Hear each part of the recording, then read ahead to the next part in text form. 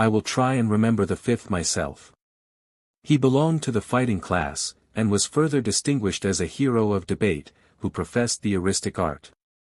Theaetetus, true. Stranger, the sixth point was doubtful, and yet we at last agreed that he was a purger of souls, who cleared away notions obstructive to knowledge. Theaetetus, very true. Stranger, do you not see that when the professor of any art has one name and many kinds of knowledge, there must be something wrong?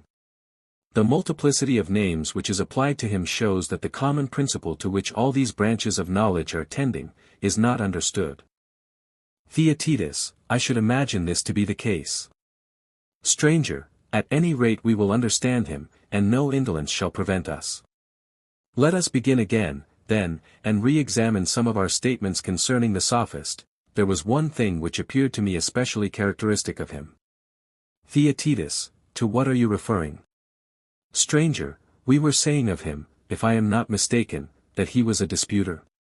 Theaetetus, we were. Stranger, and does he not also teach others the art of disputation? Theaetetus, certainly he does. Stranger, and about what does he profess that he teaches men to dispute? To begin at the beginning, does he make them able to dispute about divine things, which are invisible to men in general?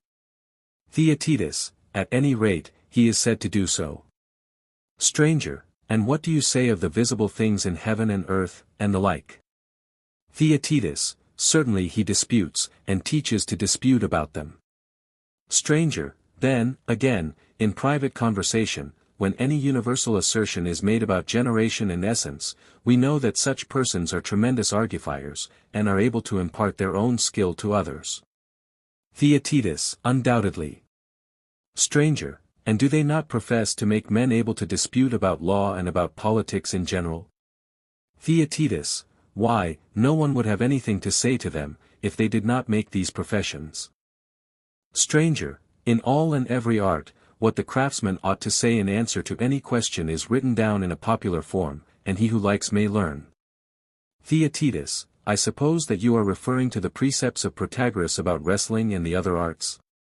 Stranger, yes, my friend, and about a good many other things. In a word, is not the art of disputation a power of disputing about all things? Theaetetus, certainly, there does not seem to be much which is left out. Stranger, but oh! My dear youth, do you suppose this possible? For perhaps your young eyes may see things which to our duller sight do not appear. Theaetetus, to what are you alluding? I do not think that I understand your present question. Stranger, I ask whether anybody can understand all things. Theaetetus, happy would mankind be if such a thing were possible. Socrates, but how can anyone who is ignorant dispute in a rational manner against him who knows? Theaetetus, he cannot. Stranger, then why has the sophistical art such a mysterious power? Theaetetus, to what do you refer? Stranger, how do the sophists make young men believe in their supreme and universal wisdom? For if they neither disputed nor were thought to dispute rightly, or being thought to do so were deemed no wiser for their controversial skill, then, to quote your own observation, no one would give them money or be willing to learn their art.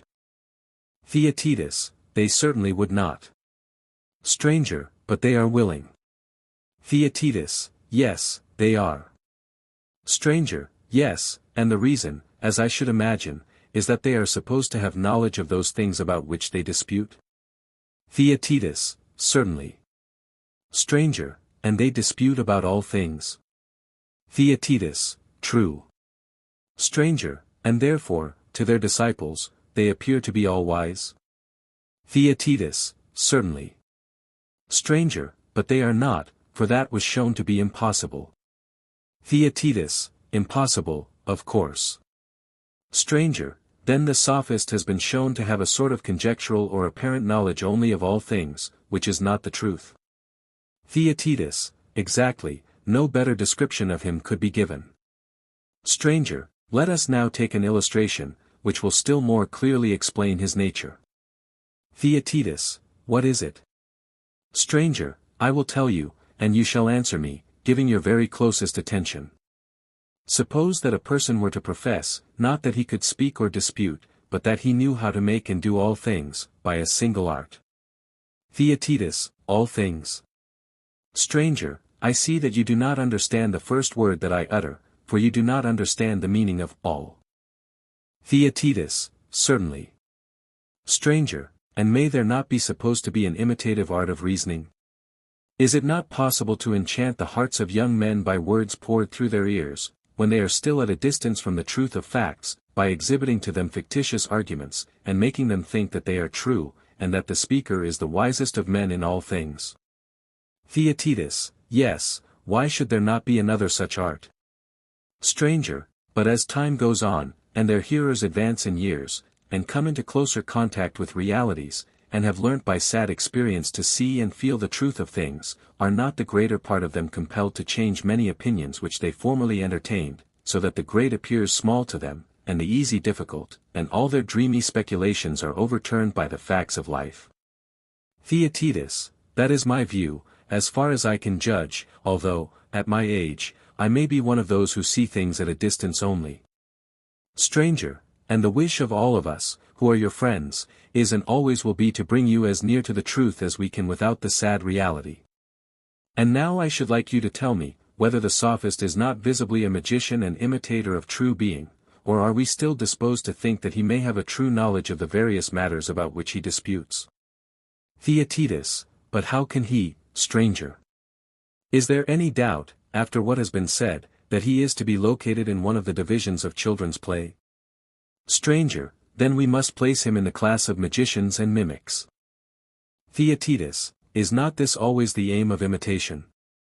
Stranger, not always. In works either of sculpture or of painting, which are of any magnitude, there is a certain degree of deception, for artists were to give the true proportions of their fair works, the upper part, which is farther off, would appear to be out of proportion in comparison with the lower, which is nearer, and so they give up the truth in their images and make only the proportions which appear to be beautiful, disregarding the real ones.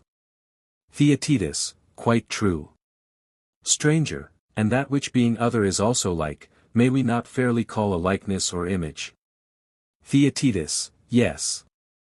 Stranger, and may we not, as I did just now, call that part of the imitative art which is concerned with making such images the art of likeness making? Theaetetus, let that be the name. Stranger, and what shall we call those resemblances of the beautiful, which appear such owing to the unfavorable position of the spectator, whereas if a person had the power of getting a correct view of works of such magnitude, they would appear not even like that to which they profess to be like? May we not call these appearances, since they appear only and are not really like? Theaetetus, certainly. Stranger, there is a great deal of this kind of thing in painting, and in all imitation. Theaetetus, of course. Stranger, and may we not fairly call the sort of art, which produces an appearance and not an image, fantastic art? Theaetetus, most fairly. Stranger, these then are the two kinds of image-making, the art of making likenesses, and fantastic or the art of making appearances? Theaetetus, true. Stranger, I was doubtful before in which of them I should place the sophist, nor am I even now able to see clearly. Verily he is a wonderful and inscrutable creature. And now in the cleverest manner he has got into an impossible place. Theaetetus, yes, he has. Stranger, do you speak advisedly, or are you carried away at the moment by the habit of assenting into giving a hasty answer? Theaetetus, may I ask to what you are referring? Stranger, my dear friend, we are engaged in a very difficult speculation, there can be no doubt of that, for how a thing can appear and seem, and not be, or how a man can say a thing which is not true, has always been and still remains a very perplexing question. Can anyone say or think that falsehood really exists, and avoid being caught in a contradiction? Indeed, Theaetetus, the task is a difficult one. Theaetetus, why? Stranger, he who says that falsehood exists has the audacity to assert the being of not being, for this is implied in the possibility of falsehood. But, my boy, in the days when I was a boy, the great Parmenides protested against this doctrine, and to the end of his life he continued to inculcate the same lesson, always repeating both in verse and out of verse, keep your mind from this way of inquiry, for never will you show 26 that not being is. Such is his testimony, which is confirmed by the very expression when sifted a little. Would you object to begin with the consideration of the words themselves? Theaetetus, never mind about me, I am only desirous that you should carry on the argument in the best way, and that you should take me with you. Stranger, very good, and now say, do we venture to utter the forbidden word, not being? Theaetetus, certainly we do. Stranger, let us be serious then, and consider the question neither in strife nor play. Suppose that one of the hearers of Parmenides was asked, to what is the term, not being, to be applied? Do you know what sort of object he would single out in reply, and what answer he would make to the inquirer? Theaetetus, that is a difficult question, and one not to be answered at all by a person like myself. Stranger, but can anything which is, be attributed to that which is not? Theaetetus, impossible. Stranger, and all number is to be reckoned among things which are. Theaetetus, yes, surely number, if anything, has a real existence. Stranger, then we must not attempt to attribute to not being number either in the singular or plural. Theaetetus, the argument implies that we should be wrong in doing so. Stranger, but how can a man either express in words or even conceive in thought things which are not or a thing which is not without number? Theaetetus, how indeed? Stranger, when we speak of things which are we not attributing plurality to not being? Theaetetus, certainly. Stranger, but, on the other hand, when we say, what is not, do we not attribute unity? Theaetetus, manifestly. Stranger, nevertheless, we maintain that you may not and ought not to attribute being to not being. Theaetetus, most true. Stranger, do you see, then, that not being in itself can neither be spoken, uttered, or thought, but that it is unthinkable, unutterable, unspeakable, indescribable? Theaetetus, quite true. Stranger, but, if so, I was wrong in telling you just now that the difficulty which was coming is the greatest of all. Theaetetus, what? Is there a greater still behind? Stranger, well, I am surprised, after what has been said already, that you do not see the difficulty in which he who would refute the notion of not being is involved. For he is compelled to contradict himself as soon as he makes the attempt. Theaetetus, what do you mean? Speak more clearly. Stranger, do not expect clearness from me. For I, who maintain that not being has no part either in the one or many, just now spoke and am still speaking of not being as one, for I say, not being. Do you understand? Theaetetus, yes. Stranger, and a little while ago I said that not being is unutterable, unspeakable, indescribable, do you follow? Theaetetus, I do after a fashion. Stranger, when I introduced the word is, did I not contradict what I said before? Theaetetus, clearly. Stranger, and in using the singular verb, did I not speak of not being as one? Theaetetus, yes. Stranger, and when I spoke of not being as indescribable and unspeakable and unutterable, in using each of these words in the singular, did I not refer to not being as one? Theaetetus, certainly. Stranger, and yet we say that, strictly speaking, it should not be defined as one or many, and should not even be called it, for the use of the word it would imply a form of unity. Theaetetus, quite true. Stranger, how, then, can anyone put any faith in me? For now, as always, I am unequal to the refutation of not being. And therefore, as I was saying, do not look to me for the right way of speaking about not being, but come, let us try the experiment with you. Theaetetus, what do you mean? Stranger, make a noble effort, as becomes youth, and endeavor with all your might to speak of not being in a right manner, without introducing into it either existence or unity or plurality. Theaetetus, it would be a strange boldness in me which would attempt the task when I see you thus discomfited. Stranger, say no more of ourselves, but until we find some one or other who can speak of not being without number, we must acknowledge that the sophist is a clever rogue who will not be got out of his hole. Theaetetus, most true. Stranger, And if we say to him that he professes an art of making appearances, he will grapple with us and retort our argument upon ourselves, and when we call him an image maker he will say, "Pray what do you mean at all by an image?" And I should like to know, Theaetetus, how we can possibly answer the Junker's question. Theaetetus, we shall doubtless tell him of the images which are reflected in water or in mirrors, also of sculptures, pictures, and other duplicates. Stranger, I see, Theaetetus, that you have never made the acquaintance of the sophist. Theaetetus, why do you think so? Stranger, he will make believe to have his eyes shut, or to have none. Theaetetus, what do you mean? Stranger, when you tell him of something existing in a mirror, or in sculpture, and address him as though he had eyes, he will laugh you to scorn, and will pretend that he knows nothing of mirrors and streams, or of sight at all. He will say that he is asking about an idea. Theaetetus, what can he mean? Stranger, the common notion pervading all these objects, which you speak of as many, and yet call by the single name of image, as though it were the unity under which they were all included. How will you maintain your ground against him? Theaetetus, how, stranger, can I describe an image except as something fashioned in the likeness of the true? Stranger, and do you mean this something to be some other true thing, or what do you mean? Theaetetus, certainly not another true thing, but only a resemblance. Stranger, and you mean by true that which really is? Theaetetus, yes. Stranger, and the not true is that which is the opposite of the true? Theaetetus, exactly. Stranger, a resemblance, then, is not really real, if, as you say, not true.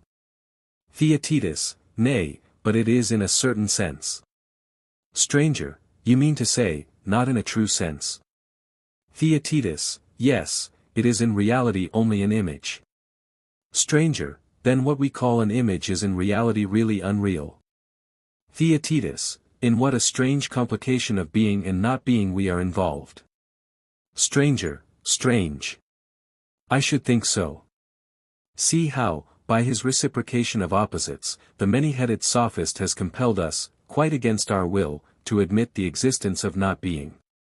Theaetetus, yes, indeed, I see. Stranger, the difficulty is how to define his art without falling into a contradiction. Theaetetus, how do you mean? And where does the danger lie? Stranger, when we say that he deceives us with an illusion, and that his art is illusory, do we mean that our soul is led by his art to think falsely, or what do we mean? Theaetetus, there is nothing else to be said. Stranger, again, false opinion is that form of opinion which thinks the opposite of the truth. You would assent? Theaetetus, certainly. Stranger, you mean to say that false opinion thinks what is not? Theaetetus, of course. Stranger, does false opinion think that things which are not, or that in a certain sense they are? Theaetetus, things that are not must be imagined to exist in a certain sense, if any degree of falsehood is to be possible. Stranger, and does not false opinion also think that things which most certainly exist do not exist at all? Theaetetus, yes. Stranger, and here, again, is falsehood? Theaetetus, falsehood, yes. Stranger, and in like manner, a false proposition will be deemed to be one which asserts the non-existence of things which are, and the existence of things which are not. Theaetetus, there is no other way in which a false proposition can arise. Stranger, there is not, but the sophist will deny these statements. And indeed how can any rational man assent to them, when the very expressions which we have just used were before acknowledged by us to be unutterable, unspeakable, indescribable, unthinkable? Do you see his point, Theaetetus? Theaetetus, of course he will say that we are contradicting ourselves when we hazard the assertion, that falsehood exists in opinion and in words, for in maintaining this, we are compelled over and over again to assert being of not being, which we admitted just now to be an utter impossibility. Stranger, how well you remember. And now it is high time to hold a consultation as to what we ought to do about the sophist, for if we persist in looking for him in the class of false workers and magicians, you see that the handles for objection and the difficulties which will arise are very numerous and obvious. Theaetetus, they are indeed. Stranger, we have gone through but a very small portion of them, and they are really infinite. Theaetetus, if that is the case, we cannot possibly catch the sophist. Stranger, shall we then be so faint-hearted as to give him up? Theaetetus, certainly not, I should say, if we can get the slightest hold upon him. Stranger, will you then forgive me, and, as your words imply, not be altogether displeased if I flinch a little from the grasp of such a sturdy argument? Theaetetus, to be sure I will. Stranger, I have a yet more urgent request to make. Theaetetus, which is? Stranger, that you will promise not to regard me as a parricide. Theaetetus, and why? Stranger, because, in self-defense, I must test the philosophy of my father Parmenides, and try to prove by main force that in a certain sense not being is, and that being, on the other hand, is not. Theaetetus, some attempt of the kind is clearly needed. Stranger, yes, a blind man, as they say, might see that, and, unless these questions are decided in one way or another, no one when he speaks of false words, or false opinion, or idols, or images, or imitations, or appearances, or about the arts which are concerned with them, can avoid falling into ridiculous contradictions. Theaetetus, say more distinctly what you mean. Stranger, I think that Parmenides, and all ever yet undertook to determine the number and nature of existences, talked to us in rather a light and easy strain. Theaetetus, how? Stranger, as if we had been children, to whom they repeated each his own mythus or story. One said that there were 3 principles, and that at one time there was war between certain of them, and then again there was peace, and they were married and begot children, and brought them up, and another spoke of 2 principles, a moist and a dry, or a hot and a cold, and made them marry and cohabit. The Eleatics, however, in our part of the world, say that all things are many in name, but in nature one. This is their mythus, which goes back to Xenophanes, and is even older. Then there are Ionian, and in more recent times Sicilian muses, who have arrived at the conclusion that to unite the 2 principles is safer, and to say that being is one and many, and that these are held together by enmity and friendship, ever parting, ever meeting, as the severer muses assert, while the gentler ones do not insist on the perpetual strife and peace, but admit a relaxation and alternation of them. Peace and unity sometimes prevailing under the sway of Aphrodite, and then again plurality and war, by reason of a principle of strife. Whether any of them spoke the truth in all this is hard to determine. Besides, antiquity and famous men should have reverence, and not be liable to accusations so serious. Yet one thing may be said of them without offense. Theaetetus, what thing? Stranger, that they went on their several ways disdaining to notice people like ourselves. They did not care whether they took us with them or left us behind them. Theaetetus, how do you mean? Stranger, I mean to say, that when they talk of 1, 2, or more elements, which are or have become or are becoming, or again of heat mingling with cold, assuming in some other part of their work separations and mixtures, tell me, Theaetetus, do you understand what they mean by these expressions? When I was a younger man, I used to fancy that I understood quite well what was meant by the term, not being, which is our present subject of dispute, and now you see in what a fix we are about it. Theaetetus, I see. Stranger, and very likely we have been getting into the same perplexity about being, and yet may fancy that when anybody utters the word, we understand him quite easily, although we do not know about not being. But we may be equally ignorant of both. Theaetetus, I dare say. Stranger, and the same may be said of all the terms just mentioned. Theaetetus, true. Stranger, the consideration of most of them may be deferred, but we had better now discuss the chief captain and leader of them. Theaetetus, of what are you speaking? You clearly think that we must first investigate what people mean by the word being. Stranger, you follow close at my heels, Theaetetus. For the right method, I conceive, will be to call into our presence the dualistic philosophers and to interrogate them. Come, we will say, ye, who affirm that hot and cold or any other 2 principles are the universe, what is this term which you apply to both of them, and what do you mean when you say that both and each of them are? How are we to understand the word are? Upon your view, are we to suppose that there is a 3rd principle over and above the other 2, three in all, and not two? For clearly you cannot say that one of the two principles is being, and yet attribute being equally to both of them, for, if you did, whichever of the two is identified with being, will comprehend the other, and so they will be one and not two. Theaetetus, very true. Stranger, but perhaps you mean to give the name of being to both of them together? Theaetetus, quite likely. Stranger, then, friends, we shall reply to them, the answer is plainly that the two will still be resolved into one. Theaetetus, most true. Stranger, since, then, we are in a difficulty, please to tell us what you mean, when you speak of being, for there can be no doubt that you always from the first understood your own meaning, whereas we once thought that we understood you, but now we are in a great strait. Please to begin by explaining this matter to us, and let us no longer fancy that we understand you, when we entirely misunderstand you. There will be no impropriety in our demanding an answer to this question, either of the dualists or of the pluralists. Theaetetus, certainly not. Stranger, and what about the assertors of the oneness of the all, must we not endeavor to ascertain from them what they mean by being? Theaetetus, by all means. Stranger, then let them answer this question. 1. You say, alone is? Yes, they will reply. Theaetetus, true. Stranger, and there is something which you call being? Theaetetus, yes. Stranger, and is being the same as one, and do you apply two names to the same thing? Theaetetus, what will be their answer, stranger?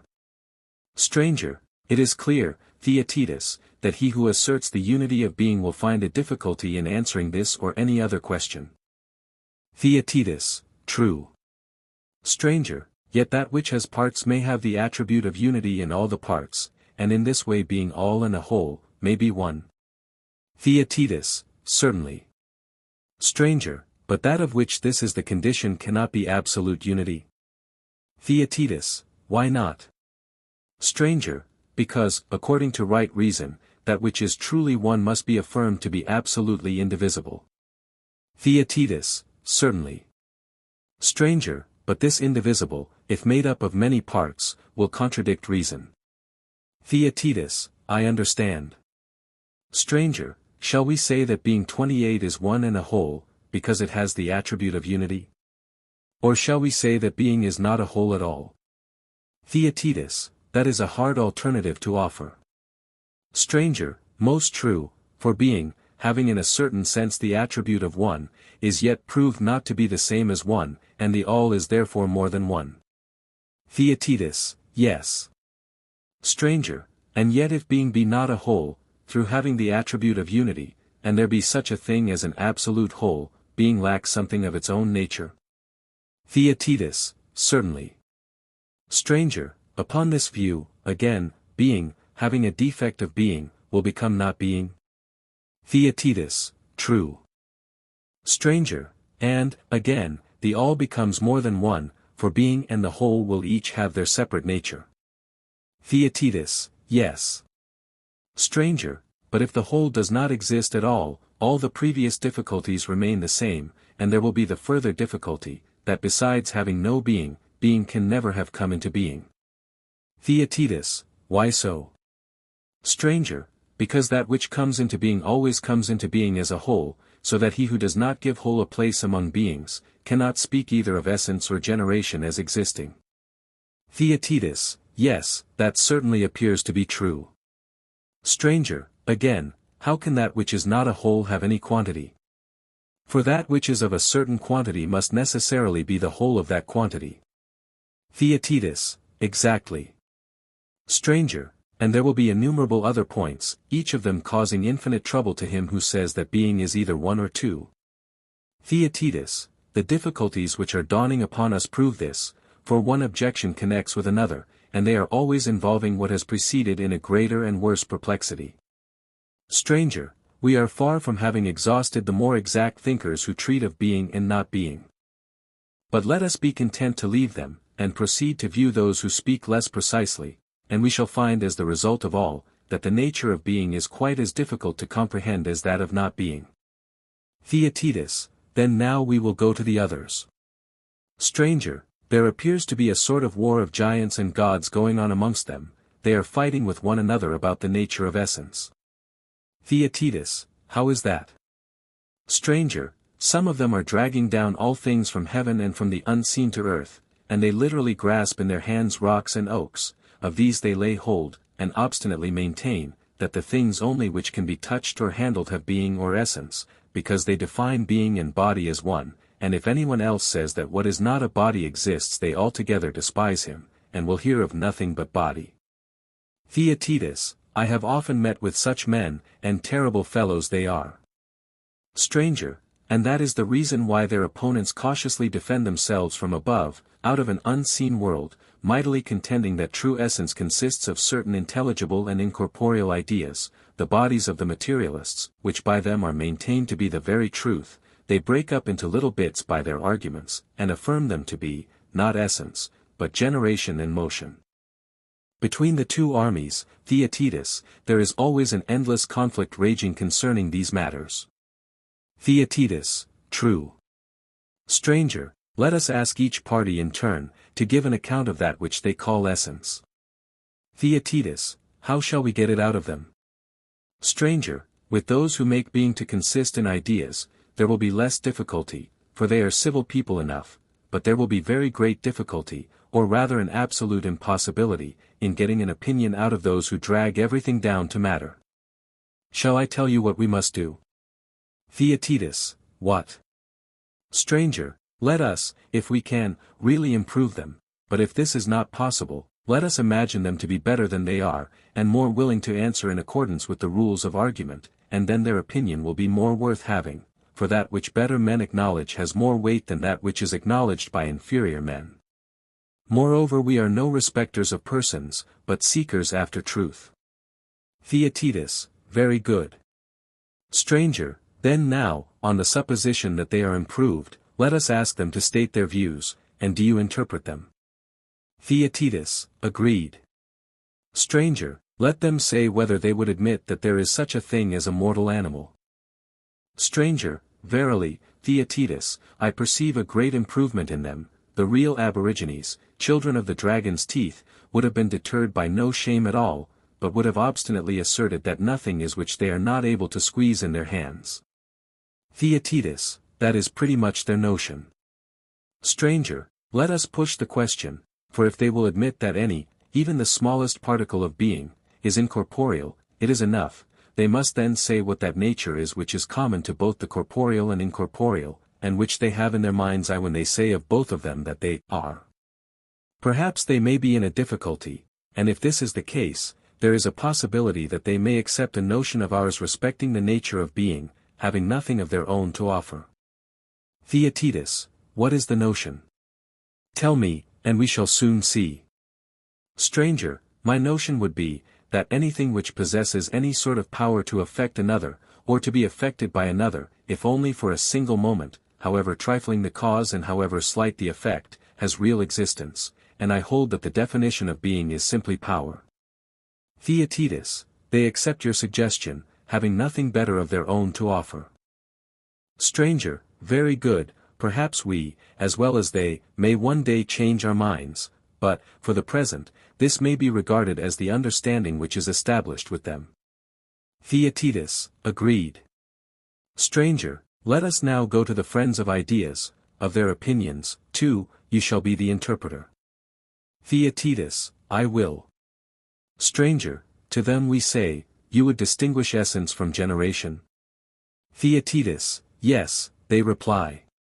Stranger, and you would allow that we participate in generation with the body, and through perception, but we participate with the soul through thought in true essence, and essence you would affirm to be always the same and immutable, whereas generation or becoming varies.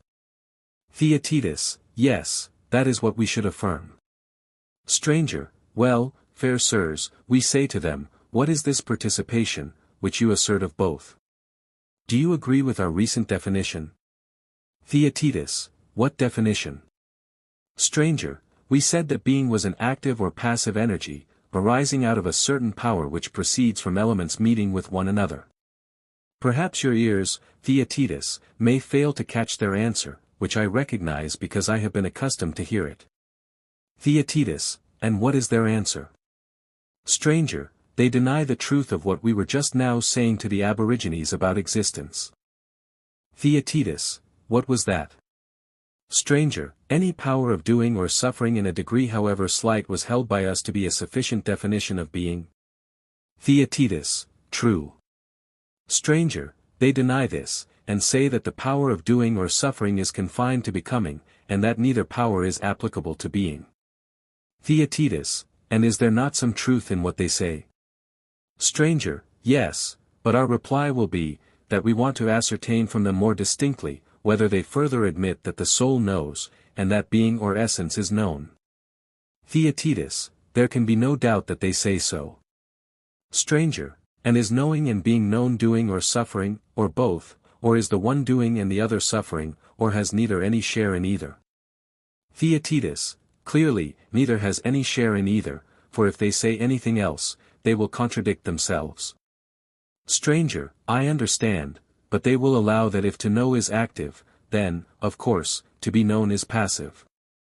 And on this view being, in so far as it is known, is acted upon by knowledge, and is therefore in motion, for that which is in a state of rest cannot be acted upon, as we affirm. Theaetetus, true. Stranger, and, O heavens, can we ever be made to believe that motion and life and soul and mind are not present with perfect being? Can we imagine that being is devoid of life and mind, and exists in awful unmeaningness and everlasting fixture? Theaetetus, that would be a dreadful thing to admit, stranger. Stranger, but shall we say that has mind and not life? Theaetetus, how is that possible? Stranger, or shall we say that both inhere in perfect being, but that it has no soul which contains them? Theaetetus, and in what other way can it contain them? Stranger, or that being has mind and life and soul, but although endowed with soul remains absolutely unmoved? Theaetetus, all three suppositions appear to me to be irrational. Stranger, under being, then, we must include motion, and that which is moved. Theaetetus, certainly. Stranger, then, Theaetetus, our inference is, that if there is no motion, neither is there any mind anywhere, or about anything or belonging to anyone. Theaetetus, quite true. Stranger, and yet this equally follows, if we grant that all things are in motion, upon this view too mind has no existence. Theaetetus, how so? Stranger, do you think that sameness of condition and mode and subject could ever exist without a principle of rest? Theaetetus, certainly not. Stranger, can you see how without them mind could exist, or come into existence anywhere? Theaetetus, no. Stranger, and surely contend we must in every possible way against him who would annihilate knowledge and reason and mind, and yet ventures to speak confidently about anything. Theaetetus, yes, with all our might. Stranger, then the philosopher, who has the truest reverence for these qualities, cannot possibly accept the notion of those who say that the whole is at rest either as unity or in many forms, and he will be utterly deaf to those who assert universal motion. As children say entreatingly, give us both, so he will include both the movable and immovable in his definition of being and all. Theaetetus, most true. Stranger, and now, do we seem to have gained a fair notion of being? Theaetetus, yes truly. Stranger, alas, Theaetetus, methinks that we are now only beginning to see the real difficulty of the inquiry into the nature of it. Theaetetus, what do you mean? Stranger, O my friend, do you not see that nothing can exceed our ignorance, and yet we fancy that we are saying something good? Theaetetus, I certainly thought that we were, and I do not at all understand how we never found out our desperate case. Stranger, reflect, after having made these admissions, may we not be justly asked the same questions which we ourselves were asking of those who said that all was hot and cold? Theaetetus, what were they? Will you recall them to my mind? Stranger, to be sure I will, and I will remind you of them, by putting the same questions to you which I did to them, and then we shall get on. Theaetetus, true. Stranger, would you not say that rest and motion are in the most entire opposition to one another? Theaetetus, of course. Stranger, and yet you would say that both and either of them equally are. Theaetetus, I should. Stranger, and when you admit that both or either of them are, do you mean to say that both or either of them are in motion? Theaetetus, certainly not. Stranger, or do you wish to imply that they are both at rest, when you say that they are? Theaetetus, of course not. Stranger, then you conceive of being as some third and distinct nature, under which rest and motion are alike included, and, observing that they both participate in being, you declare that they are. Theaetetus, truly we seem to have an intimation that being is some third thing, when we say that rest and motion are. Stranger, then being is not the combination of rest and motion, but something different from them. Theaetetus, so it would appear. Stranger, being, then, according to its own nature, is neither in motion nor at rest. Theaetetus, that is very much the truth. Stranger, where, then, is a man to look for help who would have any clear or fixed notion of being in his mind? Theaetetus, where, indeed? Stranger, I scarcely think that he can look anywhere, for that which is not in motion must be at rest, and again, that which is not at rest must be in motion, but being is placed outside of both these classes. Is this possible? Theaetetus, utterly impossible. Stranger, here, then, is another thing which we ought to bear in mind. Theaetetus, what? Stranger, when we were asked to what we were to assign the appellation of not being, we were in the greatest difficulty, do you remember? Theaetetus, to be sure. Stranger, and are we not now in as great a difficulty about being?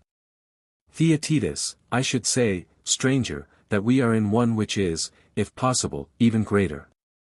Stranger, then let us acknowledge the difficulty, and as being and not being are involved in the same perplexity, there is hope that when the one appears more or less distinctly, the other will equally appear, and if we are able to see neither, there may still be a chance of steering our way in between them, without any great discredit. Theaetetus, very good. Stranger, let us inquire, then, how we come to predicate many names of the same thing. Theaetetus, give an example. Stranger, I mean that we speak of man, for example, under many names, that we attribute to him colors and forms and magnitudes and virtues and vices, in all of which instances and in 10,000 others we not only speak of him as a man, but also as good, and having numberless other attributes, and in the same way anything else which we originally supposed to be one is described by us as many, and under many names. Theaetetus, that is true. Stranger, and thus we provide a rich feast for tyros, whether young or old, for there is nothing easier than to argue that the one cannot be many, or the many one, and great is their delight in denying that a man is good, for man, they insist, is man and good is good. I dare say that you have met with persons who take an interest in such matters, they are often elderly men, whose meager sense is thrown into amazement by these discoveries of theirs, which they believe to be the height of wisdom. Theaetetus, certainly, I have. Stranger, then, not to exclude anyone who has ever speculated at all upon the nature of being, let us put our questions to them as well as to our former friends. Theaetetus, what questions? Stranger, shall we refuse to attribute being to motion and rest, or anything to anything, and assume that they do not mingle, and are incapable of participating in one another? Or shall we gather all into one class of things communicable with one another? Or are some things communicable and others not? Which of these alternatives, Theaetetus, will they prefer? Theaetetus, I have nothing to answer on their behalf. Suppose that you take all these hypotheses in turn, and see what are the consequences which follow from each of them. Stranger, very good, and first let us assume them to say that nothing is capable of participating in anything else in any respect, in that case rest and motion cannot participate in being at all. Theaetetus, they cannot. Stranger, but would either of them be if not participating in being? Theaetetus, no. Stranger, then by this admission everything is instantly overturned, as well the doctrine of universal motion as of universal rest, and also the doctrine of those who distribute being into immutable and everlasting kinds, for all these add on a notion of being, some affirming that things are truly in motion, and others that they are truly at rest. Theaetetus, just so. Stranger, again, those who would at one time compound, and at another resolve all things, whether making them into one and out of one creating infinity, or dividing them into finite elements, and forming compounds out of these, whether they suppose the processes of creation to be successive or continuous, would be talking nonsense in all this if there were no admixture. Theaetetus, true. Stranger, most ridiculous of all will the men themselves be who want to carry out the argument and yet forbid us to call anything, because participating in some affection from another, by the name of that other. Theaetetus, yes. Stranger, everyone then, who desires to answer truly, will adopt the third and remaining hypothesis of the communion of some with some. Theaetetus, quite true. Stranger, this communion of some with some may be illustrated by the case of letters, for some letters do not fit each other, while others do. Theaetetus, of course. Stranger, and the vowels, especially, are a sort of bond which pervades all the other letters, so that without a vowel one consonant cannot be joined to another. Theaetetus, true. Stranger, but does everyone know what letters will unite with what? Or is art required in order to do so? 30 Theaetetus, art is required. Stranger, what art? Theaetetus, the art of grammar. Stranger, and is not this also true of sounds high and low? Is not he who has the art to know what sounds mingle, a musician, and he who is ignorant, not a musician? Theaetetus, yes. Stranger, and we shall find this to be generally true of art or the absence of art. Theaetetus, of course. Stranger, and as classes are admitted by us in like manner to be some of them capable and others incapable of intermixture, must not he who would rightly show what kinds will unite and what will not, proceed by the help of science in the path of argument? And will he not ask if the connecting links are universal, and so capable of intermixture with all things, and again, in divisions, whether there are not other universal classes, which make them possible? Theaetetus, to be sure he will require science, and, if I am not mistaken, the very greatest of all sciences. Stranger, how are we to call it? By Zeus, have we not lighted unwittingly upon our free and noble science, and in looking for the sophist have we not entertained the philosopher unawares? Theaetetus, what do you mean? Stranger, should we not say that the division according to classes, which neither makes the same other, nor makes other the same, is the business of the dialectical science? Theaetetus, that is what we should say. Stranger, then, surely, he who can divide rightly is able to see clearly one form pervading a scattered multitude, and many different forms contained under one higher form, and again, one form knit together into a single whole and pervading many such wholes, and many forms, existing only in separation and isolation. This is the knowledge of classes which determines where they can have communion with one another and where not. Theaetetus, quite true. Stranger, and the art of dialectic would be attributed by you only to the philosopher pure and true? Theaetetus, who but he can be worthy? Stranger, in this region we shall always discover the philosopher, if we look for him, like the sophist, he is not easily discovered, but for a different reason. Theaetetus, for what reason? Stranger, because the sophist runs away into the darkness of not being, in which he has learned by habit to feel about, and cannot be discovered because of the darkness of the place. Is not that true? Theaetetus, it seems to be so. Stranger, and the philosopher, always holding converse through reason with the idea of being, is also dark from excess of light, for the souls of the many have no eye which can endure the vision of the divine. Theaetetus, yes, that seems to be quite as true as the other. Stranger, well, the philosopher may hereafter be more fully considered by us, if we are disposed, but the sophist must clearly not be allowed to escape until we have had a good look at him. Theaetetus, very good. Stranger, since, then, we are agreed that some classes have a communion with one another, and others not, and some have communion with a few and others with many, and that there is no reason why some should not have universal communion with all, let us now pursue the inquiry, as the argument suggests, not in relation to all ideas, lest the multitude of them should confuse us, but let us select a few of those which are reckoned to be the principal ones, and consider their several natures and their capacity of communion with one another, in order that if we are not able to apprehend with perfect clearness the notions of being and not being, we may at least not fall short in the consideration of them, so far as they come within the scope of the present inquiry, if peradventure we may be allowed to assert the reality of not being, and yet escape unscathed. Theaetetus, we must do so. Stranger, the most important of all the genera are those which we were just now mentioning, being and rest and motion. Theaetetus, yes, by far. Stranger, and two of these are, as we affirm, incapable of communion with one another. Theaetetus, quite incapable. Stranger, whereas being surely has communion with both of them, for both of them are. Theaetetus, of course. Stranger, that makes up three of them. Theaetetus, to be sure. Stranger, and each of them is other than the remaining two, but the same with itself. Theaetetus, true. Stranger, but then, what is the meaning of these two words, same and other? Are they two new kinds other than the three, and yet always of necessity intermingling with them, and are we to have 5 kinds instead of 3, or when we speak of the same and other, are we unconsciously speaking of one of the 3 first kinds? Theaetetus, very likely we are. Stranger, but, surely, motion and rest are neither the other nor the same. Theaetetus, how is that? Stranger, whatever we attribute to motion and rest in common, cannot be either of them. Theaetetus, why not?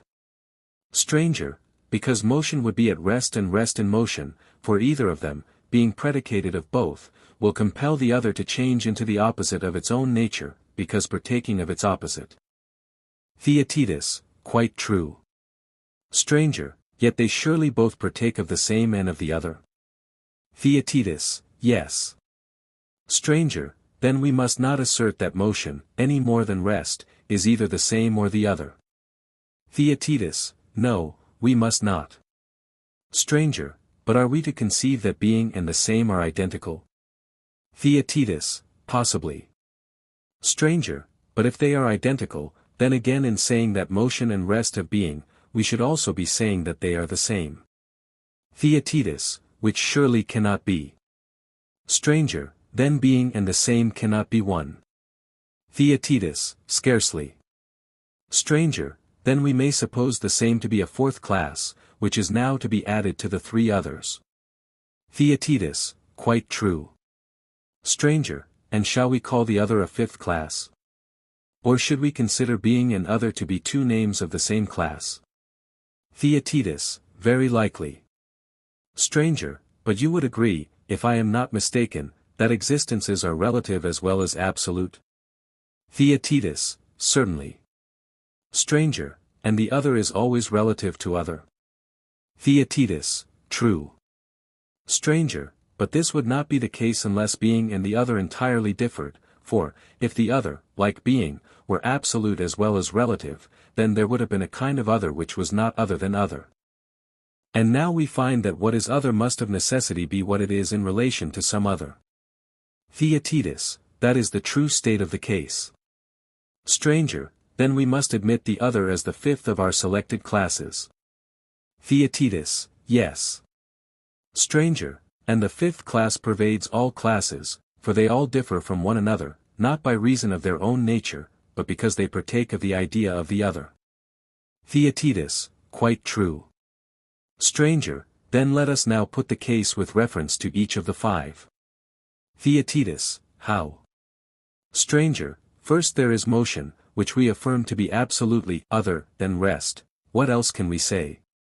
Theaetetus, it is so. Stranger, and therefore is not rest. Theaetetus, certainly not. Stranger, and yet is, because partaking of being. Theaetetus, true. Stranger, again, motion is other than the same. Theaetetus, just so. Stranger, and is therefore not the same. Theaetetus, it is not. Stranger, yet, surely, motion is the same, because all things partake of the same. Theaetetus, very true. Stranger, then we must admit, and not object to say, that motion is the same and is not the same, for we do not apply the terms same and not the same, in the same sense, but we call it the same, in relation to itself, because partaking of the same, and not the same, because having communion with the other, it is thereby severed from the same, and has become not that but other, and is therefore rightly spoken of as, not the same. Theaetetus, to be sure. Stranger, and if absolute motion in any point of view partook of rest, there would be no absurdity in calling motion stationary. Theaetetus, quite right, that is, on the supposition that some classes mingle with one another, and others not. Stranger, that such a communion of kinds is according to nature, we had already proved before we arrived at this part of our discussion. Theaetetus, certainly. Stranger, let us proceed, then. May we not say that motion is other than the other, having been also proved by us to be other than the same and other than rest? Theaetetus, that is certain. Stranger, then, according to this view, motion is other and also not other? Theaetetus, true. Stranger, what is the next step? Shall we say that motion is other than the three and not other than the fourth, for we agreed that there are 5 classes about and in the sphere of which we propose to make inquiry? Theaetetus, surely we cannot admit that the number is less than it appeared to be just now. Stranger, then we may without fear contend that motion is other than being? Theaetetus, without the least fear. Stranger, the plain result is that motion, since it partakes of being, really is and also is not. Theaetetus, nothing can be plainer. Stranger, then not being necessarily exists in the case of motion and of every class, for the nature of the other entering into them all, makes each of them other than being, and so non-existent, and therefore of all of them, in like manner, we may truly say that they are not, and again, inasmuch as they partake of being, that they are and are existent. Theaetetus, so we may assume. Stranger, every class, then, has plurality of being and infinity of not being. Theaetetus, so we must infer. Stranger, and being itself may be said to be other than the other kinds. Theaetetus, certainly. Stranger, then we may infer that being is not, in respect of as many other things as there are, for not being these it is itself one, and is not the other things, which are infinite in number. Theaetetus, that is not far from the truth. Stranger, and we must not quarrel with this result, since it is of the nature of classes to have communion with one another, and if anyone denies our present statement, viz., that being is not, etc., let him first argue with our former conclusion, i.e., respecting the communion of ideas, and then he may proceed to argue with what follows. Theaetetus, nothing can be fairer. Stranger, let me ask you to consider a further question. Theaetetus, what question? Stranger, when we speak of not being, we speak, I suppose, not of something opposed to being, but only different. Theaetetus, what do you mean? Stranger, when we speak of something as not great, does the expression seem to you to imply what is little any more than what is equal? Theaetetus, certainly not. Stranger, the negative particles, o you and me, when prefixed to words, do not imply opposition, but only difference from the words, or more correctly from the things represented by the words, which follow them. Theaetetus, quite true. Stranger, there is another point to be considered, if you do not object. Theaetetus, what is it? Stranger, the nature of the other appears to me to be divided into fractions like knowledge. Theaetetus, how so? Stranger, knowledge, like the other, is one, and yet the various parts of knowledge have each of them their own particular name, and hence there are many arts and kinds of knowledge. Theaetetus, quite true. Stranger, and is not the case the same with the parts of the other, which is also one? Theaetetus, very likely, but will you tell me how? Stranger, there is some part of the other which is opposed to the beautiful. Theaetetus, there is. Stranger, shall we say that this has or has not a name? Theaetetus, it has, for whatever we call not beautiful is other than the beautiful, not than something else. Stranger, and now tell me another thing. Theaetetus, what? Stranger, is the not beautiful anything but this, an existence parted off from a certain kind of existence, and again from another point of view opposed to an existing something? Theaetetus, true. Stranger, then the not beautiful turns out to be the opposition of being to being? Theaetetus, very true. Stranger, but upon this view, is the beautiful a more real and the not beautiful a less real existence? Theaetetus, not at all. Stranger, and the not great may be said to exist, equally with the great? Theaetetus, yes. Stranger, and, in the same way, the just must be placed in the same category with the not just, the one cannot be said to have any more existence than the other. Theaetetus, true. Stranger, the same may be said of other things, seeing that the nature of the other has a real existence, the parts of this nature must equally be supposed to exist. Theaetetus, of course. Stranger, then, as would appear, the opposition of a part of the other, and of a part of being, to one another, is, if I may venture to say so, as truly essence as being itself, and implies not the opposite of being, but only what is other than being. Theaetetus, and surely, stranger, we were quite right. Stranger, let not anyone say, then, that while affirming the opposition of not being to being, we still assert the being of not being, for as to whether there is an opposite of being, to that inquiry we have long said goodbye, it may or may not be, and may or may not be capable of definition. But as touching our present account of not being, let a man either convince us of error, or, so long as he cannot, he too must say, as we are saying, that there is a communion of classes, and that being, and difference or other, traverse all things and mutually interpenetrate, so that the other partakes of being, and by reason of this participation is, and yet is not that of which it partakes, but other, and being other than being, it is clearly a necessity that not being should be. And again, being, through partaking of the other, becomes a class other than the remaining classes, and being other than all of them, is not each one of them, and is not all the rest, so that undoubtedly there are thousands upon thousands of cases in which being is not, and all other things, whether regarded individually or collectively, in many respects are, and in many respects are not. Theaetetus, true. Stranger, and he who is skeptical of this contradiction, must think how he can find something better to say, or if he sees a puzzle, and his pleasure is to drag words this way and that, the argument will prove to him, that he is not making a worthy use of his faculties, for there is no charm in such puzzles, and there is no difficulty in detecting them, but we can tell him of something else the pursuit of which is noble and also difficult. Theaetetus, what is it? Stranger, a thing of which I have already spoken, letting alone these puzzles as involving no difficulty, he should be able to follow and criticize in detail every argument, and when a man says that the same is in a man or other, or that other is the same, to understand and refute him from his own point of view, and in the same respect in which he asserts either of these affections. But to show that somehow and in some sense the same is other, or the other same, or the great small, or the like unlike, and to delight in always bringing forward such contradictions, is no real refutation, but is clearly the newborn babe of someone who is only beginning to approach the problem of being. Theaetetus, to be sure.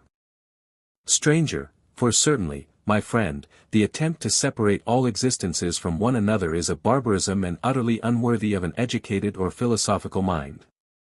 Theaetetus, why so? Stranger, the attempt at universal separation is the final annihilation of all reasoning, for only by the union of conceptions with one another do we attain to discourse of reason. Theaetetus, true. Stranger, and, observe that we were only just in time in making a resistance to such separatists, and compelling them to admit that one thing mingles with another. Theaetetus, why so?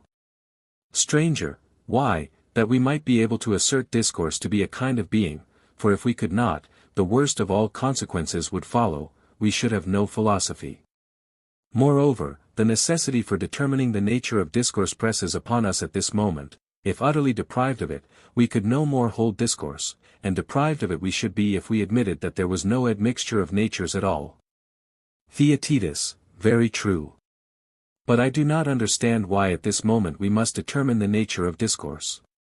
Stranger, perhaps you will see more clearly by the help of the following explanation. Theaetetus, what explanation? Stranger, not being has been acknowledged by us to be one among many classes diffused over all being. Theaetetus, true. Stranger, and thence arises the question, whether not being mingles with opinion and language. Theaetetus, how so?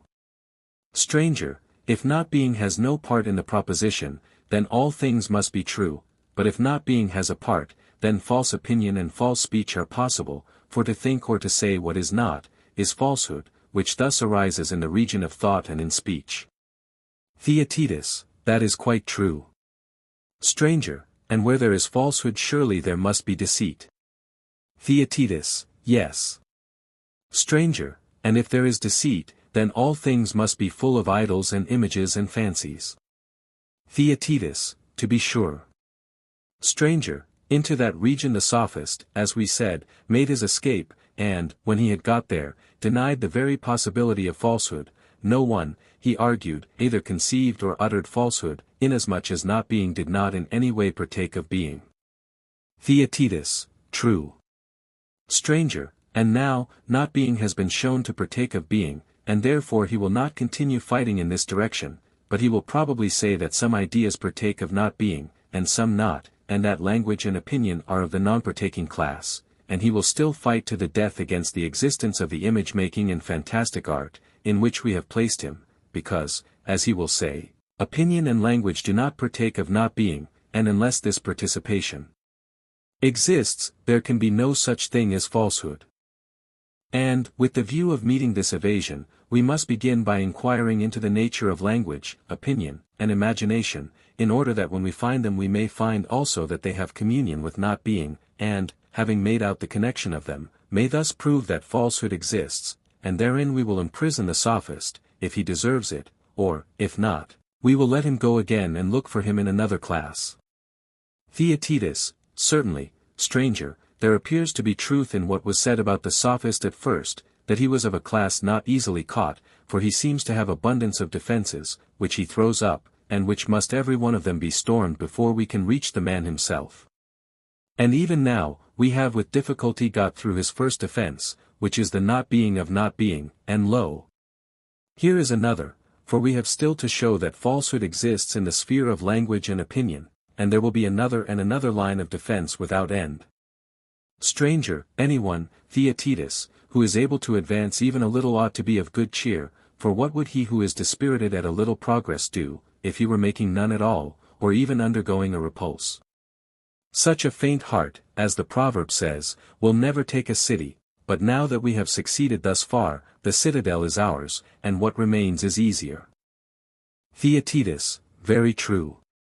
Stranger, then, as I was saying, let us first of all obtain a conception of language and opinion, in order that we may have clearer grounds for determining, whether not being has any concern with them, or whether they are both always true, and neither of them ever false. Theaetetus, true. Stranger, then, now, let us speak of names, as before we were speaking of ideas and letters, for that is the direction in which the answer may be expected. Theaetetus, and what is the question at issue about names? Stranger, the question at issue is whether all names may be connected with one another, or none, or only some of them. Theaetetus, clearly the last is true. Stranger, I understand you to say that words which have a meaning when in sequence may be connected, but that words which have no meaning when in sequence cannot be connected. Theaetetus, what are you saying? Stranger, what I thought that you intended when you gave your assent, for there are two sorts of intimation of being which are given by the voice. Theaetetus, what are they? Stranger, one of them is called nouns, and the other verbs. Theaetetus, describe them. Stranger, that which denotes action we call a verb. Theaetetus, true. Stranger, and the other, which is an articulate mark set on those who do the actions, we call a noun. Theaetetus, quite true. Stranger, a succession of nouns only is not a sentence, any more than of verbs without nouns. Theaetetus, I do not understand you. Stranger, I see that when you gave your assent you had something else in your mind. But what I intended to say was, that a mere succession of nouns or of verbs is not discourse. Theaetetus, what do you mean? Stranger, I mean that words like walks, runs, sleeps, or any other words which denote action, however many of them you string together, do not make discourse. Theaetetus, how can they?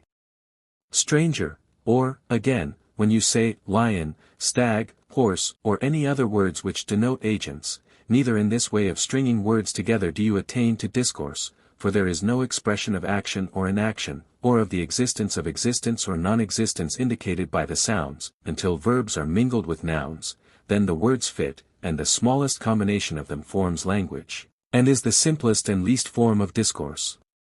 Theaetetus, again I ask, what do you mean?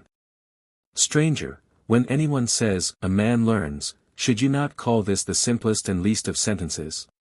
Theaetetus, yes. Stranger, yes, for he now arrives at the point of giving an intimation about something which is becoming, or has become, or will be. And he not only names, but he does something, by connecting verbs with nouns, and therefore we say that he discourses, and to this connection of words we give the name of discourse. Theaetetus, true. Stranger, and as there are some things which fit one another, and other things which do not fit, so there are some vocal signs which do, and others which do not, combine and form discourse. Theaetetus, quite true. Stranger, there is another small matter. Theaetetus, what is it? Stranger, a sentence must and cannot help having a subject. Theaetetus, true.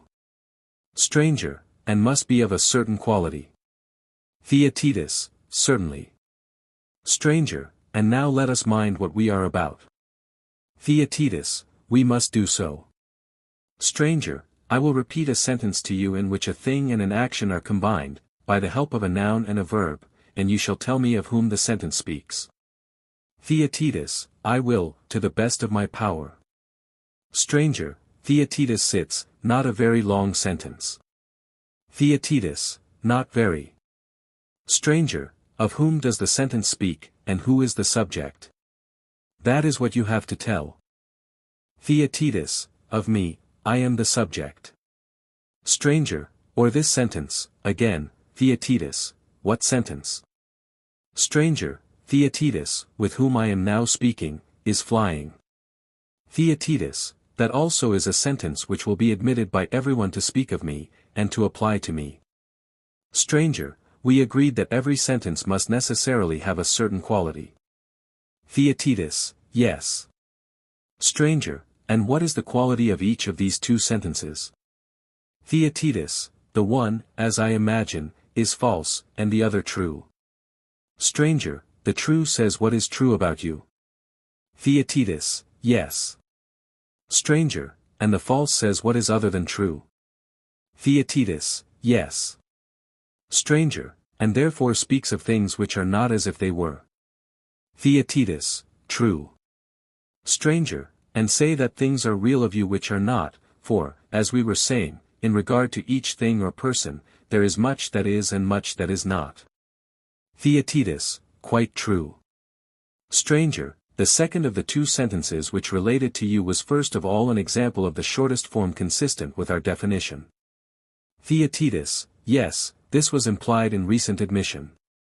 Stranger, and, in the second place, it related to a subject? Theaetetus, yes.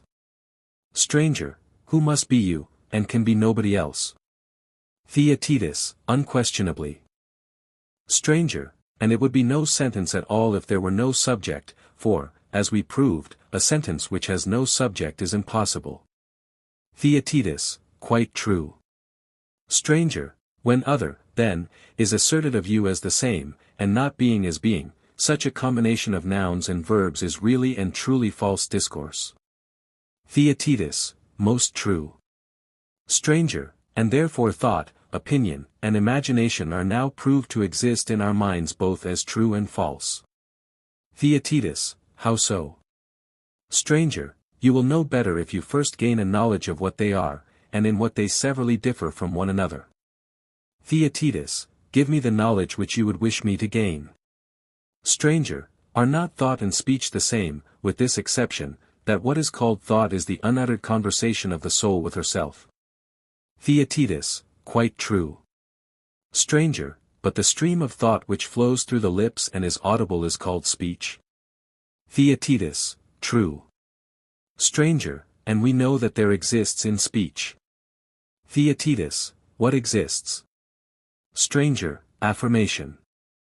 Theaetetus, yes, we know it. Stranger, when the affirmation or denial takes place in silence and in the mind only, have you any other name by which to call it but opinion? Theaetetus, there can be no other name.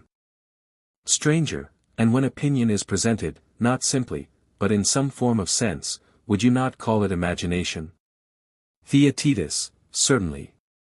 Stranger, and seeing that language is true and false, and that thought is the conversation of the soul with herself, and opinion is the end of thinking, and imagination or fantasy is the union of sense and opinion, the inference is that some of them, since they are akin to language, should have an element of falsehood as well as of truth. Theaetetus, certainly. Stranger, do you perceive, then, that false opinion and speech have been discovered sooner than we expected? For just now we seem to be undertaking a task which would never be accomplished.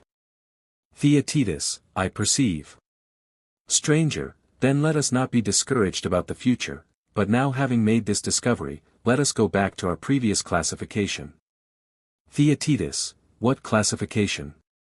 Stranger, we divided image-making into two sorts, the one likeness-making, the other imaginative or fantastic. Theaetetus, true. Stranger, and we said that we were uncertain in which we should place the sophist. Theaetetus, we did say so. Stranger, and our heads began to go round more and more when it was asserted that there is no such thing as an image or idol or appearance, because in no manner or time or place can there ever be such a thing as falsehood. Theaetetus, true. Stranger, and now, since there has been shown to be false speech and false opinion, there may be imitations of real existences, and out of this condition of the mind an art of deception may arise. Theaetetus, quite possible.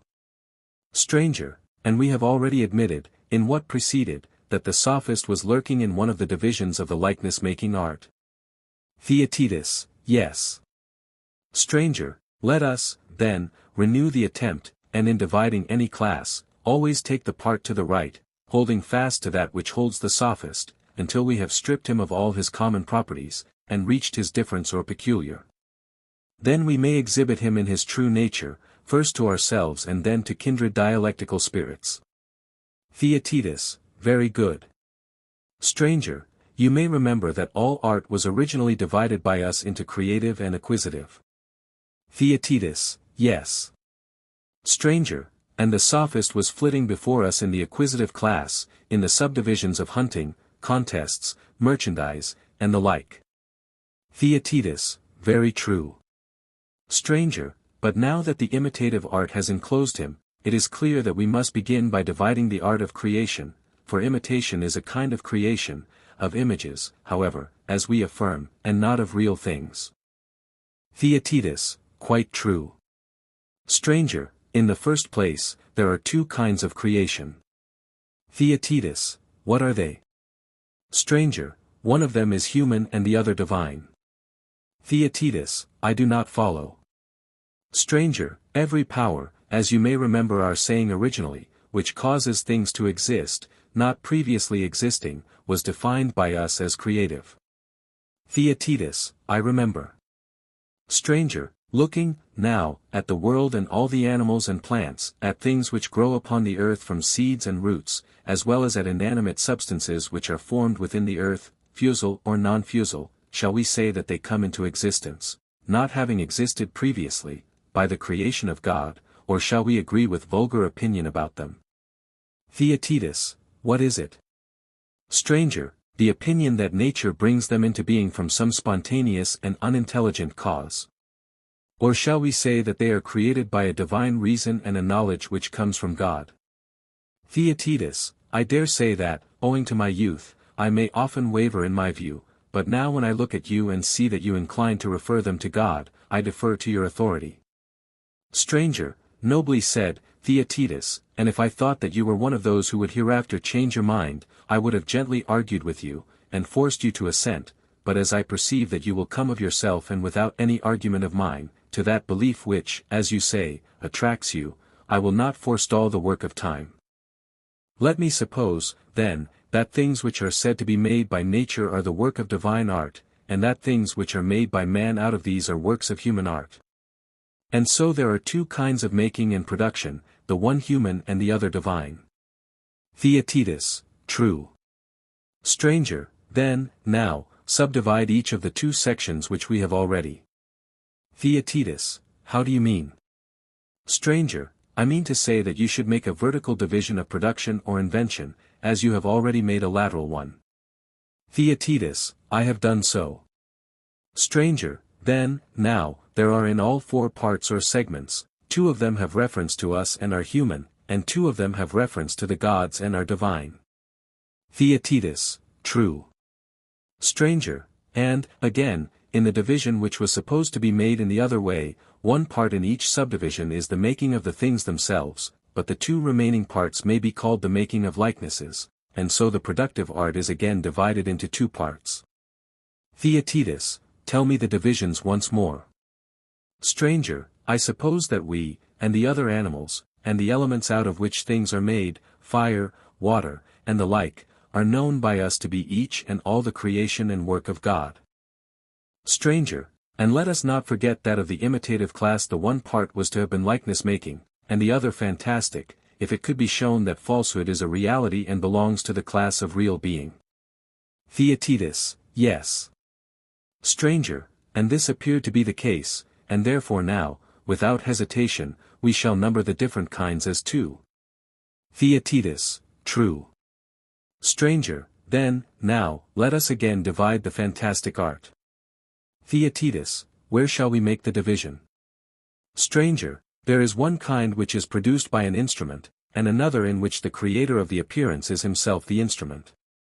Theaetetus, what do you mean? Stranger, when anyone makes himself appear like another in his figure or his voice, imitation is the name for this part of the fantastic art. Theaetetus, yes. Stranger, let this, then, be named the art of mimicry, and this the province assigned to it.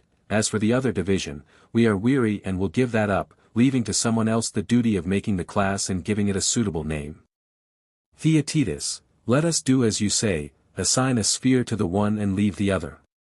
Stranger, there is a further distinction, Theaetetus, which is worthy of our consideration, and for a reason which I will tell you. Theaetetus, let me hear. Stranger, there are some who imitate, knowing what they imitate, and some who do not know. And what line of distinction can there possibly be greater than that which divides ignorance from knowledge? Theaetetus, there can be no greater. Stranger, was not the sort of imitation of which we spoke just now the imitation of those who know? For he who would imitate you would surely know you and your figure. Theaetetus, naturally. Stranger, and what would you say of the figure or form of justice or of virtue in general? Are we not well aware that many, having no knowledge of either, but only a sort of opinion, do their best to show that this opinion is really entertained by them, by expressing it, as far as they can, in word and deed? Theaetetus, yes, that is very common. Stranger, and do they always fail in their attempt to be thought just, when they are not? Or is not the very opposite true? Theaetetus, the very opposite. Stranger, such a one, then, should be described as an imitator, to be distinguished from the other, as he who is ignorant is distinguished from him who knows. Theaetetus, true. Stranger, can we find a suitable name for each of them? This is clearly not an easy task, for among the ancients there was some confusion of ideas, which prevented them from attempting to divide genera into species, wherefore there is no great abundance of names. Yet, for the sake of distinctness, I will make bold to call the imitation which coexists with opinion, the imitation of appearance, that which coexists with science, a scientific or learned imitation. Theaetetus, granted.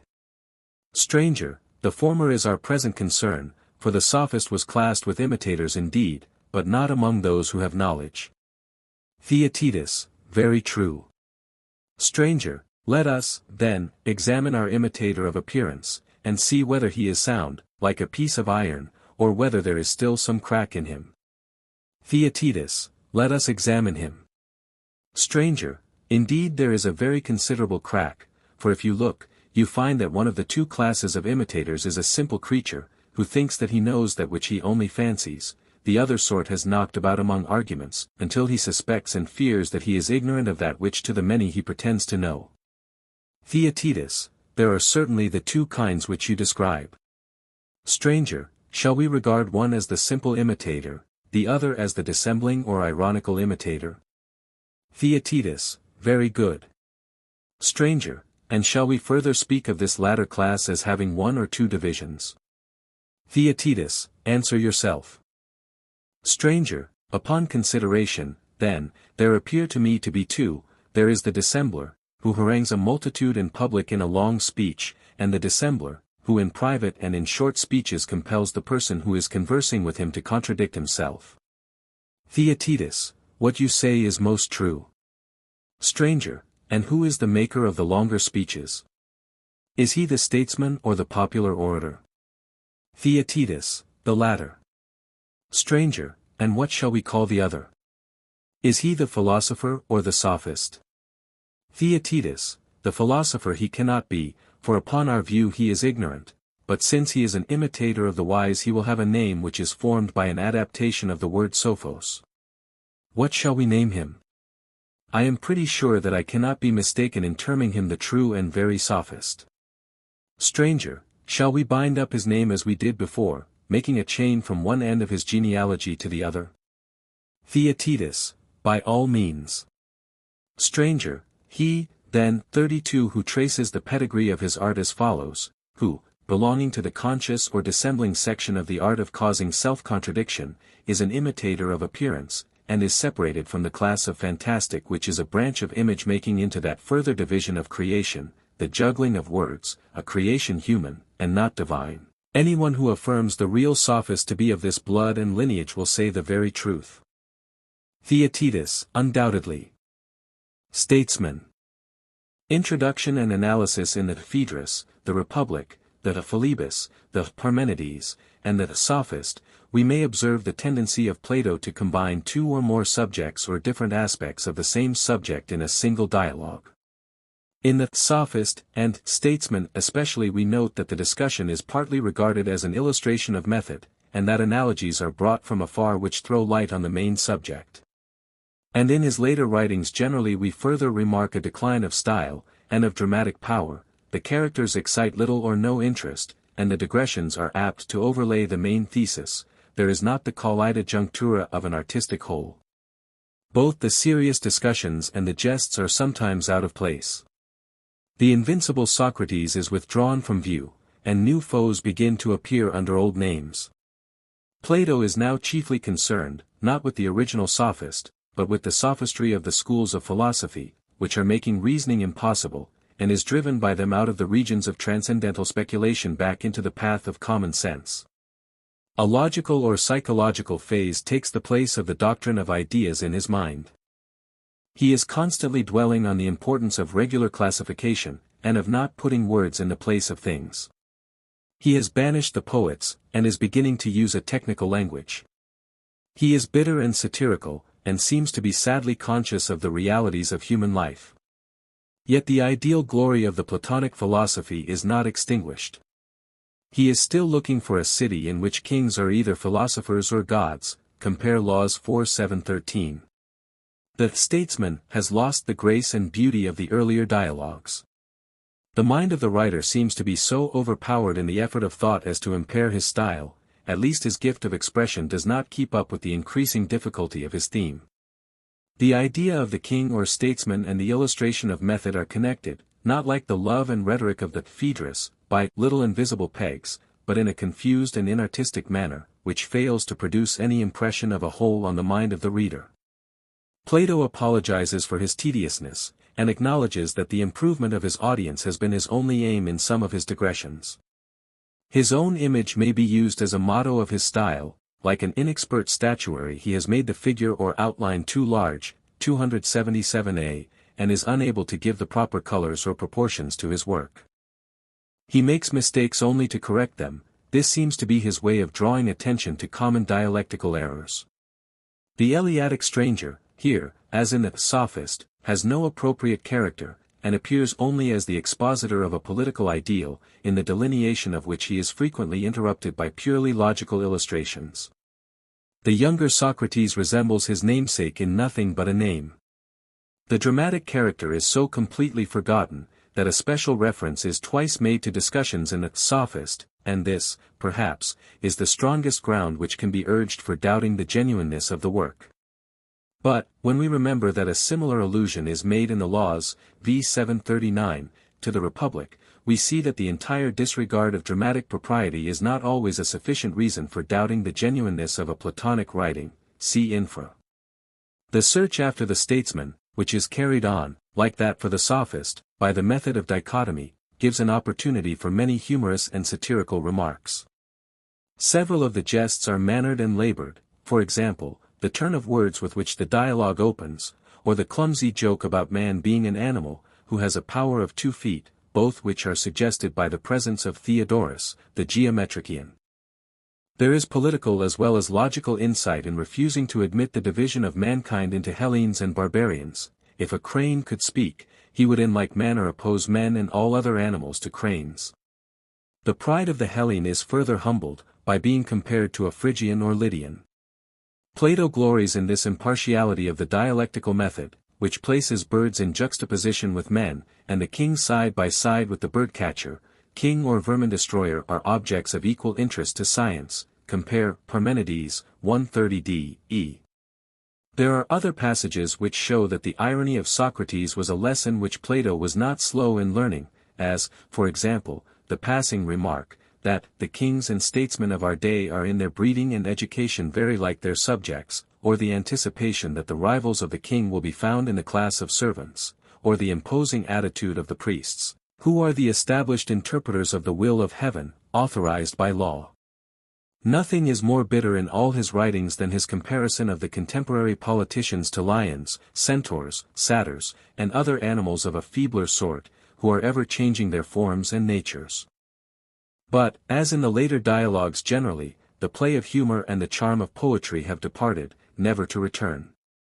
Still the Politicus contains a higher and more ideal conception of politics than any other of Plato's writings.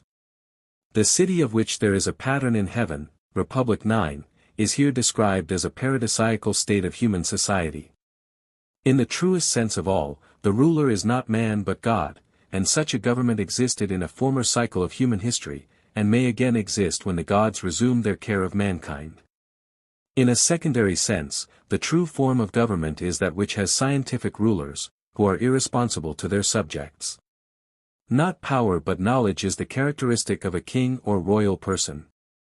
And the rule of a man is better and higher than law, because he is more able to deal with the infinite complexity of human affairs.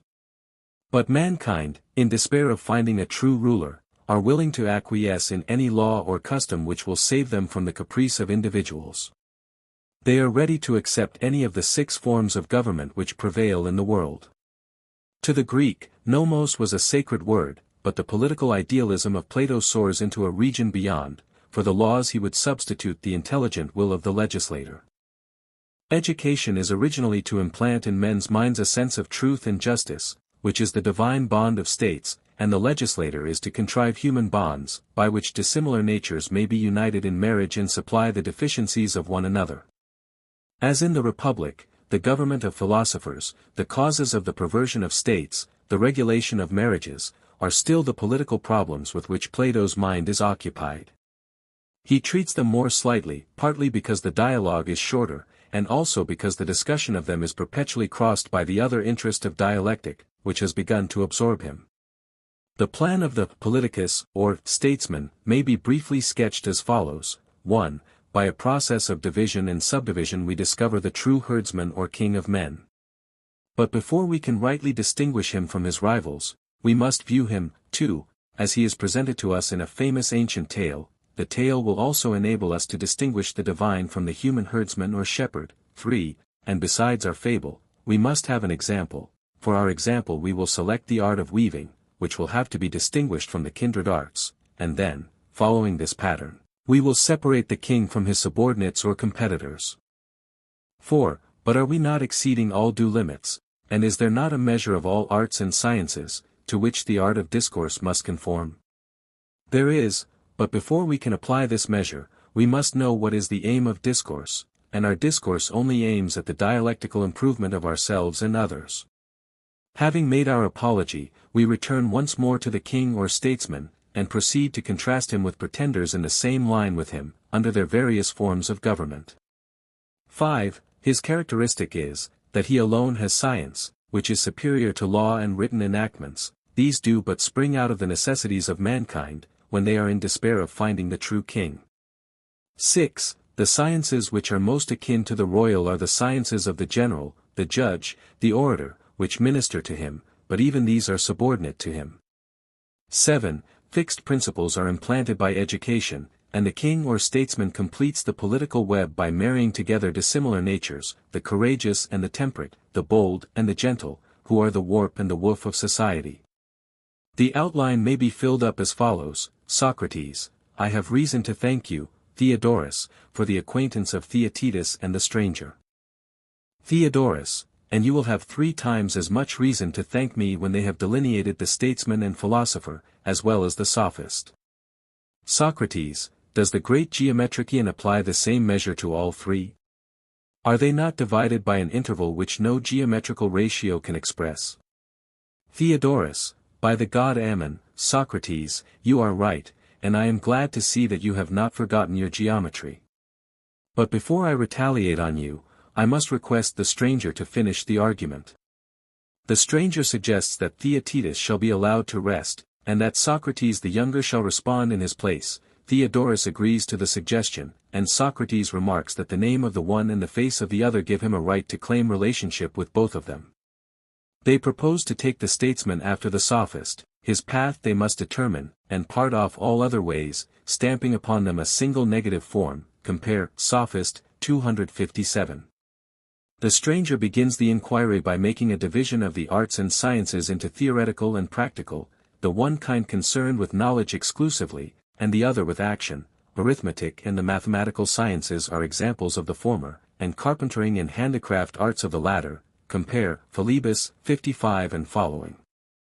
And the king is not like the master builder, concerned with lifeless matter, but has the task of managing living animals. And the tending of living animals may be either a tending of individuals, or a managing of herds. And the statesman is not a groom, but a herdsman, and his art may be called either the art of managing a herd, or the art of collective management. Which do you prefer? No matter. Very good, Socrates, and if you are not too particular about words you will be all the richer some day in true wisdom. But how would you subdivide the herdsman's art? I should say, that there is one management of men, and another of beasts. Very good, but you are in too great a hurry to get to man. All divisions which are rightly made should cut through the middle. If you attend to this rule, you will be more likely to arrive at classes. I do not understand the nature of my mistake. Your division was like a division of the human race into Hellenes and barbarians, or into Lydians or Phrygians and all other nations, instead of into male and female, or like a division of number into 10,000 and all other numbers, instead of into odd and even. And I should like you to observe further, that though I maintain a class to be a part, there is no similar necessity for a part to be a class. But to return to your division, you spoke of men and other animals as 2 classes, the second of which you comprehended under the general name of beasts. This is the sort of division which an intelligent crane would make. He would put cranes into a class by themselves for their special glory, and jumble together all others, including man, in the class of beasts. An error of this kind can only be avoided by a more regular subdivision. Just now we divided the whole class of animals into gregarious and non-gregarious, omitting the previous division into tame and wild. We forgot this in our hurry to arrive at man, and found by experience, as the proverb says, that, the more haste the worse speed. And now let us begin again at the art of managing herds. You have probably heard of the fish preserves in the Nile and in the ponds of the great king, and of the nurseries of geese and cranes in Thessaly. These suggest a new division into the rearing or management of land herds and of water herds, I need not say with which the king is concerned. And land herds may be divided into walking and flying, and every idiot knows that the political animal is a pedestrian.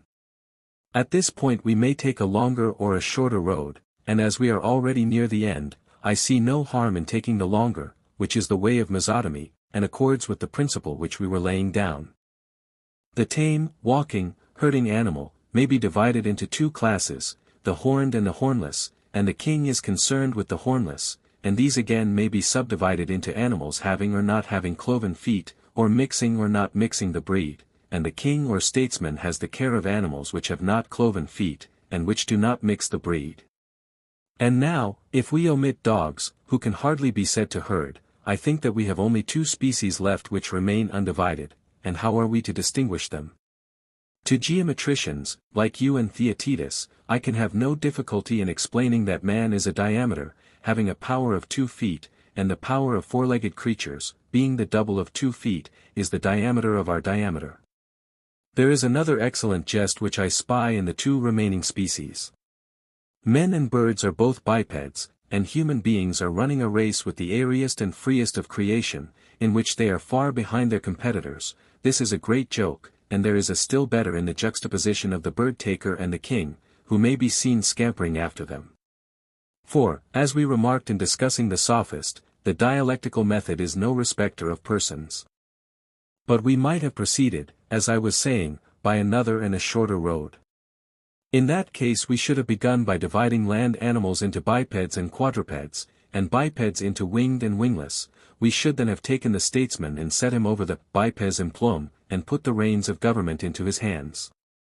Here let us sum up. The science of pure knowledge had a part which was the science of command, and this had a part which was a science of wholesale command, and this was divided into the management of animals, and was again parted off into the management of herds of animals, and again of land animals, and these into hornless, and these into bipeds, and so at last we arrived at man, and found the political and royal science.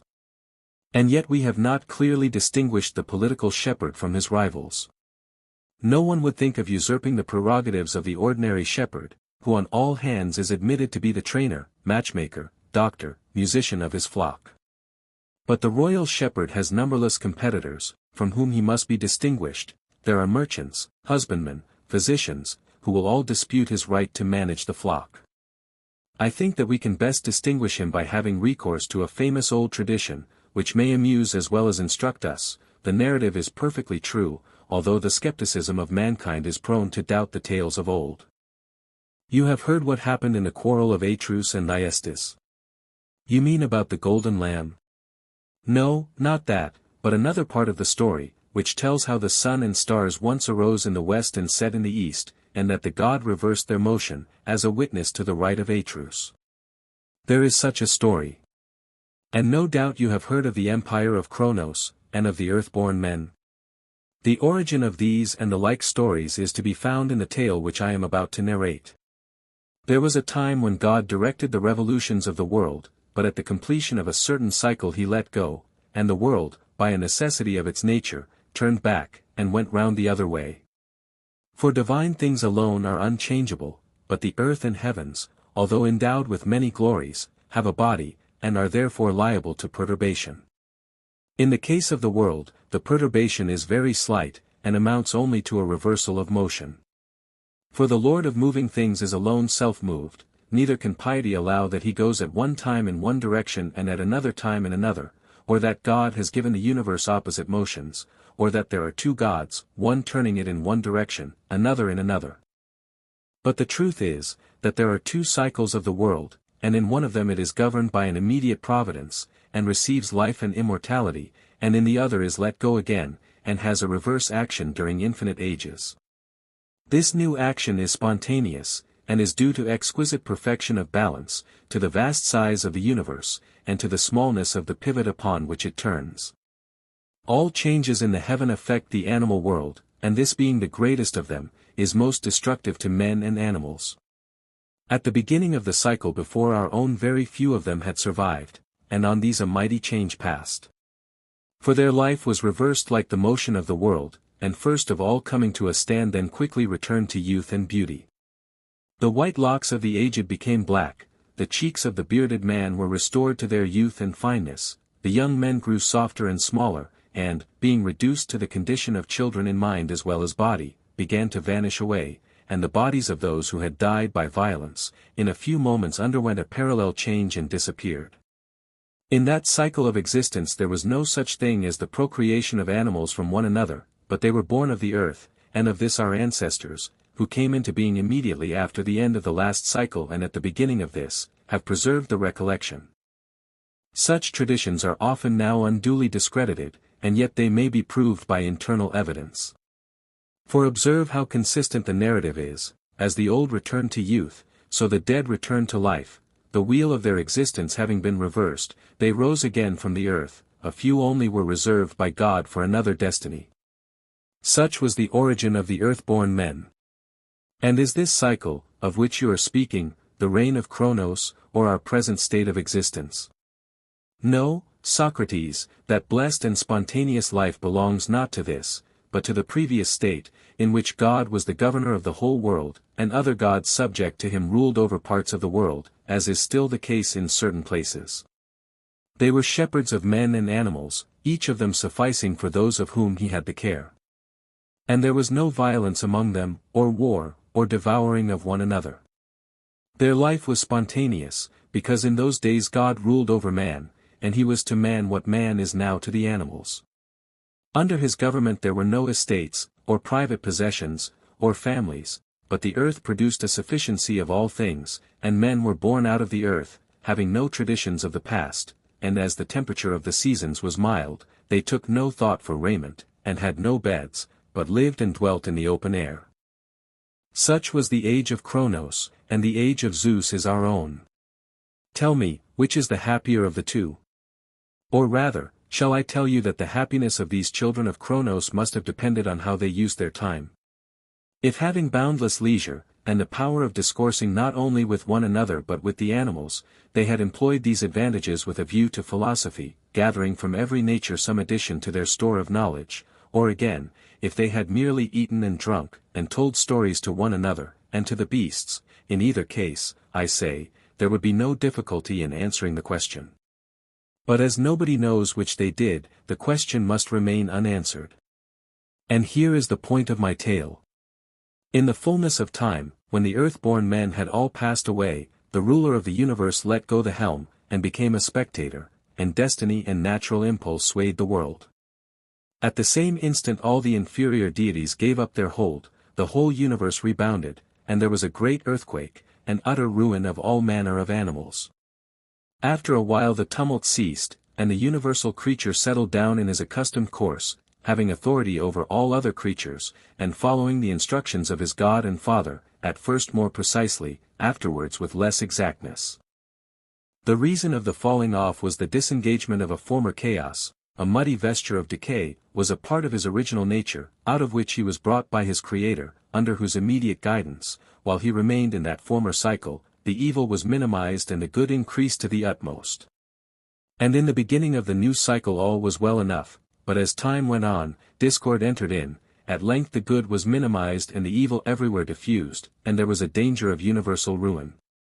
Then the Creator, seeing the world in great straits, and fearing that chaos and infinity would come again, in his tender care again placed himself at the helm and restored order, and made the world immortal and imperishable. Once more the cycle of life and generation was reversed, the infants grew into young men, and the young men became grey-headed. No longer did the animals spring out of the earth, as the whole world was now lord of its own progress, so the parts were to be self-created and self-nourished. At first the case of men was very helpless and pitiable, for they were alone among the wild beasts, and had to carry on the struggle for existence without arts or knowledge, and had no food, and did not know how to get any. That was the time when Prometheus brought them fire, Hephaestus and Athene taught them arts, and other gods gave them seeds and plants. Out of these human life was framed, for mankind were left to themselves, and ordered their own ways, living, like the universe, in one cycle after one manner, and in another cycle after another manner. Enough of the myth, which may show us two errors of which we were guilty in our account of the king. The first and grand error was in choosing for our king a god, who belongs to the other cycle, instead of a man from our own. There was a lesser error also in our failure to define the nature of the royal functions. The myth gave us only the image of a divine shepherd, whereas the statesmen and kings of our own day very much resemble their subjects in education and breeding. On retracing our steps we find that we gave too narrow a designation to the art which was concerned with command for self over living creatures, when we called it the feeding of animals in flocks. This would apply to all shepherds, with the exception of the statesman, but if we say managing or tending animals, the term would include him as well. Having remodeled the name, we may subdivide as before, first separating the human from the divine shepherd or manager. Then we may subdivide the human art of governing into the government of willing and unwilling subjects, royalty and tyranny, which are the extreme opposites of one another, although we in our simplicity have hitherto confounded them. And yet the figure of the king is still defective. We have taken up a lump of fable, and have used more than we needed. Like statuaries, we have made some of the features out of proportion, and shall lose time in reducing them. Or our mythus may be compared to a picture, which is well drawn in outline, but is not yet enlivened by color. And to intelligent persons language is, or ought to be, a better instrument of description than any picture. But what, stranger, is the deficiency of which you speak? No higher truth can be made clear without an example. Every man seems to know all things in a dream, and to know nothing when he is awake. And the nature of example can only be illustrated by an example. Children are taught to read by being made to compare cases in which they do not know a certain letter with cases in which they know it, until they learn to recognize it in all its combinations. Example comes into use when we identify something unknown with that which is known, and form a common notion of both of them. Like the child who is learning his letters, the soul recognizes some of the first elements of things, and then again is at fault and unable to recognize them when they are translated into the difficult language of facts. Let us, then, take an example, which will illustrate the nature of example, and will also assist us in characterizing the political science, and in separating the true king from his rivals. I will select the example of weaving, or, more precisely, weaving of wool.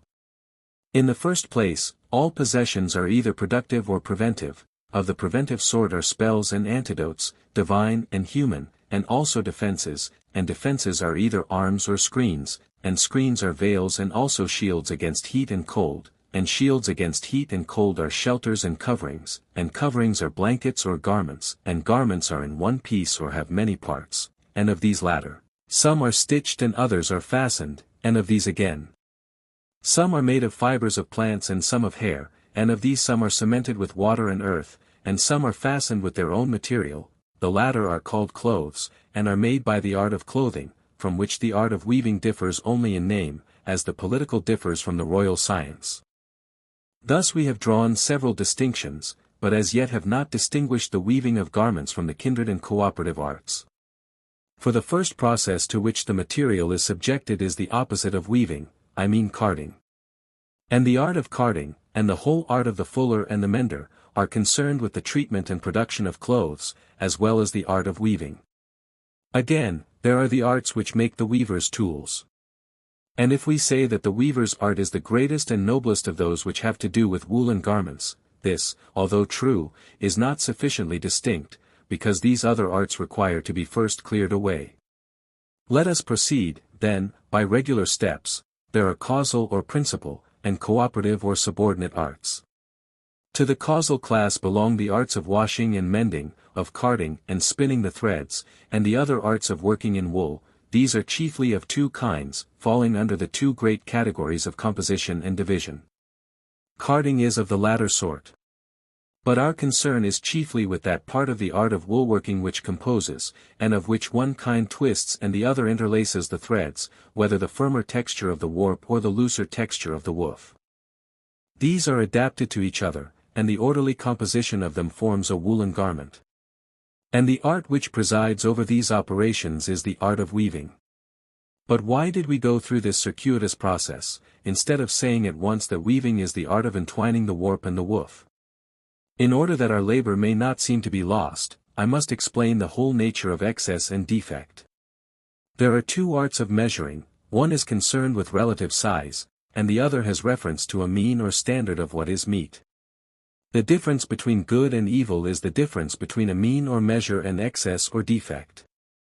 All things require to be compared, not only with one another, but with the mean, without which there would be no beauty and no art, whether the art of the statesman or the art of weaving or any other, for all the arts guard against excess or defect, which are real evils. This we must endeavor to show, if the arts are to exist, and the proof of this will be a harder piece of work than the demonstration of the existence of not being which we proved in our discussion about the sophist. At present I am content with the indirect proof that the existence of such a standard is necessary to the existence of the arts. The standard or measure, which we are now only applying to the arts, may be some day required with a view to the demonstration of absolute truth.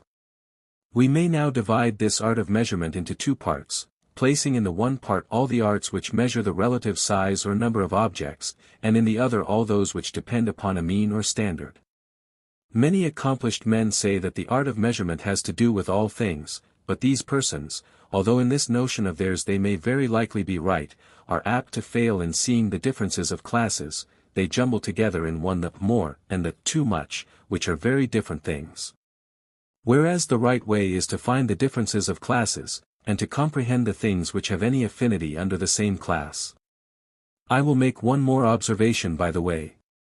When a pupil at a school is asked the letters which make up a particular word, is he not asked with a view to his knowing the same letters in all words? And our inquiry about the statesman in like manner is intended not only to improve our knowledge of politics, but our reasoning powers generally. Still less would anyone analyze the nature of weaving for its own sake. And first, 1. We have the large class of instruments, which includes almost everything in the world. From these may be parted off, 2. Vessels which are framed for the preservation of things, moist or dry, prepared in the fire or out of the fire. The royal or political art has nothing to do with either of these, any more than with the arts of making. 3. Vehicles, or, 4. Defenses, whether dresses, or arms, or walls, or, 5. With the art of making ornaments, whether pictures or other playthings, as they may be fitly called, for they have no serious use. Then, 6. There are the arts which furnish gold, silver, wood, bark, and other materials, which should have been put first. These, again, have no concern with the kingly science, any more than the arts. 7. Which provide food and nourishment for the human body, and which furnish occupation to the husbandman, huntsman, doctor, cook, and the like, but not to the king or statesman. Further, there are small things, such as coins, seals, stamps, which may with a little violence be comprehended in one of the above-mentioned classes. Thus they will embrace every species of property with the exception of animals, but these have been already included in the art of tending herds. There remains only the class of slaves or ministers, among whom I expect that the real rivals of the king will be discovered. I am not speaking of the veritable slave bought with money, nor of the hireling who lets himself out for service, nor of the trader or merchant, who at best can only lay claim to economical and not to royal science. Nor am I referring to government officials, such as heralds and scribes, for these are only the servants of the rulers, and not the rulers themselves. I admit that there may be something strange in any servants pretending to be masters, but I hardly think that I could have been wrong in supposing that the principal claimants to the throne will be of this class. Let us try once more. There are diviners and priests, who are full of pride and prerogative. These, as the law declares, know how to give acceptable gifts to the gods, and in many parts of Hellas the duty of performing solemn sacrifices is assigned to the chief magistrate, as at Athens to the king archon. At last, then, we have found a trace of those whom we were seeking. But still they are only servants and ministers. And who are these who next come into view in various forms of men and animals and other monsters appearing, lions and centaurs and satyrs? Who are these? I did not know them at first, for everyone looks strange when he is unexpected. But now I recognize the politician and his troop, the chief of sophists, the prince of charlatans, the most accomplished of wizards, who must be carefully distinguished from the true king or statesman. And here I will interpose a question: what are the true forms of government? Are they not three: monarchy, oligarchy, and democracy? And the distinctions of freedom and compulsion, law and no law, poverty and riches expand these three into 6. Monarchy may be divided into royalty and tyranny, oligarchy into aristocracy and plutocracy, and democracy may observe the law or may not observe it. But are any of these governments worthy of the name? Is not government a science, and are we to suppose that scientific government is secured by the rulers being many or few, rich or poor, or by the rule being compulsory or voluntary? Can the many attain to science? In no Hellenic city are there 50 good draught players, and certainly there are not as many kings, for by kings we mean all those who are possessed of the political science. A true government must therefore be the government of one, or of a few. And they may govern us either with or without law, and whether they are poor or rich, and however they govern, provided they govern on some scientific principle, it makes no difference. And as the physician may cure us with our will, or against our will, and by any mode of treatment, burning, bleeding, lowering, fattening, if he only proceed scientifically, so the true governor may reduce or fatten or bleed the body corporate, while he acts according to the rules of his art, and with a view to the good of the state, whether according to law or without law. I do not like the notion, that there can be good government without law. I must explain, lawmaking certainly is the business of a king, and yet the best thing of all is, not that the law should rule, but that the king should rule, for the varieties of circumstances are endless, and no simple or universal rule can suit them all, or last forever. The law is just an ignorant brute of a tyrant, who insists always on his commands being fulfilled under all circumstances. Then why have we laws at all? I will answer that question by asking you whether the training master gives a different discipline to each of his pupils, or whether he has a general rule of diet and exercise which is suited to the constitutions of the majority. The latter. The legislator, too, is obliged to lay down general laws, and cannot enact what is precisely suitable to each particular case. He cannot be sitting at every man's side all his life, and prescribe for him the minute particulars of his duty, and therefore he is compelled to impose on himself and others the restriction of a written law. Let me suppose now, that a physician or trainer, having left directions for his patients or pupils, goes into a far country, and comes back sooner than he intended, owing to some unexpected change in the weather. The patient or pupil seems to require a different mode of treatment. Would he persist in his old commands, under the idea that all others are noxious and heterodox? Viewed in the light of science, would not the continuance of such regulations be ridiculous? And if the legislator, or another like him, comes back from a far country, is he to be prohibited from altering his own laws? The common people say, let a man persuade the city first, and then let him impose new laws. But is a physician only to cure his patients by persuasion, and not by force? Is he a worse physician who uses a little gentle violence in effecting the cure? Or shall we say, that the violence is just, if exercised by a rich man, and unjust, if by a poor man? May not any man, rich or poor, with or without law, and whether the citizens like or not, do what is for their good? The pilot saves the lives of the crew, not by laying down rules, but by making his art a law, and, like him, the true governor has a strength of art which is superior to the law. This is scientific government, and all others are imitations only. Yet no great number of persons can attain to this science. And hence follows an important result. The true political principle is to assert the inviolability of the law, which, though not the best thing possible, is best for the imperfect condition of man.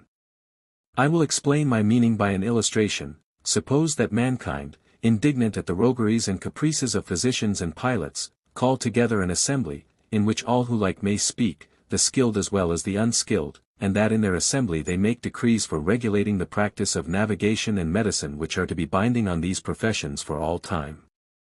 Suppose that they elect annually by vote or lot those to whom authority in either department is to be delegated. And let us further imagine, that when the term of their magistracy has expired, the magistrates appointed by them are summoned before an ignorant and unprofessional court, and may be condemned and punished for breaking the regulations. They even go a step further, and enact, that he who is found inquiring into the truth of navigation and medicine, and is seeking to be wise above what is written, shall be called not an artist, but a dreamer, a prating sophist and a corrupter of youth, and if he try to persuade others to investigate those sciences in a manner contrary to the law, he shall be punished with the utmost severity. And like rules might be extended to any art or science. But what would be the consequence? The arts would utterly perish, and human life, which is bad enough already, would become intolerable. But suppose, once more, that we were to appoint someone as the guardian of the law, who was both ignorant and interested, and who perverted the law, would not this be a still worse evil than the other? Certainly. For the laws are based on some experience and wisdom.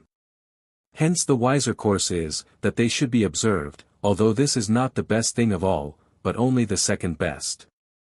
And whoever, having skill, should try to improve them, would act in the spirit of the lawgiver. But then, as we have seen, no great number of men, whether poor or rich, can be makers of laws. And so, the nearest approach to true government is, when men do nothing contrary to their own written laws and national customs. When the rich preserve their customs and maintain the law, this is called aristocracy, or if they neglect the law, oligarchy. When an individual rules according to law, whether by the help of science or opinion, this is called monarchy, and when he has royal science he is a king, whether he be so in fact or not, but when he rules in spite of law, and is blind with ignorance and passion, he is called a tyrant. These forms of government exist, because men despair of the true king ever appearing among them. If he were to appear, they would joyfully hand over to him the reins of government. But, as there is no natural ruler of the hive, they meet together and make laws. And do we wonder, when the foundation of politics is in the letter only, at the miseries of states? Ought we not rather to admire the strength of the political bond? For cities have endured the worst of evils time out of mind, many cities have been shipwrecked, and some are like ships foundering, because their pilots are absolutely ignorant of the science which they profess. Let us next ask, which of these untrue forms of government is the least bad, and which of them is the worst? I said at the beginning, that each of the three forms of government, royalty, aristocracy, and democracy, might be divided into two, so that the whole number of them, including the best, will be 7. Under monarchy we have already distinguished royalty and tyranny. Of oligarchy there were two kinds, aristocracy and plutocracy, and democracy may also be divided, for there is a democracy which observes, and a democracy which neglects, the laws. The government of one is the best and the worst, the government of a few is less bad and less good, the government of the many is the least bad and least good of them all, being the best of all lawless governments, and the worst of all lawful ones. But the rulers of all these states, unless they have knowledge, are maintainers of idols, and themselves idols, wizards, and also sophists, for, after many windings, the term sophist comes home to them. And now enough of centaurs and satyrs, the play is ended, and they may quit the political stage. Still there remain some other and better elements, which adhere to the royal science, and must be drawn off in the refiner's fire before the gold can become quite pure. The arts of the general, the judge, and the orator, will have to be separated from the royal art. When the separation has been made, the nature of the king will be unalloyed. Now there are inferior sciences, such as music and others, and there is a superior science, which determines whether music is to be learnt or not, and this is different from them, and the governor of them. The science which determines whether we are to use persuasion, or not, is higher than the art of persuasion. The science which determines whether we are to go to war, is higher than the art of the general. The science which makes the laws, is higher than that which only administers them. And the science which has this authority over the rest, is the science of the king or statesman. In lesser matters the antagonism between them is ludicrous, but in the state may be the occasion of grave disorders, and may disturb the whole course of human life. For the orderly class are always wanting to be at peace, and hence they pass imperceptibly into the condition of slaves, and the courageous sort are always wanting to go to war, even when the odds are against them, and are soon destroyed by their enemies. But the true art of government, first preparing the material by education, weaves the two elements into one, maintaining authority over the carders of the wool, and selecting the proper subsidiary arts which are necessary for making the web. The royal science is queen of educators, and begins by choosing the natures which she is to train, punishing with death and exterminating those who are violently carried away to atheism and injustice, and enslaving those who are wallowing in the mire of ignorance. The rest of the citizens she blends into one, combining the stronger element of courage, which we may call the warp, with the softer element of temperance, which we may imagine to be the woof. These she binds together, first taking the eternal elements of the honorable, the good, and the just, and fastening them with a divine cord in a heaven-born nature, and then fastening the animal elements with a human cord. The good legislator can implant by education the higher principles, and where they exist there is no difficulty in inserting the lesser human bonds, by which the state is held together. These are the laws of intermarriage, and of union for the sake of offspring. Most persons in their marriages seek after wealth or power, or they are clannish, and choose those who are like themselves, the temperate marrying the temperate, and the courageous the courageous. The two classes thrive and flourish at first, but they soon degenerate, the one become mad, and the other feeble and useless. This would not have been the case, if they had both originally held the same notions about the honorable and the good, for then they never would have allowed the temperate natures to be separated from the courageous, but they would have bound them together by common honors and reputations, by intermarriages, and by the choice of rulers who combine both qualities. The temperate are careful and just, but are wanting in the power of action, the courageous fall short of them in justice, but in action are superior to them, and no state can prosper in which either of these qualities is wanting.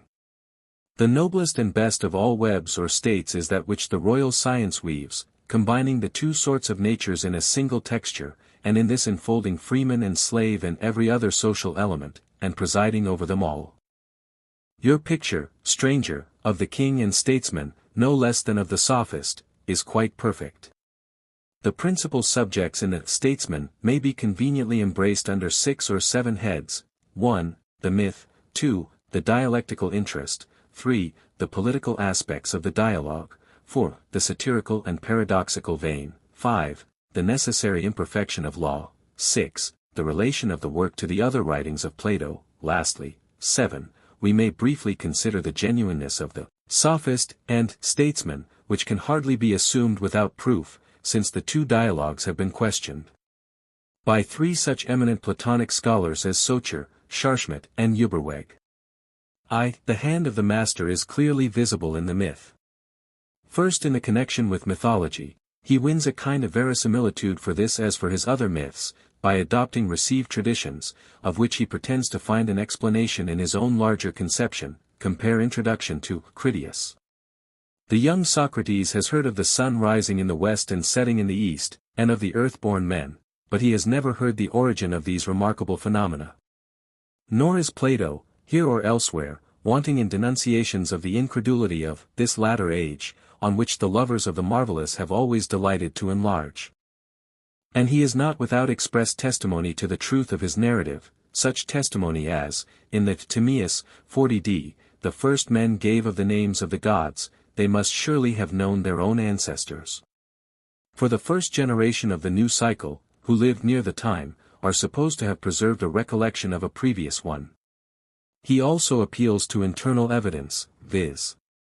the perfect coherence of the tale, though he is very well aware, as he says in the Cratylus, 436 c.d., that there may be consistency in error as well as in truth. The gravity and minuteness with which some particulars are related also lend an artful aid. The profound interest and ready assent of the young Socrates, who is not too old to be amused with a tale which a child would love to hear, are a further assistance. To those who are naturally inclined to believe that the fortunes of mankind are influenced by the stars, or who maintain that some one principle, like the principle of the same and the other in the Timaeus, pervades all things in the world, the reversal of the motion of the heavens seemed necessarily to produce a reversal of the order of human life. The spheres of knowledge, which to us appear wide asunder as the poles, astronomy and medicine, were naturally connected in the minds of early thinkers, because there was little or nothing in the space between them. Thus there is a basis of philosophy, on which the improbabilities of the tale may be said to rest. These are some of the devices by which Plato, like a modern novelist, seeks to familiarize the marvelous. The myth, like that of the Timaeus and Critias, is rather historical than poetical, in this respect corresponding to the general change in the later writings of Plato, when compared with the earlier ones. It is hardly a myth in the sense in which the term might be applied to the myth of the Phaedrus, the Republic, the Phaedo, or the Gorgias, but may be more aptly compared with the didactic tale in which Protagoras describes the fortunes of primitive man, or with the description of the gradual rise of a new society in the third book of the Laws. Some discrepancies may be observed between the mythology of the statesman and the Timaeus, and between the Timaeus and the Republic. But there is no reason to expect that all Plato's visions of a former, any more than of a future, state of existence, should conform exactly to the same pattern. We do not find perfect consistency in his philosophy, and still less have we any right to demand this of him in his use of mythology and figures of speech.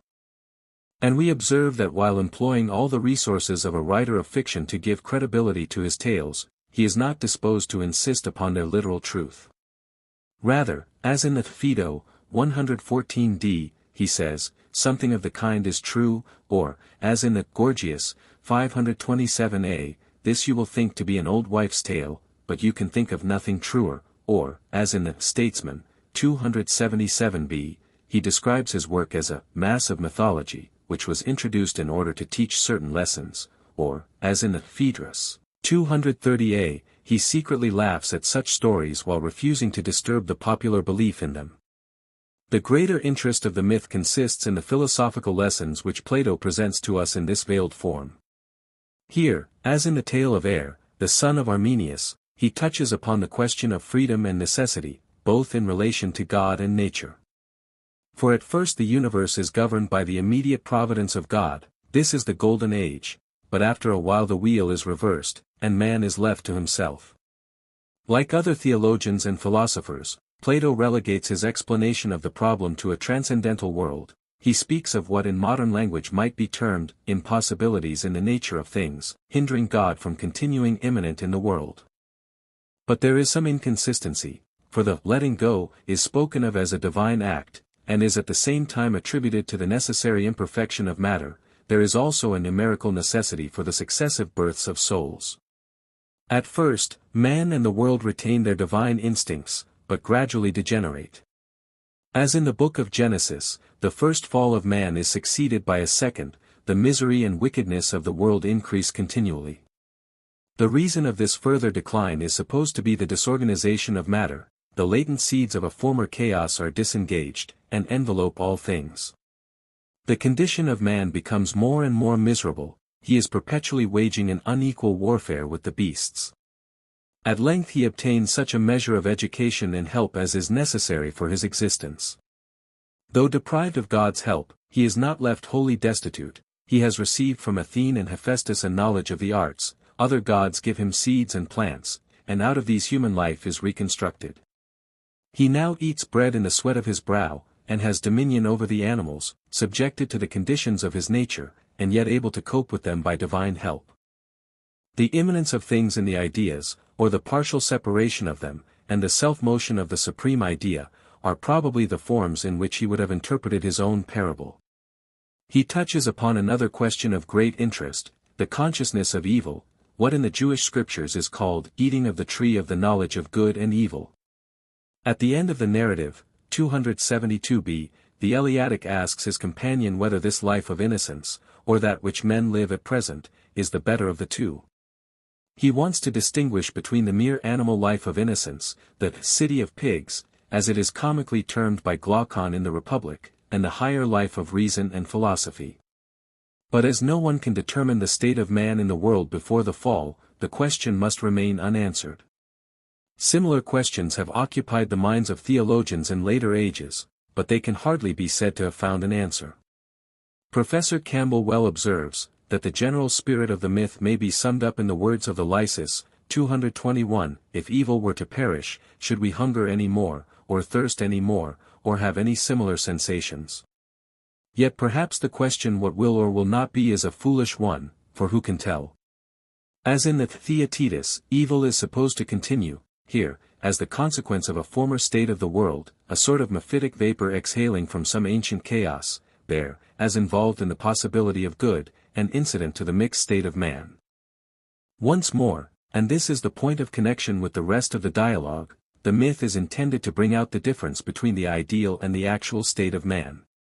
In all ages of the world men have dreamed of a state of perfection, which has been, and is to be, but never is, and seems to disappear under the necessary conditions of human society. The uselessness, the danger, the true value of such political ideals have often been discussed, youth is too ready to believe in them, age to disparage them.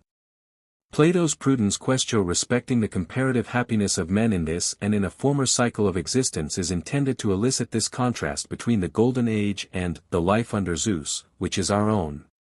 To confuse the divine and human, or hastily apply one to the other, is a tremendous error. Of the ideal or divine government of the world we can form no true or adequate conception, and this our mixed state of life, in which we are partly left to ourselves, but not wholly deserted by the gods, may contain some higher elements of good and knowledge than could have existed in the days of innocence under the rule of Cronos. So we may venture slightly to enlarge a Platonic thought which admits of a further application to Christian theology. Here are suggested also the distinctions between God causing and permitting evil, and between his more and less immediate government of the world. 2. The dialectical interest of the statesman seems to contend in Plato's mind with the political. The dialogue might have been designated by two equally descriptive titles, either the statesman, or concerning method. Dialectic, which in the earlier writings of Plato is a revival of the Socratic question and answer applied to definition, is now occupied with classification. There is nothing in which he takes greater delight than in processes of division. Compare, Phaedrus, 266b. He pursues them to a length out of proportion to his main subject, and appears to value them as a dialectical exercise, and for their own sake. A poetical vision of some order or hierarchy of ideas or sciences has already been floating before us in the Symposium and the Republic. And in the Phaedrus, this aspect of dialectic is further sketched out, and the art of rhetoric is based on the division of the characters of mankind into their several classes. The same love of divisions is apparent in the Gorgias. But in a well-known passage of the Philebus occurs the first criticism on the nature of classification. There we are exhorted not to fall into the common error of passing from unity to infinity, but to find the intermediate classes, and we are reminded that in any process of generalization, there may be more than one class to which individuals may be referred, and that we must carry on the process of division until we have arrived at the infima species. These precepts are not forgotten either in the Sophist or in the Statesman. The Sophist contains 4 examples of division, carried on by regular steps, until in 4 different lines of descent we detect the Sophist. In the Statesman, the king or statesman is discovered by a similar process, and we have a summary, probably made for the first time, of possessions appropriated by the labor of man, which are distributed into 7 classes. We are warned against preferring the shorter to the longer method. If we divide in the middle, we are most likely to light upon species. At the same time, the important remark is made, that a part is not to be confounded with a class. Having discovered the genus under which the king falls, we proceed to distinguish him from the collateral species. To assist our imagination in making this separation, we require an example. We shall find, in the Philebus, a division of sciences into practical and speculative, and into more or less speculative. Here we have the idea of master arts, or sciences which control inferior ones. Besides the supreme science of dialectic, which will forget us, if we forget her, another master science for the first time appears in view, the science of government, which fixes the limits of all the rest. This conception of the political or royal science as, from another point of view, the science of sciences, which holds sway over the rest, is not originally found in Aristotle, but in Plato.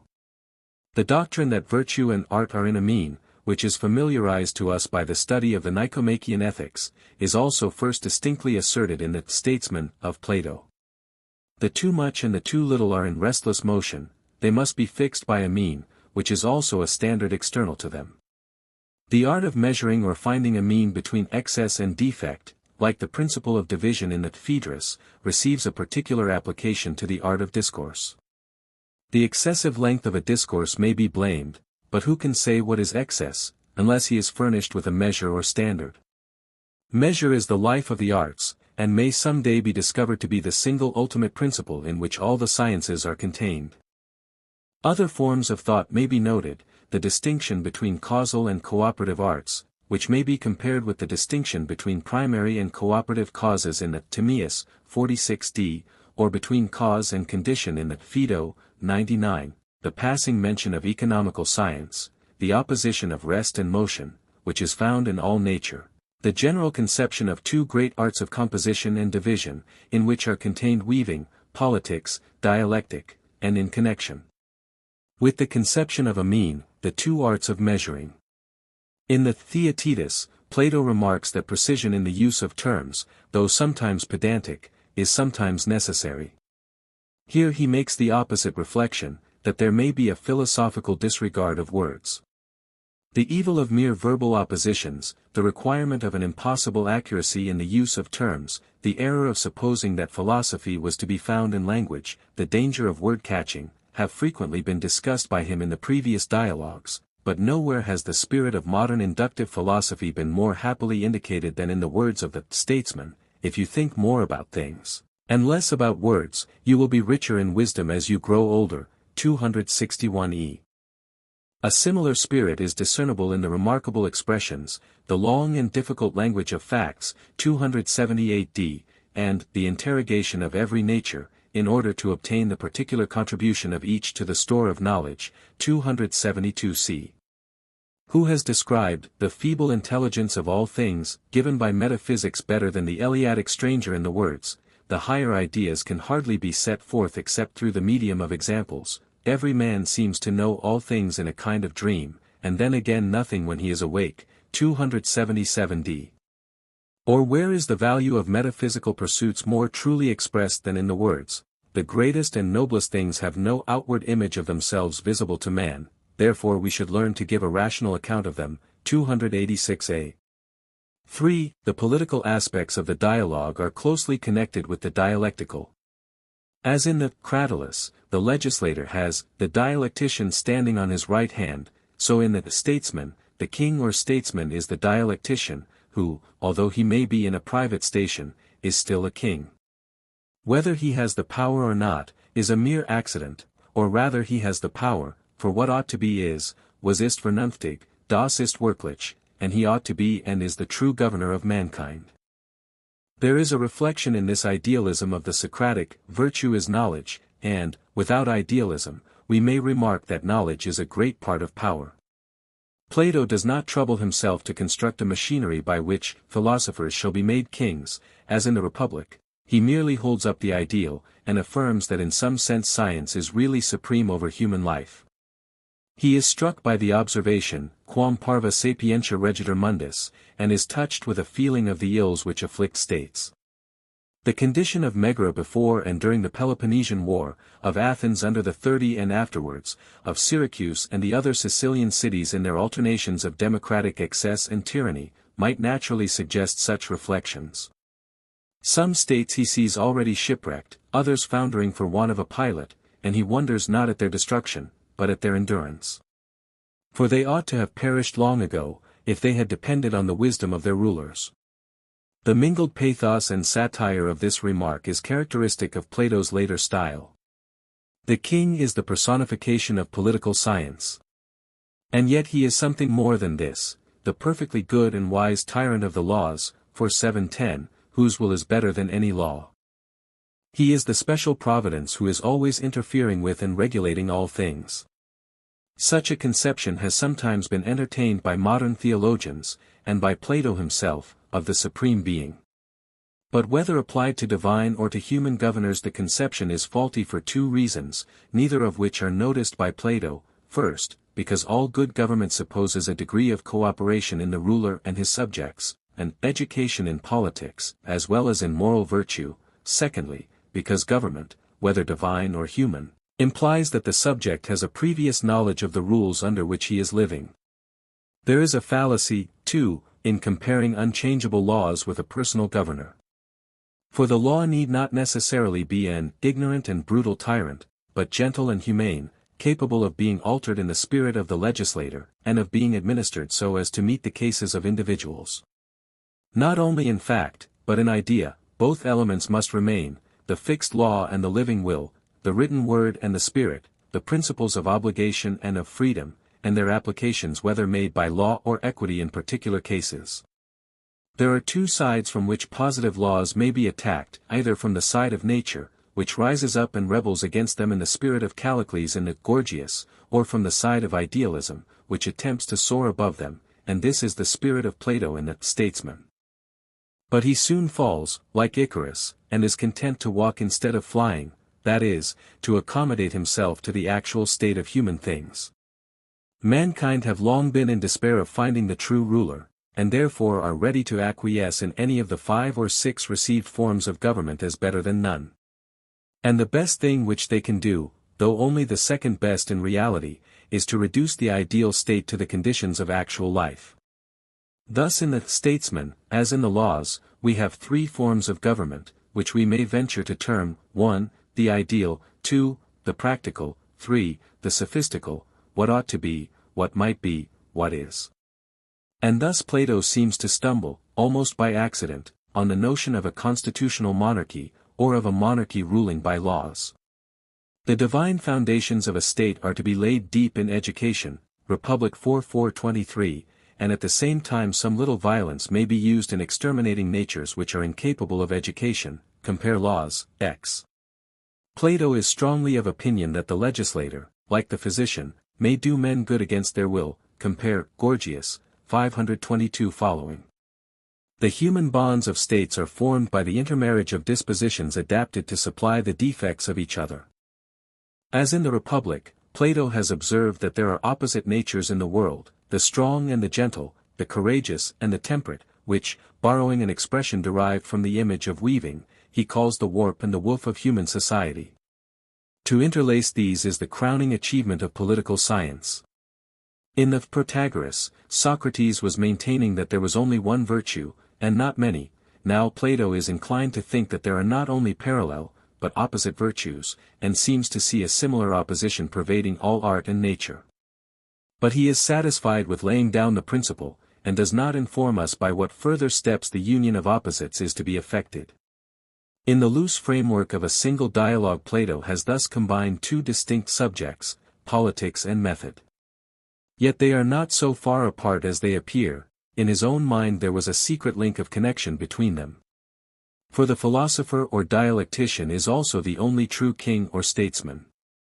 In the execution of his plan Plato has invented or distinguished several important forms of thought, and made incidentally many valuable remarks. Questions of interest both in ancient and modern politics also arise in the course of the dialogue, which may with advantage be further considered by us. A. The imaginary ruler, whether God or man, is above the law, and is a law to himself and to others. Among the Greeks as among the Jews, law was a sacred name, the gift of God, the bond of states. But in the statesman of Plato, as in the New Testament, the word has also become the symbol of an imperfect good, which is almost an evil. The law sacrifices the individual to the universal, and is the tyranny of the many over the few, compare Republic 2:359. It has fixed rules which are the props of order, and will not swerve or bend in extreme cases. It is the beginning of political society, but there is something higher, an intelligent ruler, whether God or man, who is able to adapt himself to the endless varieties of circumstances. Plato is fond of picturing the advantages which would result from the union of the tyrant who has power with the legislator who has wisdom. He regards this as the best and speediest way of reforming mankind. But institutions cannot thus be artificially created, nor can the external authority of a ruler impose laws for which a nation is unprepared. The greatest power, the highest wisdom, can only proceed 1 or 2 steps in advance of public opinion. In all stages of civilization human nature, after all our efforts, remains intractable, not like clay in the hands of the potter, or marble under the chisel of the sculptor. Great changes occur in the history of nations, but they are brought about slowly, like the changes in the frame of nature, upon which the puny arm of man hardly makes an impression. And, speaking generally, the slowest growths, both in nature and in politics, are the most permanent. b. Whether the best form of the ideal is a person or a law may fairly be doubted. The former is more akin to us, it clothes itself in poetry and art, and appeals to reason more in the form of feeling. In the latter there is less danger of allowing ourselves to be deluded by a figure of speech. The ideal of the Greek state found an expression in the deification of law. The ancient Stoic spoke of a wise man perfect in virtue, who was fancifully said to be a king, but neither they nor Plato had arrived at the conception of a person who was also a law. Nor is it easy for the Christian to think of God as wisdom, truth, holiness, and also as the wise, true, and holy one. He is always wanting to break through the abstraction and interrupt the law, in order that he may present to himself the more familiar image of a divine friend. While the impersonal has too slender a hold upon the affections to be made the basis of religion, the conception of a person on the other hand tends to degenerate into a new kind of idolatry. Neither criticism nor experience allows us to suppose that there are interferences with the laws of nature. The idea is inconceivable to us and at variance with facts. The philosopher or theologian who could realize to mankind that a person is a law, that the higher rule has no exception, that goodness, like knowledge, is also power, would breathe a new religious life into the world. See, besides the imaginary rule of a philosopher or a god, the actual forms of government have to be considered. In the infancy of political science, men naturally ask whether the rule of the many or of the few is to be preferred. If by the few we mean the good and by the many the bad, there can be but one reply: the rule of one good man is better than the rule of all the rest, if they are bad. For, as Heraclitus says, one is 10,000 if he be the best. If, however, we mean by the rule of the few the rule of a class neither better nor worse than other classes, not devoid of a feeling of right, but guided mostly by a sense of their own interests, and by the rule of the many the rule of all classes, similarly under the influence of mixed motives, no one would hesitate to answer, the rule of all rather than one, because all classes are more likely to take care of all than one of another, and the government has greater power and stability when resting on a wider basis. Both in ancient and modern times the best balanced form of government has been held to be the best, and yet it should not be so nicely balanced as to make action and movement impossible. The statesman who builds his hope upon the aristocracy, upon the middle classes, upon the people, will probably, if he have sufficient experience of them, conclude that all classes are much alike, and that one is as good as another, and that the liberties of no class are safe in the hands of the rest. The higher ranks have the advantage in education and manners, the middle and lower in industry and self-denial. In every class, to a certain extent, a natural sense of right prevails, sometimes communicated from the lower to the higher, sometimes from the higher to the lower, which is too strong for class interests. There have been crises in the history of nations, as at the time of the Crusades or the Reformation, or the French Revolution, when the same inspiration has taken hold of whole peoples, and permanently raised the sense of freedom and justice among mankind. But even supposing the different classes of a nation, when viewed impartially, to be on a level with each other in moral virtue, there remain two considerations of opposite kinds which enter into the problem of government. Admitting of course that the upper and lower classes are equal in the eye of God and of the law, yet the one may be by nature fitted to govern and the other to be governed. A ruling caste does not soon altogether lose the governing qualities, nor a subject class easily acquire them. Hence the phenomenon so often observed in the old Greek revolutions, and not without parallel in modern times, that the leaders of the democracy have been themselves of aristocratic origin. The people are expecting to be governed by representatives of their own, but the true man of the people either never appears, or is quickly altered by circumstances. Their real wishes hardly make themselves felt, although their lower interests and prejudices may sometimes be flattered and yielded to for the sake of ulterior objects by those who have political power. They will often learn by experience that the democracy has become a plutocracy. The influence of wealth, though not the enjoyment of it, has become diffused among the poor as well as among the rich, and society, instead of being safer, is more at the mercy of the tyrant, who, when things are at the worst, obtains a guard, that is, an army, and announces himself as the savior. The other consideration is of an opposite kind. Admitting that a few wise men are likely to be better governors than the unwise many, yet it is not in their power to fashion an entire people according to their behest. When with the best intentions the benevolent despot begins his regime, he finds the world hard to move. A succession of good kings has at the end of a century left the people an inert and unchanged mass. The Roman world was not permanently improved by the 100 years of Hadrian and the Antonines. The kings of Spain during the last century were at least equal to any contemporary sovereigns in virtue and ability. In certain states of the world the means are wanting to render a benevolent power effectual. These means are not a mere external organization of posts or telegraphs, hardly the introduction of new laws or modes of industry. A change must be made in the spirit of a people as well as in their externals. The ancient legislator did not really take a blank tablet and inscribe upon it the rules which reflection and experience had taught him to be for a nation's interest. No one would have obeyed him if he had. But he took the customs which he found already existing in a half-civilized state of society, these he reduced to form and inscribed on pillars, he defined what had before been undefined, and gave certainty to what was uncertain. No legislation ever sprang, like Athene, in full power out of the head either of God or man. Plato and Aristotle are sensible of the difficulty of combining the wisdom of the few with the power of the many. According to Plato, he is a physician who has the knowledge of a physician, and he is a king who has the knowledge of a king. But how the king, one or more, is to obtain the required power, is hardly at all considered by him.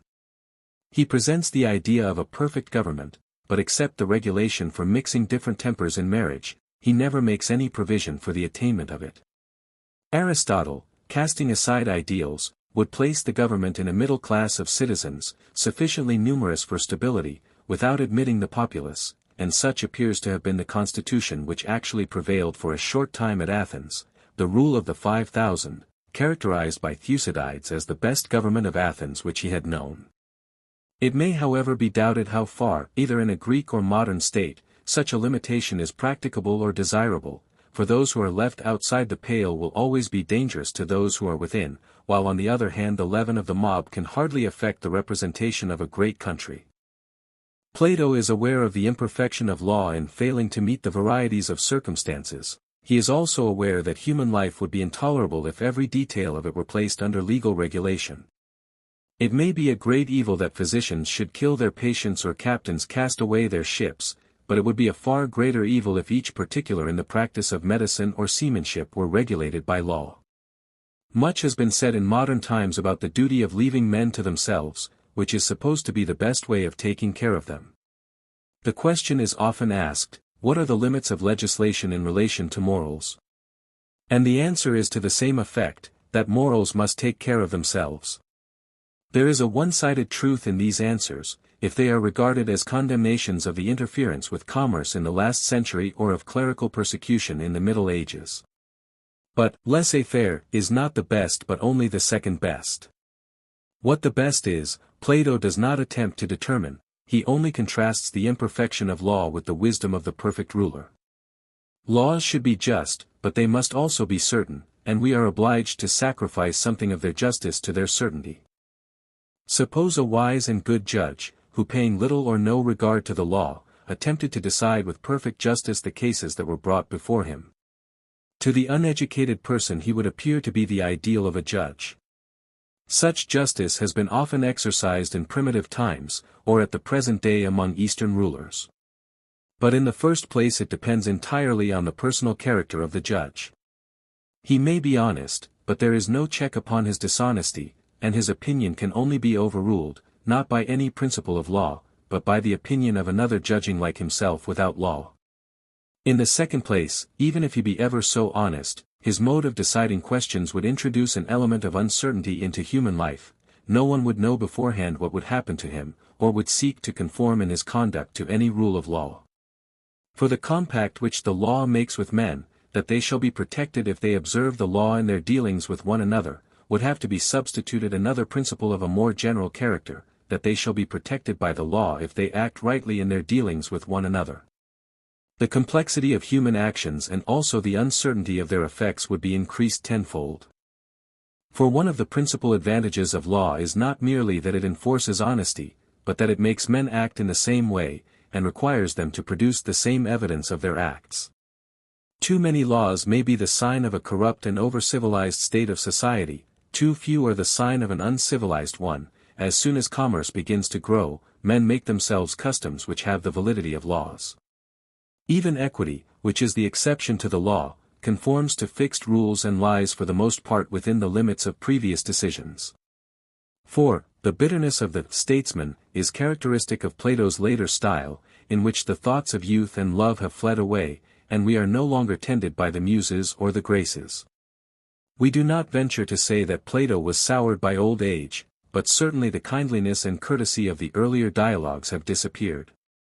He sees the world under a harder and grimmer aspect. He is dealing with the reality of things, not with visions or pictures of them. He is seeking by the aid of dialectic only, to arrive at truth.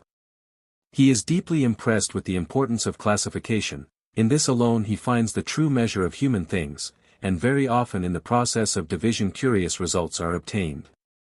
For the dialectical art is no respecter of persons. King and vermin taker are all alike to the philosopher. There may have been a time when the king was a god, but he now is pretty much on a level with his subjects in breeding and education.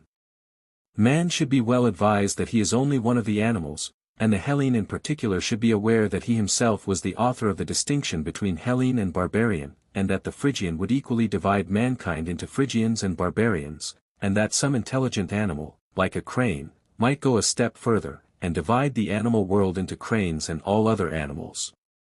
Plato cannot help laughing, compare Theaetetus 174, when he thinks of the king running after his subjects, like the pig driver or the bird taker.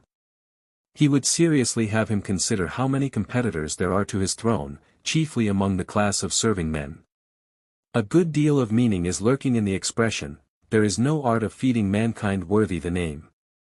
There is a similar depth in the remark, the wonder about states is not that they are short-lived, but that they last so long in spite of the badness of their rulers. There is also a paradoxical element in the statesman, which delights in reversing the accustomed use of words. The law which to the Greek was the highest object of reverence is an ignorant and brutal tyrant, the tyrant is converted into a beneficent king. The sophist too is no longer, as in the earlier dialogues, the rival of the statesman, but assumes his form. Plato sees that the ideal of the state in his own day is more and more severed from the actual. From such ideals as he had once formed, he turns away to contemplate the decline of the Greek cities which were far worse now in his old age than they had been in his youth, and were to become worse and worse in the ages which followed. He cannot contain his disgust at the contemporary statesmen, sophists who had turned politicians, in various forms of men and animals, appearing, some like lions and centaurs, others like satyrs and monkeys. In this new disguise the sophists make their last appearance on the scene. In the laws Plato appears to have forgotten them, or at any rate makes only a slight allusion to them in a single passage, Laws X, 908 d. 6. The statesman is naturally connected with the sophist.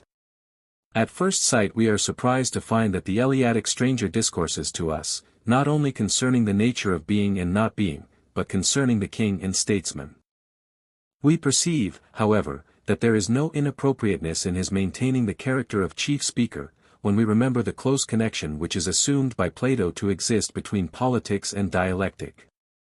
In both dialogues the proto-sophist is exhibited, first, in the disguise of an heuristic, secondly, of a false statesman. There are several lesser features which the two dialogues have in common. The styles and the situations of the speakers are very similar, there is the same love of division, and in both of them the mind of the writer is greatly occupied about method, to which he had probably intended to return in the projected philosopher. The statesman stands midway between the Republic and the laws, and is also related to the Timaeus. The mythical or cosmical element reminds us of the Timaeus, the ideal of the Republic. A previous chaos in which the elements as yet were not, is hinted at both in the Timaeus and statesman. The same ingenious arts of giving verisimilitude to a fiction are practiced in both dialogues, and in both, as well as in the myth at the end of the Republic, Plato touches on the subject of necessity and free will. The words in which he describes the miseries of states seem to be an amplification of the cities will never cease from ill of the Republic. The point of view in both is the same, and the difference is not really important, e.g. in the myth, or in the account of the different kinds of states. But the treatment of the subject in the statesman is fragmentary, and the shorter and later work, as might be expected, is less finished and less worked out in detail. The idea of measure and the arrangement of the sciences supply connecting links both with the Republic and the Philebus. More than any of the preceding dialogues, the statesman seems to approximate in thought and language to the laws. There is the same decline and tendency to monotony in style, the same self-consciousness, awkwardness, and over-civility, compare 257a, 263b, 265b, 277a, b, 283c, 286b, 293a, and in the laws is contained the pattern of that second-best form of government, which, after all, is admitted to be the only attainable one in this world. The gentle violence, the marriage of dissimilar natures, the figure of the warp and the woof, are also found in the laws. Both expressly recognize the conception of a first or ideal state, which has receded into an invisible heaven. Nor does the account of the origin and growth of society really differ in them, if we make allowance for the mythic character of the narrative in its statesman. The virtuous tyrant is common to both of them, and the Eleatic stranger takes up a position similar to that of the Athenian stranger in the laws. 7. There would have been little disposition to doubt the genuineness of the sophist and statesman, if they had been compared with the laws rather than with the Republic, and the laws had been received, as they ought to be, on the authority of Aristotle and on the ground of their intrinsic excellence, as an undoubted work of Plato. The detailed consideration of the genuineness and order of the Platonic dialogues has been reserved for another place. A few of the reasons for defending the sophist and statesman may be given here. 1. The excellence, importance, and metaphysical originality of the two dialogues. No works at once so good and of such length are known to have proceeded from the hands of a forger. 2. The resemblances in them to other dialogues of Plato are such as might be expected to be found in works of the same author, and not in those of an imitator, being too subtle and minute to have been invented by another. The similar passages and turns of thought are generally inferior to the parallel passages in his earlier writings, and we might a priori have expected that, if altered, they would have been improved. But the comparison of the laws proves that this repetition of his own thoughts and words in an inferior form is characteristic of Plato's later style. 3. The close connection of them with the Theaetetus, Parmenides, and Philebus, involves the fate of these dialogues, as well as of the two suspected ones. 4. The suspicion of them seems mainly to rest on a presumption that in Plato's writings we may expect to find an uniform type of doctrine and opinion. But however we arrange the order, or narrow the circle of the dialogues, we must admit that they exhibit a growth and progress in the mind of Plato. And the appearance of change or progress is not to be regarded as impugning the genuineness of any particular writings, but may be even an argument in their favor. If we suppose the sophist and politicus to stand halfway between the Republic and the laws, and in near connection with the Theaetetus, the Parmenides, the Philebus, the arguments against them derived from differences of thought and style disappear or may be said without paradox in some degree to confirm their genuineness. There is no such interval between the Republic or Phaedrus and the two suspected dialogues, as that which separates all the earlier writings of Plato from the laws. And the Theaetetus, Parmenides, and Philebus supply links, by which, however different from them, they may be reunited with the great body of the Platonic writings. Statesmen persons of the dialogue, Theodorus Socrates the Eleatic stranger the younger Socrates, I owe you many thanks, indeed, Theodorus, for the acquaintance both of Theaetetus and of the stranger.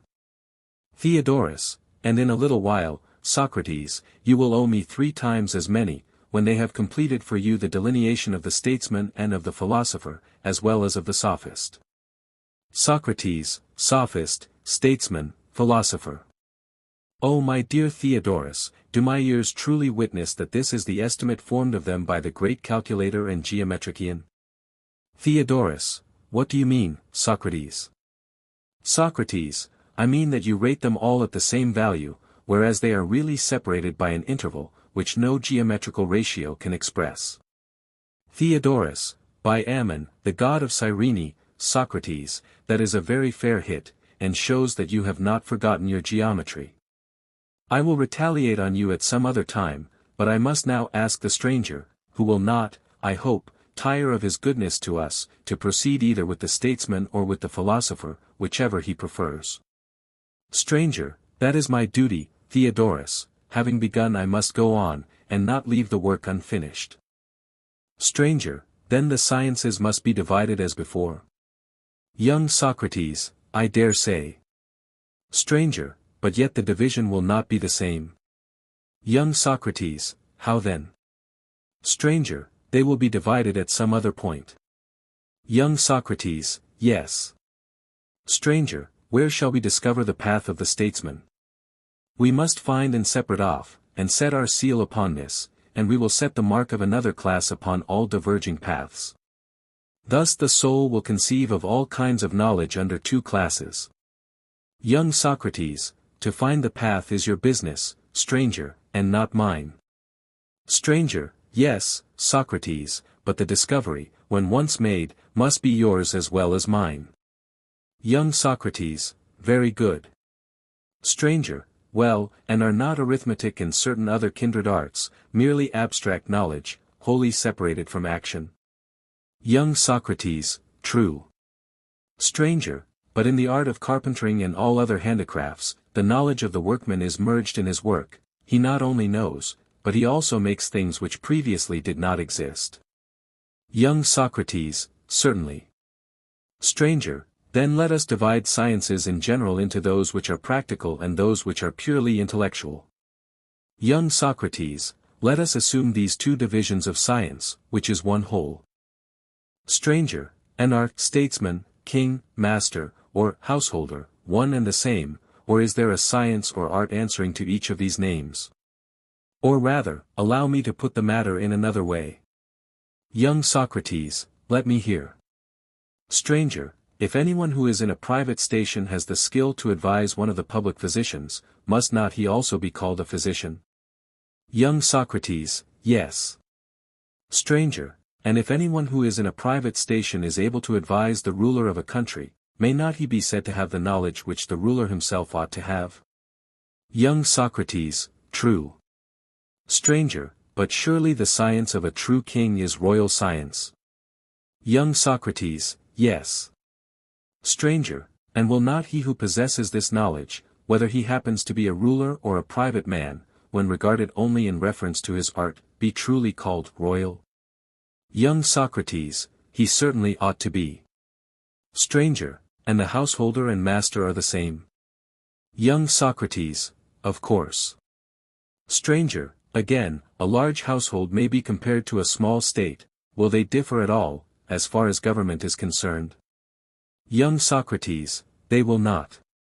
Stranger, then, returning to the point which we were just now discussing, do we not clearly see that there is one science of all of them, and this science may be called either royal or political or economical? We will not quarrel with anyone about the name. Young Socrates, certainly not. Stranger, this too, is evident, that the king cannot do much with his hands, or with his whole body, towards the maintenance of his empire, compared with what he does by the intelligence and strength of his mind. Young Socrates, clearly not. Stranger, then, shall we say that the king has a greater affinity to knowledge than to manual arts and to practical life in general? Young Socrates, certainly he has. Stranger, then we may put all together as one and the same, statesmanship and the statesman, the kingly science and the king. Young Socrates, clearly. Stranger, and now we shall only be proceeding in due order if we go on to divide the sphere of knowledge. Young Socrates, very good. Stranger, think whether you can find any joint or parting in knowledge. Young Socrates, tell me of what sort. Stranger, such as this: you may remember that we made an art of calculation. Young Socrates, yes. Stranger, which was, unmistakably, one of the arts of knowledge. Young Socrates, certainly. Stranger, and to this art of calculation which discerns the differences of numbers shall we assign any other function except to pass judgment on their differences? Young Socrates, how could we? Stranger, you know that the master builder does not work himself, but is the ruler of workmen. Young Socrates, yes. Stranger, he contributes knowledge, not manual labor. Young Socrates, true. Stranger, and may therefore be justly said to share in theoretical science. Young Socrates, quite true. Stranger, but he ought not, like the calculator, to regard his functions as at an end when he has formed a judgment. He must assign to the individual workmen their appropriate task until they have completed the work. Young Socrates, true.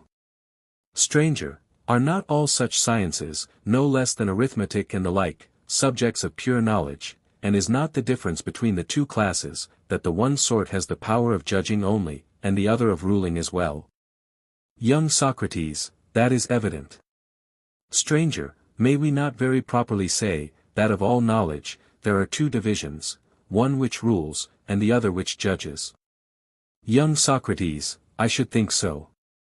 Stranger, and when men have anything to do in common, that they should be of one mind is surely a desirable thing?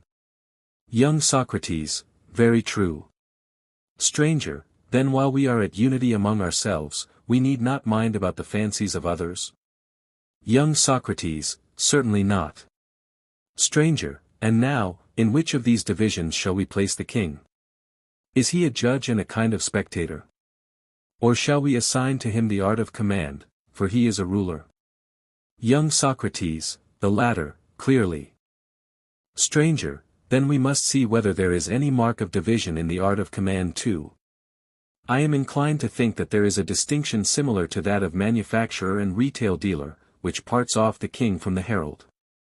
Young Socrates, how is this?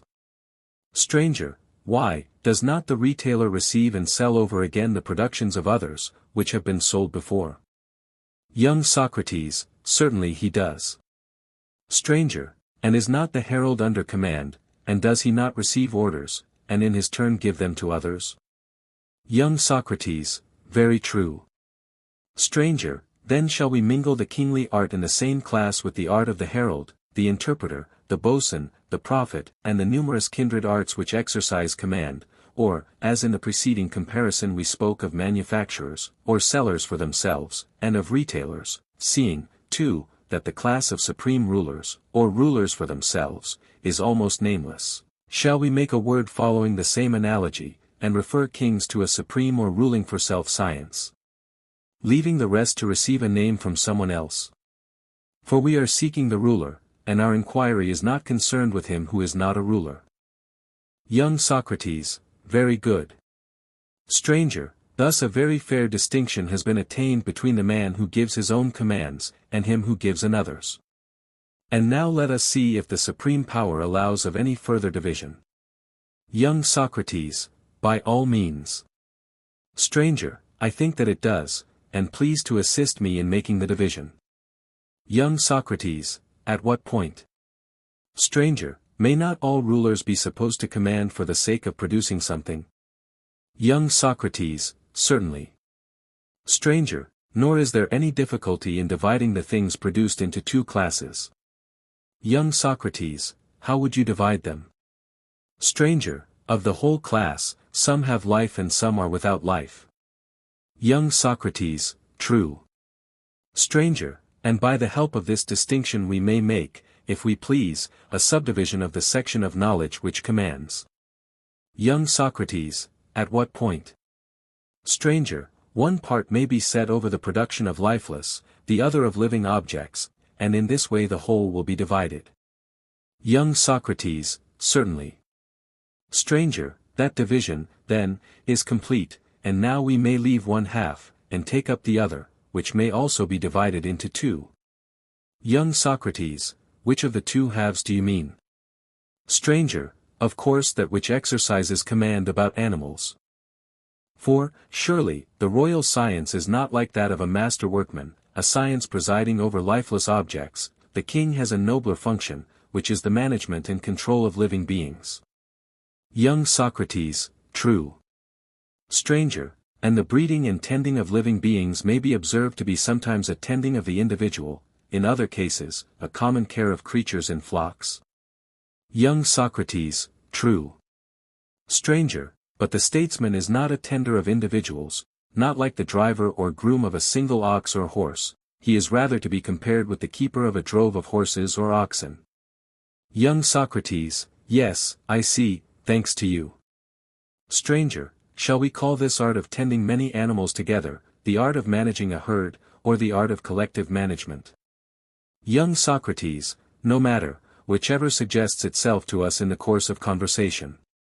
Stranger, very good, Socrates, and, if you continue to be not too particular about names, you will be all the richer in wisdom when you are an old man. And now, as you say, leaving the discussion of the name, can you see a way in which a person, by showing the art of hurting to be of two kinds, may cause that which is now sought amongst twice the number of things, to be then sought amongst half that number? Young Socrates, I will try. There appears to me to be one management of men and another of beasts. Stranger, you have certainly divided them in a most straightforward and manly style, but you have fallen into an error which hereafter I think that we had better avoid. Young Socrates, what is the error?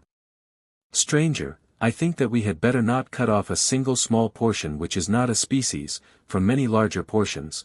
The part should be a species.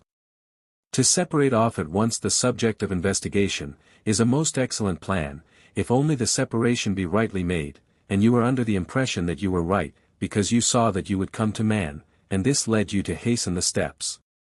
But you should not chip off too small a piece, my friend. The safer way is to cut through the middle, which is also the more likely way of finding classes. Attention to this principle makes all the difference in a process of inquiry. Young Socrates, what do you mean, stranger? Stranger, I will endeavor to speak more plainly out of love to your good parts, Socrates, and, although I cannot at present entirely explain myself, I will try, as we proceed, to make my meaning a little clearer. Young Socrates, what was the error of which, as you say, we were guilty in our recent division?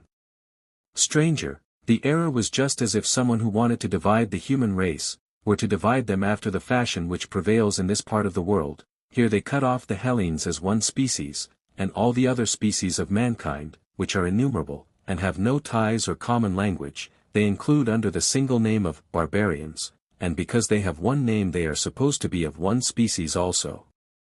Or suppose that in dividing numbers you were to cut off 10,000 from all the rest, and make of it one species, comprehending the rest under another separate name, you might say that here too was a single class, because you had given it a single name. Whereas you would make a much better and more equal and logical classification of numbers, if you divided them into odd and even, or of the human species, if you divided them into male and female, and only separated off Lydians or Phrygians, or any other tribe, and arrayed them against the rest of the world, when you could no longer make a division into parts which were also classes. Young Socrates, very true, but I wish that this distinction between a part and a class could still be made somewhat plainer. Stranger, O Socrates, best of men, you are imposing upon me a very difficult task. We have already digressed further from our original intention than we ought, and you would have us wander still further away. But we must now return to our subject, and hereafter, when there is a leisure hour, we will follow up the other track. At the same time, I wish you to guard against imagining that you ever heard me declare, young Socrates, what? Stranger, that a class and a part are distinct. Young Socrates, what did I hear, then? Stranger, that a class is necessarily a part, but there is no similar necessity that a part should be a class. That is the view which I should always wish you to attribute to me, Socrates. Young Socrates, so be it. Stranger, there is another thing which I should like to know. Young Socrates, what is it? Stranger, the point at which we digressed, for, if I am not mistaken, the exact place was at the question, where you would divide the management of herds. To this you appeared rather too ready to answer that there were two species of animals, man being one, and all brutes making up the other. Young Socrates, true. Stranger, I thought that in taking away a part, you imagined that the remainder formed a class, because you were able to call them by the common name of brutes. Young Socrates, that again is true. Stranger, suppose now, O most courageous of dialecticians, that some wise and understanding creature, such as a crane is reputed to be, were, in imitation of you, to make a similar division, and set up cranes against all other animals to their own special glorification, at the same time jumbling together all the others, including man, under the appellation of brutes. Here would be the sort of error which we must try to avoid.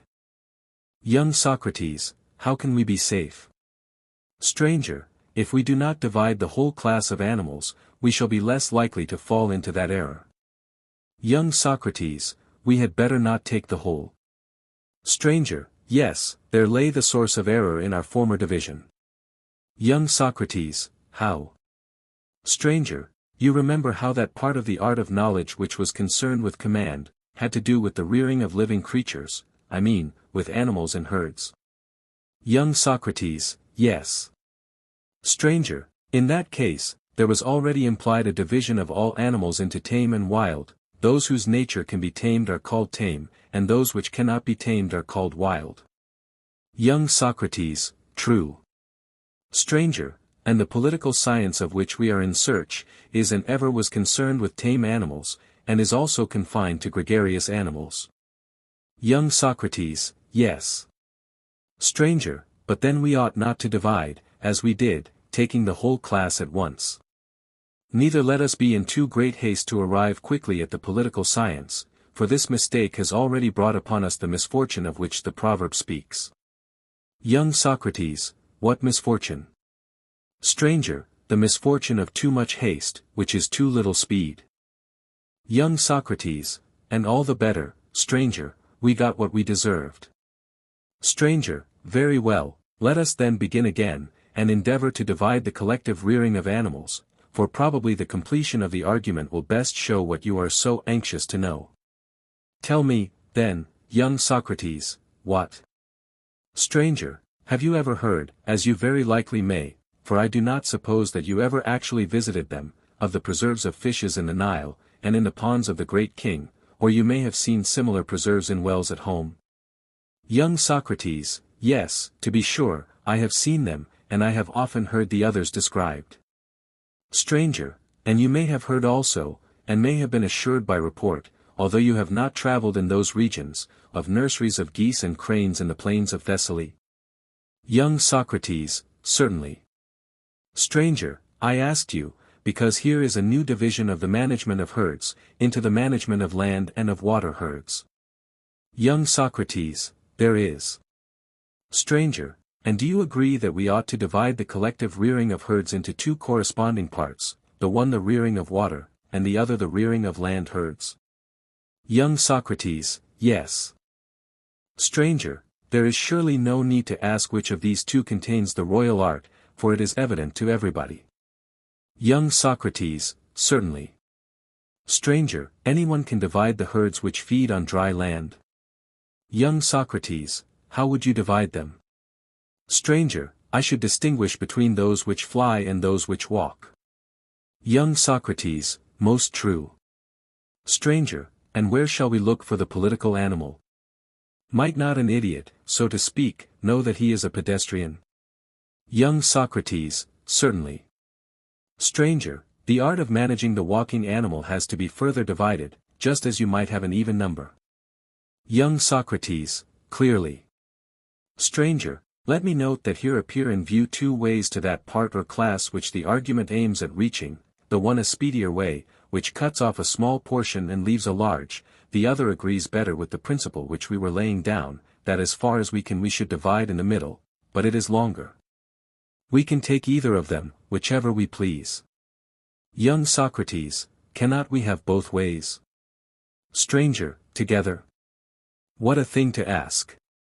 But, if you take them in turn, you clearly may. Young Socrates, then I should like to have them in turn. Stranger, there will be no difficulty, as we are near the end. If we had been at the beginning, or in the middle, I should have demurred to your request, but now, in accordance with your desire, let us begin with the longer way. While we are fresh, we shall get on better. And now attend to the division. Young Socrates, let me hear. Stranger, the tame walking herding animals are distributed by nature into two classes. Young Socrates, upon what principle? Stranger, the one grows horns, and the other is without horns. Young Socrates, clearly. Stranger, suppose that you divide the science which manages pedestrian animals into two corresponding parts, and define them, for if you try to invent names for them, you will find the intricacy too great. Young Socrates, how must I speak of them, then? Stranger, in this way, let the science of managing pedestrian animals be divided into two parts, and one part assigned to the horned herd, and the other to the herd that has no horns. Young Socrates, all that you say has been abundantly proved, and may therefore be assumed. Stranger, the king is clearly the shepherd of a polled herd, who have no horns. Young Socrates, that is evident. Stranger, shall we break up this hornless herd into sections, and endeavor to assign to him what is his? Young Socrates, by all means. Stranger, shall we distinguish them by their having or not having cloven feet, or by their mixing or not mixing the breed? You know what I mean. Young Socrates, what? Stranger, I mean that horses and asses naturally breed from one another. Young Socrates, yes.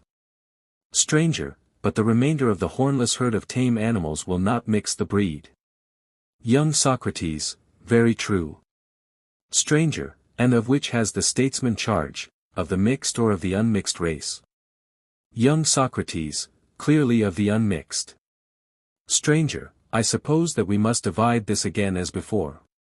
Young Socrates, we must. Stranger, every tame and herding animal has now been split up, with the exception of 2 species, for I hardly think that dogs should be reckoned among gregarious animals. Young Socrates, certainly not, but how shall we divide the 2 remaining species? Stranger, there is a measure of difference which may be appropriately employed by you and Theaetetus, who are students of geometry. Young Socrates, what is that? Stranger, the diameter, and, again, the diameter of a diameter. Young Socrates, what do you mean? Stranger, how does man walk, but as a diameter whose power is 2 feet? Young Socrates, just so.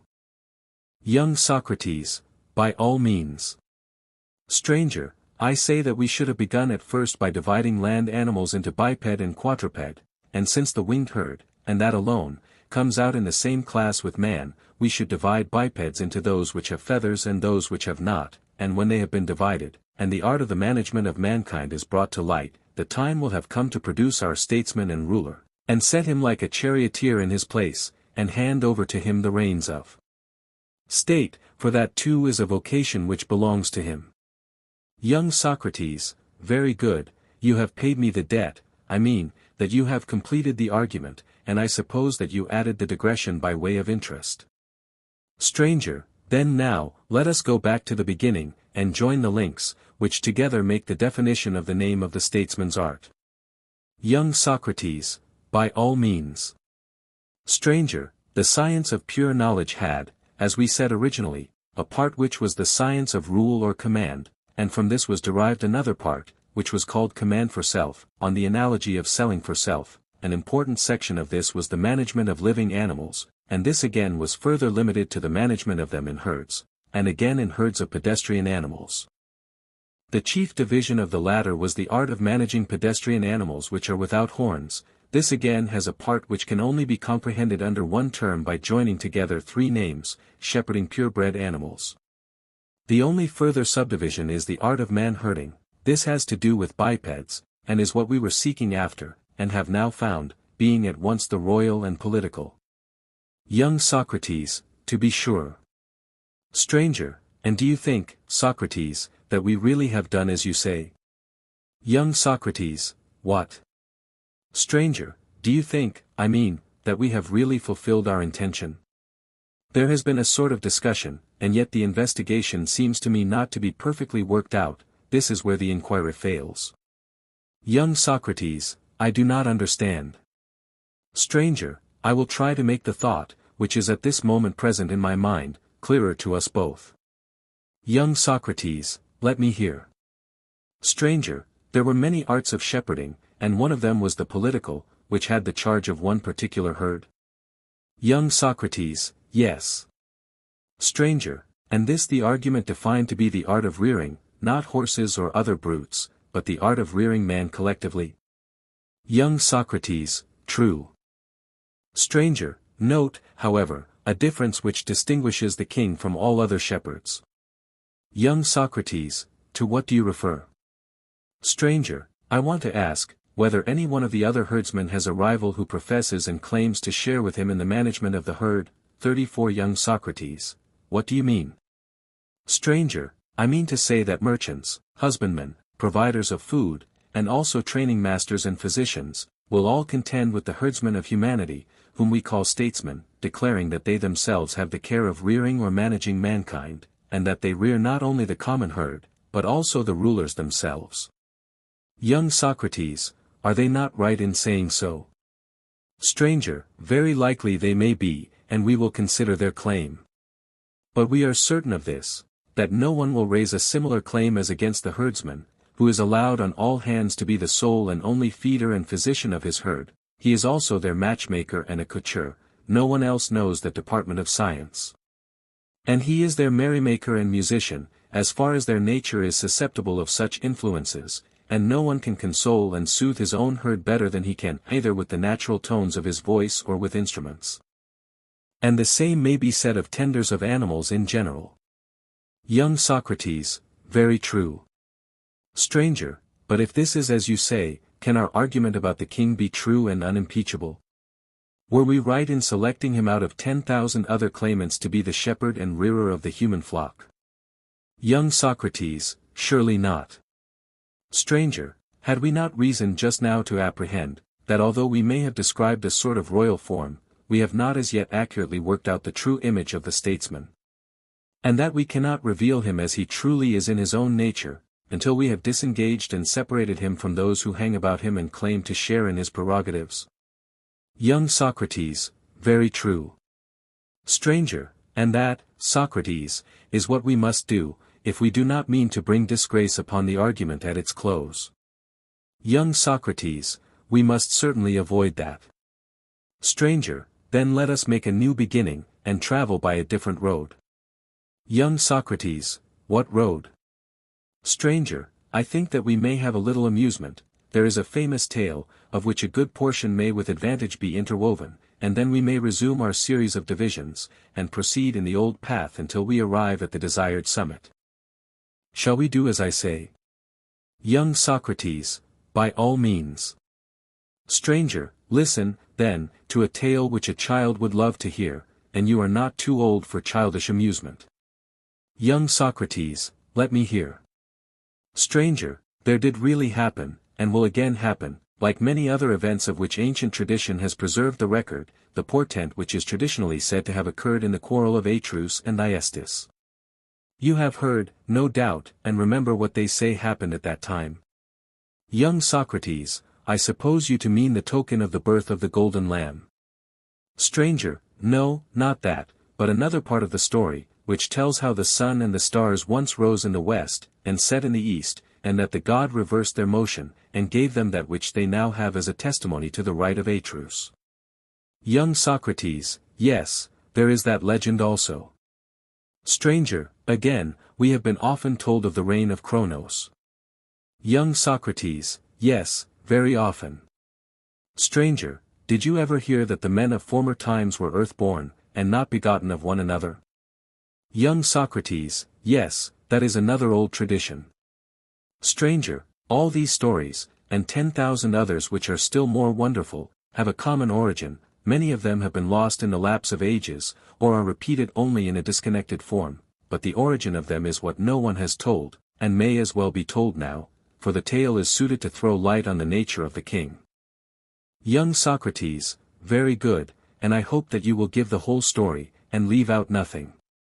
Stranger, listen, then. There is a time when God himself guides and helps to roll the world in its course, and there is a time, on the completion of a certain cycle, when he lets go, and the world being a living creature, and having originally received intelligence from its author and creator, turns about and by an inherent necessity revolves in the opposite direction. Young Socrates, why is that?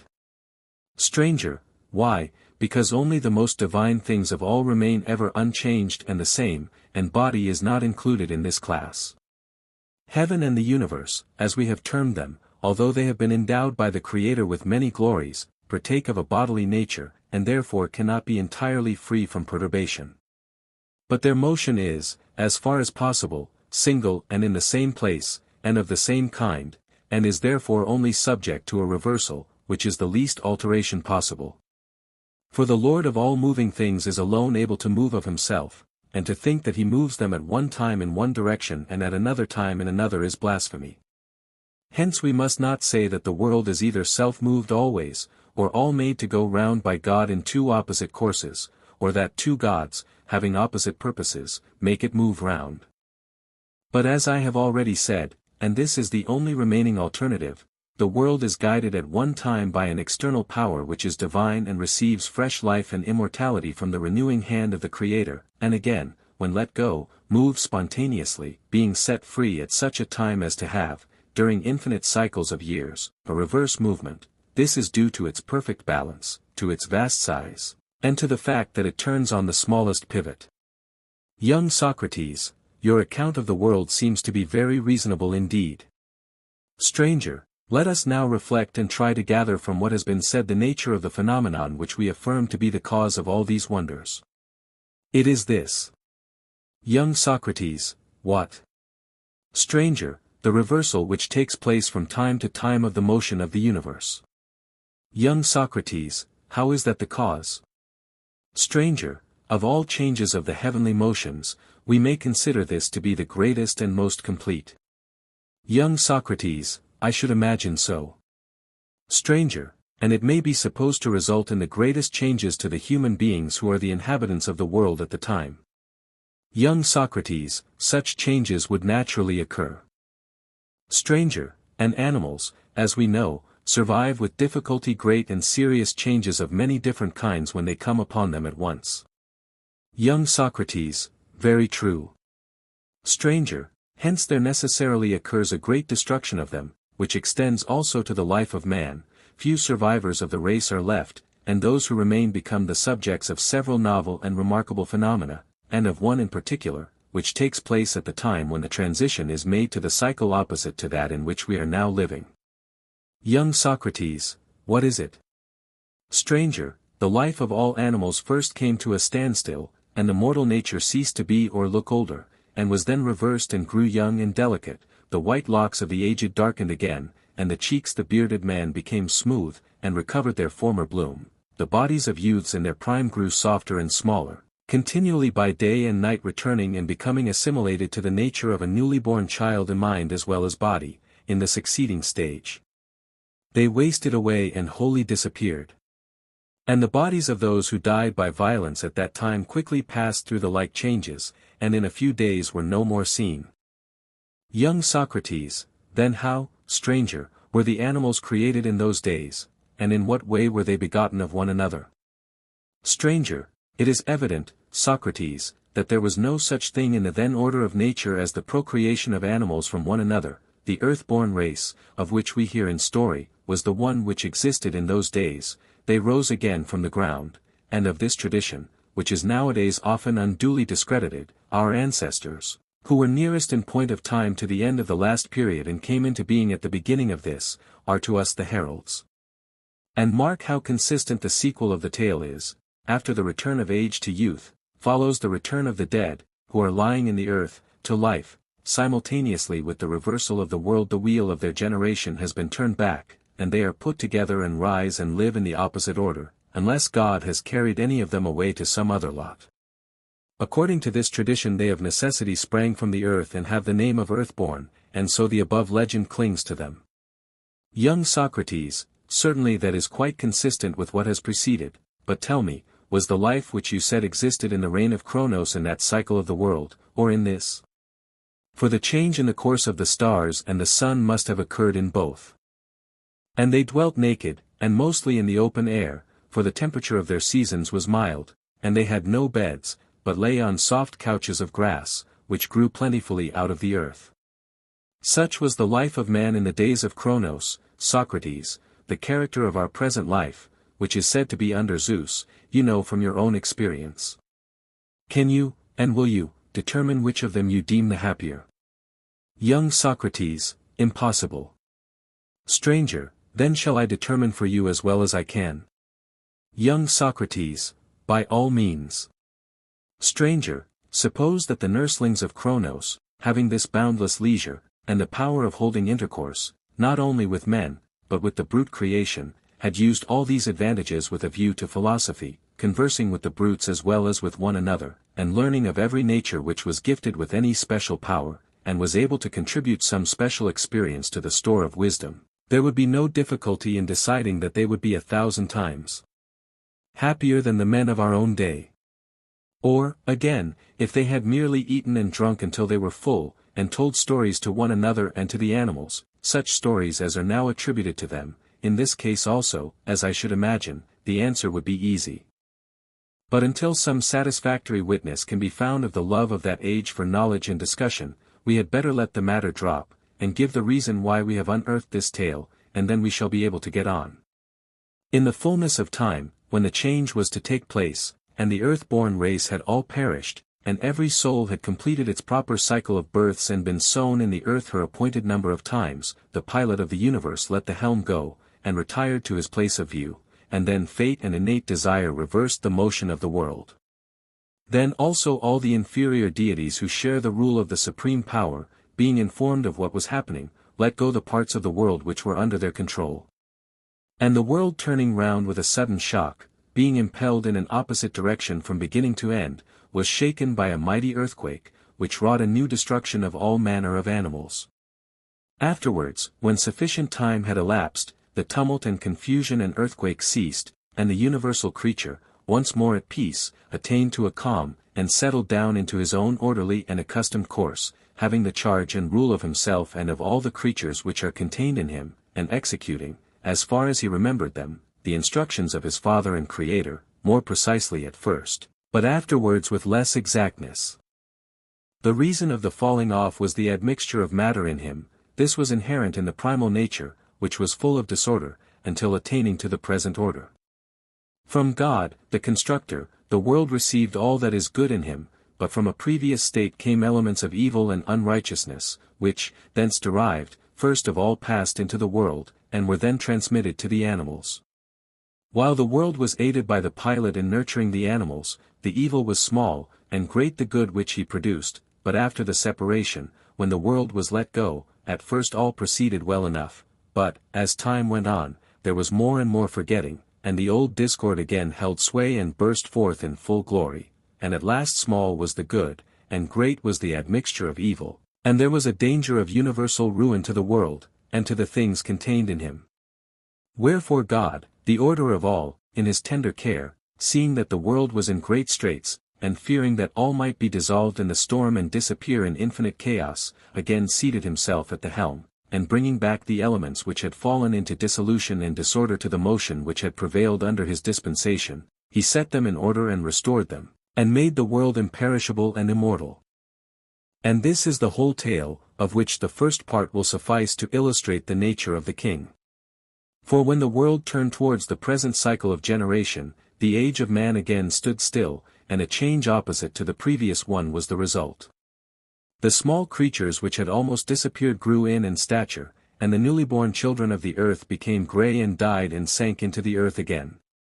All things changed, imitating and following the condition of the universe, and of necessity agreeing with that in their mode of conception and generation and nurture, for no animal was any longer allowed to come into being in the earth through the agency of other creative beings, but as the world was ordained to be the lord of his own progress, in like manner the parts were ordained to grow and generate and give nourishment, as far as they could, of themselves, impelled by a similar movement. And so we have arrived at the real end of this discourse, for although there might be much to tell of the lower animals, and of the condition out of which they changed and of the causes of the change, about men there is not much, and that little is more to the purpose. Deprived of the care of God, who had possessed and tended them, they were left helpless and defenseless, and were torn in pieces by the beasts, who were naturally fierce and had now grown wild. And in the first ages they were still without skill or resource, the food which once grew spontaneously had failed, and as yet they knew not how to procure it, because they had never felt the pressure of necessity. For all these reasons they were in a great strait, wherefore also the gifts spoken of in the old tradition were imparted to man by the gods, together with so much teaching and education as was indispensable. Fire was given to them by Prometheus, the arts by Hephaestus and his fellow worker, Athene, seeds and plants by others. From these is derived all that has helped to frame human life, since the care of the gods, as I was saying, had now failed men, and they had to order their course of life for themselves, and were their own masters, just like the universal creature whom they imitate and follow, ever changing, as he changes, and ever living and growing, at one time in one manner, and at another time in another. Enough of the story, which may be of use in showing us how greatly we erred in the delineation of the king and the statesman in our previous discourse. Young Socrates, what was this great error of which you speak? Stranger, there were two, the first a lesser one, the other was an error on a much larger and grander scale. Young Socrates, what do you mean? Stranger, I mean to say that when we were asked about a king and statesman of the present cycle and generation, we told of a shepherd of a human flock who belonged to the other cycle, and of one who was a god when he ought to have been a man, and this a great error. Again, we declared him to be the ruler of the entire state, without explaining how. This was not the whole truth, nor very intelligible, but still it was true, and therefore the second error was not so great as the first. Young Socrates, very good. Stranger, before we can expect to have a perfect description of the statesman we must define the nature of his office. Young Socrates, certainly. Stranger, and the myth was introduced in order to show, not only that all others are rivals of the true shepherd who is the object of our search, but in order that we might have a clearer view of him who is alone worthy to receive this appellation, because he alone of shepherds and herdsmen, according to the image which we have employed, has the care of human beings. Young Socrates, very true. Stranger, and I cannot help thinking, Socrates, that the form of the divine shepherd is even higher than that of a king, whereas the statesmen who are now on earth seem to be much more like their subjects in character, and much more nearly to partake of their breeding and education. Young Socrates, that is clear, but I still ask, what is to follow? Stranger, if the word had been managing herds, instead of feeding or rearing them, no one would have argued that there was no care of men in the case of the politician, although it was justly contended, that there was no human art of feeding them which was worthy of the name, or at least, if there were, many a man had a prior and greater right to share in such an art than any king. Young Socrates, true. Stranger, but no other art or science will have a prior or better right than the royal science to care for human society and to rule over men in general. Young Socrates, quite true. Stranger, in the next place, Socrates, we must surely notice that a great error was committed at the end of our analysis. Young Socrates, what was it? Stranger, why, supposing we were ever so sure that there is such an art as the art of rearing or feeding bipeds, there was no reason why we should call this the royal or political art, as though there were no more to be said. Young Socrates, certainly not. Stranger, our first duty, as we were saying, was to remodel the name, so as to have the notion of care rather than of feeding, and then to divide, for there may be still considerable divisions. Young Socrates, how can they be made? Stranger, first, by separating the divine shepherd from the human guardian or manager. Young Socrates, true. Stranger, and the art of management which is assigned to man would again have to be subdivided. Young Socrates, on what principle? Stranger, on the principle of voluntary and compulsory. Young Socrates, why? Stranger, because, if I am not mistaken, there has been an error here, for our simplicity led us to rank king and tyrant together, whereas they are utterly distinct, like their modes of government.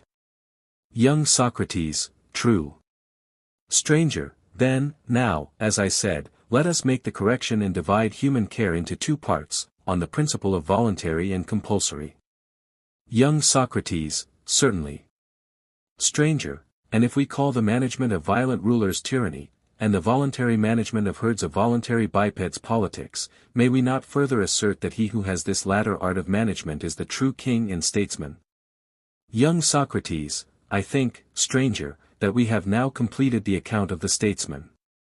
Stranger, would that we had, Socrates, but I have to satisfy myself as well as you, and in my judgment the figure of the king is not yet perfected, like statuaries who, in their too great haste, having overdone the several parts of their work, lose time in cutting them down, so too we, partly out of haste, partly out of a magnanimous desire to expose our former error, and also because we imagine that a king required grand illustrations, have taken up a marvelous lump of fable, and have been obliged to use more than was necessary. This made us discourse at large, and, nevertheless, the story never came to an end. And our discussion might be compared to a picture of some living being which had been fairly drawn in outline, but had not yet attained the life and clearness which is given by the blending of colors. Now to intelligent persons a living being had better be delineated by language and discourse than by any painting or work of art, to the duller sort by works of art. Young Socrates, very true, but what is the imperfection which still remains? I wish that you would tell me.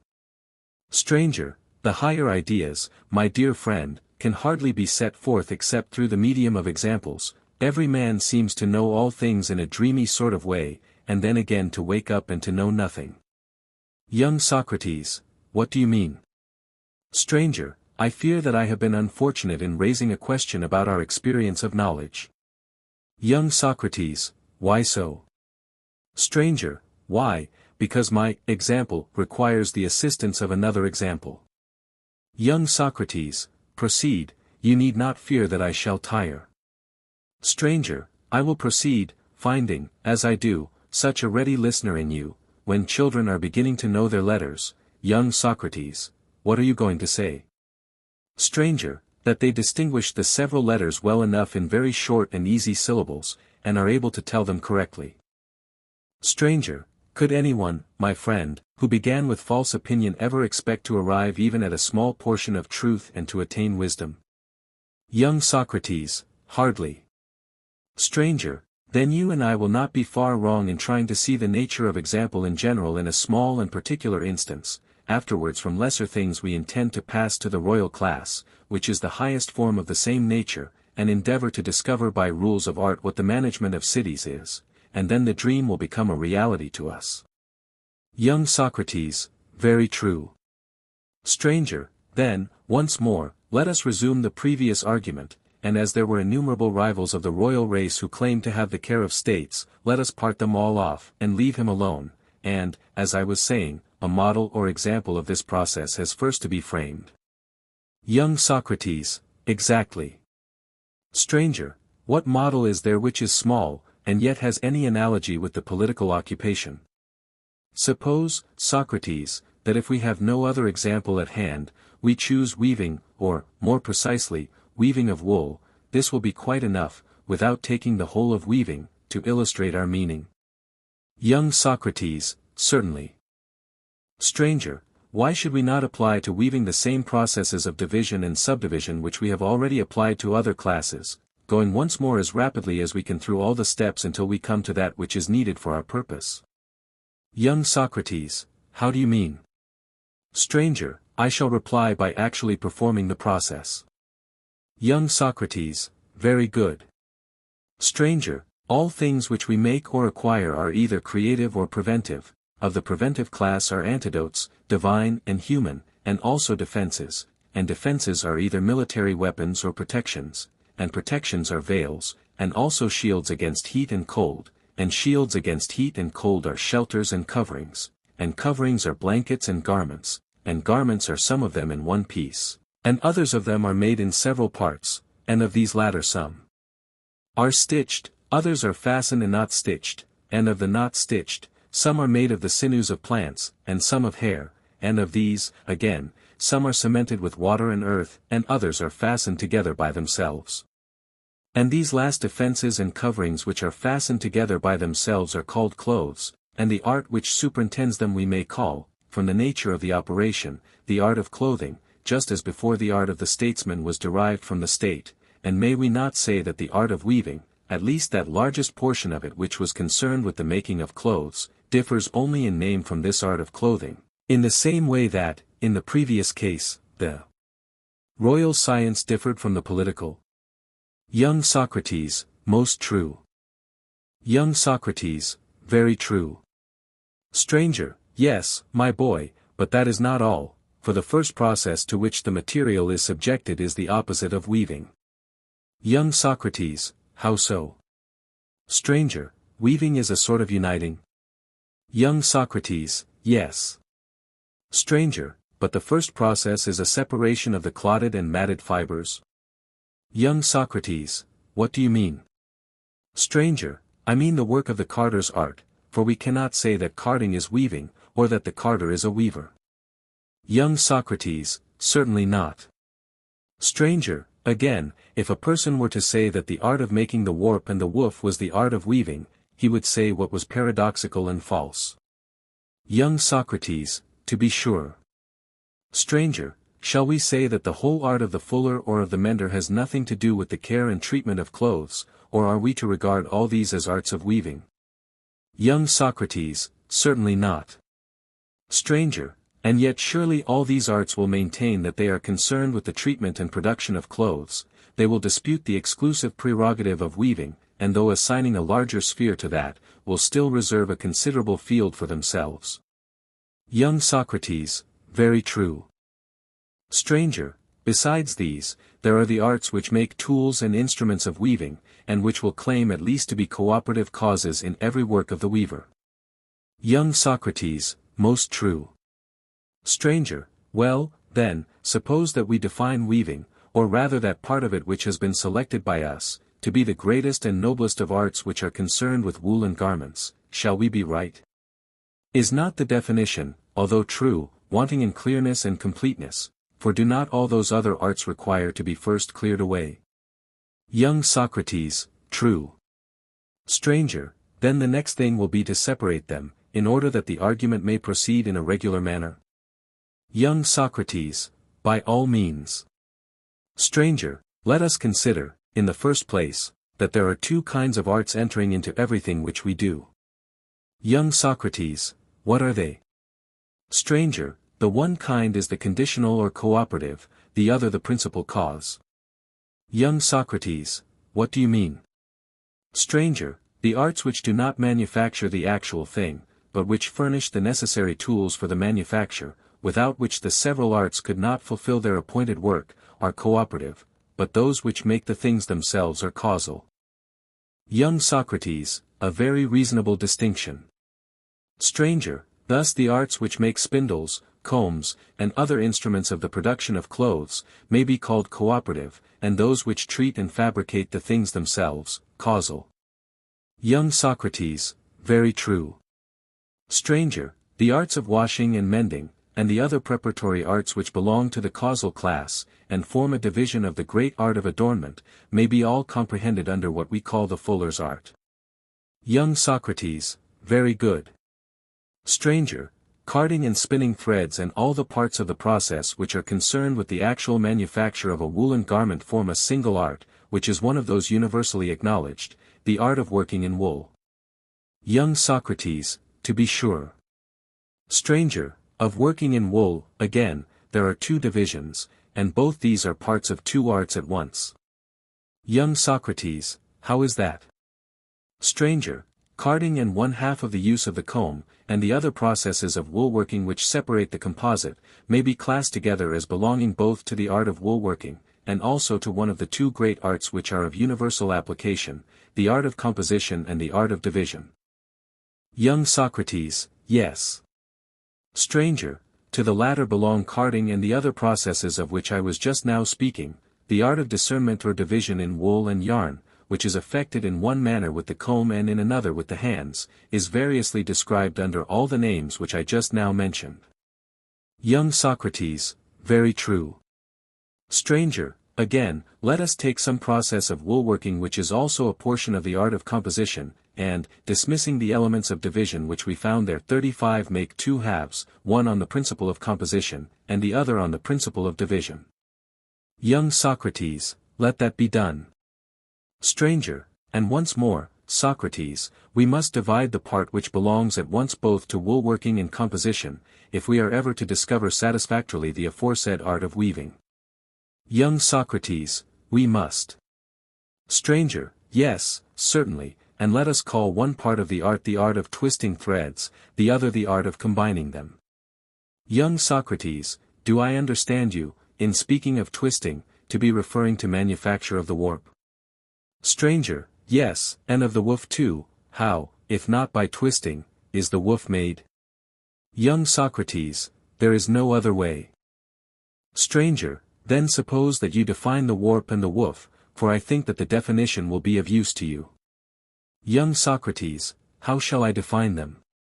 Stranger, as thus, a piece of carded wool which is drawn out lengthwise and breadthwise is said to be pulled out. Young Socrates, yes. Stranger, and the wool thus prepared, when twisted by the spindle, and made into a firm thread, is called the warp, and the art which regulates these operations the art of spinning the warp. Young Socrates, true. Stranger, and the threads which are more loosely spun, having a softness proportioned to the intertexture of the warp and to the degree of force used in dressing the cloth, the threads which are thus spun are called the woof, and the art which is set over them may be called the art of spinning the woof. Young Socrates, very true. Stranger, and, now, there can be no mistake about the nature of the part of weaving which we have undertaken to define. For when that part of the art of composition which is employed in the working of wool forms a web by the regular intertexture of warp and woof, the entire woven substance is called by us a woolen garment, and the art which presides over this is the art of weaving. Young Socrates, very true. Stranger, but why did we not say at once that weaving is the art of entwining warp and woof, instead of making a long and useless circuit? Young Socrates, I thought, stranger, that there was nothing useless in what was said.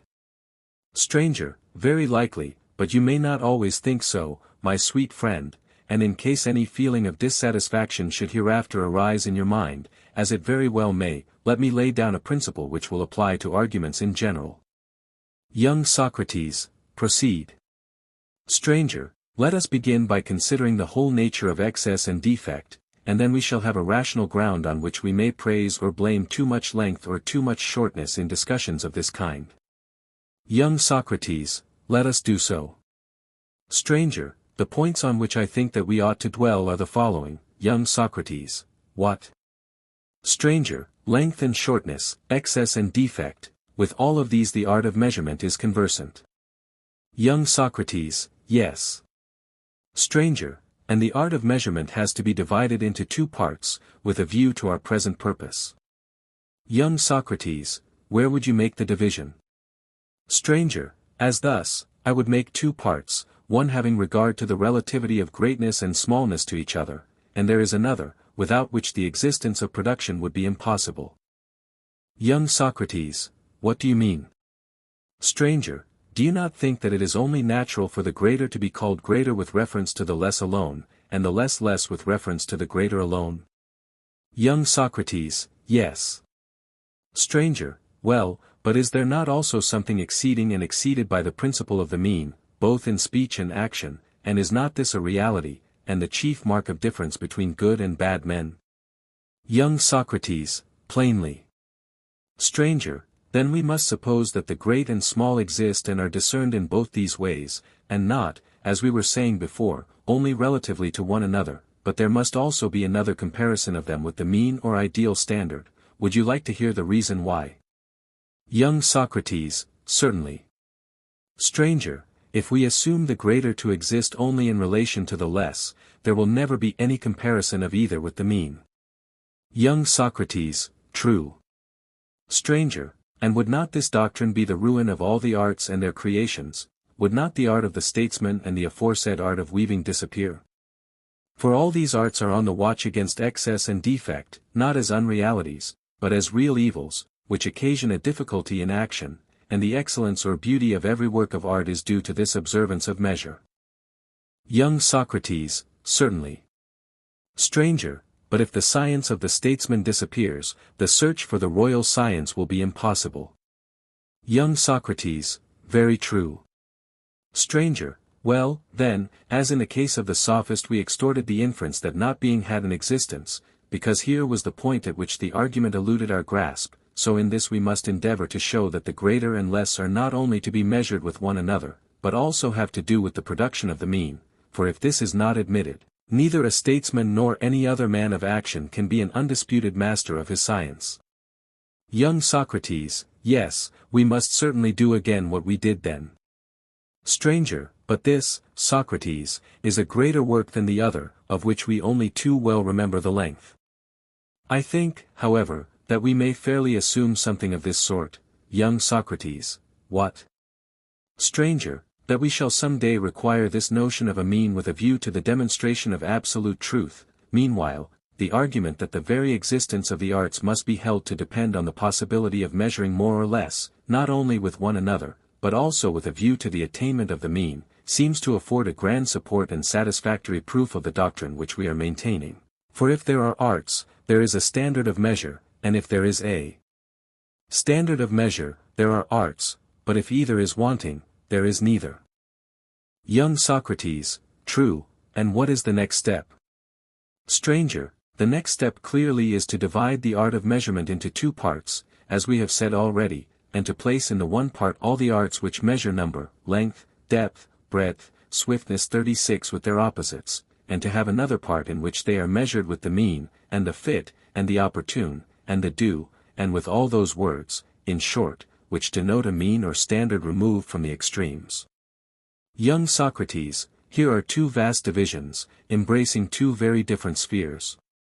Stranger, there are many accomplished men, Socrates, who say, believing themselves to speak wisely, that the art of measurement is universal, and has to do with all things. And this means what we are now saying, for all things which come within the province of art do certainly in some sense partake of measure. But these persons, because they are not accustomed to distinguish classes according to real forms, jumble together two widely different things, relation to one another, and to a standard, under the idea that they are the same, and also fall into the converse error of dividing other things not according to their real parts. Whereas the right way is, if a man has first seen the unity of things, to go on with the inquiry and not desist until he has found all the differences contained in it which form distinct classes. Nor again should he be able to rest contented with the manifold diversities which are seen in a multitude of things until he has comprehended all of them that have any affinity within the bounds of one similarity and embraced them within the reality of a single kind. But we have said enough on this head, and also of excess and defect. We have only to bear in mind that two divisions of the art of measurement have been discovered which are concerned with them, and not forget what they are. Young Socrates, we will not forget. Stranger, and now that this discussion is completed, let us go on to consider another question, which concerns not this argument only but the conduct of such arguments in general. Young Socrates, what is this new question? Stranger, take the case of a child who is engaged in learning his letters. When he is asked what letters make up a word, should we say that the question is intended to improve his grammatical knowledge of that particular word, or of all words? Young Socrates, clearly, in order that he may have a better knowledge of all words. I know that they were felt to be too long, and I reproached myself with this, fearing that they might be not only tedious but irrelevant, and all that I have now said is only designed to prevent the recurrence of any such disagreeables for the future. Young Socrates, very good. Will you proceed? Stranger, then I would like to observe that you and I, remembering what has been said, should praise or blame the length or shortness of discussions, not by comparing them with one another, but with what is fitting, having regard to the part of measurement, which, as we said, was to be borne in mind. Young Socrates, very true.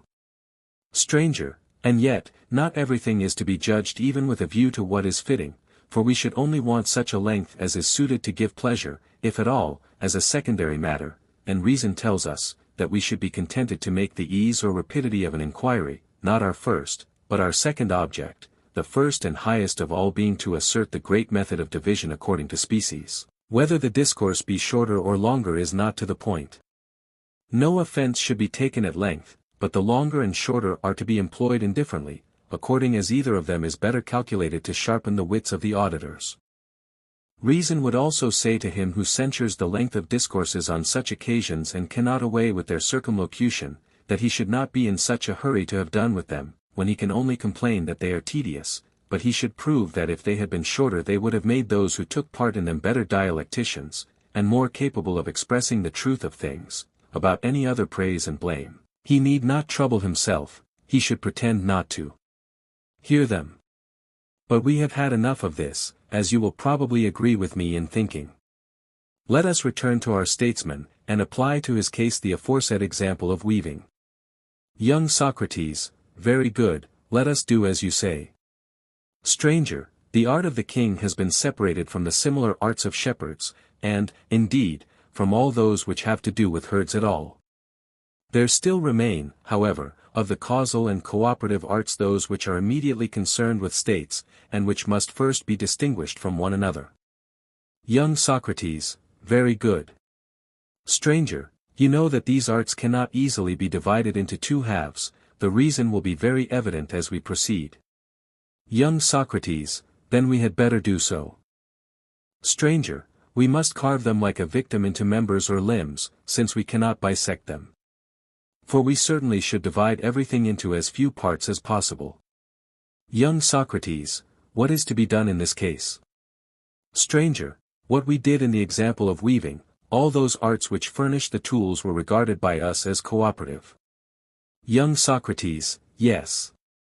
Stranger, so now, and with still more reason, all arts which make any implement in a state, whether great or small, may be regarded by us as cooperative, for without them neither state nor statesmanship would be possible, and yet we are not inclined to say that any of them is a product of the kingly art. Young Socrates, no, indeed. Stranger, the task of separating this class from others is not an easy one, for there is plausibility in saying that anything in the world is the instrument of doing something. But there is another class of possessions in a city, of which I have a word to say. Young Socrates, what class do you mean? Stranger, a class which may be described as not having this power, 37 that is to say, not like an instrument, framed for production, but designed for the preservation of that which is produced. Young Socrates, to what do you refer? Stranger, to the class of vessels, as they are comprehensively termed, which are constructed for the preservation of things moist and dry, of things prepared in the fire or out of the fire. This is a very large class, and has, if I am not mistaken, literally nothing to do with the royal art of which we are in search. Young Socrates, certainly not. Stranger, there is also a third class of possessions to be noted, different from these and very extensive, moving or resting on land or water, honorable and also dishonorable. The whole of this class has one name, because it is intended to be sat upon, being always a seat for something. Young Socrates, what is it? Stranger, a vehicle, which is certainly not the work of the statesman, but of the carpenter, potter, and coppersmith. Young Socrates, I understand. Stranger, and is there not a fourth class which is again different, and in which most of the things formerly mentioned are contained, every kind of dress, most sorts of arms, walls and enclosures, whether of earth or stone, and 10,000 other things?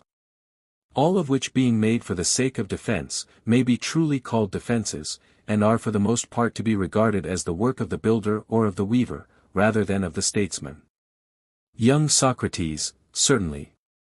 Stranger, shall we add a fifth class, of ornamentation and drawing, and of the imitations produced by drawing and music, which are designed for amusement only, and may be fairly comprehended under one name? Young Socrates, what is it? Stranger, plaything is the name. Young Socrates, certainly. Stranger, that one name may be fitly predicated of all of them, for none of these things have a serious purpose, amusement is their sole aim. Young Socrates, that again I understand. Stranger, then there is a class which provides materials for all these, out of which and in which the arts already mentioned fabricate their works. This manifold class, I say, which is the creation and offspring of many other arts, may I not rank sixth? Young Socrates, what do you mean? Stranger, I am referring to gold, silver, and other metals, and all that wood-cutting and shearing of every sort provides for the art of carpentry and plating, and there is the process of barking and stripping the cuticle of plants, and the currier's art, which strips off the skins of animals, and other similar arts which manufacture corks and papyri and cords, and provide for the manufacture of composite species out of simple kinds. The whole class may be termed the primitive and simple possession of man, and with this the kingly science has no concern at all. Young Socrates, true. Stranger, the provision of food and of all other things which mingle their particles with the particles of the human body, and minister to the body, will form a seventh class, which may be called by the general term of nourishment, unless you have any better name to offer. This, however, appertains rather to the husbandman, huntsman, trainer, doctor, cook, and is not to be assigned to the statesman's art. Young Socrates, certainly not. Stranger, these 7 classes include nearly every description of property, with the exception of tame animals. Consider, there was the original material, which ought to have been placed first, next come instruments, vessels, vehicles, defenses, playthings, nourishment, small things, which may be included under one of these, as for example, coins, seals and stamps, are omitted, for they have not in them the character of any larger kind which includes them, but some of them may, with a little forcing, be placed among ornaments, and others may be made to harmonize with the class of implements. The art of herding, which has been already divided into parts, will include all property in tame animals, except slaves. Young Socrates, very true. Stranger, the class of slaves and ministers only remains, and I suspect that in this the real aspirants for the throne, who are the rivals of the king in the formation of the political web, will be discovered, just as spinners, carters, and the rest of them, were the rivals of the weaver. All the others, who were termed cooperators, have been got rid of among the occupations already mentioned, and separated from the royal and political science. Young Socrates, I agree. Stranger, let us go a little nearer, in order that we may be more certain of the complexion of this remaining class. Young Socrates, let us do so. Stranger, we shall find from our present point of view that the greatest servants are in a case and condition which is the reverse of what we anticipated. Young Socrates, who are they? Stranger, those who have been purchased, and have so become possessions, these are unmistakably slaves, and certainly do not claim royal science. Young Socrates, certainly not.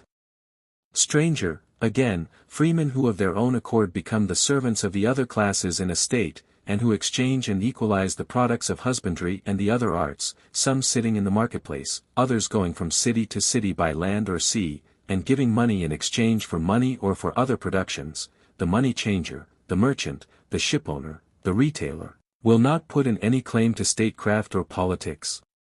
Young Socrates, no, unless, indeed, to the politics of commerce.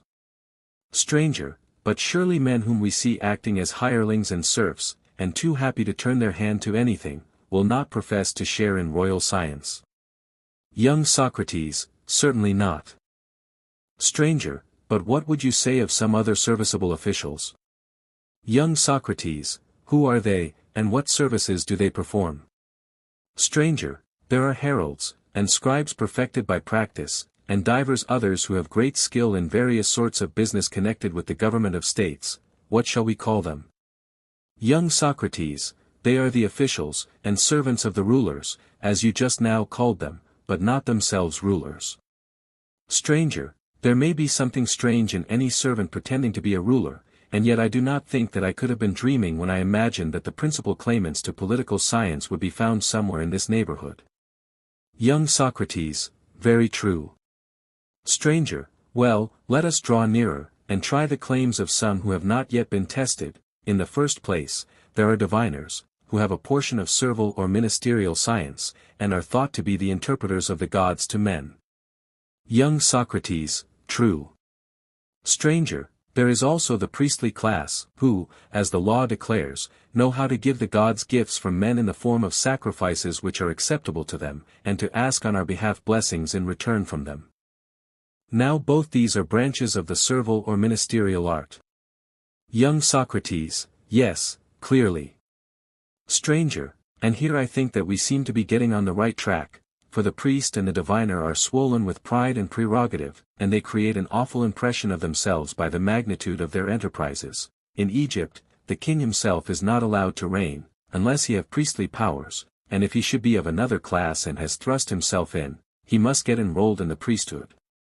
In many parts of Hellas, the duty of offering the most solemn propitiatory sacrifices is assigned to the highest magistracies, and here, at Athens, the most solemn and national of the ancient sacrifices are supposed to be celebrated by him who has been chosen by lot to be the king archon. Young Socrates, precisely. Stranger, but who are these other kings and priests elected by lot who now come into view followed by their retainers and a vast throng, as the former class disappears and the scene changes? Young Socrates, whom can you mean? Stranger, they are a strange crew. Young Socrates, why strange? Stranger, a minute ago I thought that they were animals of every tribe, for many of them are like lions and centaurs, and many more like satyrs and such weak and shifty creatures, protean shapes quickly changing into one another's forms and natures, and now, Socrates, I begin to see who they are. Young Socrates, who are they? You seem to be gazing on some strange vision. Stranger, yes, everyone looks strange when you do not know him, and just now I myself fell into this mistake. At first sight, coming suddenly upon him, I did not recognize the politician and his troop. Young Socrates, who is he? Stranger, the chief of sophists and most accomplished of wizards, who must at any cost be separated from the true king or statesman, if we are ever to see daylight in the present inquiry. Young Socrates, that is a hope not lightly to be renounced. Stranger, never, if I can help it, and, first, let me ask you a question. Young Socrates, what? Stranger, is not monarchy a recognized form of government? Young Socrates, yes. Stranger, and, after monarchy, next in order comes the government of the few? Young Socrates, of course. Stranger, is not the third form of government the rule of the multitude, which is called by the name of democracy? Young Socrates, certainly. Stranger, and do not these three expand in a manner into five, producing out of themselves two other names? Young Socrates, what are they? Young Socrates, what are they? Stranger, there is a criterion of voluntary and involuntary, poverty and riches, law and the absence of law, which men nowadays apply to them. The two first they subdivide accordingly, and ascribe to monarchy two forms and two corresponding names, royalty and tyranny. Young Socrates, very true. Stranger, and the government of the few they distinguish by the names of aristocracy and oligarchy. Young Socrates, certainly. Stranger, democracy alone, whether rigidly observing the laws or not, and whether the multitude rule over the men of property with their consent or against their consent, always in ordinary language has the same name. Young Socrates, true. Stranger, but do you suppose that any form of government which is defined by these characteristics of the one, the few, or the many, of poverty or wealth, of voluntary or compulsory submission, of written law or the absence of law, can be a right one? Young Socrates, why not? Stranger, reflect, and follow me. Young Socrates, in what direction? Stranger, shall we abide by what we said at first, or shall we retract our words? Young Socrates, to what do you refer? Stranger, if I am not mistaken, we said that royal power was a science. Young Socrates, yes. Stranger, and a science of a peculiar kind, which was selected out of the rest as having a character which is at once judicial and authoritative. Young Socrates, yes. Stranger, and there was one kind of authority over lifeless things and another other living animals, and so we proceeded in the division step by step up to this point, not losing the idea of science, but unable as yet to determine the nature of the particular science. Young Socrates, true. Stranger, hence we are led to observe that the distinguishing principle of the state cannot be the few or many, the voluntary or involuntary, poverty or riches, but some notion of science must enter into it, if we are to be consistent with what has preceded. Young Socrates, and we must be consistent. Stranger, well, then, in which of these various forms of states may the science of government, which is among the greatest of all sciences and most difficult to acquire, be supposed to reside? That we must discover, and then we shall see who are the false politicians who pretend to be politicians but are not, although they persuade many, and shall separate them from the wise king. Young Socrates, that, as the argument has already intimated, will be our duty. Stranger, do you think that the multitude in a state can attain political science? Young Socrates, impossible. Stranger, but, perhaps, in a city of 1,000 men, there would be 100, or say 50, who could. Young Socrates, in that case political science would certainly be the easiest of all sciences. There could not be found in a city of that number as many really first-rate draught players, if judged by the standard of the rest of Hellas, and there would certainly not be as many kings. For kings we may truly call those who possess royal science, whether they rule or not, as was shown in the previous argument. Stranger, thank you for reminding me, and the consequence is that any true form of government can only be supposed to be the government of one, two, or, at any rate, of a few.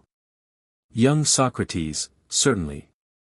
Stranger, and these, whether they rule with the will, or against the will, of their subjects, with written laws or without written laws, and whether they are poor or rich, and whatever be the nature of their rule, must be supposed, according to our present view, to rule on some scientific principle, just as the physician, whether he cures us against our will or with our will, and whatever be his mode of treatment, incision, burning, or the infliction of some other pain, whether he practices out of a book or not out of a book, and whether he be rich or poor, whether he purges or reduces in some other way, or even fattens his patients, is a physician all the same, so long as he exercises authority over them according to rules of art, if he only does them good and heals and saves them. And this we lay down to be the only proper test of the art of medicine, or of any other art of command. Young Socrates, quite true. Stranger, then that can be the only true form of government in which the governors are really found to possess science, and are not mere pretenders, whether they rule according to law or without law, over willing or unwilling subjects, and are rich or poor themselves. None of these things can with any propriety be included in the notion of the ruler. Young Socrates, true. Stranger, and whether with a view to the public good they purge the state by killing some, or exiling some, whether they reduce the size of the body corporate by sending out from the hive swarms of citizens, or, by introducing persons from without, increase it, while they act according to the rules of wisdom and justice, and use their power with a view to the general security and improvement, the city over which they rule, and which has these characteristics, may be described as the only true state. All other governments are not genuine or real, but only imitations of this, and some of them are better and some of them are worse. The better are said to be well governed, but they are mere imitations like the others. Young Socrates, I agree, stranger, in the greater part of what you say, but as to their ruling without laws, the expression has a harsh sound. Stranger, you have been too quick for me, Socrates. I was just going to ask you whether you objected to any of my statements. And now I see that we shall have to consider this notion of there being good government without laws. Young Socrates, certainly. Stranger, there can be no doubt that legislation is in a manner the business of a king, and yet the best thing of all is not that the law should rule, but that a man should rule supposing him to have wisdom and royal power. Do you see why this is? Young Socrates, why? Stranger, because the law does not perfectly comprehend what is noblest and most just for all and therefore cannot enforce what is best. The differences of men and actions, and the endless irregular movements of human things, do not admit of any universal and simple rule. And no art whatsoever can lay down a rule which will last for all time. Young Socrates, of course not. Stranger, but the law is always striving to make one, like an obstinate and ignorant tyrant, who will not allow anything to be done contrary to his appointment, or any question to be asked, not even in sudden changes of circumstances, when something happens to be better than what he commanded for someone. Young Socrates, certainly, the law treats us all precisely in the manner which you describe. Stranger, a perfectly simple principle can never be applied to a state of things which is the reverse of simple. Young Socrates, true. Stranger, then if the law is not the perfection of right, why are we compelled to make laws at all? The reason of this has next to be investigated. Young Socrates, certainly. Stranger, let me ask, whether you have not meetings for gymnastic contests in your city, such as there are in other cities, at which men compete in running, wrestling, and the like. Young Socrates, yes, they are very common among us. Stranger, and what are the rules which are enforced on their pupils by professional trainers or by others having similar authority? Can you remember? Young Socrates, to what do you refer? Stranger, the training masters do not issue minute rules for individuals, or give every individual what is exactly suited to his constitution. They think that they ought to go more roughly to work, and to prescribe generally the regimen which will benefit the majority. Young Socrates, very true. Stranger, And therefore they assign equal amounts of exercise to them all, they send them forth together, and let them rest together from their running, wrestling, or whatever the form of bodily exercise may be. Young Socrates, true. Stranger, and now observe that the legislator who has to preside over the herd, and to enforce justice in their dealings with one another, will not be able, in enacting for the general good, to provide exactly what is suitable for each particular case. Young Socrates, he cannot be expected to do so. Stranger, he will lay down laws in a general form for the majority, roughly meeting the cases of individuals, and some of them he will deliver in writing, and others will be unwritten, and these last will be traditional customs of the country. Young Socrates, he will be right. Stranger, yes, quite right, for how can he sit at every man's side all through his life, prescribing for him the exact particulars of his duty? Who, Socrates, would be equal to such a task? No one who really had the royal science, if he had been able to do this, would have imposed upon himself the restriction of a written law. Young Socrates, so I should infer from what has now been said. Stranger, or rather, my good friend, from what is going to be said. Young Socrates, and what is that?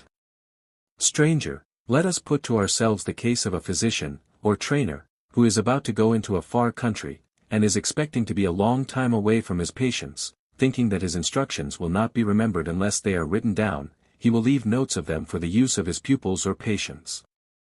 Young Socrates, true.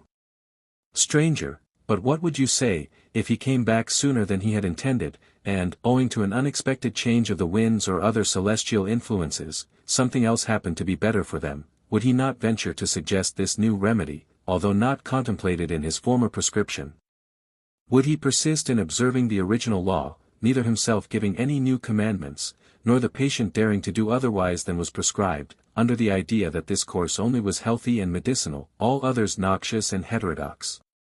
Viewed in the light of science and true art, would not all such enactments be utterly ridiculous? Young Socrates, utterly. Stranger, and if he who gave laws, written or unwritten, determining what was good or bad, honorable or dishonorable, just or unjust, to the tribes of men who flock together in their several cities, and are governed in accordance with them, if, I say, the wise legislator were suddenly to come again, or another like to him, is he to be prohibited from changing them? Would not this prohibition be in reality quite as ridiculous as the other? Young Socrates, certainly. Stranger, do you know a plausible saying of the common people which is in point? Young Socrates, I do not recall what you mean at the moment. Young Socrates, very true. Stranger, and shall we say that the violence, if exercised by a rich man, is just, and if by a poor man, unjust? May not any man, rich or poor, with or without laws, with the will of the citizens or against the will of the citizens, do what is for their interest? Is not this the true principle of government, according to which the wise and good man will order the affairs of his subjects? As the pilot, by watching continually over the interests of the ship and of the crew, not by laying down rules, but by making his art a law, preserves the lives of his fellow sailors, even so, and in the selfsame way, may there not be a true form of polity created by those who are able to govern in a similar spirit, and who show a strength of art which is superior to the law? Nor can wise rulers ever err while they, observing the one great rule of distributing justice to the citizens with intelligence and skill, are able to preserve them, and, as far as may be, to make them better from being worse. Young Socrates, no one can deny what has been now said. Stranger, neither, if you consider, can anyone deny the other statement. Young Socrates, what was it? Stranger, we said that no great number of persons, whoever they may be, can attain political knowledge, or order a state wisely, but that the true government is to be found in a small body, or in an individual, and that other states are but imitations of this, as we said a little while ago, some for the better and some for the worse. Young Socrates, what do you mean? I cannot have understood your previous remark about imitations.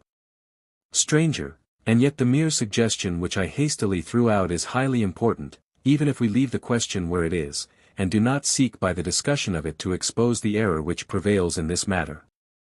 Young Socrates, what do you mean?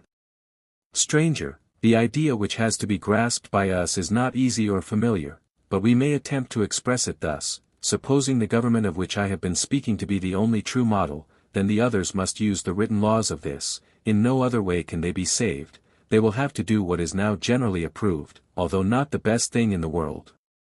Young Socrates, what is this?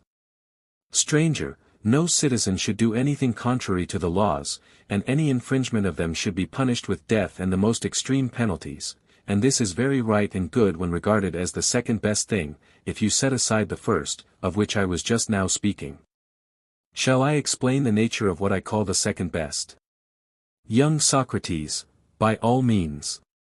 Stranger, I must again have recourse to my favorite images. Through them, and them alone, can I describe kings and rulers. Young Socrates, what images? Stranger, the noble pilot and the wise physician, who is worth many another man. In the similitude of these let us endeavor to discover some image of the king. Young Socrates, what sort of an image? Stranger, well, such as this: every man will reflect that he suffers strange things at the hands of both of them. The physician saves any whom he wishes to save, and any whom he wishes to maltreat he maltreats, cutting or burning them, and at the same time requiring them to bring him payments, which are a sort of tribute, of which little or nothing is spent upon the sick man, and the greater part is consumed by him and his domestics, and the finale is that he receives money from the relations of the sick man or from some enemy of his, and puts him out of the way. And the pilots of ships are guilty of numberless evil deeds of the same kind. They intentionally play false and leave you ashore when the hour of sailing arrives, or they cause mishaps at sea and cast away their freight, and are guilty of other rogueries. Now suppose that we, bearing all this in mind, were to determine, after consideration, that neither of these arts shall any longer be allowed to exercise absolute control either over freemen or over slaves, but that we will summon an assembly either of all the people, or of the rich only, that anybody who likes, whatever may be his calling, or even if he have no calling, may offer an opinion either about seamanship or about diseases, whether as to the manner in which physic or surgical instruments are to be applied to the patient, or again about the vessels and the nautical implements which are required in navigation, and how to meet the dangers of winds and waves which are incidental to the voyage, how to behave when encountering pirates, and what is to be done with the old-fashioned galleys, if they have to fight with others of a similar build, and that, whatever shall be decreed by the multitude on these points, upon the advice of persons skilled or unskilled, shall be written down on triangular tablets and columns, or enacted although unwritten to be national customs, and that in all future time vessels shall be navigated and remedies administered to the patient after this fashion. Young Socrates, what a strange notion! Stranger, suppose further, that the pilots and physicians are appointed annually, either out of the rich, or out of the whole people, and that they are elected by lot, and that after their election they navigate vessels and heal the sick according to the written rules. Young Socrates, worse and worse. Stranger, but hear what follows: when the year of office has expired, the pilot or physician has to come before a court of review, in which the judges are either selected from the wealthy classes or chosen by lot out of the whole people, and anybody who pleases may be their accuser, and may lay to their charge that during the past year they have not navigated their vessels or healed their patients according to the letter of the law and the ancient customs of their ancestors, and if either of them is condemned, some of the judges must fix what he is to suffer or pay. Young Socrates, he who is willing to take a command under such conditions, deserves to suffer any penalty.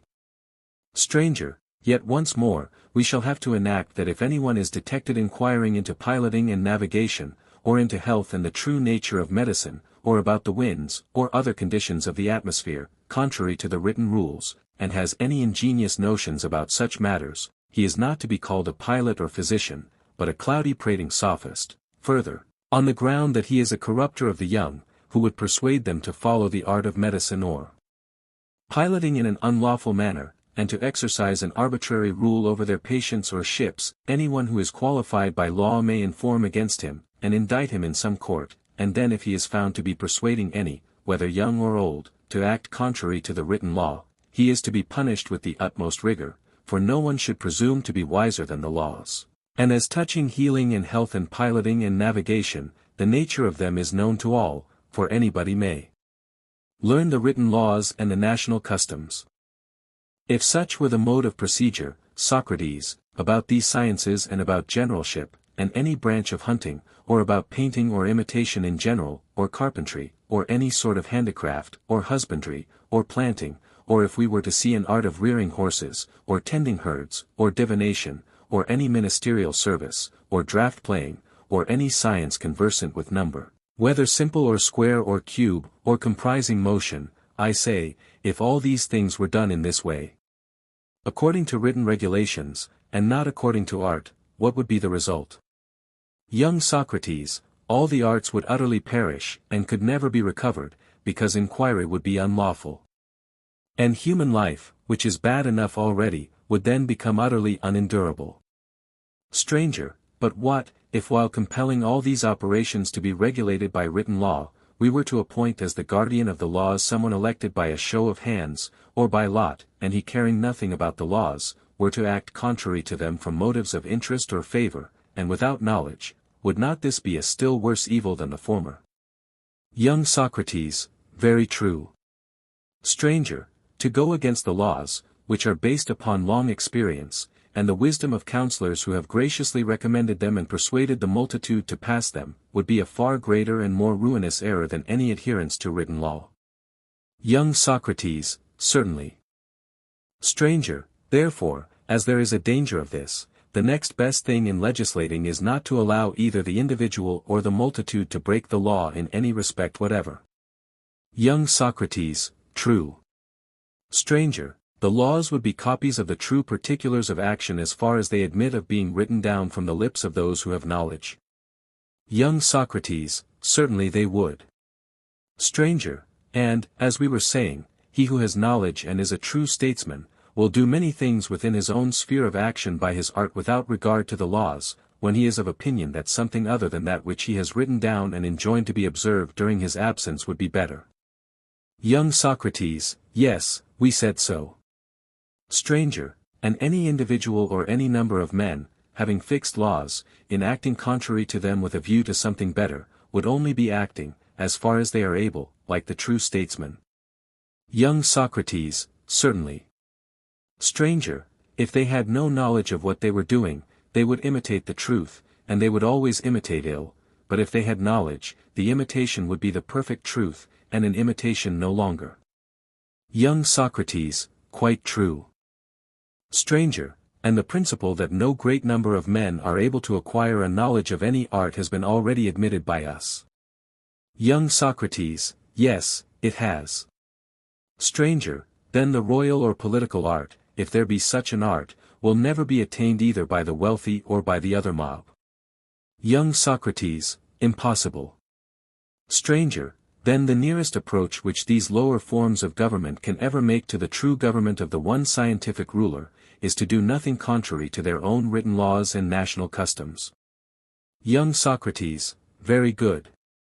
Stranger, when the rich imitate the true form, such a government is called aristocracy, and when they are regardless of the laws, oligarchy. Young Socrates, true. Stranger, or again, when an individual rules according to law in imitation of him who knows, we call him a king, and if he rules according to law, we give him the same name, whether he rules with opinion or with knowledge.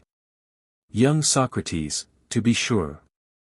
Stranger, and when an individual truly possessing knowledge rules, his name will surely be the same, he will be called a king, and thus the 5 names of governments, as they are now reckoned, become one. Young Socrates, that is true. Stranger, and when an individual ruler governs neither by law nor by custom, but following in the steps of the true man of science pretends that he can only act for the best by violating the laws, while in reality appetite and ignorance are the motives of the imitation, may not such an one be called a tyrant? Young Socrates, certainly. Stranger, and this we believe to be the origin of the tyrant and the king, of oligarchies, and aristocracies, and democracies, because men are offended at the one monarch, and can never be made to believe that anyone can be worthy of such authority, or is able and willing in the spirit of virtue and knowledge to act justly and holily to all. They fancy that he will be a despot who will wrong and harm and slay whom he pleases of us, for if there could be such a despot as we describe, they would. Acknowledge that we ought to be too glad to have him, and that he alone would be the happy ruler of a true and perfect state. Young Socrates, to be sure. Stranger, but then, as the state is not like a beehive, and has no natural head who is at once recognized to be the superior both in body and in mind, mankind are obliged to meet and make laws, and endeavor to approach as nearly as they can to the true form of government. Young Socrates, true.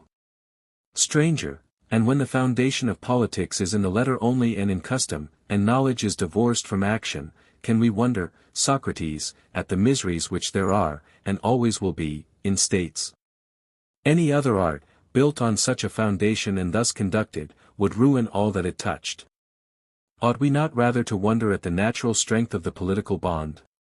For states have endured all this, time out of mind, and yet some of them still remain and are not overthrown, though many of them, like ships at sea, founder from time to time, and perish and have perished and will hereafter perish, through the badness of their pilots and crews, who have the worst sort of ignorance of the highest truths, I mean to say, that they are wholly unacquainted with politics, of which, above all other sciences, they believe themselves to have acquired the most perfect knowledge. Young Socrates, very true. Stranger, then the question arises, which of these untrue forms of government is the least oppressive to their subjects, though they are all oppressive, and which is the worst of them? Here is a consideration which is beside our present purpose, and yet having regard to the whole it seems to influence all our actions, we must examine it. Young Socrates, yes, we must. Stranger, you may say that of the three forms, the same is at once the hardest and the easiest. Young Socrates, what do you mean? Stranger, I am speaking of the three forms of government, which I mentioned at the beginning of this discussion, monarchy, the rule of the few, and the rule of the many. Young Socrates, true. Stranger, if we divide each of these we shall have 6, from which the true one may be distinguished as a 7th. Young Socrates, how would you make the division? Stranger, monarchy divides into royalty and tyranny, the rule of the few into aristocracy, which has an auspicious name, and oligarchy, and democracy or the rule of the many, which before was one, must now be divided. Young Socrates, on what principle of division? Stranger, on the same principle as before, although the name is now discovered to have a twofold meaning. For the distinction of ruling with law or without law, applies to this as well as to the rest. Young Socrates, yes. Stranger, the division made no difference when we were looking for the perfect state, as we showed before. But now that this has been separated off, and, as we said, the others alone are left for us, the principle of law and the absence of law will bisect them all. Young Socrates, that would seem to follow, from what has been said. Stranger, then monarchy, when bound by good prescriptions or laws, is the best of all the 6, and when lawless is the most bitter and oppressive to the subject.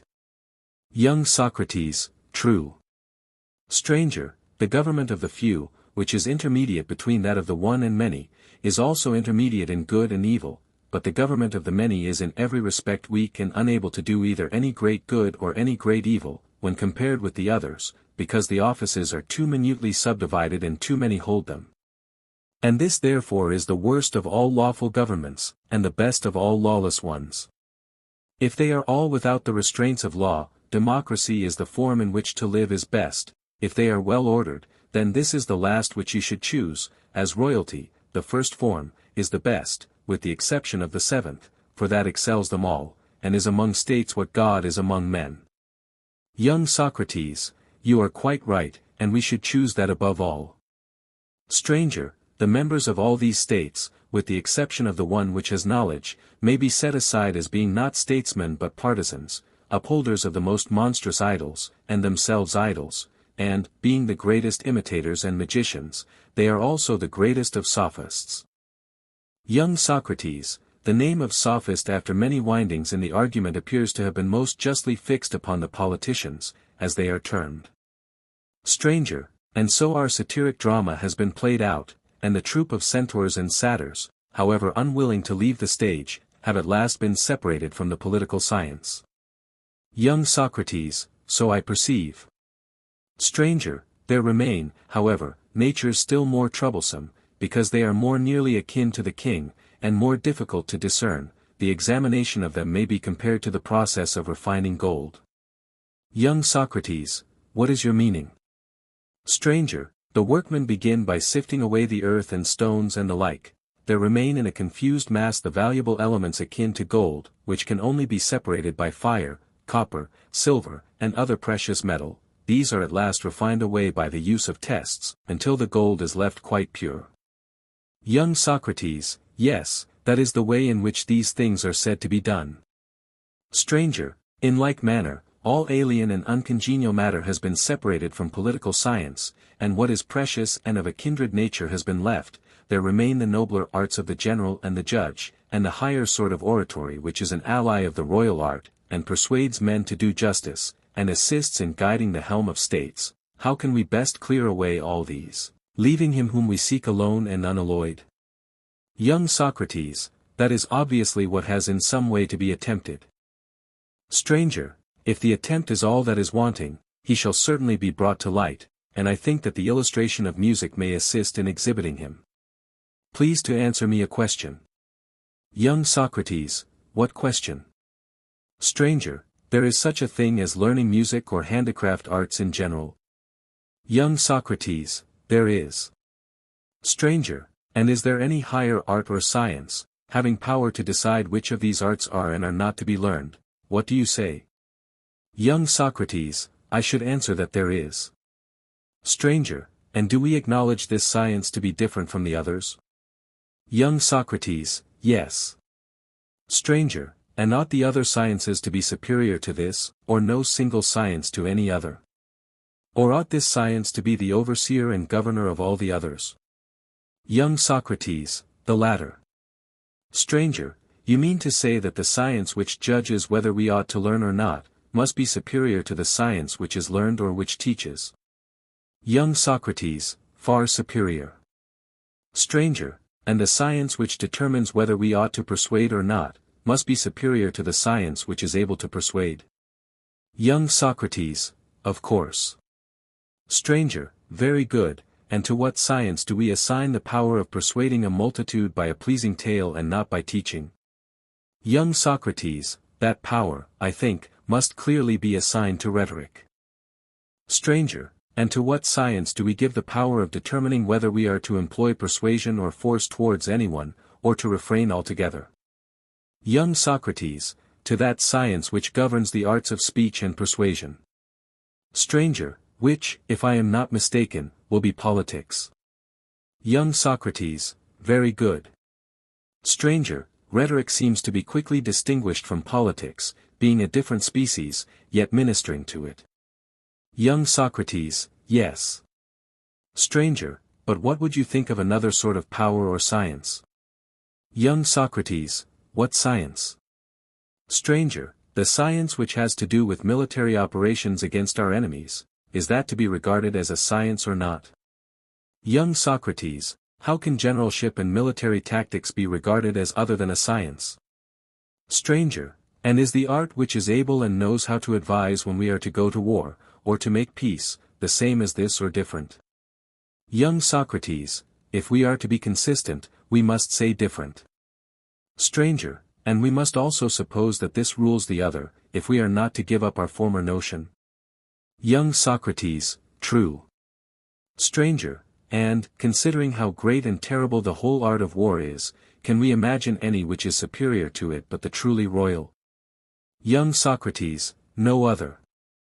Stranger, the art of the general is only ministerial, and therefore not political. Young Socrates, exactly. Stranger, once more let us consider the nature of the righteous judge. Young Socrates, very good. Stranger, does he do anything but decide the dealings of men with one another to be just or unjust in accordance with the standard which he receives from the king and legislator, showing his own peculiar virtue only in this, that he is not perverted by gifts, or fears, or pity, or by any sort of favor or enmity, into deciding the suits of men with one another contrary to the appointment of the legislator? Young Socrates, no, his office is such as you describe. Stranger, then the inference is that the power of the judge is not royal, but only the power of a guardian of the law which ministers to the royal power. Young Socrates, true. Stranger, the review of all these sciences shows that none of them is political or royal. For the truly royal ought not itself to act, but to rule over those who are able to act. The king ought to know what is and what is not a fitting opportunity for taking the initiative in matters of the greatest importance, whilst others should execute his orders. Young Socrates, true. Stranger, and, therefore, the arts which we have described, as they have no authority over themselves or one another, but are each of them concerned with some special action of their own, have, as they ought to have, special names corresponding to their several actions. Young Socrates, I agree. Stranger, and the science which is over them all, and has charge of the laws, and of all matters affecting the state, and truly weaves them all into one, if we would describe under a name characteristic of their common nature, most truly we may call politics. Young Socrates, exactly so. Stranger, then, now that we have discovered the various classes in a state, shall I analyze politics after the pattern which weaving supplied? Young Socrates, I greatly wish that you would. Stranger, then I must describe the nature of the royal web, and show how the various threads are woven into one piece. Young Socrates, clearly. Stranger, a task has to be accomplished, which, although difficult, appears to be necessary. Young Socrates, certainly the attempt must be made. Stranger, to assume that one part of virtue differs in kind from another, is a position easily assailable by contentious disputants, who appeal to popular opinion. Young Socrates, I do not understand. Stranger, let me put the matter in another way. I suppose that you would consider courage to be a part of virtue? Young Socrates, certainly I should. Stranger, and you would think temperance to be different from courage, and likewise to be a part of virtue? Young Socrates, true. Stranger, I shall venture to put forward a strange theory about them. Young Socrates, what is it? Stranger, that they are two principles which thoroughly hate one another and are antagonistic throughout a great part of nature. Young Socrates, how singular. Stranger, yes, very, for all the parts of virtue are commonly said to be friendly to one another. Young Socrates, yes. Stranger, then let us carefully investigate whether this is universally true, or whether there are not parts of virtue which are at war with their kindred in some respect. Young Socrates, tell me how we shall consider that question. Stranger, we must extend our inquiry to all those things which we consider beautiful and at the same time place in two opposite classes. Young Socrates, explain, what are they? Stranger, acuteness and quickness, whether in body or soul or in the movement of sound, and the imitations of them which painting and music supply. You must have praised yourself before now, or been present when others praised them. Young Socrates, certainly. Stranger, and do you remember the terms in which they are praised? Young Socrates, I do not. Stranger, I wonder whether I can explain to you in words the thought which is passing in my mind. Young Socrates, why not? Stranger, you fancy that this is all so easy. Well, let us consider these notions with reference to the opposite classes of action under which they fall. When we praise quickness and energy and acuteness, whether of mind or body or sound, we express our praise of the quality which we admire by one word, and that one word is manliness or courage. Young Socrates, how? Stranger, we speak of an action as energetic and brave, quick and manly, and vigorous too, and when we apply the name of which I speak as the common attribute of all these natures, we certainly praise them. Young Socrates, true. Stranger, and do we not often praise the quiet strain of action also? Young Socrates, to be sure. Stranger, and do we not then say the opposite of what we said of the other? Young Socrates, how do you mean? Stranger, we exclaim how calm, how temperate. In admiration of the slow and quiet working of the intellect, and of steadiness and gentleness in action, of smoothness and depth of voice, and of all rhythmical movement and of music in general, when these have a proper solemnity. Of all such actions we predicate not courage, but a name indicative of order. Young Socrates, very true. Stranger, but when, on the other hand, either of these is out of place, the names of either are changed into terms of censure. Young Socrates, how so? Stranger, too great sharpness or quickness or hardness is termed violence or madness, too great slowness or gentleness is called cowardice or sluggishness, and we may observe, that for the most part these qualities, and the temperance and manliness of the opposite characters, are arrayed as enemies on opposite sides, and do not mingle with one another in their respective actions, and if we pursue the inquiry, we shall find that men who have these different qualities of mind differ from one another. Young Socrates, in what respect? Stranger, in respect of all the qualities which I mentioned, and very likely of many others. According to their respective affinities to either class of actions they distribute praise and blame, praise to the actions which are akin to their own, blame to those of the opposite party, and out of this many quarrels and occasions of quarrel arise among them. Young Socrates, true. Stranger, the difference between the two classes is often a trivial concern, but in a state, and when affecting really important matters, becomes of all disorders the most hateful. Young Socrates, to what do you refer? Stranger, to nothing short of the whole regulation of human life.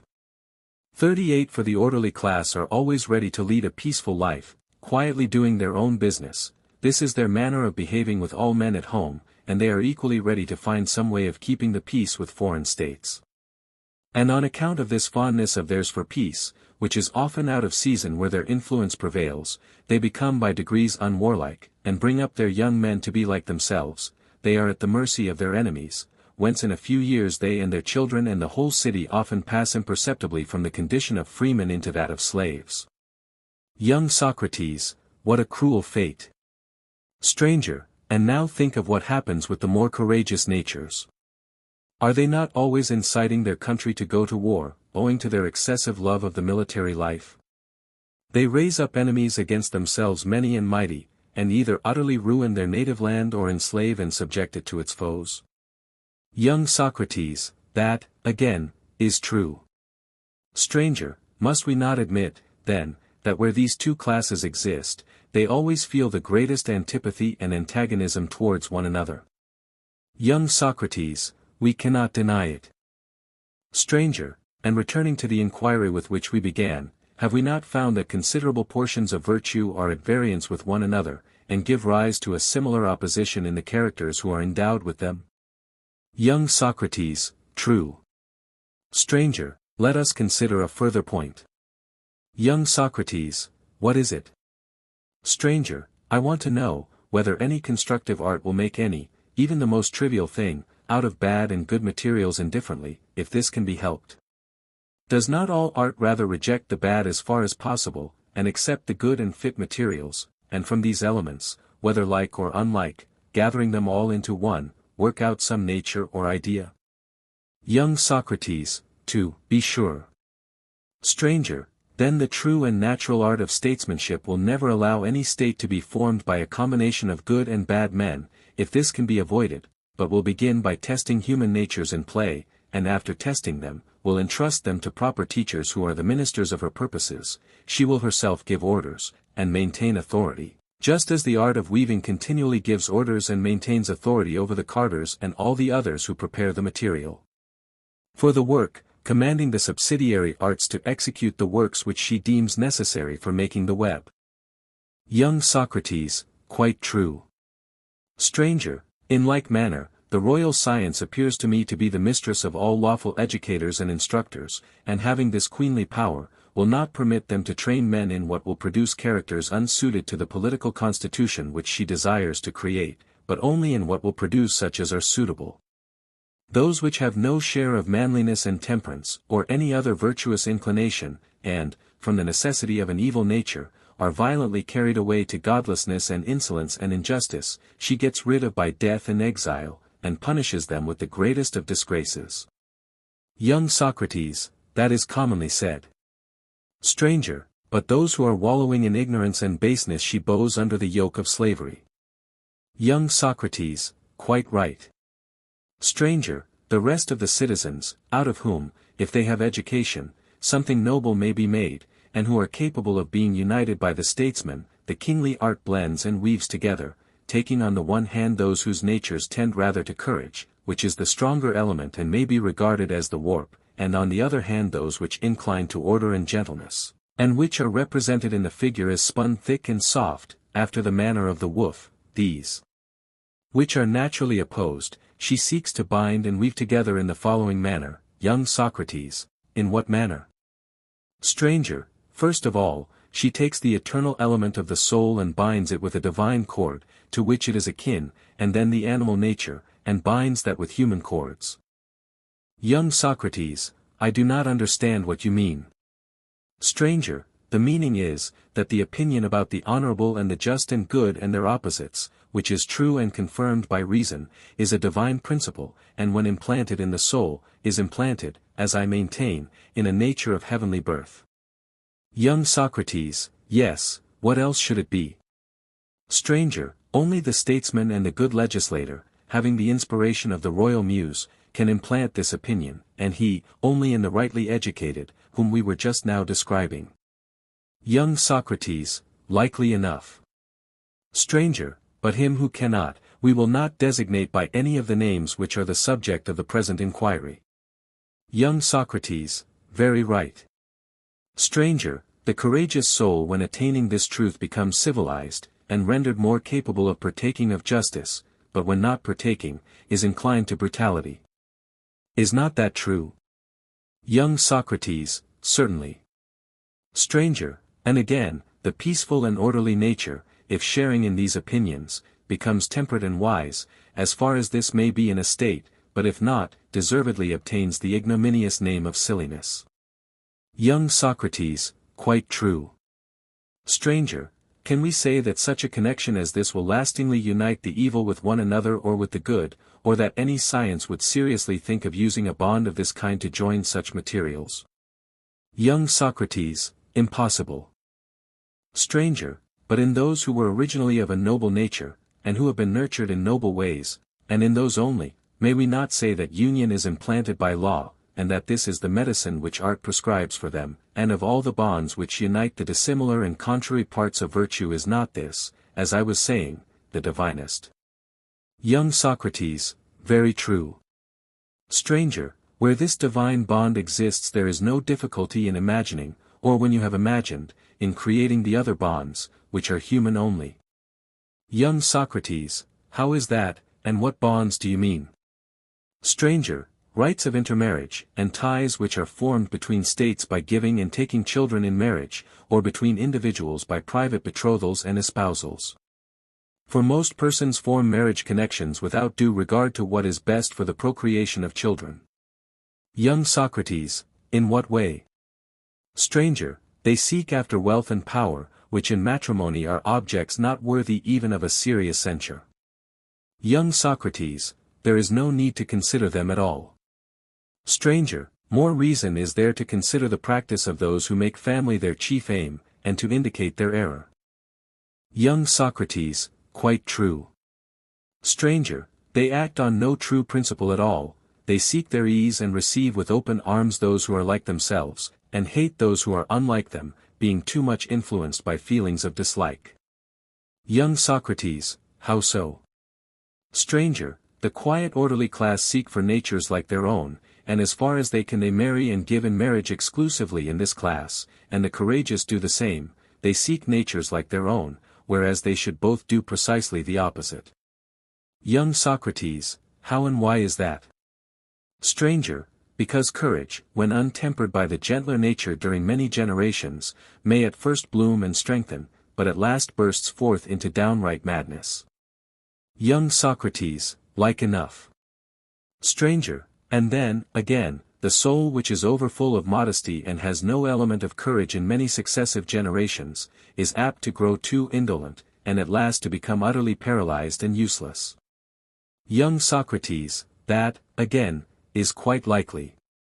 Stranger, it was of these bonds I said that there would be no difficulty in creating them, if only both classes originally held the same opinion about the honorable and good. Indeed, in this single work, the whole process of royal weaving is comprised, never to allow temperate natures to be separated from the brave, but to weave them together, like the warp and the woof, by common sentiments and honors and reputation, and by the giving of pledges to one another, and out of them forming one smooth and even web, to entrust to them the offices of state.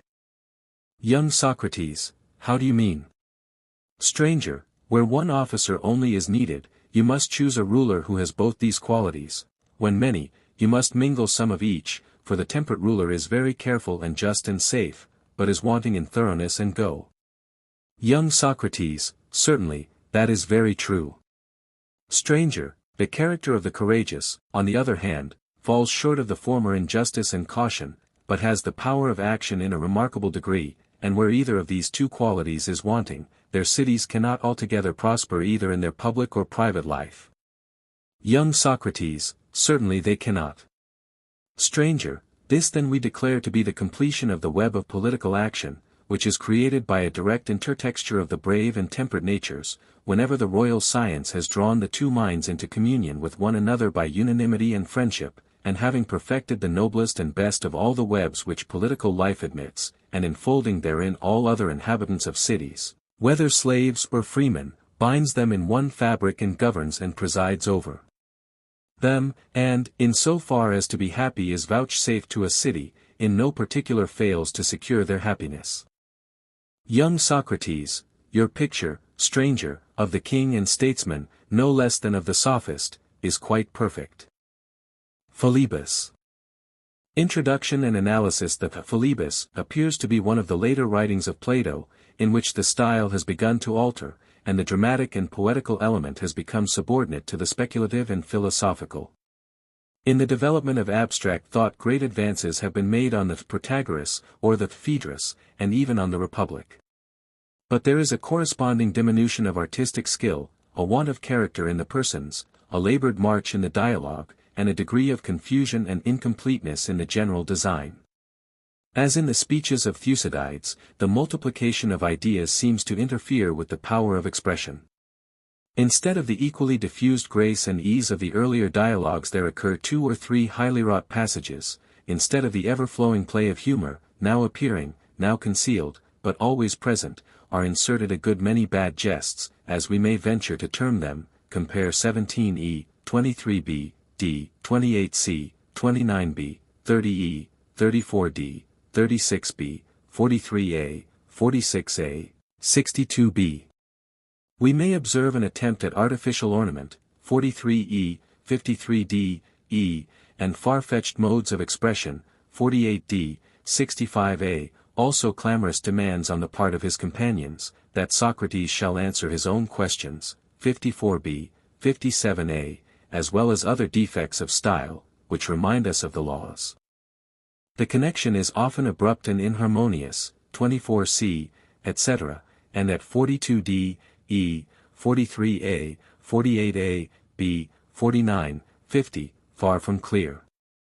Many points require further explanation, e.g. the reference of pleasure to the indefinite class, 31a, compared with the assertion which almost immediately follows, that pleasure and pain naturally have their seat in the third or mixed class. These two statements are unreconciled.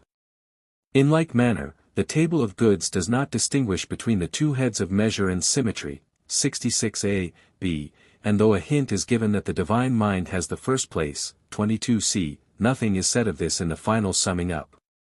The relation of the goods to the sciences does not appear, though dialectic may be thought to correspond to the highest good, the sciences and arts and true opinions are enumerated in the fourth class. At 50d, 67b, we seem to have an intimation of a further discussion, in which some topics lightly passed over were to receive a fuller consideration. The various uses of the word mixed, for the mixed life, the mixed class of elements, the mixture of pleasures, or of pleasure and pain, are a further source of perplexity. Our ignorance of the opinions which Plato is attacking is also an element of obscurity. Many things in a controversy might seem relevant, if we knew to what they were intended to refer. But no conjecture will enable us to supply what Plato has not told us, or to explain, from our fragmentary knowledge of them, the relation in which his doctrine stood to the Eleatic being or the Megarian good, or to the theories of Aristippus or Antisthenes respecting pleasure. Nor are we able to say how far Plato in the Philebus conceives the finite and infinite, which occur both in the fragments of Philolaus and in the Pythagorean table of opposites, in the same manner as contemporary Pythagoreans. There is little in the characters which is worthy of remark. The Socrates of the Philebus is devoid of any touch of Socratic irony, though here, as in the Phaedrus, 235 c, he twice attributes the flow of his ideas to a sudden inspiration, 20b, 25b, c. The interlocutor Protarchus, the son of Callias, who has been a hearer of Gorgias, 58a, is supposed to begin as a disciple of the partisans of pleasure, but is drawn over to the opposite side by the arguments of Socrates. The instincts of ingenuous youth are easily induced to take the better part. Philebus, who has withdrawn from the argument, is several times brought back again, 18, 19, 22, 28, that he may support pleasure, of which he remains to the end the uncompromising advocate. On the other hand, the youthful group of listeners by whom he is surrounded, Philebus boys, as they are termed, whose presence is several times intimated, 16a, b, 19d, 67b, are described as all of them at last convinced by the arguments of Socrates. They bear a very faded resemblance to the interested audiences of the Charmides, Lysis, or Protagoras. Other signs of relation to external life in the dialogue, or references to contemporary things and persons, with the single exception of the allusions to the anonymous enemies of pleasure, 44b, c, and the teachers of the flux, 43a, there are none. The omission of the doctrine of recollection, derived from a previous state of existence, is a note of progress in the philosophy of Plato. The transcendental theory of pre-existent ideas, which is chiefly discussed by him in the Meno, the Phaedo, and the Phaedrus, has given way to a psychological one. The omission is rendered more significant by his having occasion to speak of memory as the basis of desire. Of the ideas he treats in the same skeptical spirit, 15a, b, which appears in his criticism of them in the Parmenides, 131 and following. He touches on the same difficulties and he gives no answer to them. His mode of speaking of the analytical and synthetical processes, 16b and following, may be compared with his discussion of the same subject in the Phaedrus, 265, 6, here he dwells on the importance of dividing the genera into all the species, while in the Phaedrus, he conveys the same truth in a figure, when he speaks of carving the whole, which is described under the image of a victim, into parts or members, according to their natural articulation, without breaking any of them. There is also a difference, which may be noted, between the two dialogues. For whereas in the Phaedrus, and also in the Symposium, the dialectician is described as a sort of enthusiast or lover, in the Philebus, as in all the later writings of Plato, the element of love is wanting, the topic is only introduced, as in the Republic, by way of illustration, compare 53d, Republic v 474d, e. On other subjects of which they treat in common, such as the nature and kinds of pleasure, true and false opinion, the nature of the good, the order and relation of the sciences, the Republic is less advanced than the Philebus, which contains, perhaps, more metaphysical truth more obscurely expressed than any other Platonic dialogue. Here, as Plato expressly tells us, he is forging weapons of another make, 23b, i.e., new categories and modes of conception, though some of the old ones might do again. But if superior in thought and dialectical power, the Philebus falls very far short of the Republic in fancy and feeling. The development of the reason undisturbed by the emotion seems to be the ideal at which Plato aims in his later dialogues. There is no mystic enthusiasm or rapturous contemplation of ideas.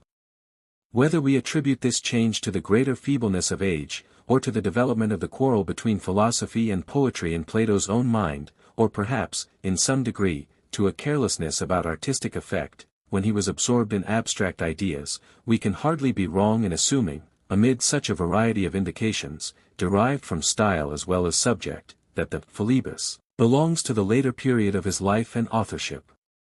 But in this, as in all the later writings of Plato, there are not wanting thoughts and expressions in which he rises to his highest level, 15, 16, 17, 63, 67.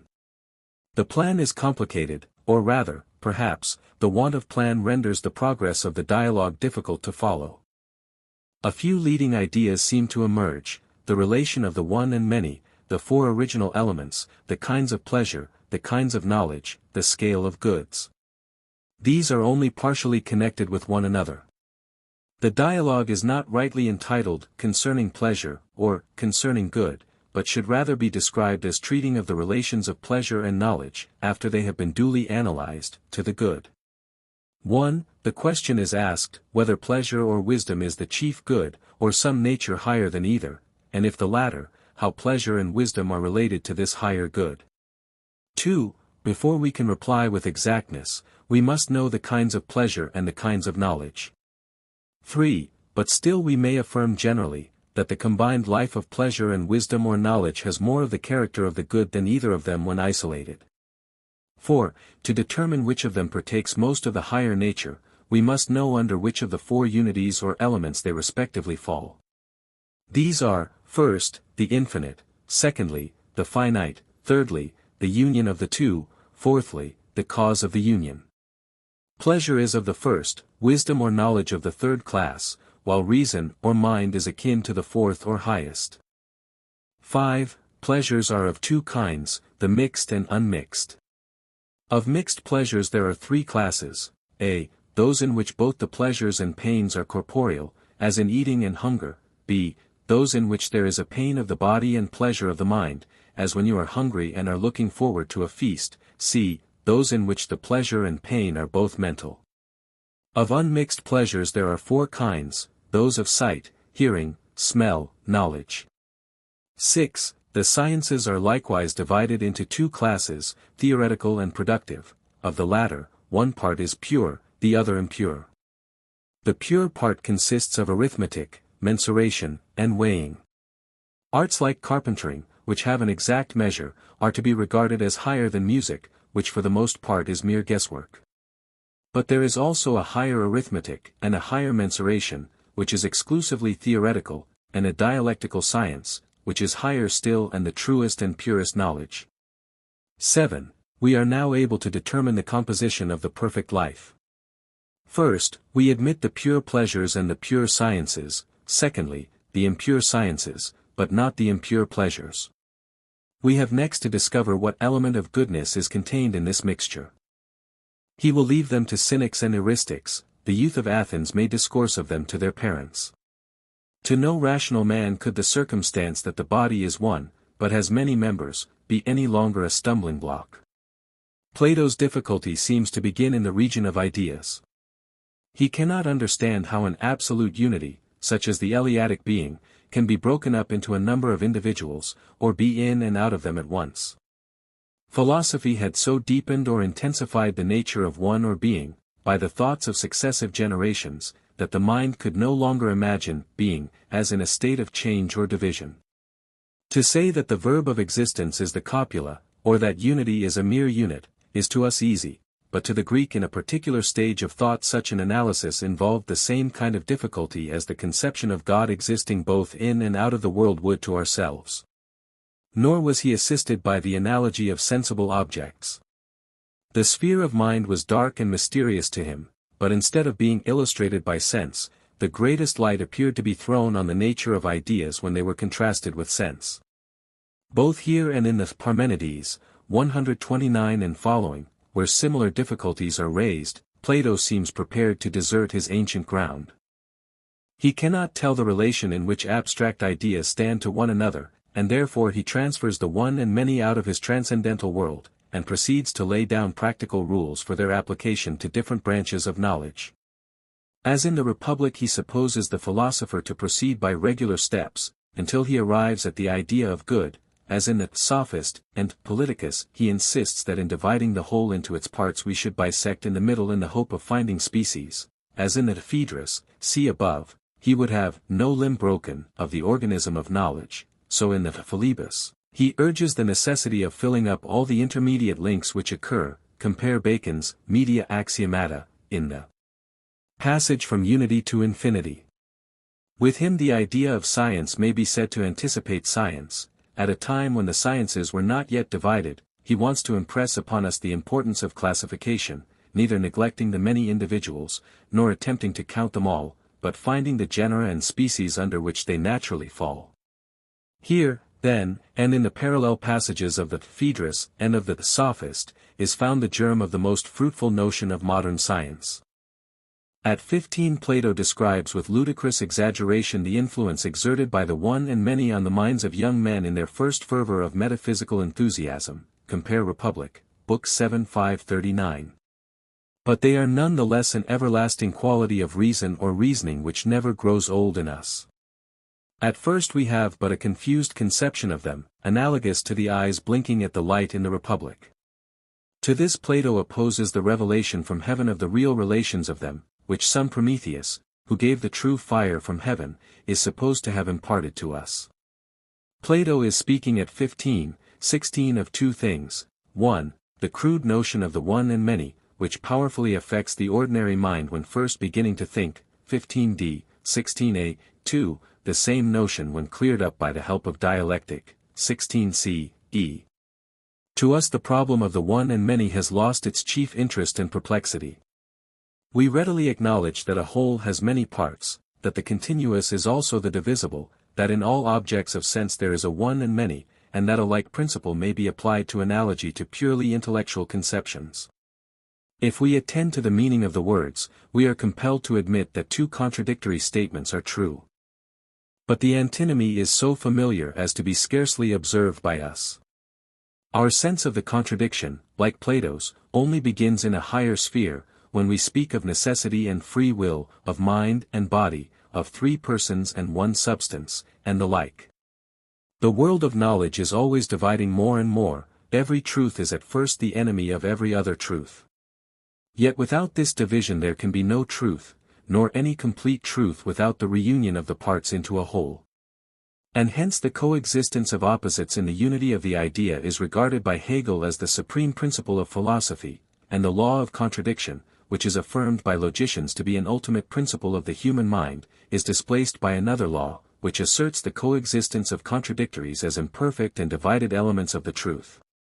Without entering further into the depths of Hegelianism, we may remark that this and all similar attempts to reconcile antinomies have their origin in the old Platonic problem of the one and many. 2:1. The first of Plato's categories or elements is the infinite. This is the negative of measure or limit, the unthinkable, the unknowable, of which nothing can be affirmed, the mixture or chaos which preceded distinct kinds in the creation of the world, the first vague impression of sense, the more or less which refuses to be reduced to rule, having certain affinities with evil, with pleasure, with ignorance, and which in the scale of being is farthest removed from the beautiful and good. To a Greek of the age of Plato, the idea of an infinite mind would have been an absurdity. He would have insisted that the good is of the nature of the finite, and that the infinite is a mere negative, which is on the level of sensation, and not of thought. He was aware that there was a distinction between the infinitely great and the infinitely small, but he would have equally denied the claim of either to true existence. Of that positive infinity, or infinite reality, which we attribute to God, he had no conception. The Greek conception of the infinite would be more truly described, in our way of speaking, as the indefinite. To us, the notion of infinity is subsequent rather than prior to the finite, expressing not absolute vacancy or negation, but only the removal of limit or restraint, which we suppose to exist not before but after we have already set bounds to thought and matter, and divided them after their kinds. From different points of view, either the finite or infinite may be looked upon respectively both as positive and negative, compare omnis determinatio est negatio, and the conception of the one determines that of the other. The Greeks and the moderns seem to be nearly at the opposite poles in their manner of regarding them. And both are surprised when they make the discovery, as Plato has done in the Sophist, how large an element negation forms in the framework of their thoughts. 2:3. The finite element which mingles with and regulates the infinite is best expressed to us by the word law. It is that which measures all things and assigns to them their limit, which preserves them in their natural state, and brings them within the sphere of human cognition. This is described by the terms harmony, health, order, perfection, and the like. All things, in as far as they are good, even pleasures, which are for the most part indefinite, partake of this element.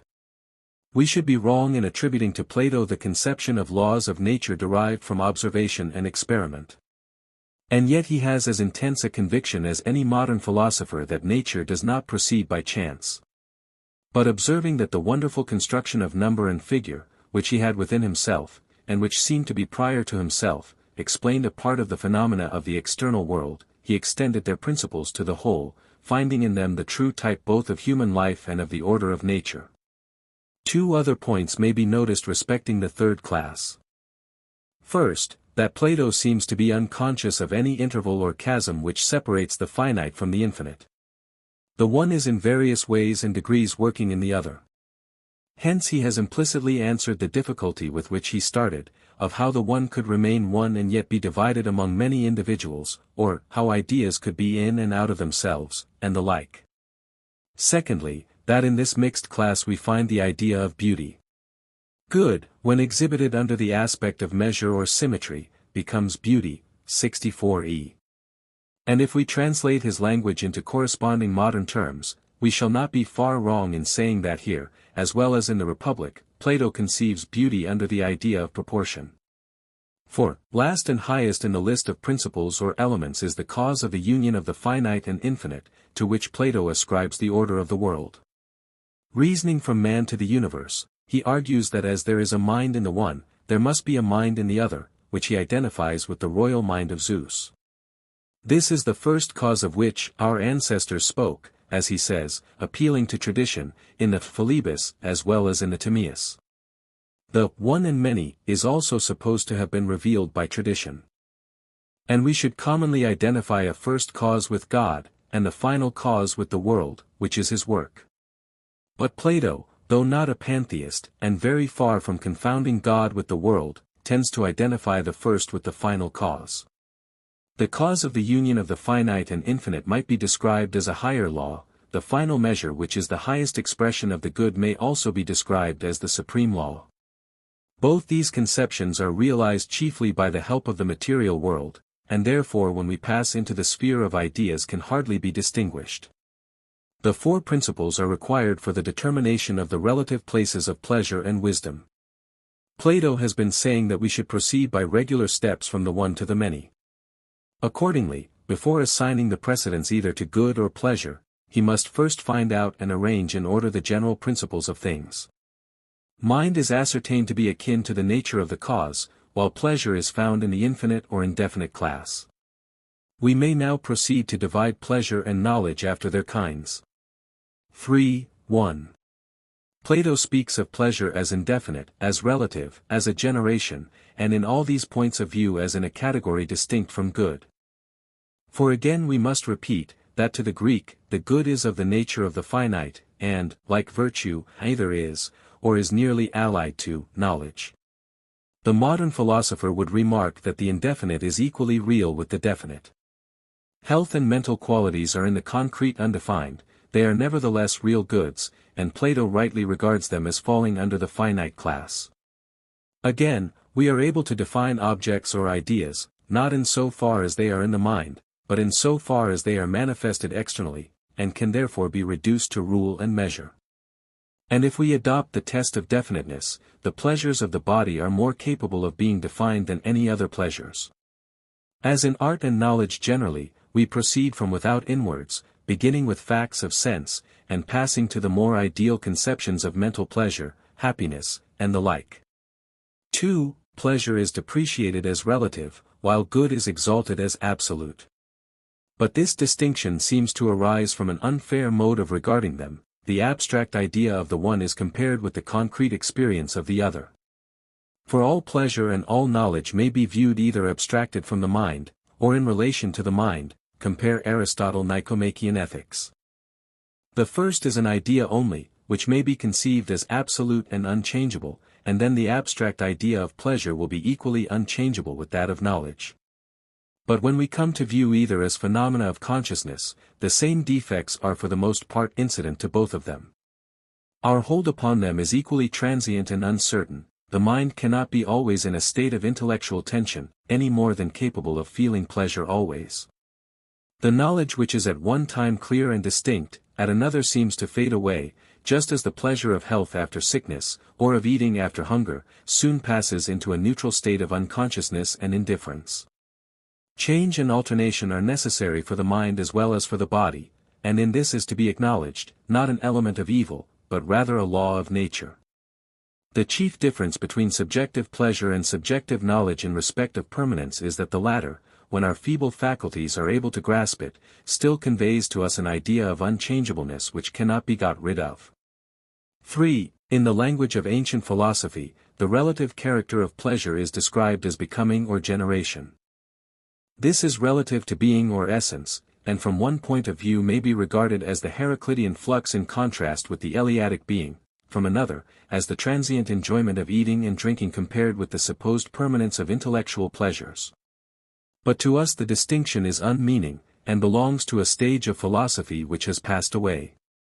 Plato himself seems to have suspected that the continuance or life of things is quite as much to be attributed to a principle of rest as of motion, compare Charmides, 159, 160, Cratylus, 437. A later view of pleasure is found in Aristotle, who agrees with Plato in many points, e.g. in his view of pleasure as a restoration to nature, in his distinction between bodily and mental, between necessary and non-necessary pleasures. But he is also in advance of Plato, for he affirms that pleasure is not in the body at all, and hence not even the bodily pleasures are to be spoken of as generations, but only as accompanied by generation, Nicomachean Ethics X3, 6, I8, 10. For, Plato attempts to identify vicious pleasures with some form of error, and insists that the term false may be applied to them. In this he appears to be carrying out in a confused manner the Socratic doctrine, that virtue is knowledge, vice ignorance. Plato's conception is derived partly from the extreme case of a man suffering pain from hunger or thirst, partly from the image of a full and empty vessel. But the truth is rather, that while the gratification of our bodily desires constantly affords some degree of pleasure, the antecedent pains are scarcely perceived by us, being almost done away with by use and regularity. 6. The desire to classify pleasures as accompanied or not accompanied by antecedent pains, has led Plato to place under one head the pleasures of smell and sight, as well as those derived from sounds of music and from knowledge. He would have done better to make a separate class of the pleasures of smell, having no association of mind, or perhaps to have divided them into natural and artificial. The pleasures of sight and sound might then have been regarded as being the expression of ideas. But this higher and truer point of view never appears to have occurred to Plato. Nor has he any distinction between the fine arts and the mechanical, and, neither here nor anywhere, an adequate conception of the beautiful in external things. 7. Plato agrees partially with certain, surly or fastidious, philosophers, as he terms them, who define pleasure to be the absence of pain. They are also described as eminent in physics. There is unfortunately no school of Greek philosophy known to us which combined these two characteristics. Antisthenes, who was an enemy of pleasure, was not a physical philosopher. The atomists, who were physical philosophers, were not enemies of pleasure. Yet such a combination of opinions is far from being impossible. Plato's omission to mention them by name has created the same uncertainty respecting them which also occurs respecting the friends of the ideas, and the materialists, in the Sophist. On the whole, this discussion is one of the least satisfactory in the dialogues of Plato. While the ethical nature of pleasure is scarcely considered, and the merely physical phenomenon imperfectly analyzed, too much weight is given to ideas of measure and number, as the sole principle of good. The comparison of pleasure and knowledge is really a comparison of two elements, which have no common measure, and which cannot be excluded from each other. Feeling is not opposed to knowledge, and in all consciousness there is an element of both. The most abstract kinds of knowledge are inseparable from some pleasure or pain, which accompanies the acquisition or possession of them. The student is liable to grow weary of them, and soon discovers that continuous mental energy is not granted to men. The most sensual pleasure, on the other hand, is inseparable from the consciousness of pleasure. No man can be happy who, to borrow Plato's illustration, is leading the life of an oyster. Hence, by his own confession, the main thesis is not worth determining, the real interest lies in the incidental discussion. We can no more separate pleasure from knowledge in the Philebus, than we can separate justice from happiness in the Republic. 4. An interesting account is given in the Philebus of the rank and order of the sciences or arts, which agrees generally with the scheme of knowledge in the 6th book of the Republic. The chief difference is, that the position of the arts is more exactly defined. They are divided into an empirical part and a scientific part, of which the first is mere guesswork, the second is determined by rule and measure. Of the more empirical arts, music is given as an example. This, although affirmed to be necessary to human life, is depreciated. Music is regarded from a point of view entirely opposite to that of the Republic, not as a sublime science, coordinate with astronomy, but as full of doubt and conjecture. According to the standard of accuracy which is here adopted, it is rightly placed lower in the scale than carpentering, because the latter is more capable of being reduced to measure. The theoretical element of the arts may also become a purely abstract science, when separated from matter, and is then said to be pure and unmixed. The distinction which Plato here makes seems to be the same as that between pure and applied mathematics, and may be expressed in the modern formula: science is art theoretical, art is science practical. In the reason which he gives for the superiority of the pure science of number over the mixed or applied, we can only agree with him in part. He says that the numbers which the philosopher employs are always the same, whereas the numbers which are used in practice represent different sizes or quantities.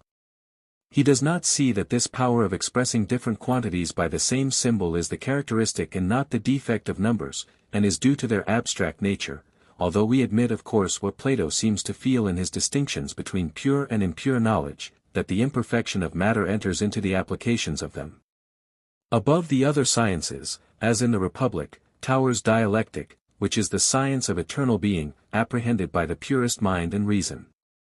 The lower sciences, including the mathematical, are akin to opinion rather than to reason, and are placed together in the 4th class of goods. The relation in which they stand to dialectic is obscure in the Republic, and is not cleared up in the Philebus. Thus far we have only attained to the vestibule or antechamber of the good, for there is a good exceeding knowledge, exceeding essence, which, like Glaucon in the Republic, Book 4509, we find a difficulty in apprehending.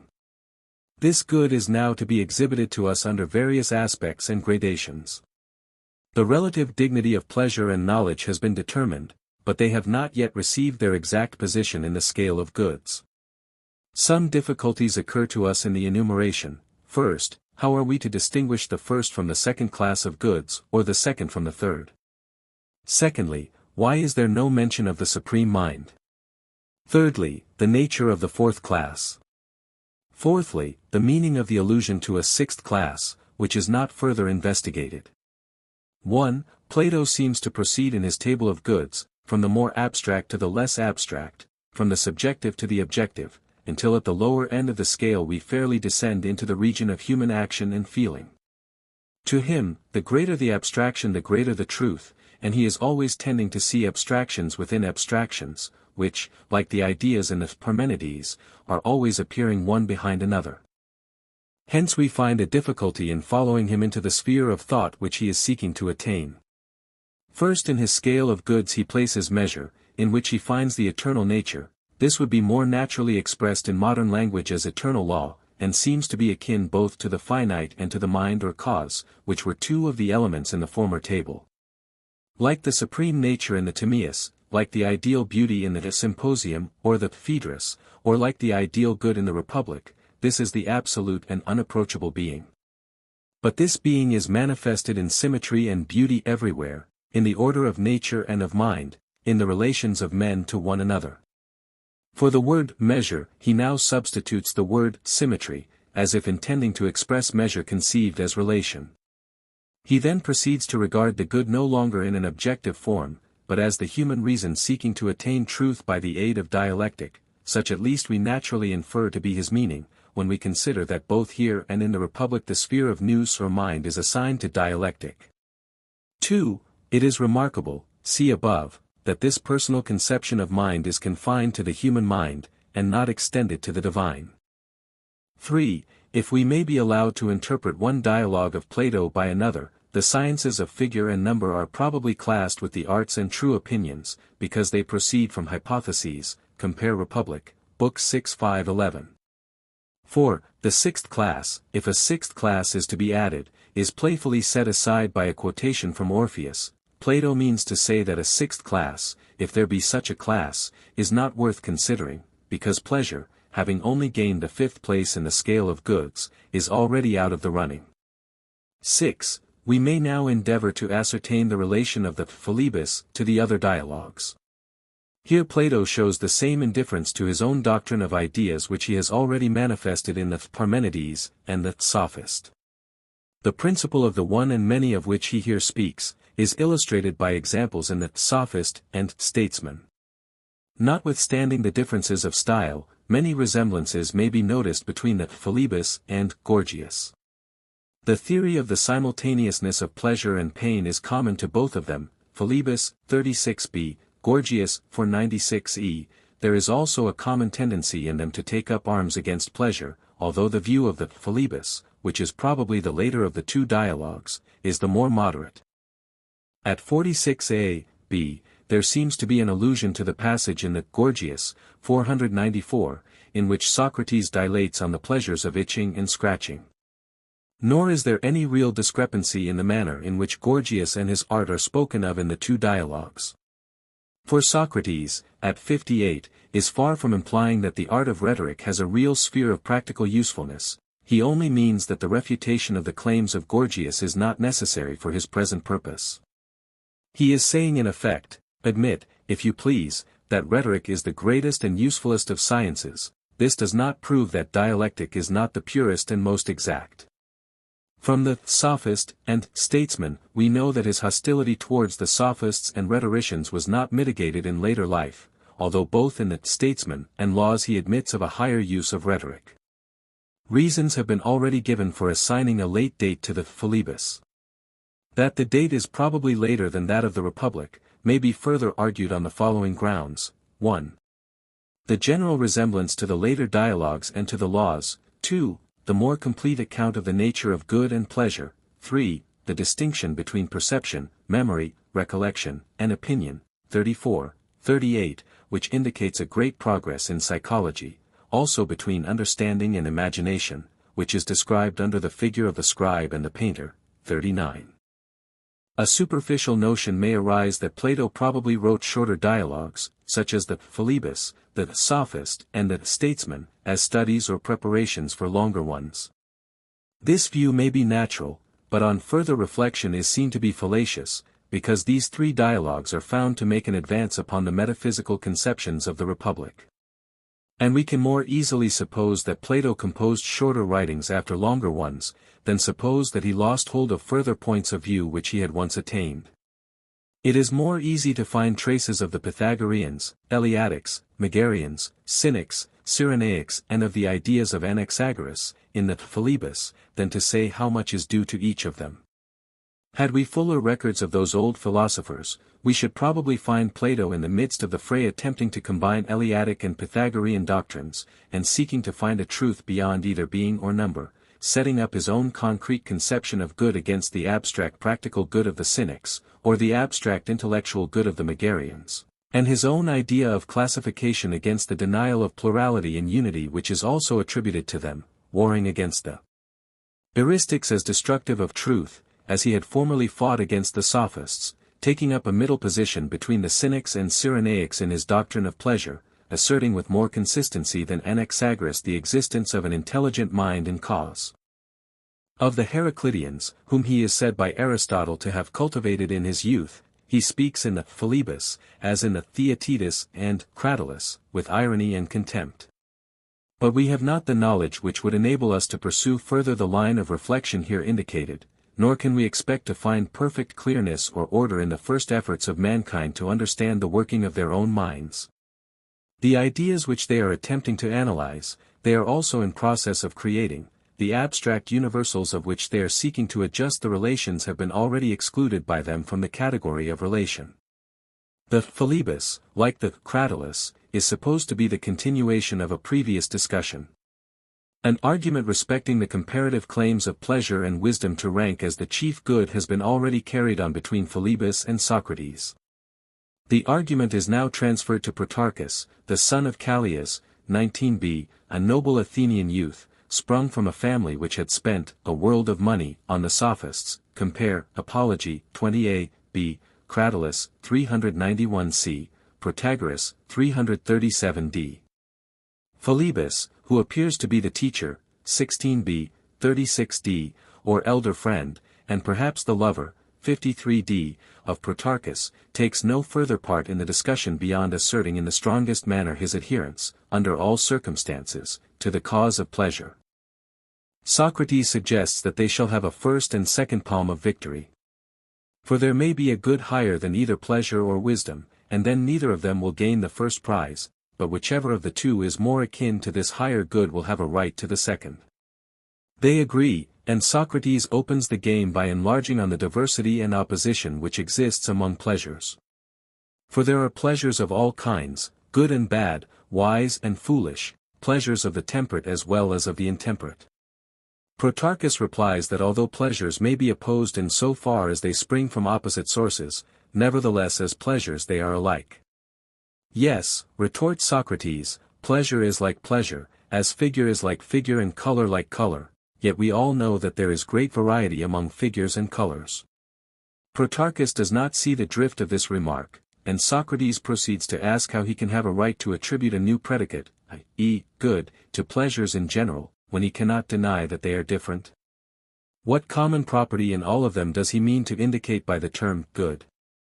If he continues to assert that there is some trivial sense in which pleasure is one, Socrates may retort by saying that knowledge is one, but the result will be that such merely verbal and trivial conceptions, whether of knowledge or pleasure, will spoil the discussion, and will prove the incapacity of the two disputants.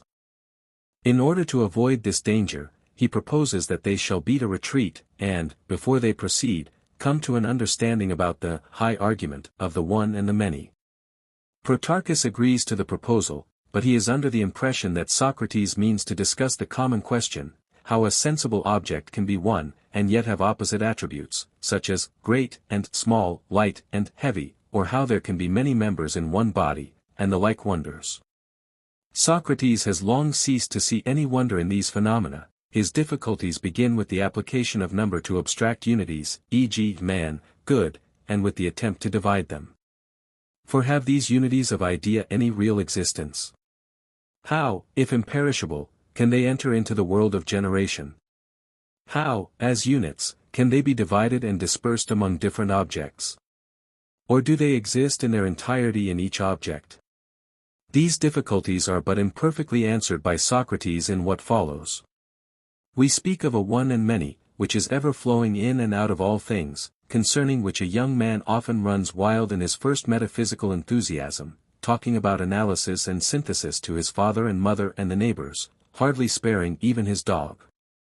This, one in many, is a revelation of the order of the world, which some Prometheus first made known to our ancestors, and they, who were better men and nearer the gods than we are, have handed it down to us. To know how to proceed by regular steps from one to many, and from many to one, is just what makes the difference between heuristic and dialectic. And the right way of proceeding is to look for one idea or class in all things, and when you have found one to look for more than one, and for all that there are, and when you have found them all and regularly divided a particular field of knowledge into classes, you may leave the further consideration of individuals. But you must not pass at once either from unity to infinity, or from infinity to unity. In music, for example, you may begin with the most general notion, but this alone will not make you a musician. You must know also the number and nature of the intervals, and the systems which are framed out of them, and the rhythms of the dance which correspond to them. And when you have a similar knowledge of any other subject, you may be said to know that subject. In speech again there are infinite varieties of sound, and someone who was a wise man, or more than man, comprehended them all in the classes of mutes, vowels, and semivowels, and gave to each of them a name, and assigned them to the art of grammar. But whither, Socrates, are you going?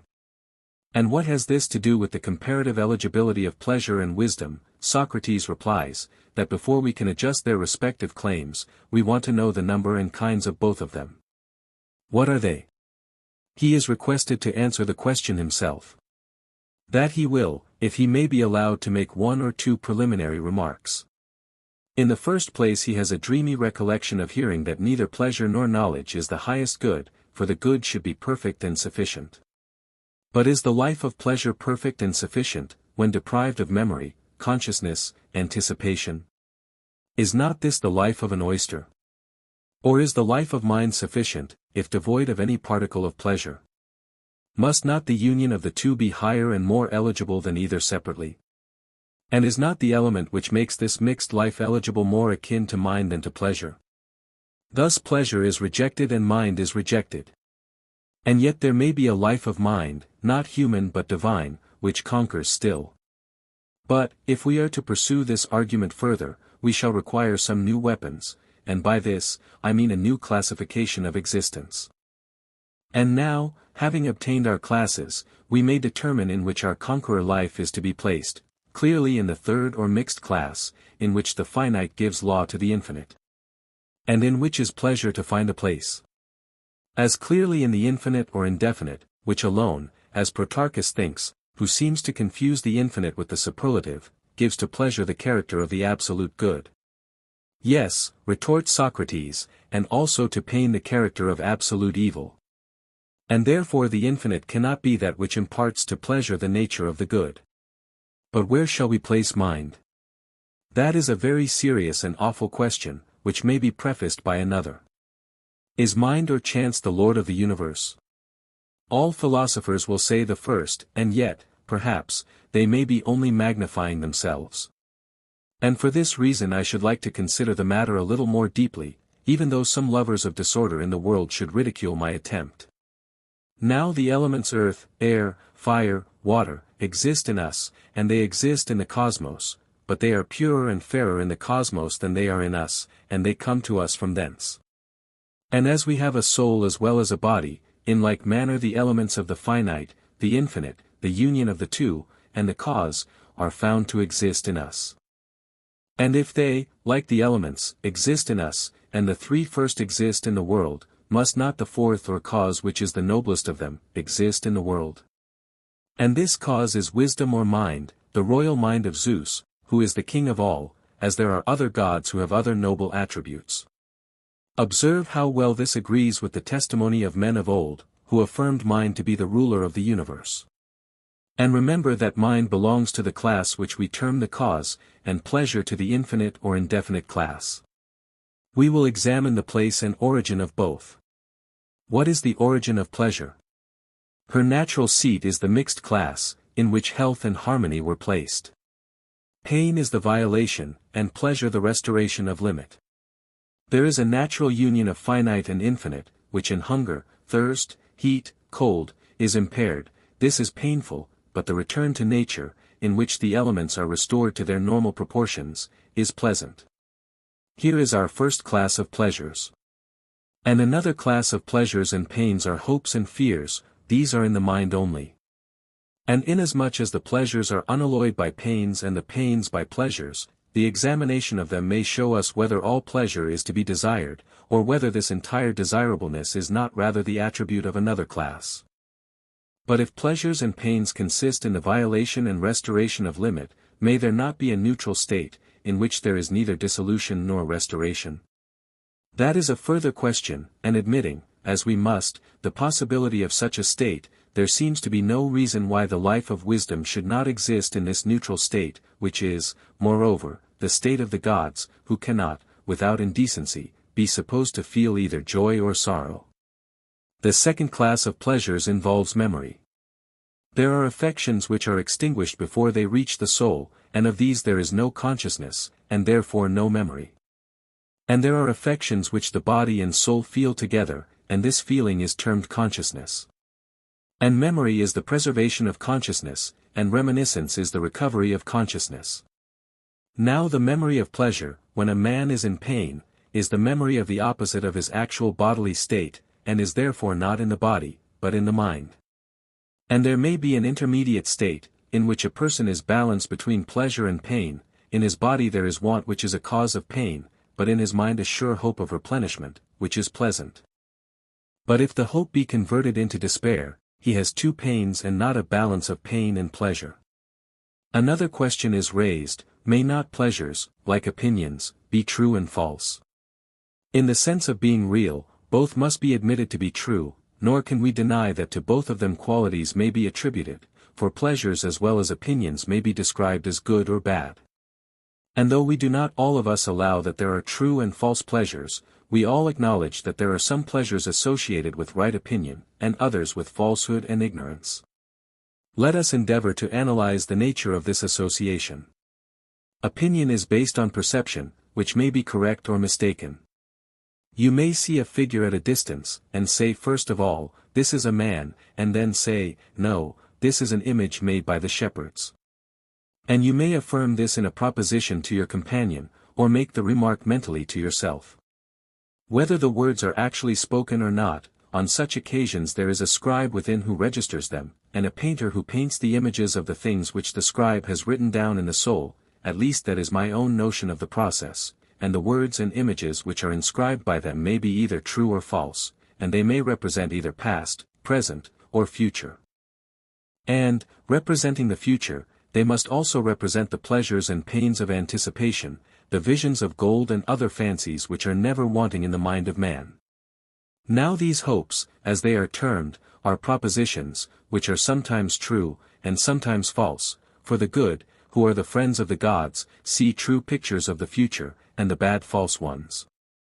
And as there may be opinion about things which are not, were not, and will not be, which is opinion still, so there may be pleasure about things which are not, were not, and will not be, which is pleasure still, that is to say, false pleasure, and only when false, can pleasure, like opinion, be vicious. Against this conclusion Protarchus reclaims. Leaving his denial for the present, Socrates proceeds to show that some pleasures are false from another point of view. In desire, as we admitted, the body is divided from the soul, and hence pleasures and pains are often simultaneous. And we further admitted that both of them belong to the infinite class. How, then, can we compare them? Are we not liable, or rather certain, as in the case of sight, to be deceived by distance and relation? In this case the pleasures and pains are not false because based upon false opinion, but are themselves false. And there is another illusion: pain has often been said by us to arise out of the derangement, pleasure out of the restoration, of our nature. But in passing from one to the other, do we not experience neutral states, which although they appear pleasurable or painful are really neither? For even if we admit, with the wise man whom Protarchus loves, and only a wise man could have ever entertained such a notion, that all things are in a perpetual flux, still these changes are often unconscious, and devoid either of pleasure or pain. We assume, then, that there are three states, pleasurable, painful, neutral. We may embellish a little by calling them gold, silver, and that which is neither. But there are certain natural philosophers who will not admit a third state. Their instinctive dislike to pleasure leads them to affirm that pleasure is only the absence of pain. They are noble fellows, and, although we do not agree with them, we may use them as diviners who will indicate to us the right track. They will say, that the nature of anything is best known from the examination of extreme cases, e.g. the nature of hardness from the examination of the hardest things, and that the nature of pleasure will be best understood from an examination of the most intense pleasures.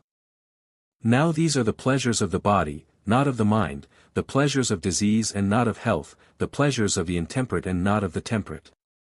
I am speaking, not of the frequency or continuance, but only of the intensity of such pleasures, and this is given them by contrast with the pain or sickness of body which precedes them. Their morbid nature is illustrated by the lesser instances of itching and scratching, respecting which I swear that I cannot tell whether they are a pleasure or a pain. 1. Some of these arise out of a transition from one state of the body to another, as from cold to hot. 2. Others are caused by the contrast of an internal pain and an external pleasure in the body. Sometimes the feeling of pain predominates, as in itching and tingling, when they are relieved by scratching. Sometimes the feeling of pleasure, or the pleasure which they give may be quite overpowering, and is then accompanied by all sorts of unutterable feelings which have a death of delights in them. But there are also mixed pleasures which are in the mind only. For are not love and sorrow as well as anger sweeter than honey, and also full of pain? Is there not a mixture of feelings in the spectator of tragedy? And of comedy also? I do not understand that last. Well, then, with the view of lighting up the obscurity of these mixed feelings, let me ask whether envy is painful. Yes. And yet the envious man finds something pleasing in the misfortunes of others? True. And ignorance is a misfortune? Certainly. And one form of ignorance is self-conceit. A man may fancy himself richer, fairer, better, wiser than he is? Yes. And he who thus deceives himself may be strong or weak. He may. And if he is strong we fear him, and if he is weak we laugh at him, which is a pleasure, and yet we envy him, which is a pain. These mixed feelings are the rationale of tragedy and comedy, and equally the rationale of the greater drama of human life. There appears to be some confusion in this passage. There is no difficulty in seeing that in comedy, as in tragedy, the spectator may view the performance with mixed feelings of pain as well as of pleasure, nor is there any difficulty in understanding that envy is a mixed feeling, which rejoices not without pain at the misfortunes of others, and laughs at their ignorance of themselves. But Plato seems to think further that he has explained the feeling of the spectator in comedy sufficiently by a theory which only applies to comedy in so far as in comedy we laugh at the conceit or weakness of others. He has certainly given a very partial explanation of the ridiculous. Having shown how sorrow, anger, envy are feelings of a mixed nature, I will reserve the consideration of the remainder for another occasion. Next follow the unmixed pleasures, which, unlike the philosophers of whom I was speaking, I believe to be real. These unmixed pleasures are, 1. The pleasures derived from beauty of form, color, sound, smell, which are absolutely pure, and in general those which are unalloyed with pain. 2. The pleasures derived from the acquisition of knowledge, which in themselves are pure, but may be attended by an accidental pain of forgetting. This, however, arises from a subsequent act of reflection, of which we need take no account. At the same time, we admit that the latter pleasures are the property of a very few. To these pure and unmixed pleasures we ascribe measure, whereas all others belong to the class of the infinite, and are liable to every species of excess. And here several questions arise for consideration. What is the meaning of pure and impure, of moderate and immoderate? We may answer the question by an illustration. Purity of white paint consists in the clearness or quality of the white, and this is distinct from the quantity or amount of white paint. A little pure white is fairer than a great deal which is impure. But there is another question. Pleasure is affirmed by ingenious philosophers to be a generation. They say that there are two natures, one self-existent, the other dependent, the one noble and majestic, the other failing in both these qualities. I do not understand. There are lovers and there are loves. Yes, I know, but what is the application? The argument is in play, and desires to intimate that there are relatives and there are absolutes, and that the relative is for the sake of the absolute, and generation is for the sake of essence. Under relatives I class all things done with a view to generation, and essence is of the class of good. But if essence is of the class of good, generation must be of some other class, and our friends, who affirm that pleasure is a generation, would laugh at the notion that pleasure is a good, and at that other notion, that pleasure is produced by generation, which is only the alternative of destruction. Who would prefer such an alternation to the equable life of pure thought? Here is one absurdity, and not the only one, to which the friends of pleasure are reduced. For is there not also an absurdity in affirming that good is of the soul only, or in declaring that the best of men, if he be in pain, is bad? And now, from the consideration of pleasure, we pass to that of knowledge. Let us reflect that there are two kinds of knowledge, the one creative or productive, and the other educational and philosophical. Of the creative arts, there is one part purer or more akin to knowledge than the other. There is an element of guesswork and an element of number and measure in them. In music, for example, especially in flute playing, the conjectural element prevails, while in carpentering there is more application of rule and measure. Of the creative arts, then, we may make two classes, the less exact and the more exact. And the exacter part of all of them is really arithmetic and mensuration.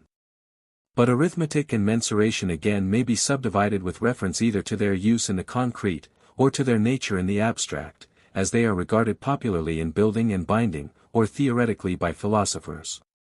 And, borrowing the analogy of pleasure, we may say that the philosophical use of them is purer than the other. Thus we have 2 arts of arithmetic, and 2 of mensuration. And truest of all in the estimation of every rational man is dialectic, or the science of being, which will forget and disown us, if we forget and disown her. But, Socrates, I have heard Gorgias say that rhetoric is the greatest and usefulest of arts, and I should not like to quarrel either with him or you. Neither is there any inconsistency, Protarchus, with his statement in what I am now saying, for I am not maintaining that dialectic is the greatest or usefulest, but only that she is the truest of arts. My remark is not quantitative but qualitative, and refers not to the advantage or repetition of either, but to the degree of truth which they attain. Here Gorgias will not care to compete. This is what we affirm to be possessed in the highest degree by dialectic. And do not let us appeal to Gorgias or Philebus or Socrates, but ask, on behalf of the argument, what are the highest truths which the soul has the power of attaining? And is not this the science which has a firmer grasp of them than any other?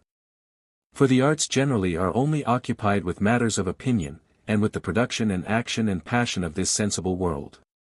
But the highest truth is that which is eternal and unchangeable. And reason and wisdom are concerned with the eternal, and these are the very claimants, if not for the first, at least for the second place, whom I propose as rivals to pleasure. And now, having the materials, we may proceed to mix them, first recapitulating the question at issue.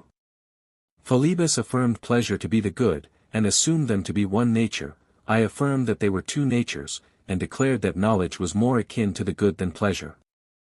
I said that the 2 together were more eligible than either taken singly, and to this we adhere. Reason intimates, as at first, that we should seek the good not in the unmixed life, but in the mixed. The cup is ready, waiting to be mingled, and here are 2 fountains, one of honey, the other of pure water, out of which to make the fairest possible mixture. There are pure and impure pleasures, pure and impure sciences. Let us consider the sections of each which have the most of purity and truth. To admit them all indiscriminately would be dangerous. First we will take the pure sciences, but shall we mingle the impure, the art which uses the false rule and the false measure? That we must, if we are any of us to find our way home. Man cannot live upon pure mathematics alone. And must I include music, which is admitted to be guesswork? Yes, you must, if human life is to have any humanity. Well, then, I will open the door and let them all in. They shall mingle in an Homeric meeting of the waters. And now we turn to the pleasures. Shall I admit them? Admit first of all the pure pleasures, secondly, the necessary. And what shall we say about the rest? First, ask the pleasures, they will be too happy to dwell with wisdom. Secondly, ask the arts and sciences, they reply that the excesses of intemperance are the ruin of them, and that they would rather only have the pleasures of health and temperance, which are the handmaidens of virtue. But still we want truth. That is now added, and so the argument is complete, and may be compared to an incorporeal law, which is to hold fair rule over a living body. And now we are at the vestibule of the good, in which there are 3 chief elements, truth, symmetry, and beauty. These will be the criterion of the comparative claims of pleasure and wisdom. Which has the greater share of truth? Surely wisdom, for pleasure is the veriest impostor in the world, and the perjuries of lovers have passed into a proverb. Which of symmetry? Wisdom again, for nothing is more immoderate than pleasure. Which of beauty? Once more, wisdom, for pleasure is often unseemly, and the greatest pleasures are put out of sight. Not pleasure, then, ranks first in the scale of good, but measure, and eternal harmony. Second comes the symmetrical and beautiful and perfect. Third, mind and wisdom. Fourth, sciences and arts and true opinions. Fifth, painless pleasures. Of a 6th class, I have no more to say. Thus, pleasure and mind may both renounce the claim to the first place. But mind is 10,000 times nearer to the chief good than pleasure. Pleasure ranks 5th and not first, even though all the animals in the world assert the contrary. From the days of Aristippus and Epicurus to our own times the nature of pleasure has occupied the attention of philosophers. Is pleasure an evil? A good? The only good, are the simple forms which the inquiry assumed among the Socratic schools. But at an early stage of the controversy another question was asked: do pleasures differ in kind? And are some bad, some good, and some neither bad nor good? There are bodily and there are mental pleasures, which were at first confused but afterwards distinguished. A distinction was also made between necessary and unnecessary pleasures, and again between pleasures which had or had not corresponding pains. The ancient philosophers were fond of asking, in the language of their age, is pleasure a becoming only, and therefore transient and relative, or do some pleasures partake of truth and being? To these ancient speculations the moderns have added a further question: whose pleasure? The pleasure of yourself, or of your neighbor, of the individual, or of the world? This little addition has changed the whole aspect of the discussion. The same word is now supposed to include two principles as widely different as benevolence and self-love. Some modern writers have also distinguished between pleasure the test, and pleasure the motive of actions. For the universal test of right actions, how I know them, may not always be the highest or best motive of them, why I do them. Socrates, as we learn from the memorabilia of Xenophon, first drew attention to the consequences of actions. Mankind were said by him to act rightly when they knew what they were doing, or, in the language of the Gorgias, did what they would. He seems to have been the first who maintained that the good was the useful, Memorabilia 4:6, 8. In his eagerness for generalization, seeking, as Aristotle says, for the universal in ethics, Metaphysics I6. Sections 2, 3, he took the most obvious intellectual aspect of human action which occurred to him. He meant to emphasize, not pleasure, but the calculation of pleasure. Neither is he arguing that pleasure is the chief good, but that we should have a principle of choice. He did not intend to oppose the useful to some higher conception, such as the Platonic ideal, but to chance and caprice.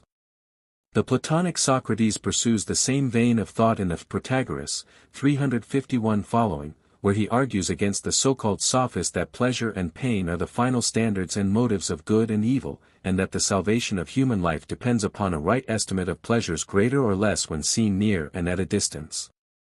The testimony of Xenophon is thus confirmed by that of Plato, and we are therefore justified in calling Socrates the first utilitarian, as indeed there is no side or aspect of philosophy which may not with reason be ascribed to him. He is Cynic and Cyrenaic, Platonist and Aristotelian in one. But in the Phaedo, the Socratic has already passed into a more ideal point of view, 68, 69, and he, or rather Plato speaking in his person, expressly repudiates the notion that the exchange of a less pleasure for a greater can be an exchange of virtue.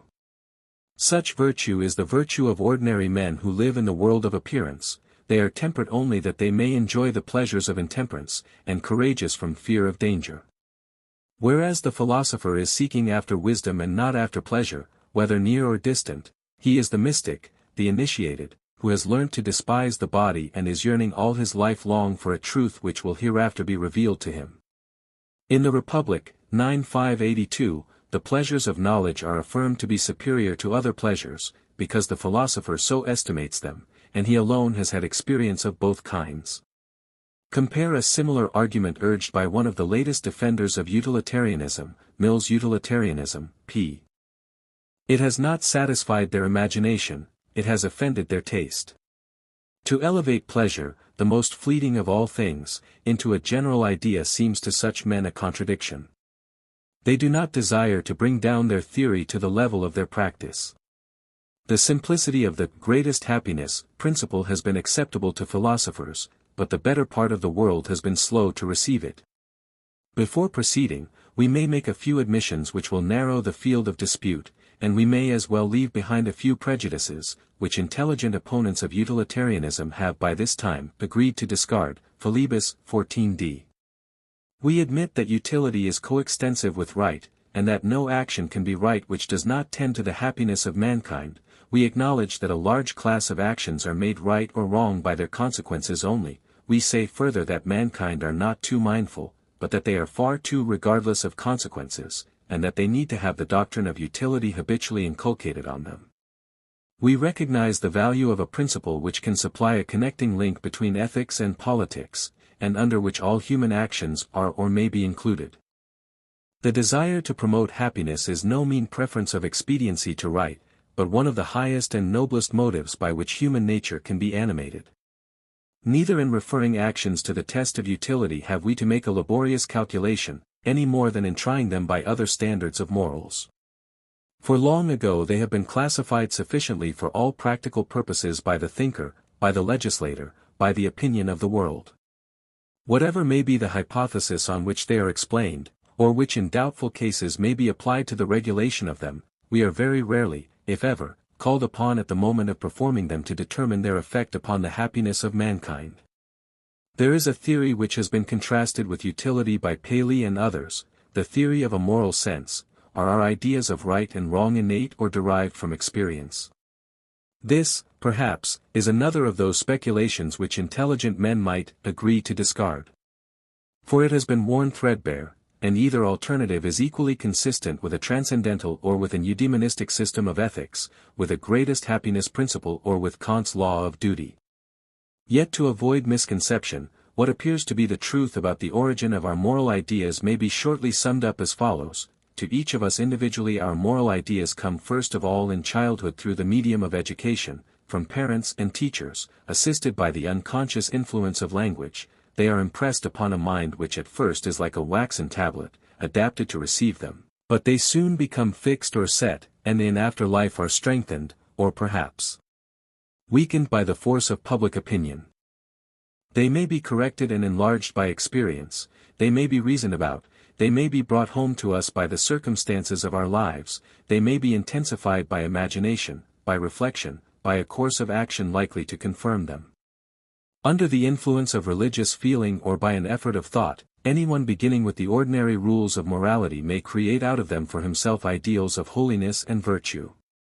They slumber in the minds of most men, yet in all of us there remains some tincture of affection, some desire of good, some sense of truth, some fear of the law. Of some such state or process each individual is conscious in himself, and if he compares his own experience with that of others he will find the witness of their consciences to coincide with that of his own. All of us have entered into an inheritance which we have the power of appropriating and making use of. No great effort of mind is required on our part, we learn morals, as we learn to talk, instinctively, from conversing with others, in an enlightened age, in a civilized country, in a good home. A well-educated child of 10 years old already knows the essentials of morals. Thou shalt not steal, thou shalt speak the truth, thou shalt love thy parents, thou shalt fear God. What more does he want? But whence comes this common inheritance or stock of moral ideas? Their beginning, like all other beginnings of human things, is obscure, and is the least important part of them. Imagine, if you will, that society originated in the herding of brutes, in their parental instincts, in their rude attempts at self-preservation. Man is not man in that he resembles, but in that he differs from them. We must pass into another cycle of existence, before we can discover in him by any evidence accessible to us even the germs of our moral ideas. In the history of the world, which viewed from within is the history of the human mind, they have been slowly created by religion, by poetry, by law, having their foundation in the natural affections and in the necessity of some degree of truth and justice in a social state. They have been deepened and enlarged by the efforts of great thinkers who have idealized and connected them, by the lives of saints and prophets who have taught and exemplified them. The schools of ancient philosophy which seem so far from us, Socrates, Plato, Aristotle, the Stoics, the Epicureans, and a few modern teachers, such as Kant and Bentham, have each of them supplied moments of thought to the world.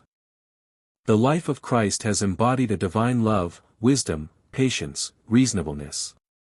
For his image, however imperfectly handed down to us, the modern world has received a standard more perfect in idea than the societies of ancient times, but also further removed from practice. For there is certainly a greater interval between the theory and practice of Christians than between the theory and practice of the Greeks and Romans. The ideal is more above us, and the aspiration after good has often lent a strange power to evil. And sometimes, as at the Reformation, or French Revolution, when the upper classes of a so-called Christian country have become corrupted by priestcraft, by casuistry, by licentiousness, by despotism, the lower have risen up and reasserted the natural sense of religion and right.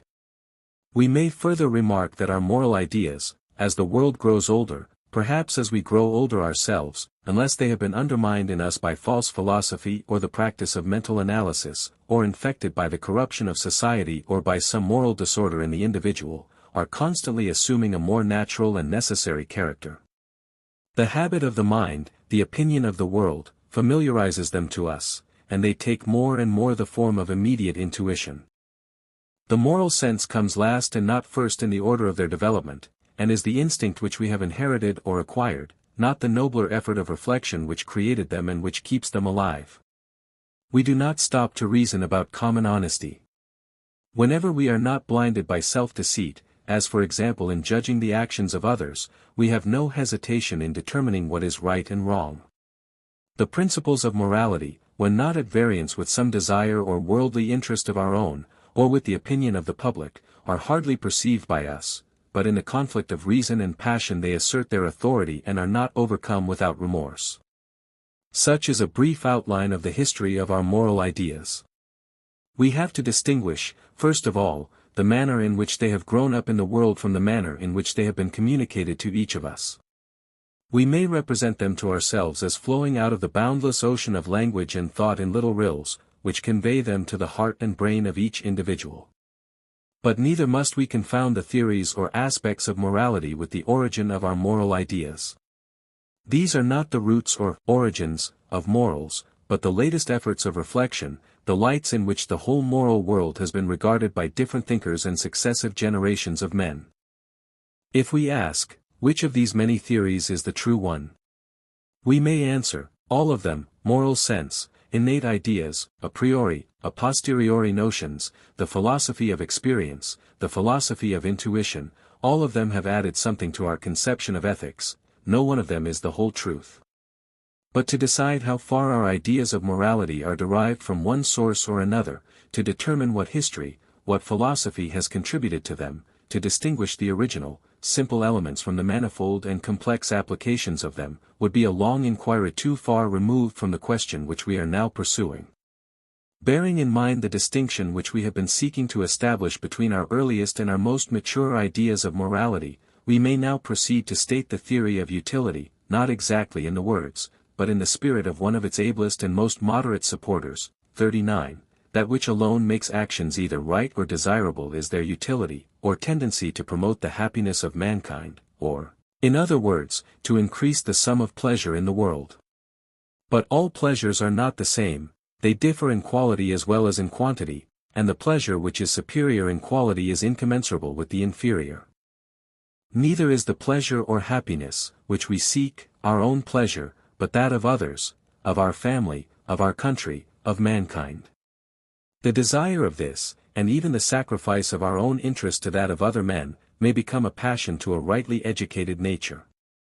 The utilitarian finds a place in his system for this virtue and for every other. Good or happiness or pleasure is thus regarded as the true and only end of human life. To this all our desires will be found to tend, and in accordance with this all the virtues, including justice, may be explained. Admitting that men rest for a time in inferior ends, and do not cast their eyes beyond them, these ends are really dependent on the greater end of happiness, and would not be pursued, unless in general they had been found to lead to it.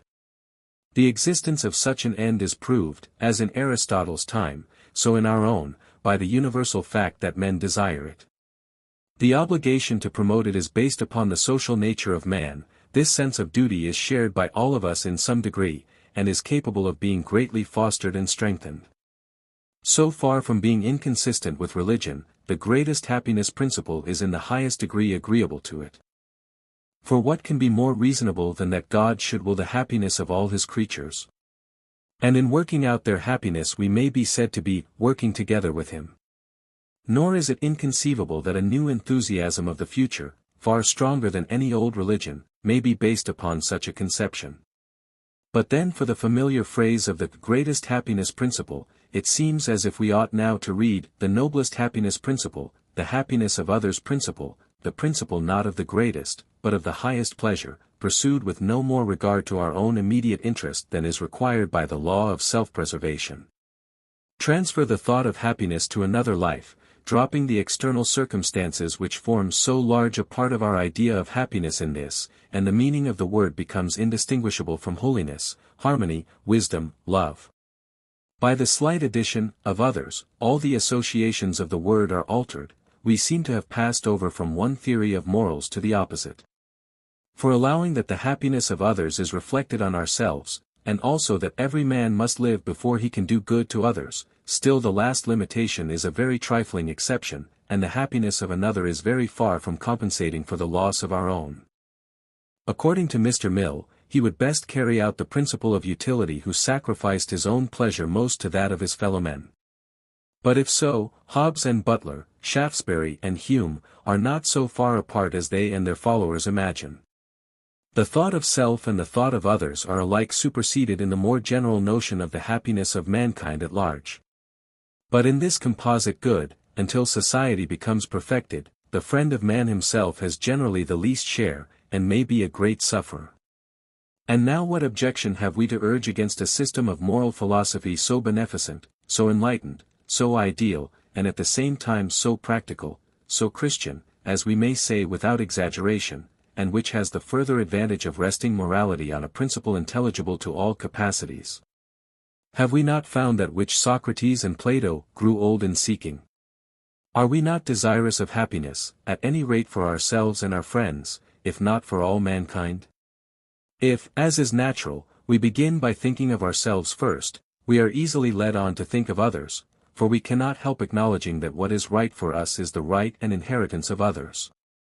We feel the advantage of an abstract principle wide enough and strong enough to override all the particularisms of mankind, which acknowledges a universal good, truth, right, which is capable of inspiring men like a passion, and is the symbol of a cause for which they are ready to contend to their life's end.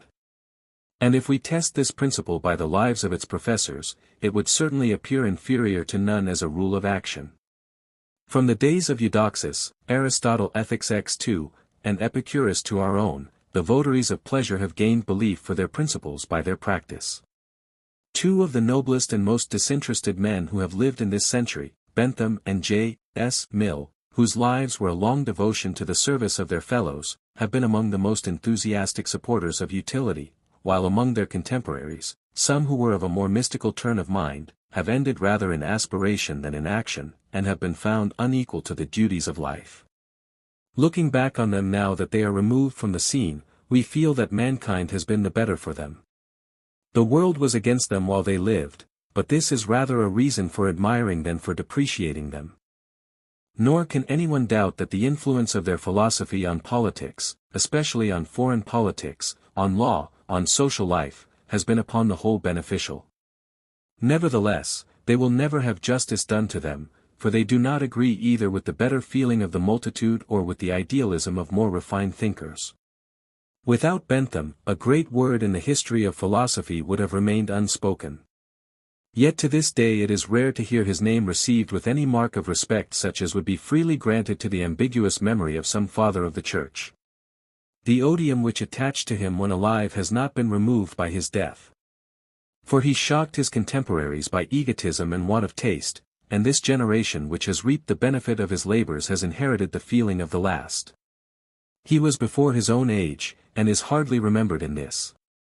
While acknowledging the benefits which the greatest happiness principle has conferred upon mankind, the time appears to have arrived, not for denying its claims, but for criticizing them and comparing them with other principles which equally claim to lie at the foundation of ethics. Anyone who adds a general principle to knowledge has been a benefactor to the world.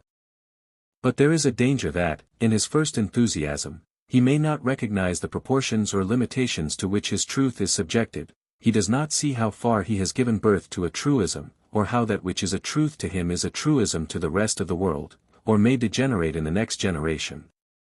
He believes that to be the whole which is only a part, to be the necessary foundation which is really only a valuable aspect of the truth. The systems of all philosophers require the criticism of the moral, when the heat of imagination which forged them has cooled, and they are seen in the temperate light of day. All of them have contributed to enrich the mind of the civilized world, none of them occupy that supreme or exclusive place which their authors would have assigned to them. We may preface the criticism with a few preliminary remarks. Mr. Mill, Mr. Austin, and others, in their eagerness to maintain the doctrine of utility, are fond of repeating that we are in a lamentable state of uncertainty about morals. While other branches of knowledge have made extraordinary progress, in moral philosophy we are supposed by them to be no better than children, and with few exceptions, that is to say, Bentham and his followers, to be no further advanced than men were in the age of Socrates and Plato, who, in their turn, are deemed to be as backward in ethics as they necessarily were in physics. But this, though often asserted, is recanted almost in a breath by the same writers who speak thus depreciatingly of our modern ethical philosophy. For they are the first to acknowledge that we have not now to begin classifying actions under the head of utility. They would not deny that about the general conceptions of morals there is a practical agreement. There is no more doubt that falsehood is wrong than that a stone falls to the ground, although the first does not admit of the same ocular proof as the second. There is no greater uncertainty about the duty of obedience to parents and to the law of the land than about the properties of triangles. Unless we are looking for a new moral world which has no marrying and giving in marriage, there is no greater disagreement in theory about the right relations of the sexes than about the composition of water. These and a few other simple principles, as they have endless applications in practice, so also may be developed in theory into counsels of perfection. To what then is to be attributed this opinion which has been often entertained about the uncertainty of morals? Chiefly to this, that philosophers have not always distinguished the theoretical and the casuistical uncertainty of morals from the practical certainty. There is an uncertainty about details, whether, for example, under given circumstances such and such a moral principle is to be enforced, or whether in some cases there may not be a conflict of duties. These are the exceptions to the ordinary rules of morality, important, indeed, but not extending to the 1,000th or 1/10,000th part of human actions. This is the domain of casuistry. Secondly, the aspects under which the most general principles of morals may be presented to us are many and various. The mind of man has been more than usually active in thinking about man. The conceptions of harmony, happiness, right, freedom, benevolence, self-love, have all of them seemed to some philosopher or other the truest and most comprehensive expression of morality. There is no difference, or at any rate no great difference, of opinion about the right and wrong of actions, but only about the general notion which furnishes the best explanation or gives the most comprehensive view of them. This, in the language of Kant, is the sphere of the metaphysic of ethics. But these two uncertainties at either end, nu tau omicron nu lambda iota sigma tau alpha kappa alpha theta lambda omicron upsilon and nu tau omicron kappa alpha theta kappa alpha sigma tau alpha, leave space enough for an intermediate principle which is practically certain. The rule of human life is not dependent on the theories of philosophers. We know what our duties are for the most part before we speculate about them. And the use of speculation is not to teach us what we already know, but to inspire in our minds an interest about morals in general, to strengthen our conception of the virtues by showing that they confirm one another, to prove to us, as Socrates would have said, that they are not many, but one. There is the same kind of pleasure and use in reducing morals, as in reducing physics, to a few very simple truths. And not unfrequently the more general principle may correct prejudices and misconceptions, and enable us to regard our fellow men in a larger and more generous spirit. The two qualities which seem to be most required in first principles of ethics are, 1, that they should afford a real explanation of the facts, 2, that they should inspire the mind, should harmonize, strengthen, settle us. We can hardly estimate the influence which a simple principle such as, act so as to promote the happiness of mankind, or, act so that the rule on which thou actest may be adopted as a law by all rational beings, may exercise on the mind of an individual. They will often seem to open a new world to him, like the religious conceptions of faith or the Spirit of God. The difficulties of ethics disappear when we do not suffer ourselves to be distracted between different points of view. But to maintain their hold on us, the general principles must also be psychologically true, they must agree with our experience, they must accord with the habits of our minds. When we are told that actions are right or wrong only in so far as they tend towards happiness, we naturally ask what is meant by happiness. For the term in the common use of language is only to a certain extent commensurate with moral good and evil. We should hardly say that a good man could be utterly miserable, Aristotle Ethics, I-10. Sections 12, 13, or place a bad man in the first rank of happiness. But yet, from various circumstances, the measure of a man's happiness may be out of all proportion to his desert. And if we insist on calling the good man alone happy, we shall be using the term in some new and transcendental sense, as synonymous with well-being. We have already seen that happiness includes the happiness of others as well as our own. We must now comprehend unconscious as well as conscious happiness under the same word. There is no harm in this extension of the meaning, but a word which admits of such an extension can hardly be made the basis of a philosophical system. The exactness which is required in philosophy will not allow us to comprehend under the same term two ideas so different as the subjective feeling of pleasure or happiness and the objective reality of a state which receives our moral approval. Like Protarchus in the Philebus, we can give no answer to the question, what is that common quality which in all states of human life we call happiness? Which includes the lower and the higher kind of happiness, and is the aim of the noblest, as well as of the meanest of mankind. If we say, not pleasure, not virtue, not wisdom, nor yet any quality which we can abstract from these, what then? After seeming to hover for a time on the verge of a great truth, we have gained only a truism. Let us ask the question in another form. What is that which constitutes happiness, over and above the several ingredients of health, wealth, pleasure, virtue, knowledge, which are included under it? Perhaps we answer, the subjective feeling of them. But this is very far from being coextensive with right. Or we may reply that happiness is the whole of which the above-mentioned are the parts. Still the question recurs, in what does the whole differ from all the parts? And if we are unable to distinguish them, happiness will be the mere aggregate of the goods of life. Again, while admitting that in all right action there is an element of happiness, we cannot help seeing that the utilitarian theory supplies a much easier explanation of some virtues than of others. Of many patriotic or benevolent actions we can give a straightforward account by their tendency to promote happiness. For the explanation of justice, on the other hand, we have to go a long way round. No man is indignant with a thief because he has not promoted the greatest happiness of the greatest number, but because he has done him a wrong. There is an immeasurable interval between a crime against property or life, and the omission of an act of charity or benevolence. Yet of this interval the utilitarian theory takes no cognizance. The greatest happiness principle strengthens our sense of positive duties towards others, but weakens our recognition of their rights.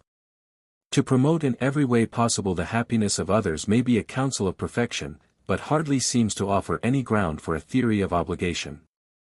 For admitting that our ideas of obligation are partly derived from religion and custom, yet they seem also to contain other essential elements which cannot be explained by the tendency of actions to promote happiness.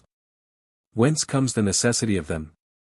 Why are some actions rather than others which equally tend to the happiness of mankind imposed upon us with the authority of law?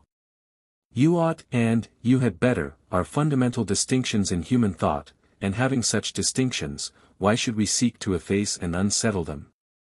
Bentham and Mr. Mill are earnest in maintaining that happiness includes the happiness of others as well as of ourselves. But what two notions can be more opposed in many cases than these? Granting that in a perfect state of the world my own happiness and that of all other men would coincide, in the imperfect state they often diverge, and I cannot truly bridge over the difficulty by saying that men will always find pleasure in sacrificing themselves or in suffering for others. Upon the greatest happiness principle it is admitted that I am to have a share, and in consistency I should pursue my own happiness as impartially as that of my neighbor.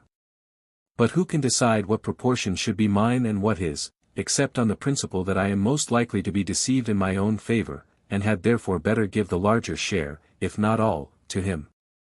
Further, it is admitted that utility and right coincide, not in particular instances, but in classes of actions. But is it not distracting to the conscience of a man to be told that in the particular case they are opposed? Happiness is said to be the ground of moral obligation, yet he must not do what clearly conduces to his own happiness if it is at variance with the good of the whole. Nay, further, he will be taught that when utility and right are in apparent conflict, any amount of utility does not alter by a hair's breadth the morality of actions, which cannot be allowed to deviate from established law or usage, and that the non-detection of an immoral act, say of telling a lie, which may often make the greatest difference in the consequences, not only to himself, but to all the world, makes none whatever in the act itself. Again, if we are concerned not with particular actions but with classes of actions, is the tendency of actions to happiness a principle upon which we can classify them? There is a universal law which imperatively declares certain acts to be right or wrong. Can there be any universality in the law which measures actions by their tendencies towards happiness? For an act which is the cause of happiness to one person may be the cause of unhappiness to another, or an act which if performed by one person may increase the happiness of mankind may have the opposite effect if performed by another. Right can never be wrong, or wrong right, that there are no actions which tend to the happiness of mankind which may not under other circumstances tend to their unhappiness. Unless we say not only that all right actions tend to happiness, but that they tend to happiness in the same degree in which they are right, and in that case the word right is plainer, we weaken the absoluteness of our moral standard, we reduce differences in kind to differences in degree, we obliterate the stamp which the authority of ages has set upon vice and crime. Once more, turning from theory to practice, we feel the importance of retaining the received distinctions of morality. Words such as truth, justice, honesty, virtue, love, have a simple meaning, they have become sacred to us, the word of God written on the human heart, to no other words can the same associations be attached. We cannot explain them adequately on principles of utility, in attempting to do so we rob them of their true character. We give them a meaning often paradoxical and distorted, and generally weaker than their signification in common language. And as words influence men's thoughts, we fear that the hold of morality may also be weakened, and the sense of duty impaired, if virtue and vice are explained only as the qualities which do or do not contribute to the pleasure of the world. In that very expression we seem to detect a false ring, for pleasure is individual not universal, we speak of eternal and immutable justice, but not of eternal and immutable pleasure, nor by any refinement can we avoid some taint of bodily sense adhering to the meaning of the word. Again, the higher the view which men take of life, the more they lose sight of their own pleasure or interest. True religion is not working for a reward only, but is ready to work equally without a reward. It is not doing the will of God for the sake of eternal happiness, but doing the will of God because it is best, whether rewarded or unrewarded. And this applies to others as well as to ourselves. For he who sacrifices himself for the good of others, does not sacrifice himself that they may be saved from the persecution which he endures for their sakes, but rather that they in their turn may be able to undergo similar sufferings, and like him stand fast in the truth. To promote their happiness is not his first object, but to elevate their moral nature. Both in his own case and that of others there may be happiness in the distance, but if there were no happiness he would equally act as he does. We are speaking of the highest and noblest natures, and a passing thought naturally arises in our minds, whether that can be the first principle of morals which is hardly regarded in their own case by the greatest benefactors of mankind. The admissions that pleasures differ in kind, and that actions are already classified, the acknowledgement that happiness includes the happiness of others, as well as of ourselves, the confusion, not made by Aristotle, between conscious and unconscious happiness, or between happiness the energy and happiness the result of the energy, introduce uncertainty and inconsistency into the whole inquiry. We reason readily and cheerfully from a greatest happiness principle. But we find that utilitarians do not agree among themselves about the meaning of the word. Still less can they impart to others a common conception or conviction of the nature of happiness. The meaning of the word is always insensibly slipping away from us, into pleasure, out of pleasure, now appearing as the motive, now as the test of actions, and sometimes varying in successive sentences. And as in a mathematical demonstration an error in the original number disturbs the whole calculation which follows, this fundamental uncertainty about the word vitiates all the applications of it. Must we not admit that a notion so uncertain in meaning, so void of content, so at variance with common language and opinion, does not comply adequately with either of our two requirements? It can neither strike the imaginative faculty, nor give an explanation of phenomena which is in accordance with our individual experience. It is indefinite, it supplies only a partial account of human actions, it is one among many theories of philosophers. It may be compared with other notions, such as the chief good of Plato, which may be best expressed to us under the form of a harmony, or with Kant's obedience to law, which may be summed up under the word duty, or with the Stoical, follow nature, and seems to have no advantage over them. All of these present a certain aspect of moral truth. None of them are, or indeed profess to be, the only principle of morals. And this brings us to speak of the most serious objection to the utilitarian system, its exclusiveness. There is no place for Kant or Hegel, for Plato and Aristotle alongside of it. They do not reject the greatest happiness principle, but it rejects them. Now the phenomena of moral action differ, and some are best explained upon one principle and some upon another. The virtue of justice seems to be naturally connected with one theory of morals, the virtues of temperance and benevolence with another. The characters of men also differ, and some are more attracted by one aspect of the truth, some by another. The firm stoical nature will conceive virtue under the conception of law, the philanthropist under that of doing good, the quietist under that of resignation, the enthusiast under that of faith or love. The upright man of the world will desire above all things that morality should be plain and fixed, and should use language in its ordinary sense.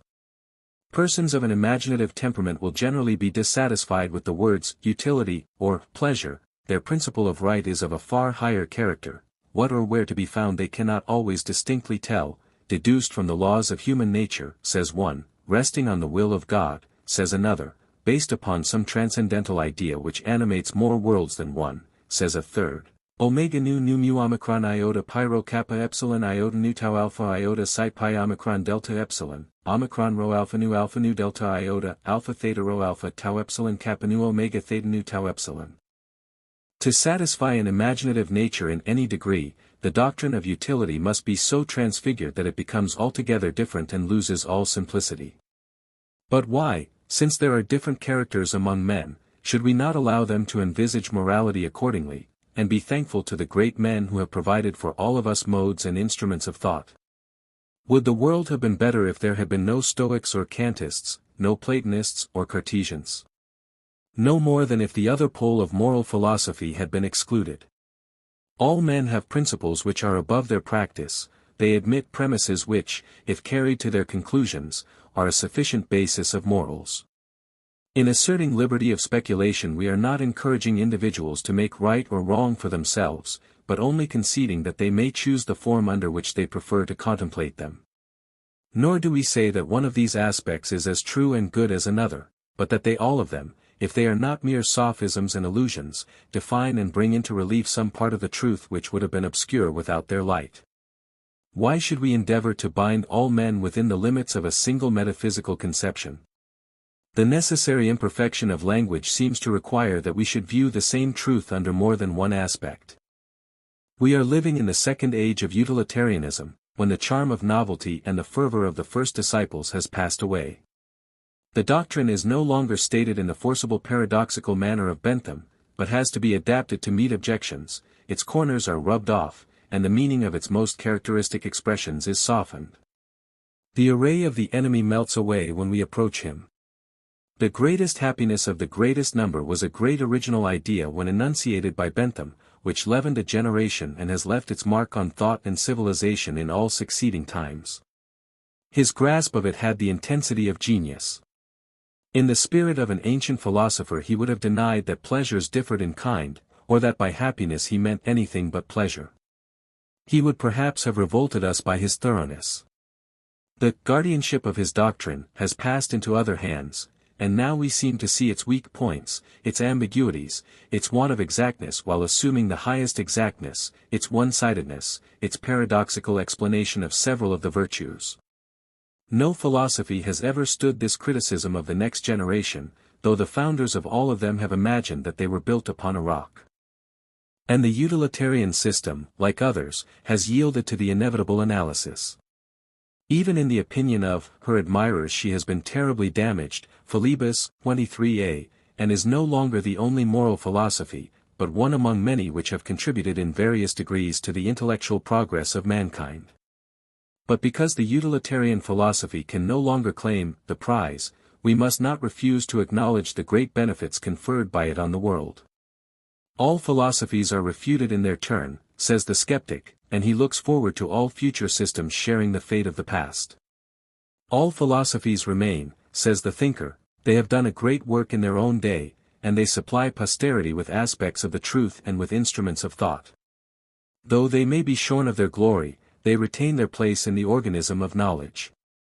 And still there remain many rules of morals which are better explained and more forcibly inculcated on the principle of utility than on any other.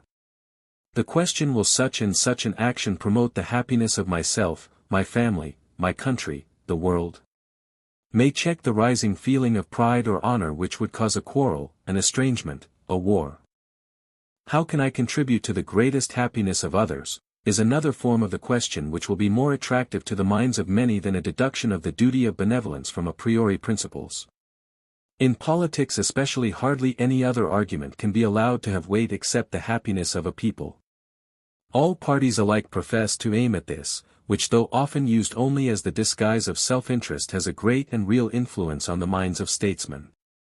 In religion, again, nothing can more tend to mitigate superstition than the belief that the good of man is also the will of God. This is an easy test to which the prejudices and superstitions of men may be brought: whatever does not tend to the good of men is not of God. And the ideal of the greatest happiness of mankind, especially if believed to be the will of God, when compared with the actual fact, will be one of the strongest motives to do good to others. On the other hand, when the temptation is to speak falsely, to be dishonest or unjust, or in any way to interfere with the rights of others, the argument that these actions regarded as a class will not conduce to the happiness of mankind, though true enough, seems to have less force than the feeling which is already implanted in the mind by conscience and authority. To resolve this feeling into the greatest happiness principle takes away from its sacred and authoritative character. The martyr will not go to the stake in order that he may promote the happiness of mankind, but for the sake of the truth. Neither will the soldier advance to the cannon's mouth merely because he believes military discipline to be for the good of mankind. It is better for him to know that he will be shot, that he will be disgraced. If he runs away, he has no need to look beyond military honor, patriotism. England expects every man to do his duty. These are stronger motives than the greatest happiness of the greatest number, which is the thesis of a philosopher, not the watchword of an army. For in human actions men do not always require broad principles. Duties often come home to us more when they are limited and defined, and sanctioned by custom and public opinion. Lastly, if we turn to the history of ethics, we shall find that our moral ideas have originated not in utility but in religion, in law, in conceptions of nature, of an ideal good, and the like. And many may be inclined to think that this conclusively disproves the claim of utility to be the basis of morals. But the utilitarian will fairly reply, see above, that we must distinguish the origin of ethics from the principles of them, the historical germ from the later growth of reflection.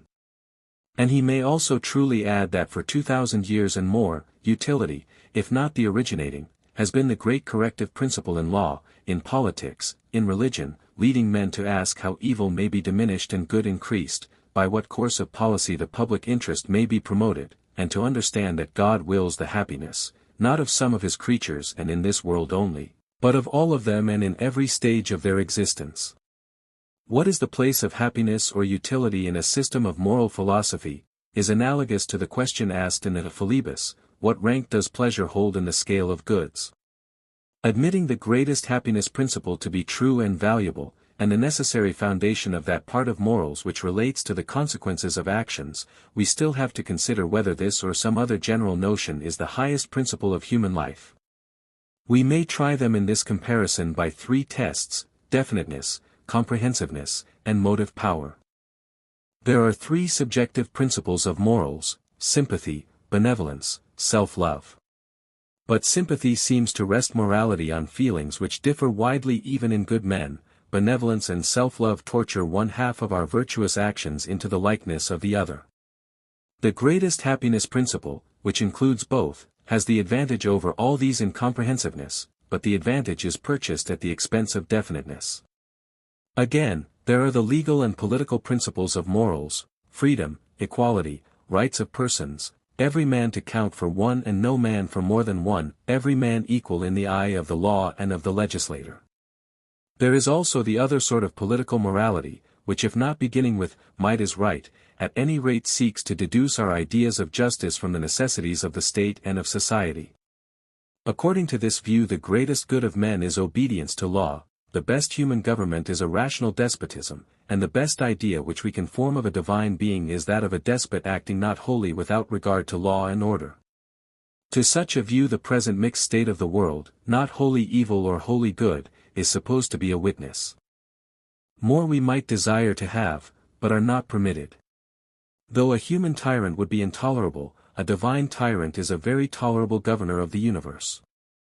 This is the doctrine of Thrasymachus adapted to the public opinion of modern times. There is yet a third view which combines the two: freedom is obedience to the law, and the greatest order is also the greatest freedom, act so that thy action may be the law of every intelligent being.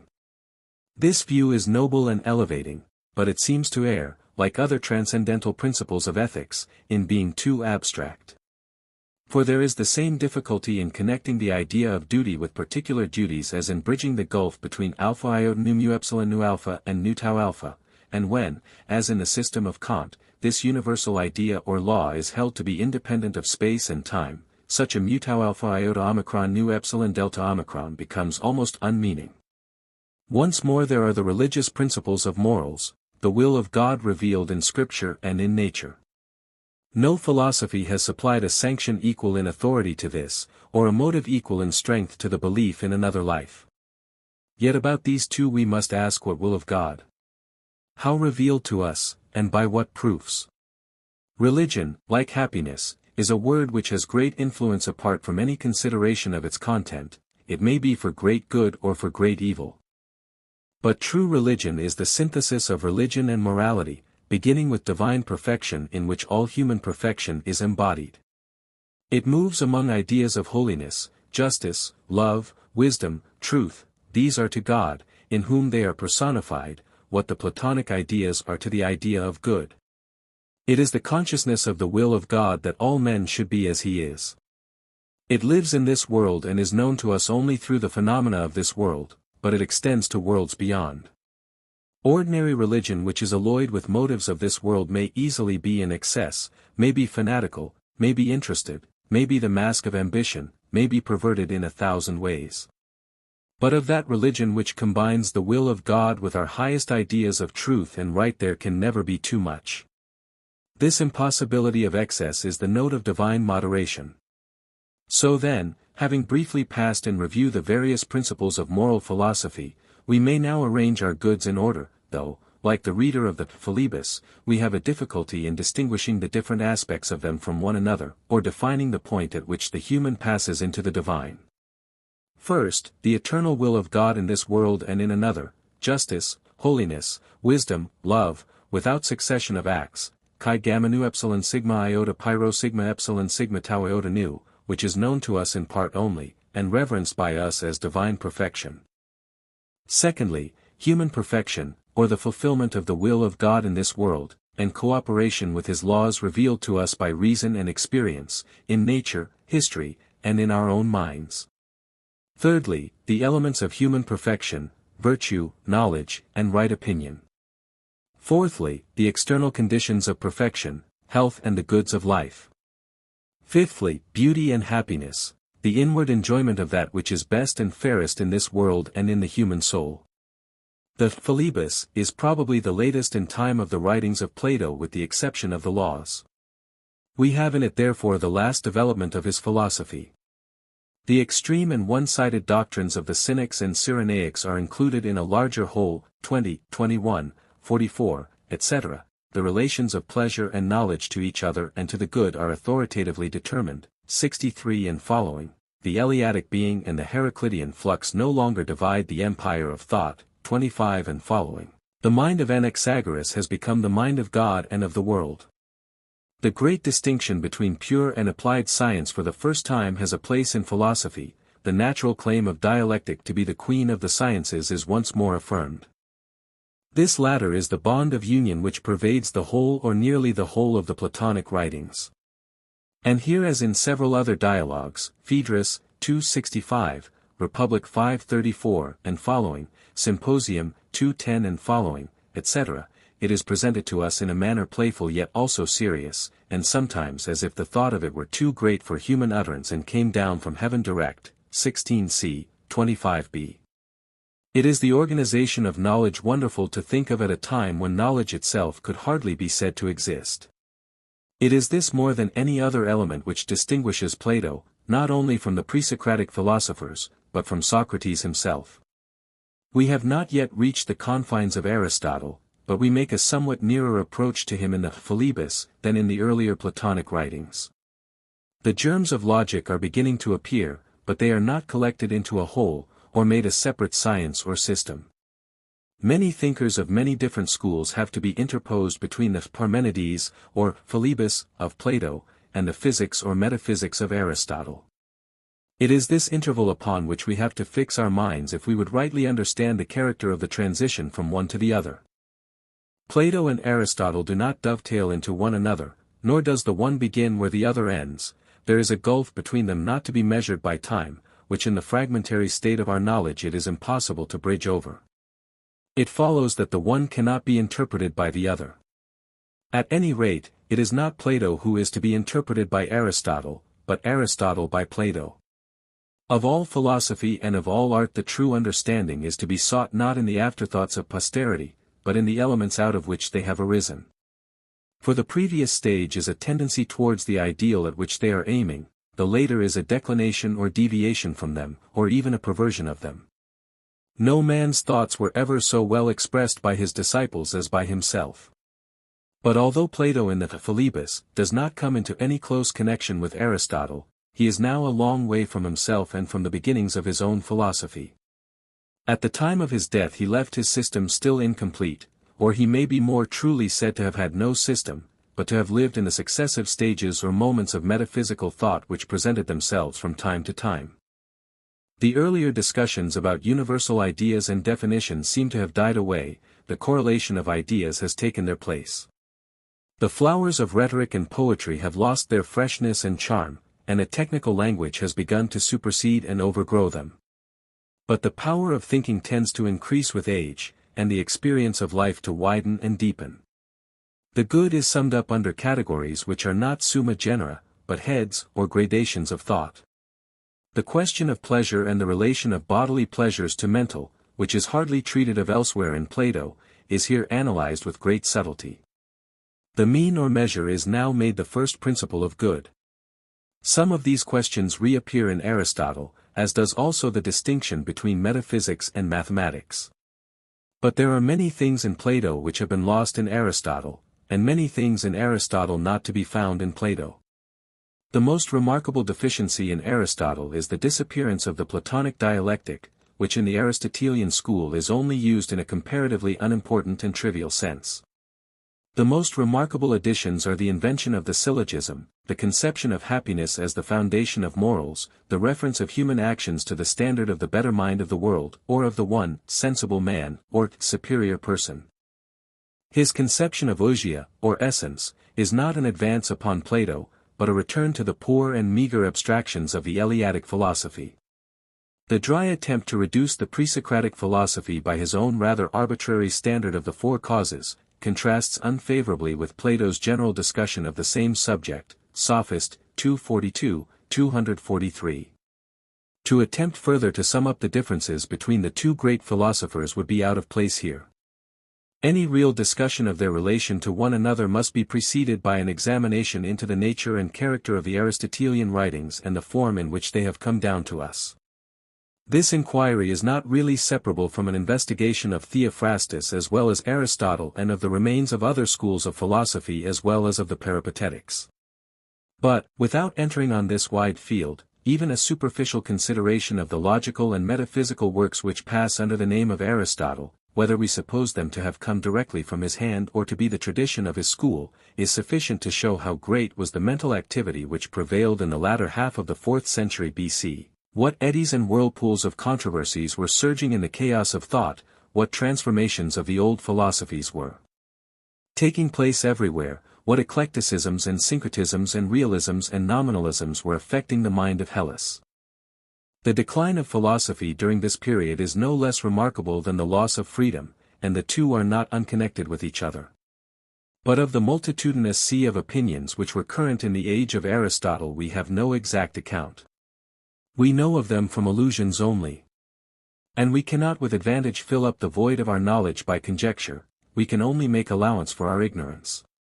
There are several passages in the Philebus, which are very characteristic of Plato, and which we shall do well to consider not only in their connection, but apart from their connection as inspired sayings or oracles which receive their full interpretation only from the history of philosophy in later ages. The more serious attacks on traditional beliefs which are often veiled under an unusual simplicity or irony are of this kind. Such, for example, is the excessive and more than human awe which Socrates expresses about the names of the gods, 12c, which may be not unaptly compared with the importance attached by mankind to theological terms in other ages, for this also may be comprehended under the satire of Socrates. Let us observe the religious and intellectual enthusiasm which shines forth in the following: the power and faculty of loving the truth, and of doing all things for the sake of the truth, 58e, or, again, the singular acknowledgement in 23c which may be regarded as the anticipation of a new logic, that, in going to war for mind I must have weapons of a different make from those which I used before, although some of the old ones may do again.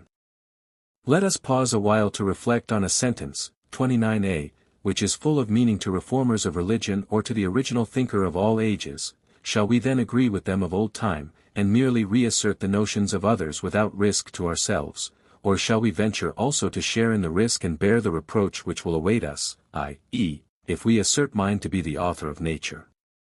Let us note the remarkable words, 30c, that in the divine nature of Zeus there is the soul and mind of a king, because there is in him the power of the cause, a saying in which theology and philosophy are blended and reconciled, not omitting to observe the deep insight into human nature which is shown by the repetition of the same thought. 28c, all philosophers are agreed that mind is the king of heaven and earth, with the ironical addition, in this way truly they magnify themselves. Nor let us pass unheeded the indignation felt by the generous youth, 29a, at the blasphemy of those who say that chaos and chance medley created the world, or the significance of the words, those who said of old time that mind rules the universe, 30d, or the pregnant observation, 43c, that we are not always conscious of what we are doing or of what happens to us, a chance expression to which if philosophers had attended they would have escaped many errors in psychology. We may contrast the contempt which is poured upon the verbal difficulty of the one and many, and the seriousness with the unity of opposites is regarded from the higher point of view of abstract ideas, 14c, 15, or compare the simple manner in which the question of cause and effect, 27, and their mutual dependence is regarded by Plato, to which modern science has returned in Mill and Bacon, and the cumbrous fourfold division of causes in the physics and metaphysics of Aristotle, for which it has puzzled the world to find a use in so many centuries. When we consider the backwardness of knowledge in the age of Plato, the boldness with which he looks forward into the distance, the many questions of modern philosophy which are anticipated in his writings, may we not truly describe him in his own words as a spectator of all time and of all existence? Philebus, persons of the dialogue, Socrates, Protarchus, Philebus, Socrates. Observe, Protarchus, the nature of the position which you are now going to take from Philebus, and what the other position is which I maintain, and which, if you do not approve of it, is to be controverted by you. Shall you and I sum up the two sides? Protarchus, by all means. Socrates, Philebus was saying that enjoyment and pleasure and delight, and the class of feelings akin to them, are a good to every living being, whereas I contend, that not these, but wisdom and intelligence and memory, and their kindred, right opinion and true reasoning, are better and more desirable than pleasure for all who are able to partake of them, and that to all such who are or ever will be they are the most advantageous of all things. Have I not given, Philebus, a fair statement of the two sides of the argument? Philebus, nothing could be fairer, Socrates. Socrates, and do you, Protarchus, accept the position which is assigned to you? Protarchus, I cannot do otherwise, since our excellent Philebus has left the field. Socrates, surely the truth about these matters ought, by all means, to be ascertained. Protarchus, certainly. Socrates, shall we further agree, Protarchus, to what? Socrates, that you and I must now try to indicate some state and disposition of the soul, which has the property of making all men happy. Protarchus, yes, by all means. Socrates, and you say that pleasure, and I say that wisdom, is such a state. Protarchus, true. Socrates, and what if there be a third state, which is better than either? Then both of us are vanquished, are we not? But if this life, which really has the power of making men happy, turn out to be more akin to pleasure than to wisdom, the life of pleasure may still have the advantage over the life of wisdom. Protarchus, true. Socrates, or suppose that the better life is more nearly allied to wisdom, then wisdom conquers, and pleasure is defeated, do you agree? Protarchus, certainly. Socrates, and what do you say, Philebus? Philebus, I say, and shall always say, that pleasure is easily the conqueror, but you must decide for yourself, Protarchus. Protarchus, you, Philebus, have handed over the argument to me, and have no longer a voice in the matter. Philebus, true enough. Nevertheless I would clear myself and deliver my soul of you, and I call the goddess herself to witness that I now do so. Protarchus, you may appeal to us, we too will be the witnesses of your words. And now, Socrates, whether Philebus is pleased or displeased, we will proceed with the argument. Socrates, then let us begin with the goddess herself, of whom Philebus says that she is called Aphrodite, but that her real name is pleasure. Protarchus, very good. Socrates, the awe which I always feel, Protarchus, about the names of the gods is more than human, it exceeds all other fears. And now I would not sin against Aphrodite by naming her amiss, let her be called what she pleases. But pleasure I know to be manifold, and with her, as I was just now saying, we must begin, and consider what her nature is. She has one name, and therefore you would imagine that she is one, and yet surely she takes the most varied and even unlike forms. For do we not say that the intemperate has pleasure, and that the temperate has pleasure in his very temperance, that the fool is pleased when he is full of foolish fancies and hopes, and that the wise man has pleasure in his wisdom? And how foolish would anyone be who affirmed that all these opposite pleasures are severally alike? Protarchus, why, Socrates, they are opposed in so far as they spring from opposite sources, but they are not in themselves opposite. For must not pleasure be of all things most absolutely like pleasure, that is, like itself? Socrates, yes, my good friend, just as color is like color, in so far as colors are colors, there is no difference between them, and yet we all know that black is not only unlike, but even absolutely opposed to white, or again, as figure is like figure, for all figures are comprehended under one class, and yet particular figures may be absolutely opposed to one another, and there is an infinite diversity of them. And we might find similar examples in many other things, therefore do not rely upon this argument, which would go to prove the unity of the most extreme opposites. And I suspect that we shall find a similar opposition among pleasures. Protarchus, very likely, but how will this invalidate the argument? Socrates, why, I shall reply, that dissimilar as they are, you apply to them a new predicate, for you say that all pleasant things are good. Now although no one can argue that pleasure is not pleasure, he may argue, as we are doing, that pleasures are oftener bad than good, but you call them all good, and at the same time are compelled, if you are pressed, to acknowledge that they are unlike. And so you must tell us what is the identical quality existing alike in good and bad pleasures, which makes you designate all of them as good. Protarchus, what do you mean, Socrates? Do you think that anyone who asserts pleasure to be the good, will tolerate the notion that some pleasures are good and others bad? Socrates, and yet you will acknowledge that they are different from one another, and sometimes opposed? Protarchus, not in so far as they are pleasures. Socrates, that is a return to the old position, Protarchus, and so we are to say, are we, that there is no difference in pleasures, but that they are all alike, and the examples which have just been cited do not pierce our dull minds, but we go on arguing all the same, like the weakest and most inexperienced reasoners. 40 Protarchus, what do you mean? Socrates, why, I mean to say, that in self-defense I may, if I like, follow your example, and assert boldly that the two things most unlike are most absolutely alike, and the result will be that you and I will prove ourselves to be very tyros in the art of disputing, and the argument will be blown away and lost. Suppose that we put back and return to the old position, then perhaps we may come to an understanding with one another. Protarchus, certainly we ought. Socrates, then let us have a more definite understanding and establish the principle on which the argument rests. Protarchus, what principle? Socrates, a principle about which all men are always in a difficulty, and some men sometimes against their will. Protarchus, speak plainer. Socrates, the principle which has just turned up, which is a marvel of nature, for that one should be many or many one, are wonderful propositions, and he who affirms either is very open to attack. Protarchus, do you mean, when a person says that I, Protarchus, am by nature one and also many, dividing the single me into many me's, and even opposing them as great and small, light and heavy, and in 10,000 other ways? Socrates, those, Protarchus, are the common and acknowledged paradoxes about the one and many, which I may say that everybody has by this time agreed to dismiss as childish and obvious and detrimental to the true course of thought, and no more favor is shown to that other puzzle, in which a person proves the members and parts of anything to be divided, and then confessing that they are all one, says laughingly in disproof of his own words, why, here is a miracle, the one is many and infinite. And the many are only one.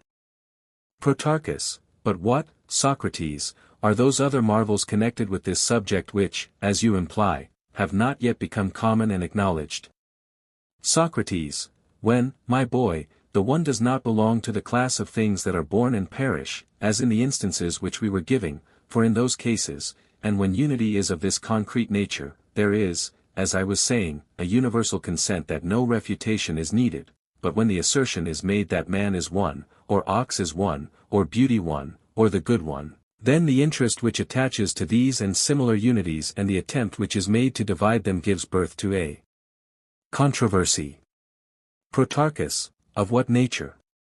Socrates, in the first place, as to whether these unities have a real existence, and then how each individual unity, being always the same, and incapable either of generation or of destruction, but retaining a permanent individuality, can be conceived either as dispersed and multiplied in the infinity of the world of generation, or as still entire and yet divided from itself, which latter would seem to be the greatest impossibility of all, for how can one and the same thing be at the same time in one and in many things?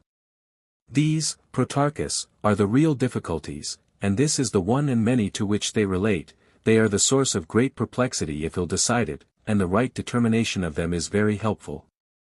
Protarchus, then, Socrates, let us begin by clearing up these questions. Socrates, that is what I should wish. Protarchus, and I am sure that all my other friends will be glad to hear them discussed. Philebus, fortunately for us, is not disposed to move, and we had better not stir him up with questions. Socrates, good, and where shall we begin this great and multifarious battle, in which such various points are at issue? Shall we begin thus? Protarchus, how? Socrates, we say that the one and many become identified by thought, and that now, as in time past, they run about together, in and out of every word which is uttered, and that this union of them will never cease, and is not now beginning, but is, as I believe, an everlasting quality of thought itself, which never grows old. Any young man, when he first tastes these subtleties, is delighted, and fancies that he has found a treasure of wisdom. In the first enthusiasm of his joy he leaves no stone, or rather no thought unturned, now rolling up the many into the one, and kneading them together, now unfolding and dividing them. He puzzles himself first and above all, and then he proceeds to puzzle his neighbors, whether they are older or younger, or of his own age, that makes no difference, neither father nor mother. Does he spare? No human being who has ears is safe from him, hardly even his dog, and a barbarian would have no chance of escaping him, if an interpreter could only be found. Protarchus, considering, Socrates, how many we are, and that all of us are young men, is there not a danger that we and Philebus may all set upon you, if you abuse us? We understand what you mean, but is there no charm by which we may dispel all this confusion, no more excellent way of arriving at the truth? If there is, we hope that you will guide us into that way, and we will do our best to follow, for the inquiry in which we are engaged, Socrates, is not unimportant. Socrates, the reverse of unimportant, my boys, as Philebus calls you, and there neither is nor ever will be a better than my own favorite way, which has nevertheless already often deserted me and left me helpless in the hour of need. Protarchus, tell us what that is. Socrates, one which may be easily pointed out, but is by no means easy of application, it is the parent of all the discoveries in the arts. Protarchus, tell us what it is.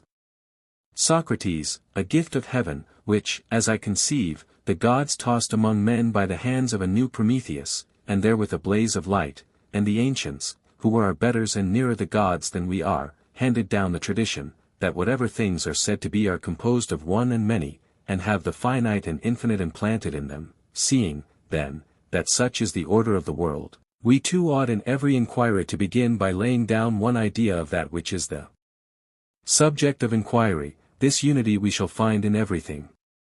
Having found it, we may next proceed to look for two, if there be two, or, if not, then for three or some other number, subdividing each of these units, until at last the unity with which we began is seen not only to be one and many and infinite, but also a definite number. The infinite must not be suffered to approach the many until the entire number of the species intermediate between unity and infinity has been discovered, then, and not till then, we may rest from division, and without further troubling ourselves about the endless individuals may allow them to drop into infinity. This, as I was saying, is the way of considering and learning and teaching one another, which the gods have handed down to us. But the wise men of our time are either too quick or too slow in conceiving plurality in unity. Having no method, they make their one and many anyhow, and from unity pass at once to infinity, the intermediate steps never occur to them. And this, I repeat, is what makes the difference between the mere art of disputation and true dialectic. Protarchus, I think that I partly understand you, Socrates, but I should like to have a clearer notion of what you are saying. Socrates, I may illustrate my meaning by the letters of the alphabet, Protarchus, which you were made to learn as a child. Protarchus, how do they afford an illustration? Socrates, the sound which passes through the lips whether of an individual or of all men is one and yet infinite. Protarchus, very true. Socrates, and yet not by knowing either that sound is one or that sound is infinite are we perfect in the art of speech, but the knowledge of the number and nature of sounds is what makes a man a grammarian.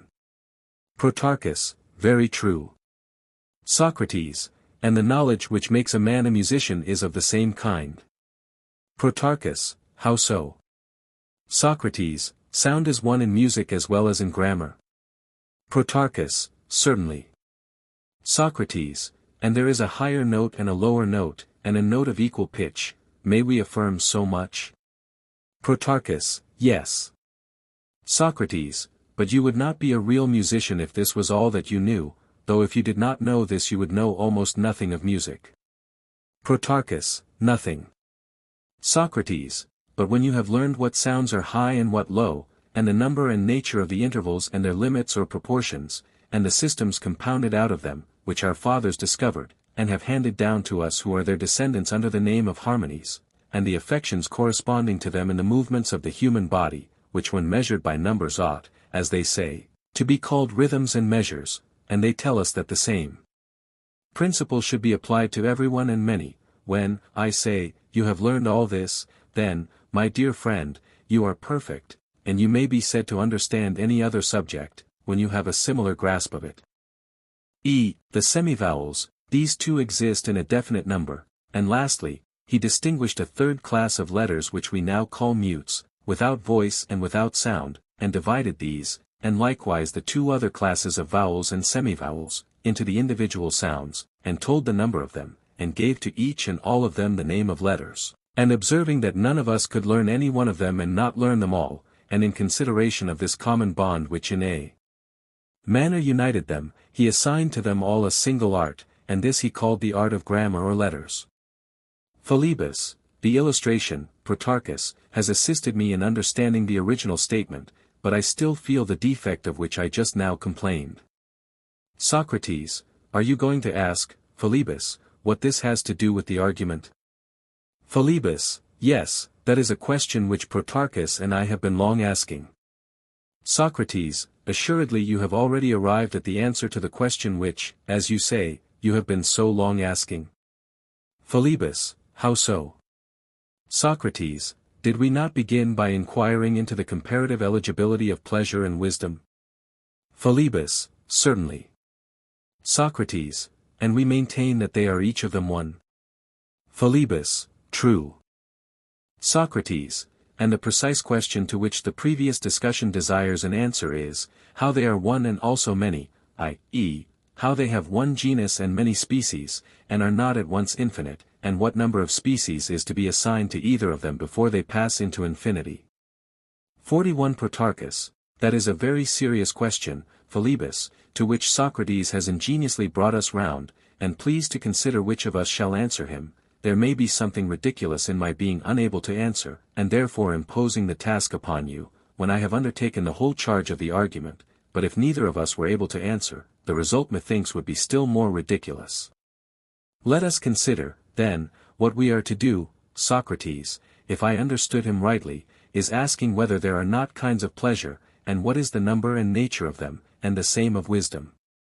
Socrates, most true, O son of Callias, and the previous argument showed that if we are not able to tell the kinds of everything that has unity, likeness, sameness, or their opposites, none of us will be of the smallest use in any inquiry. Protarchus, that seems to be very near the truth, Socrates. Happy would the wise man be if he knew all things, and the next best thing for him is that he should know himself. Why do I say so at this moment? I will tell you. You, Socrates, have granted us this opportunity of conversing with you, and are ready to assist us in determining what is the best of human goods. For when Philebus said that pleasure and delight and enjoyment and the like were the chief good, you answered, no, not those, but another class of goods, and we are constantly reminding ourselves of what you said, and very properly, in order that we may not forget to examine and compare the two. And these goods, which in your opinion are to be designated as superior to pleasure, and are the true objects of pursuit, are mind and knowledge and understanding and art, and the like. There was a dispute about which were the best, and we playfully threatened that you should not be allowed to go home until the question was settled, and you agreed, and placed yourself at our disposal. And now, as children say, what has been fairly given cannot be taken back. Cease then to fight against us in this way. Socrates, in what way? Philebus, do not perplex us, and keep asking questions of us to which we have not as yet any sufficient answer to give. Let us not imagine that a general puzzling of us all is to be the end of our discussion, but if we are unable to answer, do you answer, as you have promised. Consider, then, whether you will divide pleasure and knowledge according to their kinds, or you may let the matter drop, if you are able and willing to find some other mode of clearing up our controversy.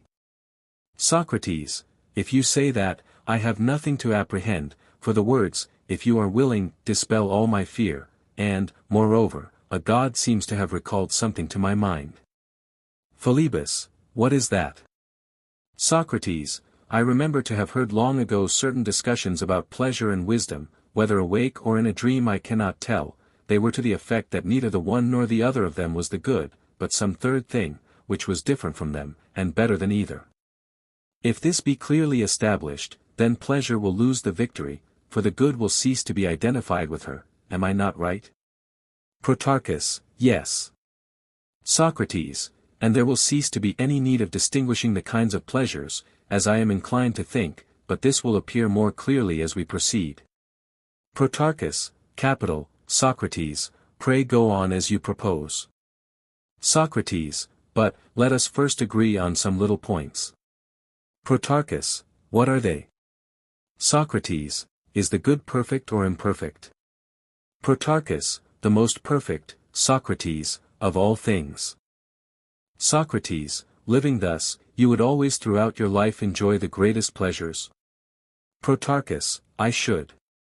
Socrates, but if you had neither mind, nor memory, nor knowledge, nor true opinion, you would in the first place be utterly ignorant of whether you were pleased or not, because you would be entirely devoid of intelligence. Protarchus, certainly. Socrates, and similarly, if you had no memory you would not recollect that you had ever been pleased, nor would the slightest recollection of the pleasure which you feel at any moment remain with you, and if you had no true opinion you would not think that you were pleased when you were, and if you had no power of calculation you would not be able to calculate on future pleasure, and your life would be the life, not of a man, but of an oyster or pulmo marinus. Could this be otherwise? Protarchus, no. Socrates, but is such a life eligible? Protarchus, I cannot answer you, Socrates, the argument has taken away from me the power of speech. Socrates, we must keep up our spirits, let us now take the life of mind and examine it in turn. Protarchus, and what is this life of mind? Socrates, I want to know whether any one of us would consent to live, having wisdom and mind and knowledge and memory of all things, but having no sense of pleasure or pain, and wholly unaffected by these and the like feelings. Protarchus, neither life, Socrates, appears eligible to me, nor is likely, as I should imagine, to be chosen by anyone else. Socrates, what would you say, Protarchus, to both of these in one, or to one that was made out of the union of the two? Protarchus, out of the union, that is, of pleasure with mind and wisdom. Socrates, yes, that is the life which I mean. Protarchus, there can be no difference of opinion, not some but all would surely choose this third rather than either of the other two, and in addition to them. Socrates, but do you see the consequence? Protarchus, to be sure I do. The consequence is, that 2 out of the 3 lives which have been proposed are neither sufficient nor eligible for man or for animal. Socrates, then now there can be no doubt that neither of them has the good, for the one which had would certainly have been sufficient and perfect and eligible for every living creature or thing that was able to live such a life, and if any of us had chosen any other, he would have chosen contrary to the nature of the truly eligible, and not of his own free will, but either through ignorance or from some unhappy necessity. Protarchus, certainly that seems to be true. Socrates, and now have I not sufficiently shown that Phoebus goddess is not to be regarded as identical with the good? Phoebus, neither is your mind the good, Socrates, for that will be open to the same objections. Socrates, perhaps, Phoebus, you may be right in saying so of my mind, but of the true, which is also the divine mind, far otherwise. However, I will not at present claim the first place for mind as against the mixed life, but we must come to some understanding about the second place. For you might affirm pleasure and I mind to be the cause of the mixed life, and in that case although neither of them would be the good, one of them might be imagined to be the cause of the good. And I might proceed further to argue in opposition to Phoebus, that the element which makes this mixed life eligible and good, is more akin and more similar to mind than to pleasure. And if this is true, pleasure cannot be truly said to share either in the first or second place, and does not, if I may trust my own mind, attain even to the third.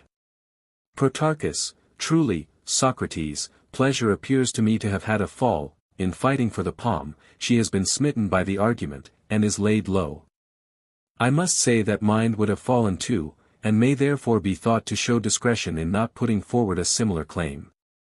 And if pleasure were deprived not only of the first but of the second place, she would be terribly damaged in the eyes of her admirers, for not even to them would she still appear as fair as before. Socrates, well, but had we not better leave her now, and not pain her by applying the crucial test, and finally detecting her? Protarchus, nonsense, Socrates. Socrates, why? Because I said that we had better not pain pleasure, which is an impossibility. Protarchus, yes, and more than that, because you do not seem to be aware that none of us will let you go home until you have finished the argument. Socrates, heavens! Protarchus, that will be a tedious business, and just at present not at all an easy one. For in going to war in the cause of mind, who is aspiring to the second prize, I ought to have weapons of another make from those which I used before, some, however, of the old ones may do again. And must I then finish the argument? Protarchus, of course you must. Socrates, let us be very careful in laying the foundation. Protarchus, what do you mean? Socrates, let us divide all existing things into two, or rather, if you do not object, into three classes. Protarchus, upon what principle would you make the division? Socrates, let us take some of our newly found notions. Protarchus, which of them? Socrates, were we not saying that God revealed a finite element of existence, and also an infinite? Protarchus, certainly. Socrates, let us assume these two principles, and also a third, which is compounded out of them, but I fear that I am ridiculously clumsy at these processes of division and enumeration. Protarchus, what do you mean, my good friend? Socrates, I say that a fourth class is still wanted. Protarchus, what will that be? Socrates, find the cause of the third or compound, and add this as a fourth class to the three others. Protarchus, and would you like to have a fifth class or cause of resolution as well as a cause of composition? Socrates, not, I think, at present, but if I want a fifth at some future time you shall allow me to have it. Protarchus, certainly. Socrates, let us begin with the first three, and as we find two out of the three greatly divided and dispersed, let us endeavor to reunite them, and see how in each of them there is a one and many. Protarchus, if you would explain to me a little more about them, perhaps I might be able to follow you. Socrates, well, the two classes are the same which I mentioned before, one the finite, and the other the infinite. I will first show that the infinite is in a certain sense many, and the finite may be hereafter discussed. Protarchus, I agree. Socrates, and now consider well, for the question to which I invite your attention is difficult and controverted. When you speak of hotter and colder, can you conceive any limit in those qualities? Does not the more and less, which dwells in their very nature, prevent their having any end? For if they had an end, the more and less would themselves have an end. Protarchus, that is most true. Socrates, ever, as we say, into the hotter and the colder there enters a more and a less. Protarchus, yes. Socrates, then, says the argument, there is never any end of them, and being endless they must also be infinite. Protarchus, yes, Socrates, that is exceedingly true. Socrates, yes, my dear Protarchus, and your answer reminds me that such an expression as, exceedingly, which you have just uttered, and also the term, gently, have the same significance as more or less, for whenever they occur they do not allow of the existence of quantity, they are always introducing degrees into actions, instituting a comparison of a more or a less excessive or a more or a less gentle, and at each creation of more or less, quantity disappears. For, as I was just now saying, if quantity and measure did not disappear, but were allowed to intrude in the sphere of more and less and the other comparatives, these last would be driven out of their own domain. When definite quantity is once admitted, there can be no longer a hotter or a colder, for these are always progressing, and are never in one stay, but definite quantity is at rest, and has ceased to progress. Which proves that comparatives, such as the hotter and the colder, are to be ranked in the class of the infinite. Protarchus, your remark certainly has the look of truth, Socrates, but these subjects, as you were saying, are difficult to follow at first. I think however, that if I could hear the argument repeated by you once or twice, there would be a substantial agreement between us. Socrates, yes, and I will try to meet your wish, but, as I would rather not waste time in the enumeration of endless particulars, let me know whether I may not assume as a note of the infinite. Protarchus, what? Socrates, I want to know whether such things as appear to us to admit of more or less, or are denoted by the words, exceedingly, gently, extremely, and the like, may not be referred to the class of the infinite, which is their unity, for, as was asserted in the previous argument, all things that were divided and dispersed should be brought together, and have the mark or seal of some one nature, if possible, set upon them. Do you remember? Protarchus, yes. Socrates, and all things which do not admit of more or less, but admit their opposites, that is to say, first of all, equality, and the equal, or again, the double, or any other ratio of number and measure, all these may, I think, be rightly reckoned by us in the class of the limited or finite. What do you say? Protarchus, excellent, Socrates. Socrates, And now what nature shall we ascribe to the third or compound kind? Protarchus, you, I think, will have to tell me that. Socrates, rather God will tell you, if there be any God who will listen to my prayers. Protarchus, offer up a prayer, then, and think. Socrates, I am thinking, Protarchus, and I believe that some God has befriended us. Protarchus, what do you mean, and what proof have you to offer of what you are saying? Socrates, I will tell you, and do you listen to my words? Protarchus, proceed. Socrates, were we not speaking just now of hotter and colder? Protarchus, true. Socrates, add to them drier, wetter, more, less, swifter, slower, greater, smaller, and all that in the preceding argument we placed under the unity of more and less. Protarchus, in the class of the infinite, you mean? Socrates, yes, and now mingle this with the other. Protarchus, what is the other? Socrates, the class of the finite which we ought to have brought together as we did the infinite, but, perhaps, it will come to the same thing if we do so now, when the two are combined, a third will appear. Protarchus, what do you mean by the class of the finite? Socrates, the class of the equal and the double, and any class which puts an end to difference and opposition, and by introducing number creates harmony and proportion among the different elements. Protarchus, I understand, you seem to me to mean that the various opposites, when you mingle with them the class of the finite, take certain forms. Socrates, yes, that is my meaning. Protarchus, proceed. Socrates, does not the right participation in the finite give health, in disease, for instance? Protarchus, certainly. Socrates, and whereas the high and low, the swift and the slow are infinite or unlimited, does not the addition of the principles aforesaid introduce a limit and perfect the whole frame of music? Protarchus, yes, certainly. Socrates, or, again, when cold and heat prevail, does not the introduction of them take away excess and indefiniteness, and infuse moderation and harmony? Protarchus, certainly. Socrates, and from a like admixture of the finite and infinite come the seasons, and all the delights of life. Protarchus, most true.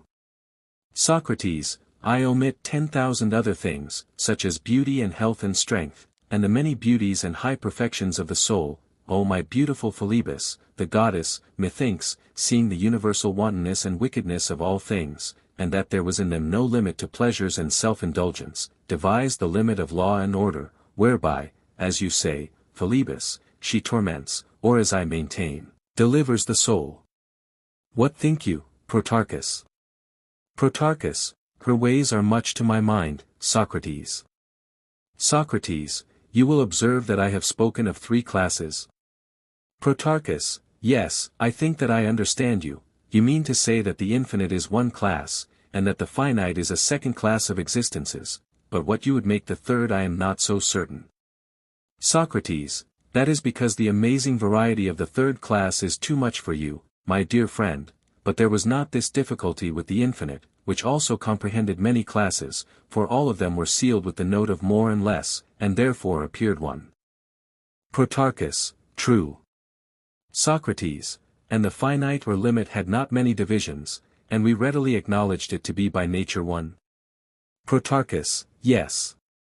Socrates, yes, indeed, and when I speak of the third class, understand me to mean any offspring of these, being a birth into true being, affected by the measure which the limit introduces. Protarchus, I understand. Socrates, still there was, as we said, a fourth class to be investigated, and you must assist in the investigation, for does not everything which comes into being, of necessity come into being through a cause? Protarchus, yes, certainly, for how can there be anything which has no cause? Socrates, and is not the agent the same as the cause in all except name? The agent and the cause may be rightly called one. Protarchus, very true. Socrates, and the same may be said of the patient, or effect. We shall find that they too differ, as I was saying, only in name, shall we not? Protarchus, we shall. Socrates, the agent or cause always naturally leads, and the patient or effect naturally follows it. Protarchus, certainly. Socrates, then the cause and what is subordinate to it in generation are not the same, but different. Protarchus, true.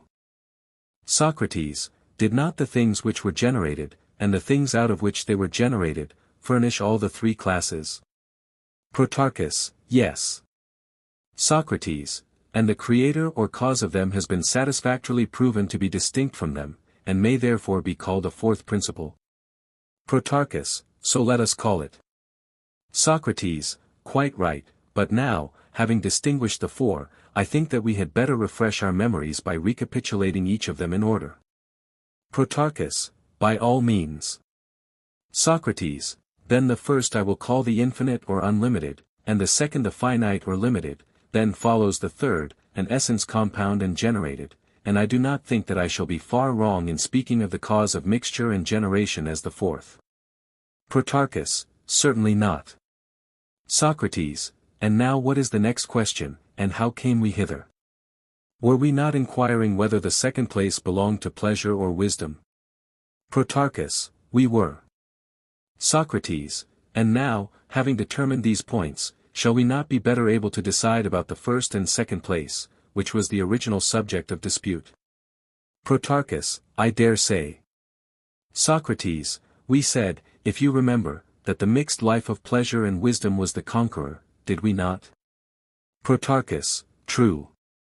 Socrates, and we see what is the place and nature of this life and to what class it is to be assigned. Protarchus, beyond a doubt. Socrates, this is evidently comprehended in the third or mixed class, which is not composed of any two particular ingredients, but of all the elements of infinity, bound down by the finite, and may therefore be truly said to comprehend the conqueror life. Protarchus, most true. Socrates, and what shall we say, Philebus, of your life which is all sweetness, and in which of the aforesaid classes is that to be placed? Perhaps you will allow me to ask you a question before you answer. Philebus, let me hear. Socrates, have pleasure and pain a limit, or do they belong to the class which admits of more and less? Philebus, they belong to the class which admits of more, Socrates, for pleasure would not be perfectly good if she were not infinite in quantity and degree. Socrates, nor would pain, Philebus, be perfectly evil. And therefore the infinite cannot be that element which imparts to pleasure some degree of good. But now, admitting, if you like, that pleasure is of the nature of the infinite, in which of the aforesaid classes, O Protarchus and Philebus, can we without irreverence place wisdom and knowledge and mind? And let us be careful, for I think that the danger will be very serious if we err on this point. Philebus, you magnify, Socrates, the importance of your favorite god. Socrates, and you, my friend, are also magnifying your favorite goddess, but still I must beg you to answer the question. Protarchus, Socrates is quite right, Philebus, and we must submit to him. Philebus, and did not you, Protarchus, propose to answer in my place? Protarchus, certainly I did, but I am now in a great strait, and I must entreat you, Socrates, to be our spokesman, and then we shall not say anything wrong or disrespectful of your favorite. Socrates, I must obey you, Protarchus, nor is the task which you impose a difficult one, but did I really, as Philebus implies, disconcert you with my playful solemnity, when I ask the question to what class mind and knowledge belong? Protarchus, you did, indeed, Socrates. Socrates, yet the answer is easy, since all philosophers assert with one voice that mind is the king of heaven and earth, in reality they are magnifying themselves. And perhaps they are right. But still I should like to consider the class of mind, if you do not object, a little more fully. Philebus, take your own course, Socrates, and never mind length, we shall not tire of you. Socrates, very good, let us begin then, Protarchus, by asking a question. Protarchus, what question? Socrates, whether all this which they call the universe is left to the guidance of unreason and chance medley, or, on the contrary, as our fathers have declared, ordered and governed by a marvelous intelligence and wisdom. Protarchus, wide asunder are the two assertions, illustrious Socrates, for that which you were just now saying to me appears to be blasphemy, but the other assertion, that mind orders all things, is worthy of the aspect of the world, and of the sun, and of the moon, and of the stars and of the whole circle of the heavens, and never will I say or think otherwise. Socrates, shall we then agree with them of old time in maintaining 42 this doctrine, not merely reasserting the notions of others, without risk to ourselves, but shall we share in the danger, and take our part of the reproach which will await us, when an ingenious individual declares that all is disorder? Protarchus, that would certainly be my wish. Socrates, then now please to consider the next stage of the argument. Protarchus, let me hear. Socrates, we see that the elements which enter into the nature of the bodies of all animals, fire, water, air, and, as the storm-tossed sailor cries, land, I. When we saw those elements of which we have been speaking gathered up in one, did we not call them a body? Protarchus, we did. Socrates, and the same may be said of the cosmos, which for the same reason may be considered to be a body, because made up of the same elements. Protarchus, very true. Socrates, but is our body nourished wholly by this body, or is this body nourished by our body, thence deriving and having the qualities of which we were just now speaking? Protarchus, that again, Socrates, is a question which does not deserve to be asked. Socrates, well, tell me, is this question worth asking? Protarchus, what question? Socrates, may our body be said to have a soul? Protarchus, clearly. Socrates, and whence comes that soul, my dear Protarchus, unless the body of the universe, which contains elements like those in our bodies but in every way fairer, had also a soul? Can there be another source? Protarchus, clearly, Socrates, that is the only source. Socrates, why, yes, Protarchus, for surely we cannot imagine that of the four classes, the finite, the infinite, the composition of the two, and the cause, the fourth, which enters into all things, giving to our bodies souls, and the art of self-management, and of healing disease, and operating in other ways to heal and organize, having too all the attributes of wisdom, we cannot, I say, imagine that whereas the selfsame elements exist, both in the entire heaven and in great provinces of the heaven, only fairer and purer, this last should not also in that higher sphere have designed the noblest and fairest things? Protarchus, such a supposition is quite unreasonable. Earth, reappear in the constitution of the world. Protarchus, the proverb may be applied to us, for truly the storm gathers over us, and we are at our wits' end. Socrates, there is something to be remarked about each of these elements. Protarchus, what is it? Socrates, only a small fraction of any one of them exists in us, and that of a mean sort, and not in any way pure, or having any power worthy of its nature. One instance will prove this of all of them, there is fire within us, and in the universe. Protarchus, true. Socrates, and is not our fire small and weak and mean? But the fire in the universe is wonderful in quantity and beauty, and in every power that fire has. Protarchus, most true. Socrates, and is the fire in the universe nourished and generated and ruled by the fire in us, or is the fire in you and me, and in other animals, dependent on the universal fire? Protarchus, that is a question which does not deserve an answer. Socrates, right, and you would say the same, if I am not mistaken, of the earth which is in animals and the earth which is in the universe, and you would give a similar reply about all the other elements. Protarchus, why, how could any man who gave any other be deemed in his senses? Socrates, I do not think that he could, but now go on to the next step. Socrates, then if this be denied, should we not be wise in adopting the other view and maintaining that there is in the universe a mighty infinite and an adequate limit, of which we have often spoken, as well as a presiding cause of no mean power, which orders and arranges years and seasons and months, and may be justly called wisdom and mind? Protarchus, most justly. Socrates, and wisdom and mind cannot exist without soul? Protarchus, certainly not. Socrates, and in the divine nature of Zeus would you not say that there is the soul and mind of a king, because there is in him the power of the cause? And other gods have other attributes, by which they are pleased to be called. Protarchus, very true. Socrates, do not then suppose that these words are rashly spoken by us, O Protarchus, for they are in harmony with the testimony of those who said of old time that mind rules the universe. Protarchus, true.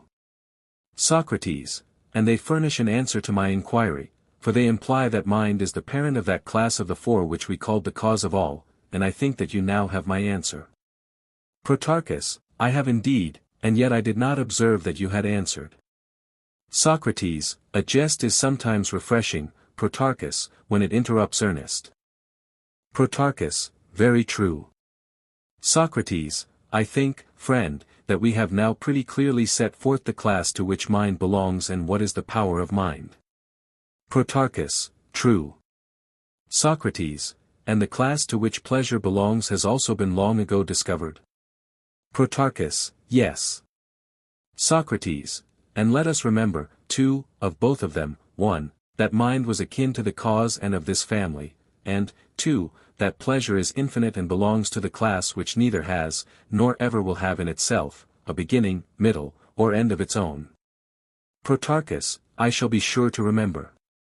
Socrates, we must next examine what is their place and under what conditions they are generated. And we will begin with pleasure, since her class was first examined, and yet pleasure cannot be rightly tested apart from pain. Protarchus, if this is the road, let us take it. Socrates, I wonder whether you would agree with me about the origin of pleasure and pain. Protarchus, what do you mean? Socrates, I mean to say that their natural seat is in the mixed class. Protarchus, and would you tell me again, sweet Socrates, which of the aforesaid classes is the mixed one? Socrates, I will, my fine fellow, to the best of my ability. Protarchus, very good. Socrates, let us then understand the mixed class to be that which we placed third in the list of four. Protarchus, that which followed the infinite and the finite, and in which you ranked health, and, if I am not mistaken, harmony. Socrates, capital, and now will you please to give me your best attention? Protarchus, proceed, I am attending. Socrates, I say that when the harmony in animals is dissolved, there is also a dissolution of nature and a generation of pain. Protarchus, that is very probable.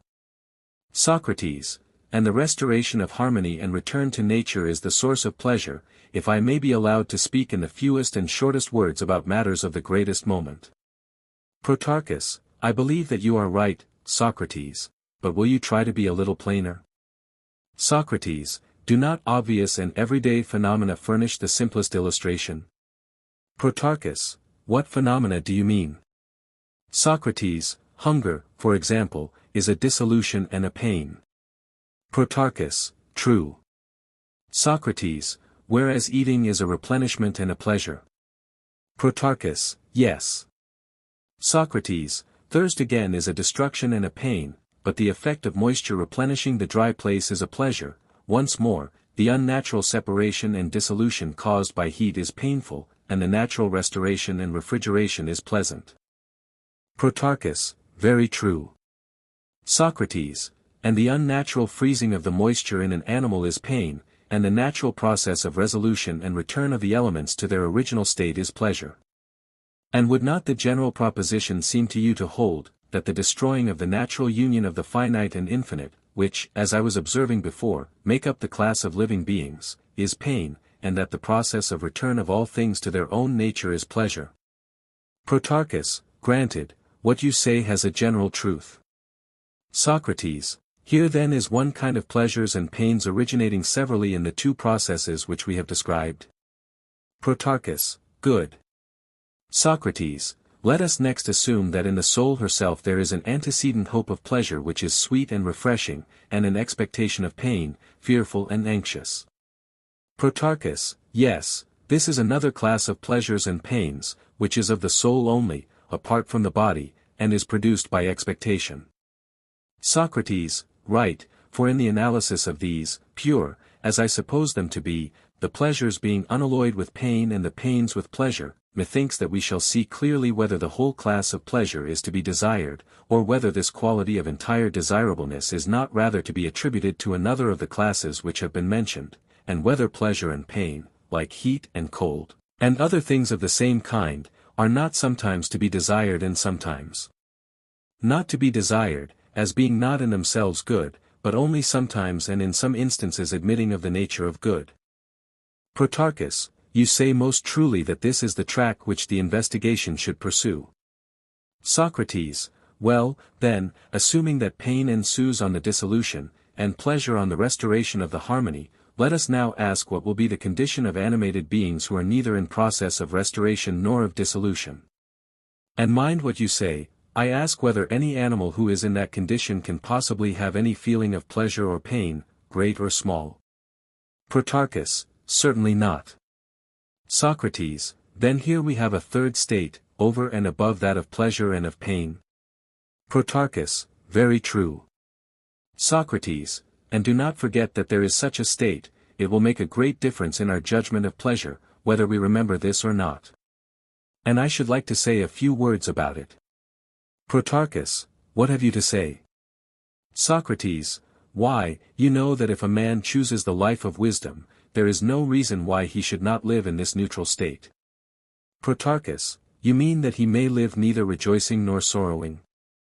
Socrates, yes, and if I remember rightly, when the lives were compared, no degree of pleasure, whether great or small, was thought to be necessary to him who chose the life of thought and wisdom. Protarchus, yes, certainly, we said so. Socrates, then he will live without pleasure, and who knows whether this may not be the most divine of all lives. Protarchus, if so, the gods, at any rate, cannot be supposed to have either joy or sorrow. Socrates, certainly not, there would be a great impropriety in the assumption of either alternative. But whether the gods are or are not indifferent to pleasure is a point which may be considered hereafter if in any way relevant to the argument, and whatever is the conclusion we will place it to the account of mind in her contest for the second place, should she have to resign the first. Protarchus, just so. Socrates, the other class of pleasures, which as we were saying is purely mental, is entirely derived from memory. Protarchus, what do you mean? Socrates, I must first of all analyze memory, or rather perception which is prior to memory, if the subject of our discussion is ever to be properly cleared up. Protarchus, how will you proceed? Socrates, let us imagine affections of the body which are extinguished before they reach the soul, and leave her unaffected, and again, other affections which vibrate through both soul and body, and impart a shock to both and to each of them. Protarchus, granted. Socrates, and the soul may be truly said to be oblivious of the first but not of the second? Protarchus, quite true. Socrates, when I say oblivious, do not suppose that I mean forgetfulness in a literal sense, for forgetfulness is the exit of memory, which in this case has not yet entered, and to speak of the loss of that which is not yet in existence, and never has been, is a contradiction, do you see? Protarchus, yes.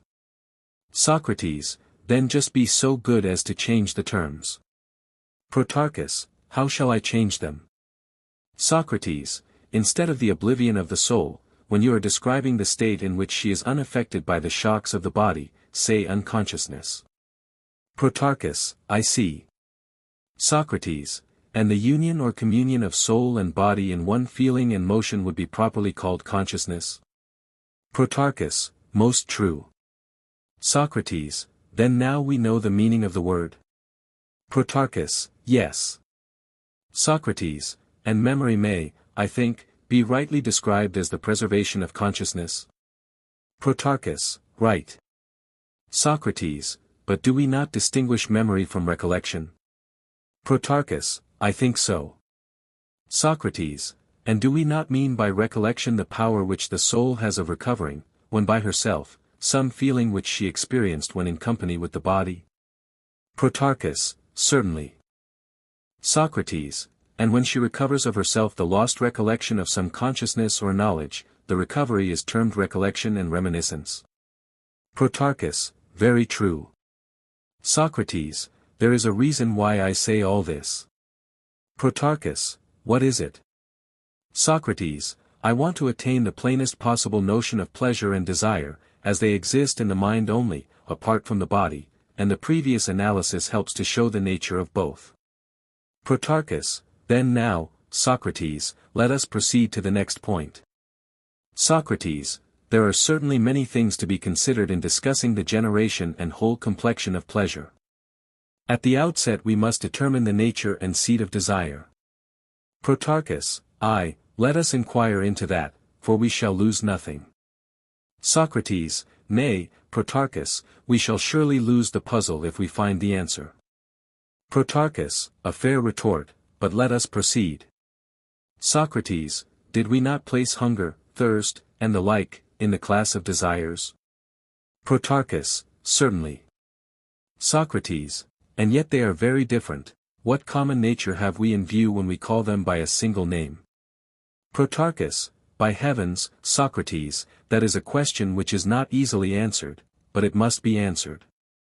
Socrates, then let us go back to our examples. Protarchus, where shall we begin?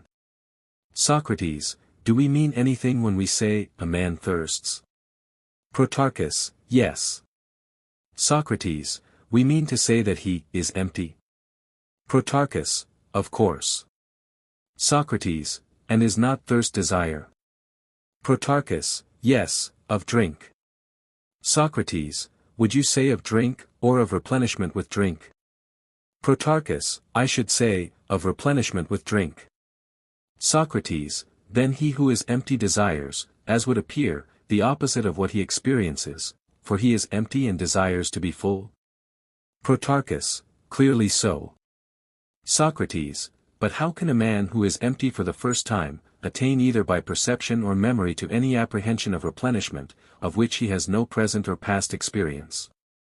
Protarchus, impossible.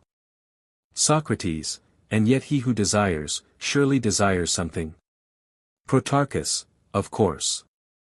Socrates, he does not desire that which he experiences, for he experiences thirst, and thirst is emptiness, but he desires replenishment. Protarchus, true. Socrates, then there must be something in the thirsty man which in some way apprehends replenishment. Protarchus, there must. Socrates, and that cannot be the body, for the body is supposed to be emptied? Protarchus, yes. Socrates, the only remaining alternative is that the soul apprehends the replenishment by the help of memory, as is obvious, for what other way can there be? Protarchus, I cannot imagine any other. Socrates, but do you see the consequence? Protarchus, what is it?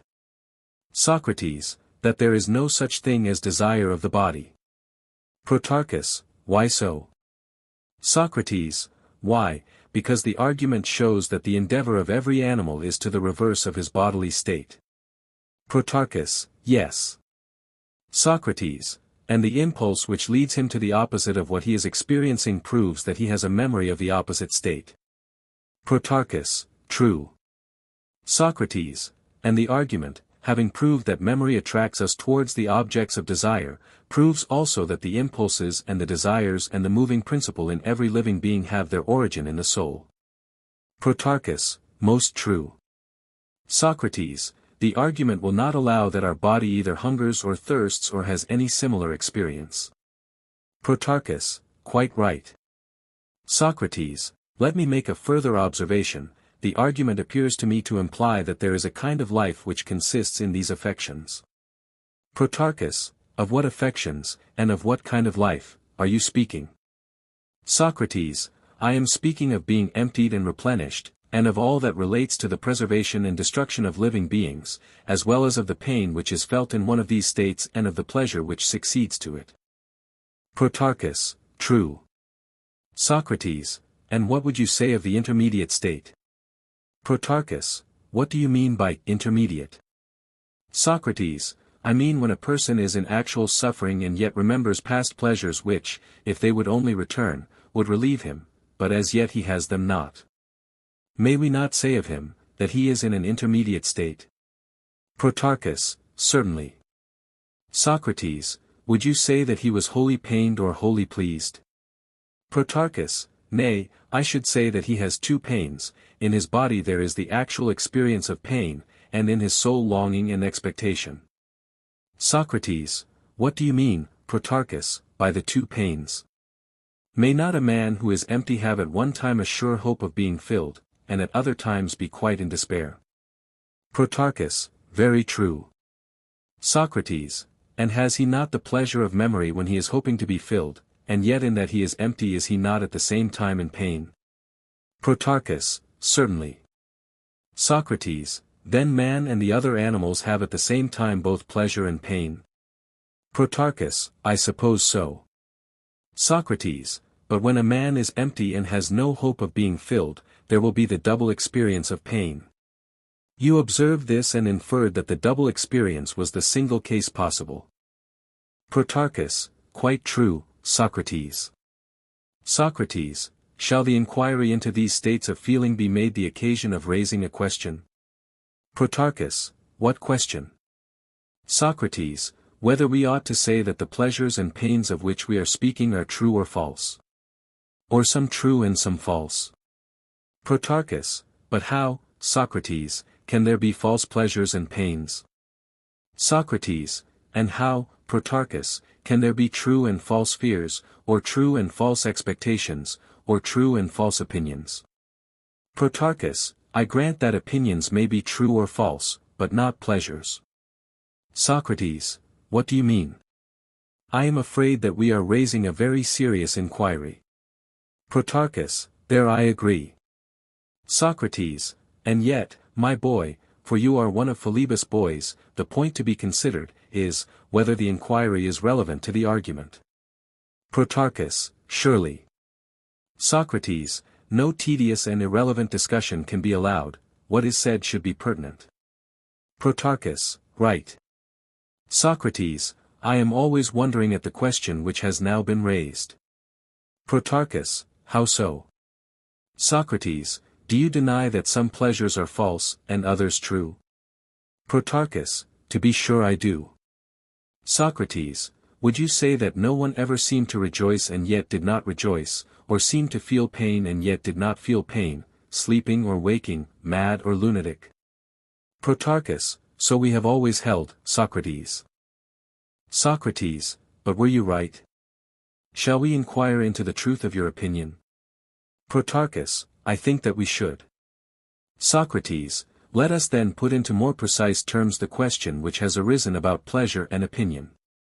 Is there such a thing as opinion? Protarchus, yes. Socrates, and such a thing as pleasure? Protarchus, yes. Socrates, and an opinion must be of something?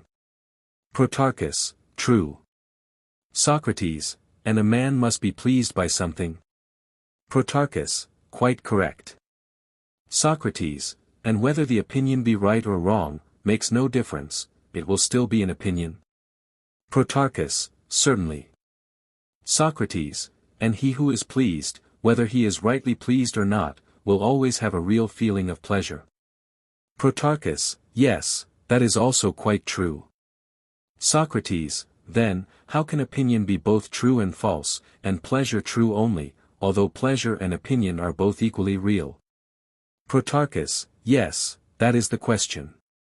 Socrates, you mean that opinion admits of truth and falsehood, and hence becomes not merely opinion, but opinion of a certain quality, and this is what you think should be examined? Protarchus, yes. Socrates, and further, even if we admit the existence of qualities in other objects, may not pleasure and pain be simple and devoid of quality? Protarchus, clearly. Socrates, but there is no difficulty in seeing that pleasure and pain as well as opinion have qualities, for they are great or small, and have various degrees of intensity, as was indeed said long ago by us. Protarchus, quite true. Socrates, and if badness attaches to any of them, Protarchus, then we should speak of a bad opinion or of a bad pleasure. Protarchus, quite true, Socrates.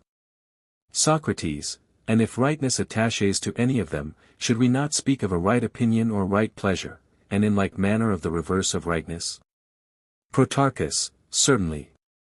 Socrates, and if the thing opined be erroneous, might we not say that the opinion, being erroneous, is not right or rightly opined? Protarchus, certainly. Socrates, and if we see a pleasure or pain which errs in respect of its object, shall we call that right or good, or by any honorable name? Protarchus, not if the pleasure is mistaken, how could we? Socrates, and surely pleasure often appears to accompany an opinion which is not true, but false. Protarchus, certainly it does, and in that case, Socrates, as we were saying, the opinion is false, but no one could call the actual pleasure false. Socrates, how eagerly, Protarchus, do you rush to the defense of pleasure? Protarchus, nay, Socrates, I only repeat what I hear. Socrates, and is there no difference, my friend, between that pleasure which is associated with right opinion and knowledge, and that which is often found in all of us associated with falsehood and ignorance? Protarchus, there must be a very great difference between them. Socrates, then, now let us proceed to contemplate this difference. Protarchus, lead, and I will follow. Socrates, well, then, my view is, Protarchus, what is it? Socrates, we agree, do we not? That there is such a thing as false, and also such a thing as true opinion. Protarchus, yes. Socrates, and pleasure and pain, as I was just now saying, are often consequent upon these, upon true and false opinion, I mean. Protarchus, very true. Socrates, and do not opinion and the endeavor to form an opinion always spring from memory and perception? Protarchus, certainly. Socrates, might we imagine the process to be something of this nature? Protarchus, of what nature? Socrates, an object may be often seen at a distance not very clearly, and the seer may want to determine what it is which he sees. Protarchus, very likely. Socrates, soon he begins to interrogate himself. Protarchus, in what manner? Socrates, he asks himself, what is that which appears to be standing by the rock under the tree? This is the question which he may be supposed to put to himself when he sees such an appearance. Protarchus, true. Socrates, to which he may guess the right answer, saying as if in a whisper to himself, it is a man. Protarchus, very good. Socrates, or again, he may be misled, and then he will say, no, it is a figure made by the shepherds. Protarchus, yes. Socrates, and if he has a companion, he repeats his thought to him in articulate sounds, and what was before an opinion, has now become a proposition. Protarchus, certainly. Socrates, but if he be walking alone when these thoughts occur to him, he may not unfrequently keep them in his mind for a considerable time. Protarchus, very true. Socrates, well, now, I wonder whether you would agree in my explanation of this phenomenon.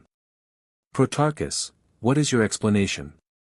Socrates, I think that the soul at such times is like a book. Protarchus, how so?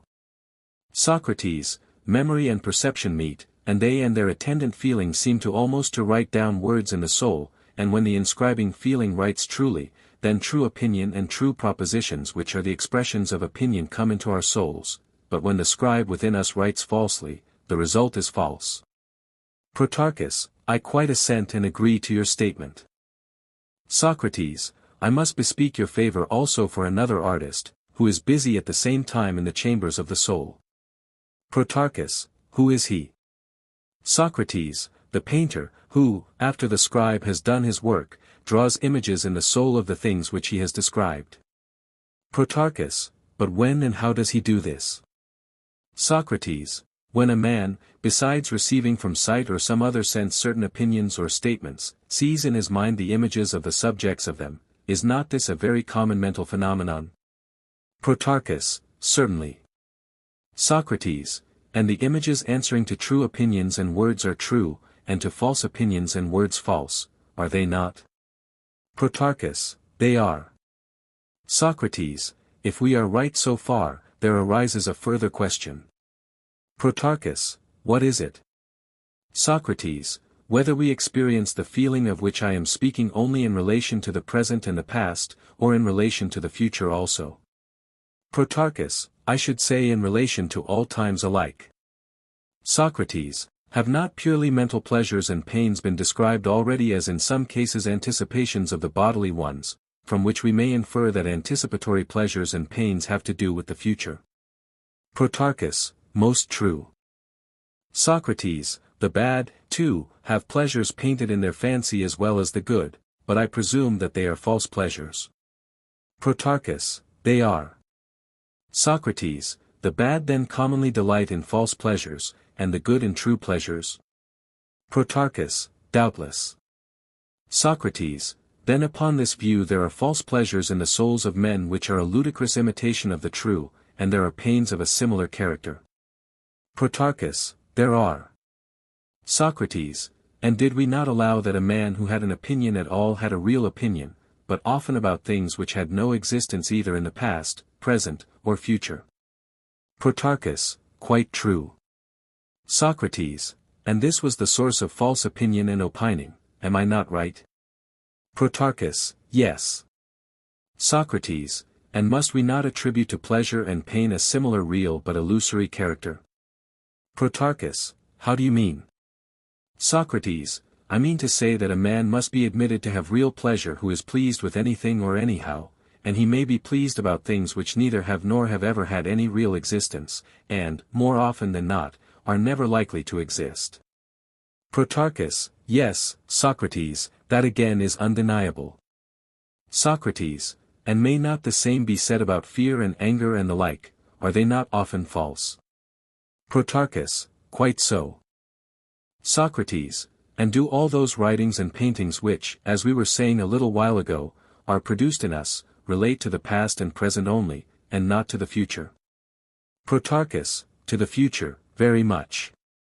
Socrates, when you say, very much, you mean to imply that all these representations are hopes about the future, and that mankind are filled with hopes in every stage of existence. Protarchus, exactly. Socrates, answer me another question. Protarchus, what question? Socrates, a just and pious and good man is the friend of the gods, is he not? Protarchus, certainly he is. Socrates, and the unjust and utterly bad man is the reverse? Protarchus, true. Socrates, and all men, as we were saying just now, are always filled with hopes? Protarchus, certainly. Socrates, and these hopes, as they are termed, are propositions which exist in the minds of each of us? Protarchus, yes. Socrates, and the fancies of hope are also pictured in us. A man may often have a vision of a heap of gold, and pleasures ensuing, and in the picture there may be a likeness of himself mightily rejoicing over his good fortune. Protarchus, true. Socrates, and may we not say that the good, being friends of the gods, have generally true pictures presented to them, and the bad false pictures? Protarchus, certainly. Socrates, and can opinions be good or bad except in as far as they are true or false? Protarchus, in no other way. Socrates, nor can pleasures be conceived to be bad except in so far as they are false. Protarchus, nay, Socrates, that is the very opposite of truth, for no one would call pleasures and pains bad because they are false, but by reason of some other great corruption to which they are liable. Socrates, well, of pleasures which are corrupt and caused by corruption we will hereafter speak, if we care to continue the inquiry. For the present I would rather show by another argument that there are many false pleasures existing or coming into existence in us, because this may assist our final decision. Protarchus, very true, that is to say, if there are such pleasures. Socrates, I think that there are, Protarchus, but this is an opinion which should be well assured, and not rest upon a mere assertion. Protarchus, very good. Socrates, then now, like wrestlers, let us approach and grasp this new argument. Protarchus, proceed. Socrates, we were maintaining a little while since, that when desires, as they are termed, exist in us, then the body has separate feelings apart from the soul, do you remember? Protarchus, yes, I remember that you said so. Socrates, and the soul was supposed to desire the opposite of the bodily state, while the body was the source of any pleasure or pain which was experienced. Protarchus, true. Socrates, then now you may infer what happens in such cases. Protarchus, what am I to infer? Socrates, that in such cases pleasures and pains come simultaneously, and there is a juxtaposition of the opposite sensations which correspond to them, as has been already shown. Protarchus, clearly. Socrates, and there is another point to which we have agreed. Protarchus, what is it? Socrates, that pleasure and pain both admit of more and less, and that they are of the class of infinites. Protarchus, certainly, we said so. Socrates, but how can we rightly judge of them? Protarchus, how can we? Socrates, is it our intention to judge of their comparative importance and intensity, measuring pleasure against pain, and pain against pain, and pleasure against pleasure? Protarchus, yes, such is our intention, and we shall judge of them accordingly. Socrates, well, take the case of sight. Does not the nearness or distance of magnitudes obscure their true proportions, and make us opine falsely, and do we not find the same illusion happening in the case of pleasures and pains? Protarchus, yes, Socrates, and in a degree far greater. Socrates, then what we are now saying is the opposite of what we were saying before. Protarchus, what was that? Socrates, then the opinions were true and false, and infected the pleasures and pains with their own falsity. Protarchus, very true. Socrates, but now it is the pleasures which are said to be true and false because they are seen at various distances, and subjected to comparison. The pleasures appear to be greater and more vehement when placed side by side with the pains, and the pains when placed side by side with the pleasures. Protarchus, certainly, and for the reason which you mention. Socrates, and suppose you part off from pleasures and pains the element which makes them appear to be greater or less than they really are, you will acknowledge that this element is illusory, and you will never say that the corresponding excess or defect of pleasure or pain is real or true. Protarchus, certainly not. Socrates, next let us see whether in another direction we may not find pleasures and pains existing and appearing in living beings, which are still more false than these. Protarchus, what are they, and how shall we find them? Socrates, if I am not mistaken, I have often repeated that pains and aches and suffering and uneasiness of all sorts arise out of a corruption of nature caused by concretions, and dissolutions, and repletions, and evacuations, and also by growth and decay. Protarchus, yes, that has been often said.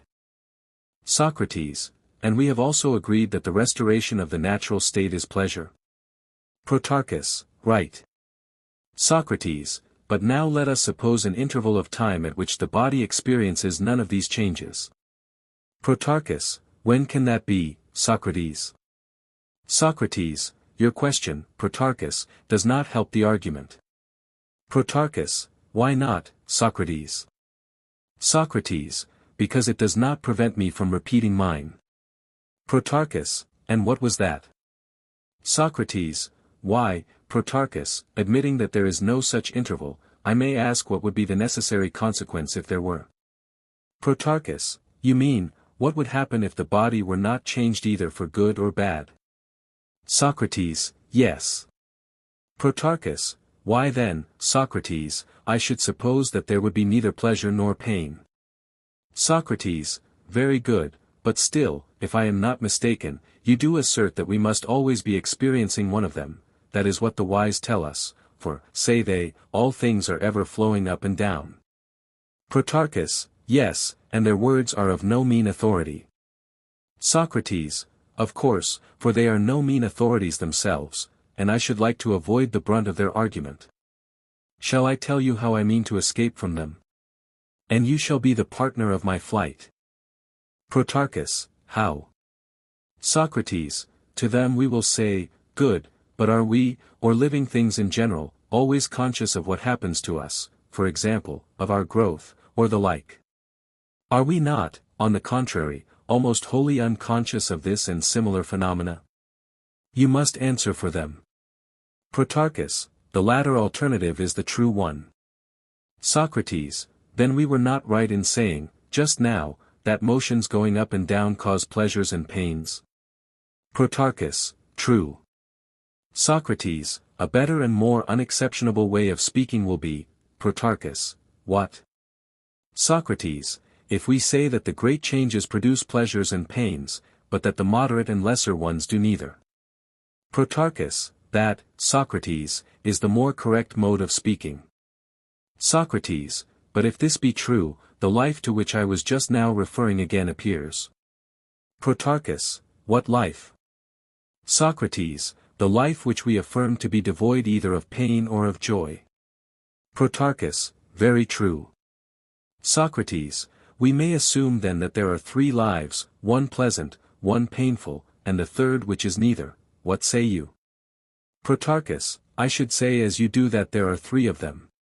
Socrates, but if so, the negation of pain will not be the same with pleasure. Protarchus, certainly not. Socrates, then when you hear a person saying, that always to live without pain is the pleasantest of all things, what would you understand him to mean by that statement? Protarchus, I think that by pleasure he must mean the negative of pain.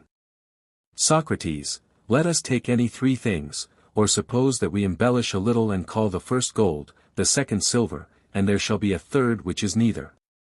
Protarchus, very good. Socrates, now, can that which is neither be either gold or silver? Protarchus, impossible. Socrates, no more can that neutral or middle life be rightly or reasonably spoken or thought of as pleasant or painful. Protarchus, certainly not. Socrates, and yet, my friend, there are, as we know, persons who say and think so. Protarchus, certainly. Socrates, and do they think that they have pleasure when they are free from pain? Protarchus, they say so. Socrates, and they must think or they would not say that they have pleasure. Protarchus, I suppose not. Socrates, and yet if pleasure and the negation of pain are of distinct natures, they are wrong. Protarchus, but they are undoubtedly of distinct natures. Socrates, then shall we take the view that they are three, as we were just now saying, or that they are two only, the one being a state of pain, which is an evil, and the other a cessation of pain, which is of itself a good, and is called pleasant? Protarchus, but why, Socrates, do we ask the question at all? I do not see the reason. Socrates, you, Protarchus, have clearly never heard of certain enemies of our friend Philebus. Protarchus, and who may they be? Socrates, certain persons who are reputed to be masters in natural philosophy, who deny the very existence of pleasure. Protarchus, indeed. Socrates, they say that what the school of Philebus calls pleasures are all of them only avoidances of pain. Protarchus, and would you, Socrates, have us agree with them? Socrates, why, no, I would rather use them as a sort of diviners, who divine the truth, not by rules of art, but by an instinctive repugnance and extreme detestation which a noble nature has of the power of pleasure, in which they think that there is nothing sound, and her seductive influence is declared by them to be witchcraft, and not pleasure. This is the use which you may make of them.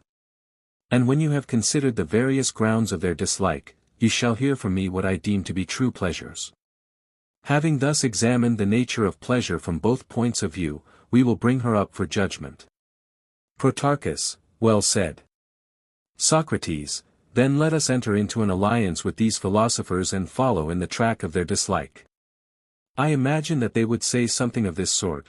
They would begin at the beginning, and ask whether, if we wanted to know the nature of any quality, such as hardness, we should be more likely to discover it by looking at the hardest things, rather than at the least hard. You, Protarchus, shall answer these severe gentlemen as you answer me. Protarchus, by all means, and I reply to them, that you should look at the greatest instances. Socrates, then if we want to see the true nature of pleasures as a class, we should not look at the most diluted pleasures, but at the most extreme and most vehement. Protarchus, in that everyone will agree. Socrates, and the obvious instances of the greatest pleasures, as we have often said, are the pleasures of the body? Protarchus, certainly. Socrates, and are they felt by us to be or become greater, when we are sick or when we are in health? And here we must be careful in our answer, or we shall come to grief. Protarchus, how will that be? Socrates, why, because we might be tempted to answer, when we are in health. Protarchus, yes, that is the natural answer. Socrates, well, but are not those pleasures the greatest of which mankind have the greatest desires? Protarchus, true. Socrates, and do not people who are in a fever, or any similar illness, feel cold or thirst or other bodily affections more intensely? Am I not right in saying that they have a deeper want and greater pleasure in the satisfaction of their want? Protarchus, that is obvious as soon as it is said. Socrates, well, then, shall we not be right in saying, that if a person would wish to see the greatest pleasures he ought to go and look, not at health, but at disease? And here you must distinguish, do not imagine that I mean to ask whether those who are very ill have more pleasures than those who are well, but understand that I am speaking of the magnitude of pleasure. I want to know where pleasures are found to be most intense. For, as I say, we have to discover what is pleasure, and what they mean by pleasure who deny her very existence. Protarchus, I think I follow you. Socrates, you will soon have a better opportunity of showing whether you do or not, Protarchus. Answer now, and tell me whether you see, I will not say more, but more intense and excessive pleasures in wantonness than in temperance. Reflect before you speak. Protarchus, I understand you, and see that there is a great difference between them. The temperate are restrained by the wise man's aphorism of, never too much, which is their rule, but excess of pleasure possessing the minds of fools and wantons becomes madness and makes them shout with delight. Socrates, very good, and if this be true, then the greatest pleasures and pains will clearly be found in some vicious state of soul and body, and not in a virtuous state. Protarchus, certainly. Socrates, and ought we not to select some of these for examination, and see what makes them the greatest? Protarchus, to be sure we ought. Socrates, take the case of the pleasures which arise out of certain disorders. Protarchus, what disorders? Socrates, the pleasures of unseemly disorders, which our severe friends utterly detest. Protarchus, what is that? Socrates, the union which, as we were saying, the mind often experiences of purely mental feelings. Protarchus, what do you mean? Socrates, why, do we not speak of anger, fear, desire, sorrow, love, emulation, envy, and the like, as pains which belong to the soul only? Protarchus, yes. Socrates, and shall we not find them also full of the most wonderful pleasures? Need I remind you of the anger, which stirs even a wise man to violence, and is sweeter than honey and the honeycomb? And you remember how pleasures mingle with pains in lamentation and bereavement? Protarchus, yes, there is a natural connection between them. Socrates, and you remember also how at the sight of tragedies the spectators smile through their tears? Protarchus, certainly I do. Socrates, and are you aware that even at a comedy the soul experiences a mixed feeling of pain and pleasure?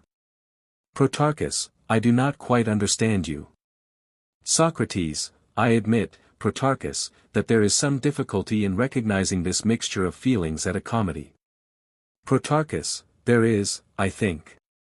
Socrates, and the greater the obscurity of the case the more desirable is the examination of it, because the difficulty in detecting other cases of mixed pleasures and pains will be less. Protarchus, yes, indeed. Socrates, he will say of himself, and others will say of him, that he is dying with these delights, and the more dissipated and good-for-nothing he is, the more vehemently he pursues them in every way. Of all pleasures he declares them to be the greatest, and he reckons him who lives in the most constant enjoyment of them to be the happiest of mankind. Protarchus, that, Socrates, is a very true description of the opinions of the majority about pleasures. Socrates, yes, Protarchus, quite true of the mixed pleasures, which arise out of the communion of external and internal sensations in the body. There are also cases in which the mind contributes an opposite element to the body, 44 whether of pleasure or pain, and the two unite and form one mixture. Concerning these I have already remarked, that when a man is empty he desires to be full, and has pleasure in hope and pain in vacuity. But now I must further add what I omitted before, that in all these and similar emotions in which body and mind are opposed, and they are innumerable, pleasure and pain coalesce in one. Protarchus, I believe that to be quite true. Socrates, there still remains one other sort of admixture of pleasures and pains. Protarchus, yes, that is a very common error. Socrates, and still more often he will fancy that he is taller or fairer than he is, or that he has some other advantage of person which he really has not. Protarchus, of course. Socrates, and yet surely by far the greatest number err about the goods of the mind, they imagine themselves to be much better men than they are. Protarchus, yes, that is by far the commonest delusion. Socrates, and of all the virtues, is not wisdom the one which the mass of mankind are always claiming, and which most arouses in them a spirit of contention and lying conceit of wisdom? Protarchus, certainly. Socrates, and may not all this be truly called an evil condition? Protarchus, very evil. Socrates, but we must pursue the division a step further, Protarchus, if we would see in envy of the childish sort a singular mixture of pleasure and pain. Protarchus, how can we make the further division which you suggest? Socrates, all who are silly enough to entertain this lying conceit of themselves may of course be divided, like the rest of mankind, into two classes, one having power and might, and the other the reverse. Protarchus, certainly. Socrates, let this, then, be the principle of division. Those of them who are weak and unable to revenge themselves, when they are laughed at, may be truly called ridiculous, but those who can defend themselves may be more truly described as strong and formidable, for ignorance in the powerful is hateful and horrible, because hurtful to others both in reality and in fiction, but powerless ignorance may be reckoned, and in truth is, ridiculous. Protarchus, that is very true, but I do not as yet see where is the admixture of pleasures and pains. Socrates, well, then, let us examine the nature of envy. Protarchus, proceed. Socrates, is not envy an unrighteous pleasure, and also an unrighteous pain? Protarchus, most true. Socrates, there is nothing envious or wrong in rejoicing at the misfortunes of enemies? Protarchus, certainly not. Socrates, but to feel joy instead of sorrow at the sight of our friends' misfortunes, is not that wrong? Protarchus, undoubtedly. Socrates, did we not say that ignorance was always an evil? Protarchus, true. Socrates, and the three kinds of vain conceit in our friends which we enumerated, the vain conceit of beauty, of wisdom, and of wealth, are ridiculous if they are weak, and detestable when they are powerful. May we not say, as I was saying before, that our friends who are in this state of mind, when harmless to others, are simply ridiculous? Protarchus, they are ridiculous. Socrates, and do we not acknowledge this ignorance of theirs to be a misfortune? Protarchus, certainly. Socrates, and do we feel pain or pleasure in laughing at it? Protarchus, clearly we feel pleasure. Socrates, and was not envy the source of this pleasure which we feel at the misfortunes of friends? Protarchus, certainly. Socrates, then the argument shows that when we laugh at the folly of our friends, pleasure, in mingling with envy, mingles with pain, for envy has been acknowledged by us to be mental pain, and laughter is pleasant, and so we envy and laugh at the same instant. Protarchus, true. Socrates, and the argument implies that there are combinations of pleasure and pain in lamentations, and in tragedy and comedy, not only on the stage, but on the greater stage of human life, and so in endless other cases. Protarchus, I do not see how anyone can deny what you say, Socrates, however eager he may be to assert the opposite opinion. Socrates, I mentioned anger, desire, sorrow, fear, love, emulation, envy, and similar emotions, as examples in which we should find a mixture of the two elements so often named, did I not? Protarchus, yes. Socrates, we may observe that our conclusions hitherto have had reference only to sorrow and envy and anger. Protarchus, I see. Socrates, then many other cases still remain. Protarchus, certainly. Socrates, and why do you suppose me to have pointed out to you the admixture which takes place in comedy? Why but to convince you that there was no difficulty in showing the mixed nature of fear and love and similar affections, and I thought that when I had given you the illustration, you would have let me off, and have acknowledged as a general truth that the body without the soul, and the soul without the body, as well as the two united, are susceptible of all sorts of admixtures of pleasures and pains, and so further discussion would have been unnecessary. And now I want to know whether I may depart, or will you keep me here until midnight? I fancy that I may obtain my release without many words, if I promise that tomorrow I will give you an account of all these cases. But at present I would rather sail in another direction, and go to other matters which remain to be settled, before the judgment can be given which Philebus demands. Protarchus, very good, Socrates, in what remains take your own course. Socrates, then after the mixed pleasures the unmixed should have their turn, this is the natural and necessary order. Protarchus, excellent. Socrates, these, in turn, then, I will now endeavor to indicate, for with the maintainers of the opinion that all pleasures are a cessation of pain, I do not agree, but, as I was saying, I use them as witnesses, that there are pleasures which seem only and are not, and there are others again which have great power and appear in many forms, yet are intermingled with pains, and are partly alleviations of agony and distress, both of body and mind. Protarchus, then what pleasures, Socrates, should we be right in conceiving to be true? Socrates, true pleasures are those which are given by beauty of color and form, and most of those which arise from smells, those of sound, again, and in general those of which the want is painless and unconscious, and of which the fruition is palpable to sense and pleasant and unalloyed with pain. Protarchus, once more, Socrates, I must ask what you mean. Socrates, my meaning is certainly not obvious, and I will endeavor to be plainer. I do not mean by beauty of form such beauty as that of animals or pictures, which the many would suppose to be my meaning, but, says the argument, understand me to mean straight lines and circles, and the plane or solid figures which are formed out of them by turning lathes and rulers and measurers of angles, for these I affirm to be not only relatively beautiful, like other things, but they are eternally and absolutely beautiful, and they have peculiar pleasures, quite unlike the pleasures of scratching.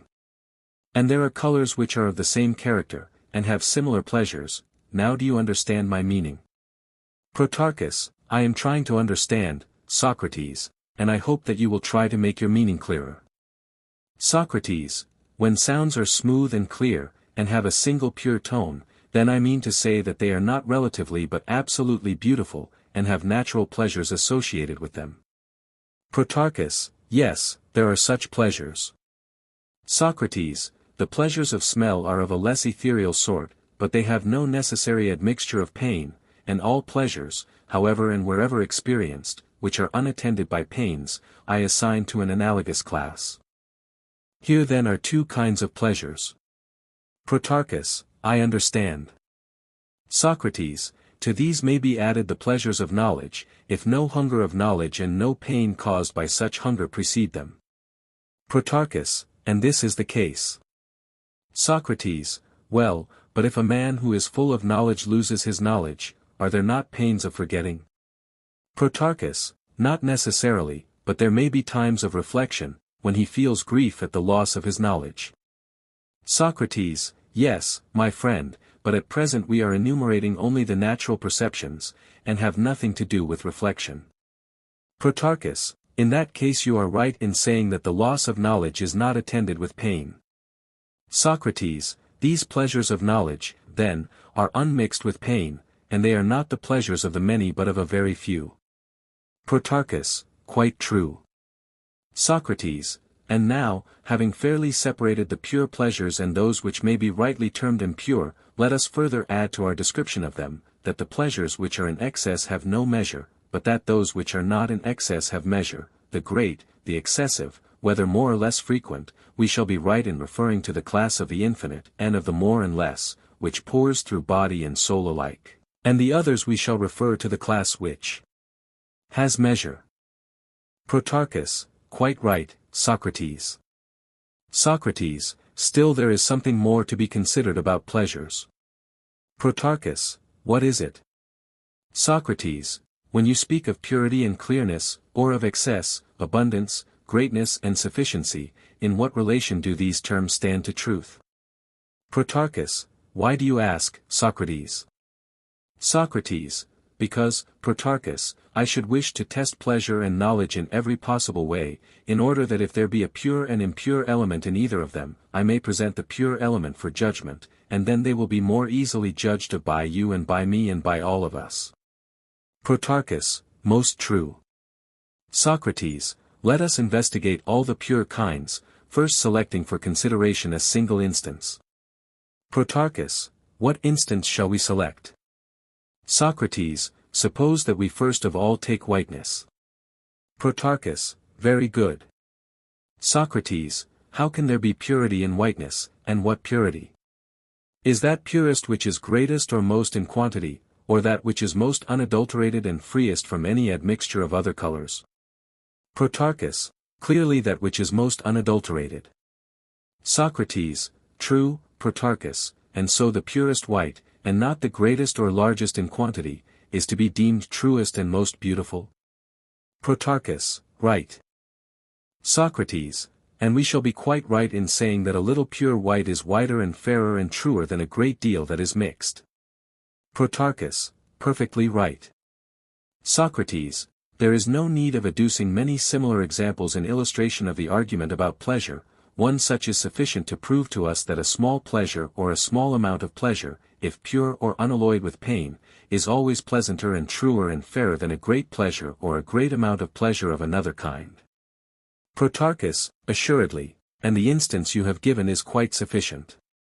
Socrates, but what do you say of another question? Have we not heard that pleasure is always a generation, and has no true being? Do not certain ingenious philosophers teach this doctrine, and ought not we to be grateful to them? Protarchus, what do they mean?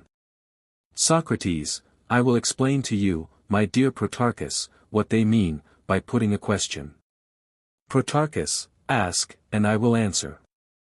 Socrates, I assume that there are two natures, one self-existent, and the other ever in want of something. Protarchus, what manner of natures are they? Socrates, the one majestic ever, the other inferior. Protarchus, you speak riddles. Socrates, you have seen loves good and fair, and also brave lovers of them. Protarchus, I should think so. Socrates, search the universe for two terms which are like these two and are present everywhere. Protarchus, yet a third time I must say, 45 be a little plainer, Socrates. Socrates, there is no difficulty, Protarchus, the argument is only in play, and insinuates that some things are for the sake of something else, relatives, and that other things are the ends to which the former class subserve, absolutes. Protarchus, your many repetitions make me slow to understand. Socrates, as the argument proceeds, my boy, I dare say that the meaning will become clearer. Protarchus, very likely. Socrates, here are two new principles. Protarchus, what are they? Socrates, one is the generation of all things, and the other is essence. Protarchus, I readily accept from you both generation and essence. Socrates, very right, and would you say that generation is for the sake of essence, or essence for the sake of generation? Protarchus, you want to know whether that which is called essence is, properly speaking, for the sake of generation? Socrates, yes. Protarchus, by the gods, I wish that you would repeat your question. Socrates, I mean, O my Protarchus, to ask whether you would tell me that shipbuilding is for the sake of ships, or ships for the sake of shipbuilding. And in all similar cases I should ask the same question. Protarchus, why do you not answer yourself, Socrates? Socrates, I have no objection, but you must take your part. Protarchus, certainly.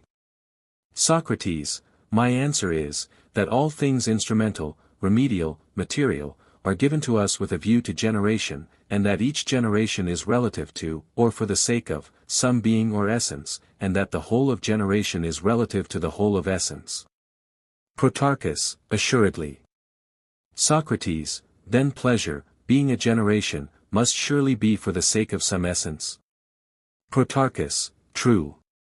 Socrates, and that for the sake of which something else is done must be placed in the class of good, and that which is done for the sake of something else, in some other class, my good friend. Protarchus, most certainly. Socrates, then pleasure, being a generation, will be rightly placed in some other class than that of good? Protarchus, quite right. Socrates, then, as I said at first, we ought to be very grateful to him who first pointed out that pleasure was a generation only, and had no true being at all, for he is clearly one who laughs at the notion of pleasure being a good. Protarchus, assuredly. Socrates, and he would surely laugh also at those who make generation their highest end. Protarchus, of whom are you speaking, and what do they mean? Socrates, I am speaking of those who when they are cured of hunger or thirst or any other defect by some process of generation are delighted at the process as if it were pleasure, and they say that they would not wish to live without these and other feelings of a like kind which might be mentioned. Protarchus, that is certainly what they appear to think. Socrates, and is not destruction universally admitted to be the opposite of generation? Protarchus, certainly. Socrates, then he who chooses thus, would choose generation and destruction rather than that third sort of life, in which, as we were saying, was neither pleasure nor pain, but only the purest possible thought. Protarchus, he who would make us believe pleasure to be a good is involved in great absurdities, Socrates. Socrates, great, indeed, and there is yet another of them. Protarchus, what is it? Socrates, is there not an absurdity in arguing that there is nothing good or noble in the body, or in anything else, but that good is in the soul only, and that the only good of the soul is pleasure, and that courage or temperance or understanding, or any other good of the soul, is not really a good?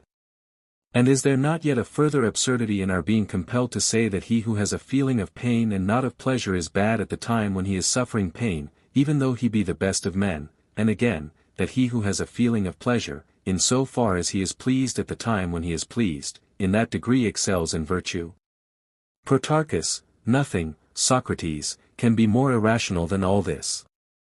Socrates, and now, having subjected pleasure to every sort of test, let us not appear to be too sparing of mind and knowledge, let us ring their metal bravely, and see if there be unsoundness in any part, until we have found out what in them is of the purest nature, and then the truest elements both of pleasure and knowledge may be brought up for judgment. Protarchus, right. Socrates, knowledge has two parts, the one productive, and the other educational. Protarchus, true. Socrates, and in the productive or handicraft arts, is not one part more akin to knowledge, and the other less, and may not the one part be regarded as the pure, and the other as the impure? Protarchus, certainly. Socrates, let us separate the superior or dominant elements in each of them. Protarchus, what are they, and how do you separate them?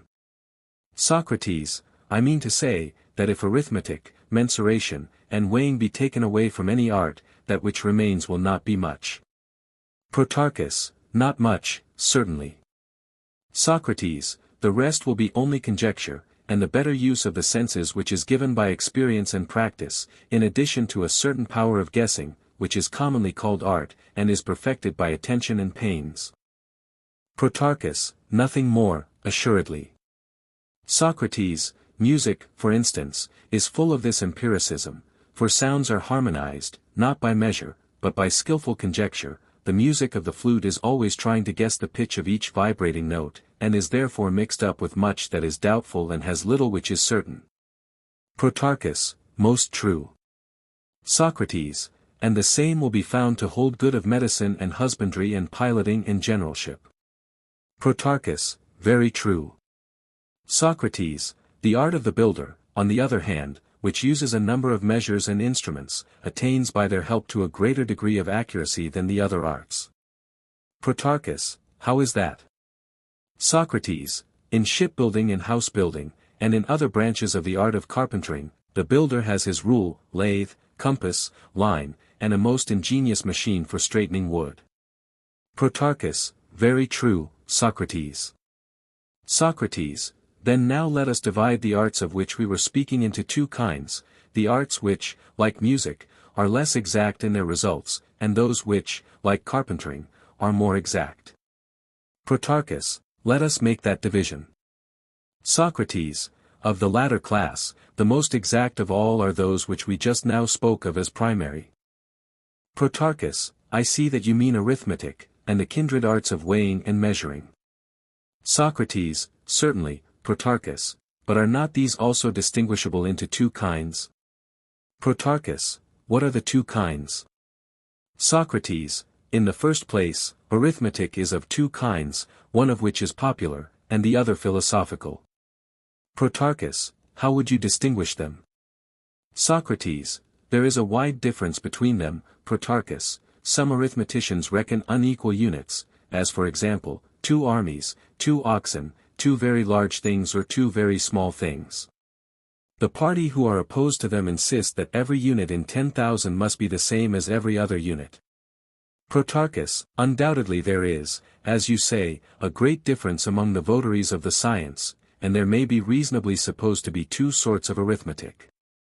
Socrates, and when we compare the art of mensuration which is used in building with philosophical geometry, or the art of computation which is used in trading with exact calculation, shall we say of either of the pairs that it is 1 or 2? Protarchus, on the analogy of what has preceded, I should be of opinion that they were severally 2. Socrates, right, but do you understand why I have discussed the subject? Protarchus, I think so, but I should like to be told by you. Socrates, the argument has all along been seeking a parallel to pleasure, and true to that original design, has gone on to ask whether one sort of knowledge is purer than another, as one pleasure is purer than another. Protarchus, clearly, that was the intention. Socrates, and has not the argument in what has preceded, already shown that the arts have different provinces, and vary in their degrees of certainty? Protarchus, very true. Socrates, and just now did not the argument first designate a particular art by a common term, thus making us believe in the unity of that art, and then again, as if speaking of 2 different things, proceed to inquire whether the art as pursed by philosophers, or as pursued by non-philosophers, has more of certainty and purity? Protarchus, that is the very question which the argument is asking. Socrates, and how, Protarchus, shall we answer the inquiry? Protarchus, O Socrates, we have reached a point at which the difference of clearness in different kinds of knowledge is enormous. Socrates, then the answer will be the easier. Protarchus, certainly, and let us say in reply, that those arts into which arithmetic and mensuration enter, far surpass all others, and that of these the arts or sciences which are animated by the pure philosophic impulse are infinitely superior in accuracy and truth. Socrates, then this is your judgment, and this is the answer which, upon your authority, we will give to all masters of the art of misinterpretation. Protarchus, what answer? Socrates, that there are 2 arts of arithmetic, and 2 of mensuration, and also several other arts which in like manner have this double nature, and yet only one name. Protarchus, let us boldly return this answer to the masters of whom you speak, Socrates, and hope for good luck.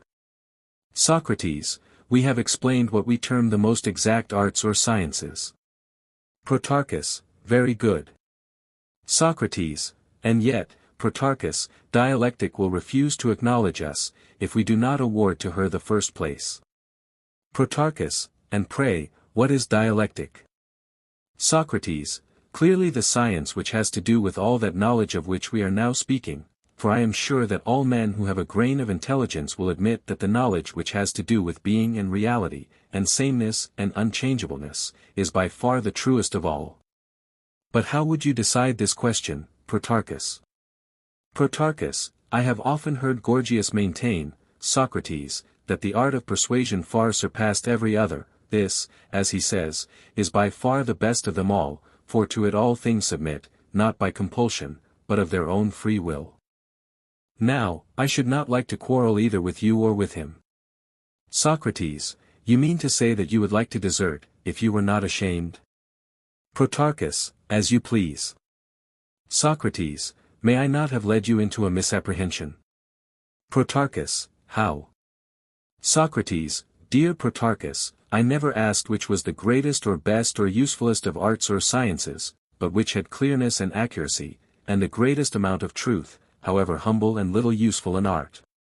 And as for Gorgias, if you do not deny that his art has the advantage in usefulness to mankind, he will not quarrel with you for saying that the study of which I am speaking is superior in this particular of essential truth, as in the comparison of white colors, a little whiteness, if that little be only pure, was said to be superior in truth to a great mass which is impure.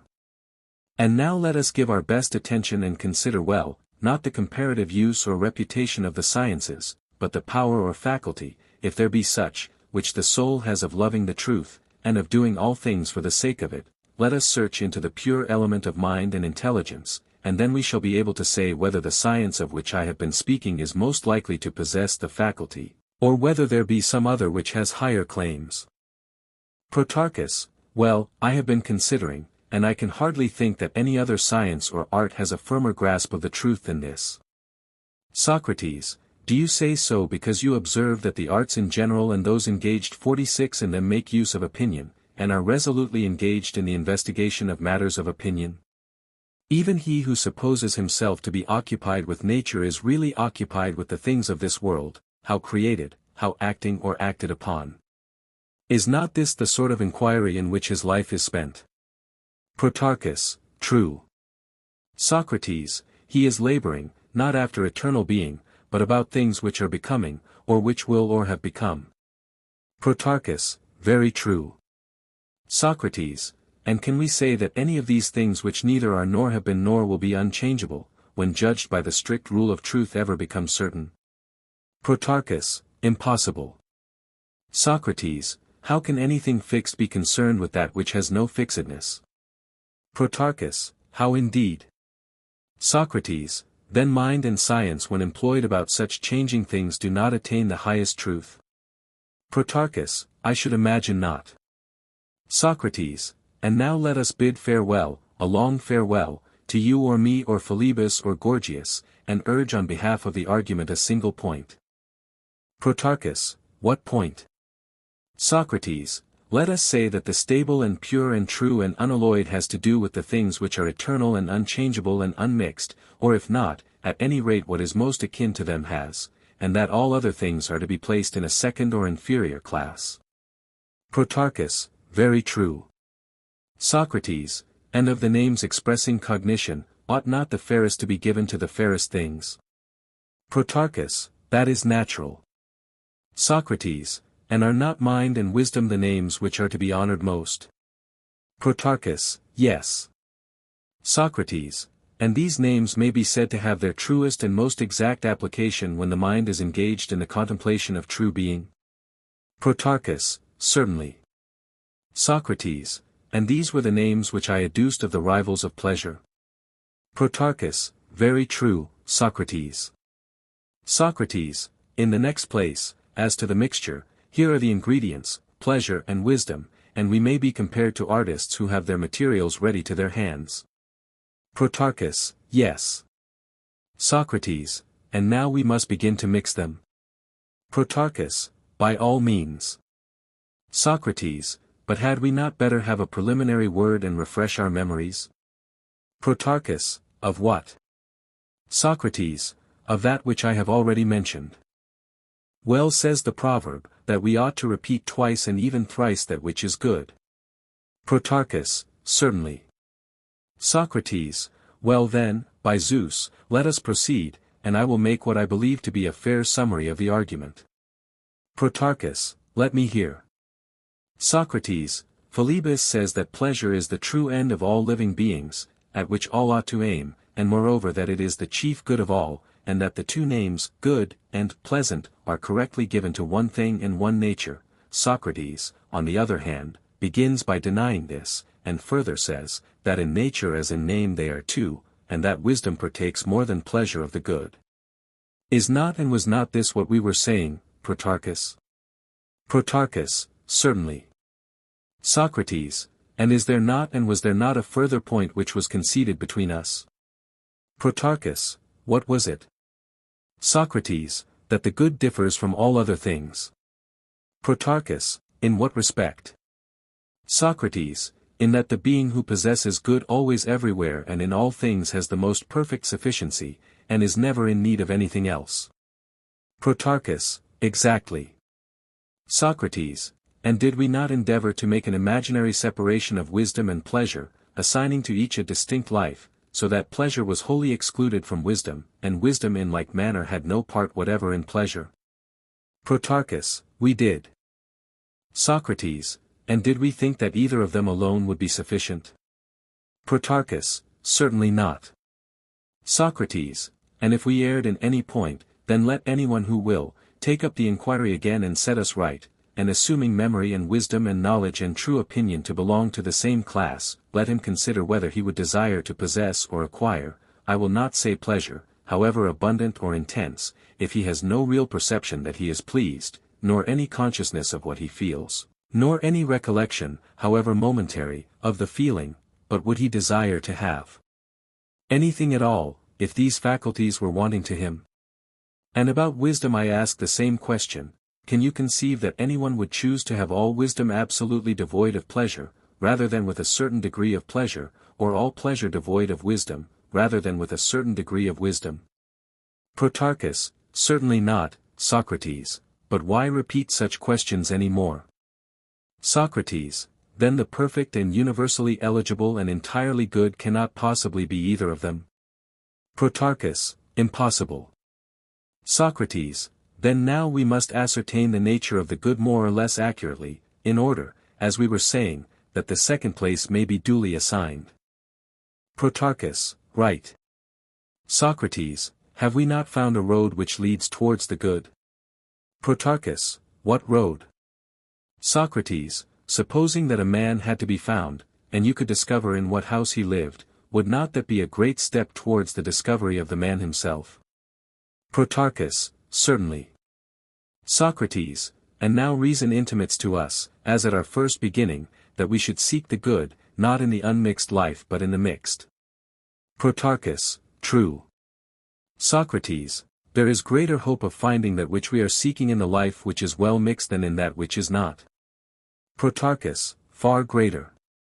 Socrates, then now let us mingle, Protarchus, at the same time offering up a prayer to Dionysus or Hephaestus, or whoever is the god who presides over the ceremony of mingling. Protarchus, by all means. Socrates, are not we the cupbearers? And here are two fountains which are flowing at our side, one, which is pleasure, may be likened to a fountain of honey, the other, wisdom, a sober draught in which no wine mingles, is of water unpleasant but healthful. Out of these we must seek to make the fairest of all possible mixtures. Protarchus, certainly. Socrates, tell me first, should we be most likely to succeed if we mingled every sort of pleasure with every sort of wisdom? Protarchus, perhaps we might. Socrates, but I should be afraid of the risk, and I think that I can show a safer plan. Protarchus, what is it? Socrates, one pleasure was supposed by us to be truer than another, and one art to be more exact than another. Protarchus, certainly. Socrates, there was also supposed to be a difference in sciences, some of them regarding only the transient and perishing, and others the permanent and imperishable and everlasting and immutable, and when judged by the standard of truth, the latter, as we thought, were truer than the former. Protarchus, very good and right. Socrates, if, then, we were to begin by mingling the sections of each class which have the most of truth, will not the union suffice to give us the loveliest of lives, or shall we still want some elements of another kind? Protarchus, I think that we ought to do what you suggest. Socrates, let us suppose a man who understands justice, and has reason as well as understanding about the true nature of this and of all other things. Protarchus, we will suppose such a man. Socrates, will he have enough of knowledge if he is acquainted only with the divine circle and sphere, and knows nothing of our human spheres and circles, but uses only divine circles and measures in the building of a house? Protarchus, the knowledge which is only superhuman, Socrates, is ridiculous in man. Socrates, what do you mean? Do you mean that you are to throw into the cup and mingle the impure and uncertain art which uses the false measure and the false circle? Protarchus, yes, we must, if any of us is ever to find his way home. Socrates, and am I to include music, which, as I was saying just now, is full of guesswork and imitation, and is wanting in purity? Protarchus, yes, I think that you must, if human life is to be a life at all. Socrates, well, then, suppose that I give way, and, like a doorkeeper who is pushed and overborne by the mob, I open the door wide, and let knowledge of every sort stream in, and the pure mingle with the impure? Protarchus, I do not know, Socrates, that any great harm would come of having them all, if only you have the first sort. Socrates, well, then, shall I let them all flow into what Homer poetically terms, a meeting of the waters? Protarchus, by all means. Socrates, there, I have let them in, and now I must return to the fountain of pleasure. For we were not permitted to begin by mingling in a single stream the true portions of both according to our original intention, but the love of all knowledge constrained us to let all the sciences flow in together before the pleasures. Protarchus, quite true. Socrates, and now the time has come for us to consider about the pleasures also, whether we shall in like manner let them go all at once, or at first only the true ones. Protarchus, it will be by far the safer course to let flow the true ones first. Socrates, let them flow, then, and now, if there are any necessary pleasures, as there were arts and sciences necessary, must we not mingle them? Protarchus, yes, the necessary pleasures should certainly be allowed to mingle. Socrates, the knowledge of the arts has been admitted to be innocent and useful always, and if we say of pleasures in like manner that all of them are good and innocent for all of us at all times, we must let them all mingle. Protarchus, what shall we say about them, and what course shall we take? Socrates, do not ask me, Protarchus, but ask the daughters of pleasure and wisdom to answer for themselves. Protarchus, how? Socrates, tell us, O beloved, shall we call you pleasures or by some other name? Would you rather live with or without wisdom? I am of opinion that they would certainly answer as follows, Protarchus, how? Socrates, they would answer, as we said before, that for any single class to be left by itself pure and isolated is not good, nor altogether possible, and that if we are to make comparisons of one class with another and choose, there is no better companion than knowledge of things in general, and likewise the perfect knowledge, if that may be, of ourselves in every respect.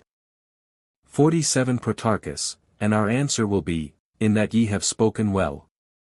Socrates, very true. And now let us go back and interrogate wisdom and mind, would you like to have any pleasures in the mixture? And they will reply, what pleasures do you mean? Protarchus, likely enough. Socrates, and we shall take up our parable and say, do you wish to have the greatest and most vehement pleasures for your companions in addition to the true ones?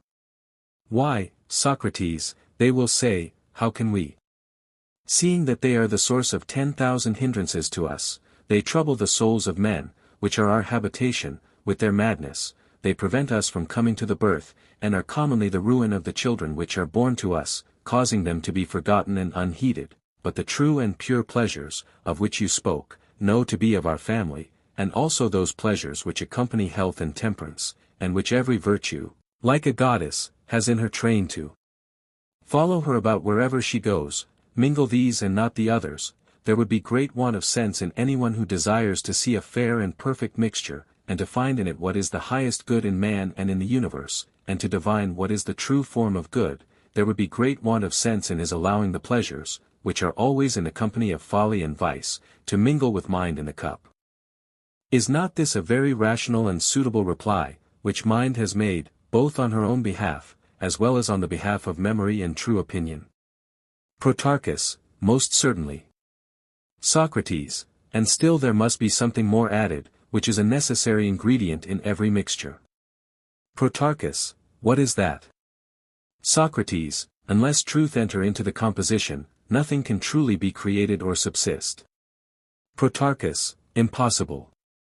Socrates, quite impossible, and now you and Philebus must tell me whether anything is still wanting in the mixture, for to my way of thinking the argument is now completed, and may be compared to an incorporeal law, which is going to hold fair rule over a living body. Protarchus, I agree with you, Socrates. Socrates, and may we not say with reason that we are now at the vestibule of the habitation of the good? Protarchus, I think that we are. Socrates, what, then, is there in the mixture which is most precious, and which is the principal cause why such a state is universally beloved by all. When we have discovered it, we will proceed to ask whether this omnipresent nature is more akin to pleasure or to mind. Protarchus: quite right, in that way we shall be better able to judge. Socrates: and there is no difficulty in seeing the cause which renders any mixture either of the highest value or of none at all. Protarchus: what do you mean? Socrates: every man knows it. Protarchus: what? Socrates: he knows that any want of measure and symmetry in any mixture whatever must always of necessity be fatal, both to the elements and to the mixture, which is then not a mixture, but only a confused medley which brings confusion on the possessor of it. Protarchus: most true. Socrates: and now the power of the good has retired into the region of the beautiful, for measure and symmetry are beauty and virtue all the world over. Protarchus: true. Socrates: also we said that truth was to form an element in the mixture. Protarchus: certainly. Socrates: then, if we are not able to hunt the good with one idea only, with three we may catch our prey. Beauty, symmetry, truth are the three, and these taken together we may regard as the single cause of the mixture, and the mixture as being good by reason of the infusion of them. Protarchus: quite right. Socrates: and now, Protarchus, any man could decide well enough whether pleasure or wisdom is more akin to the highest good, and more honorable among gods and men. Protarchus: clearly, and yet perhaps the argument had better be pursued to the end. Socrates: we must take each of them separately in their relation to pleasure and mind, and pronounce upon them, for we ought to see to which of the two they are severally most akin. Protarchus: you are speaking of beauty, truth, and measure. Socrates: yes, Protarchus, take truth first, and, after passing in review mind, truth, pleasure, pause a while and make answer to yourself, as to whether pleasure or mind is more akin to truth. Protarchus: there is no need to pause, for the difference between them is palpable.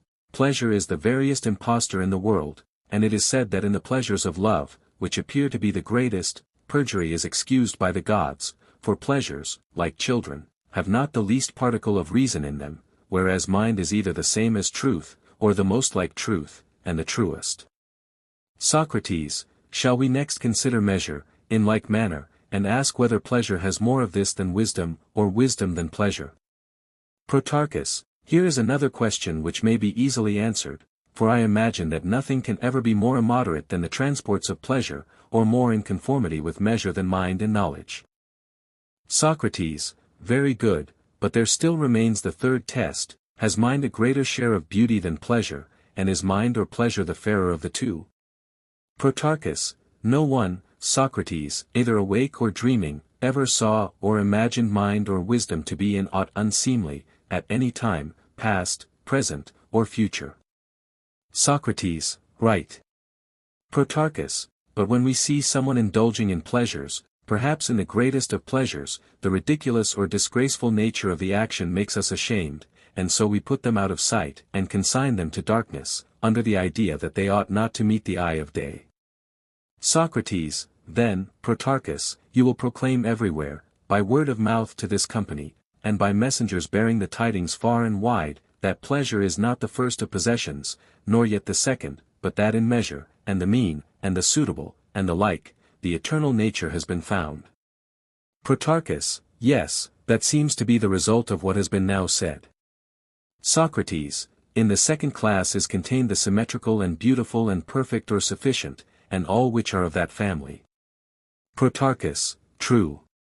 Socrates: and if you reckon in the third class mind and wisdom, you will not be far wrong, if I divine aright. Protarchus: I dare say. Socrates: and would you not put in the fourth class the goods which we were affirming to appertain specially to the soul, sciences and arts and true opinions as we called them? These come after the third class, and form the fourth, as they are certainly more akin to good than pleasure is. Protarchus: surely. Socrates: the fifth class are the pleasures which were defined by us as painless, being the pure pleasures of the soul herself, as we termed them, which accompany, some the sciences, and some the senses. 48 Protarchus: perhaps. Socrates: And now, as Orpheus says, with the 6th generation ceased the glory of my song. Here, at the 6th award, let us make an end, all that remains is to set the crown on our discourse. Protarchus, true. Socrates, then let us sum up and reassert what has been said, thus offering the 3rd libation to the Saviour Zeus. Protarchus, how? Socrates, Philebus affirmed that pleasure was always and absolutely the good. Protarchus, I understand, this 3rd libation, Socrates, of which you spoke, meant a recapitulation. Socrates, yes, but listen to the sequel, convinced of what I have just been saying, and feeling indignant at the doctrine, which is maintained, not by Philebus only, but by thousands of others, I affirmed that mind was far better and far more excellent, as an element of human life, than pleasure. Protarchus, true. Socrates, but, suspecting that there were other things which were also better, I went on to say that if there was anything better than either, then I would claim the 2nd place for mind over pleasure, and pleasure would lose the 2nd place as well as the 1st. Protarchus, you did. Socrates, nothing could be more satisfactorily shown than the unsatisfactory nature of both of them. Protarchus, very true. Socrates, the claims both of pleasure and mind to be the absolute good have been entirely disproven in this argument, because they are both wanting in self-sufficiency and also in adequacy and perfection. Protarchus, most true. Socrates, but, though they must both resign in favor of another, mind is 10,000 times nearer and more akin to the nature of the conqueror than pleasure. Protarchus, certainly. Socrates, and, according to the judgment which has now been given, pleasure will rank 5th. Protarchus, true. Socrates, but not first, no, not even if all the oxen and horses and animals in the world by their pursuit of enjoyment proclaim her to be so, although the many trusting in them, as diviners trust in birds, determine that pleasures make up the good of life, and deem the lusts of animals to be better witnesses than the inspirations of divine philosophy. Protarchus, and now, Socrates, we tell you that the truth of what you have been saying is approved by the judgment of all of us. Socrates, and will you let me go? Protarchus, there is a little which yet remains, and I will remind you of it, for I am sure that you will not be the first to go away from an argument. I'm Julie, the woman who runs Global Gray, the website where this ebook was published. These are my own formatted editions, and I hope you enjoyed reading this particular one. If you have this book because you bought it as part of a collection, thank you so much for your support. If you downloaded it for free, please consider, if you haven't already, making a small donation to help keep the site running. If you bought this from Amazon or anywhere else, you have been ripped off by someone taking free ebooks from my site and selling them as their own. You should definitely get a refund, uneasy face. Thanks for reading this, and I hope you visit the site again. New books are added regularly, so you'll always find something of interest, smiley face. Notes: 1. Omitting new.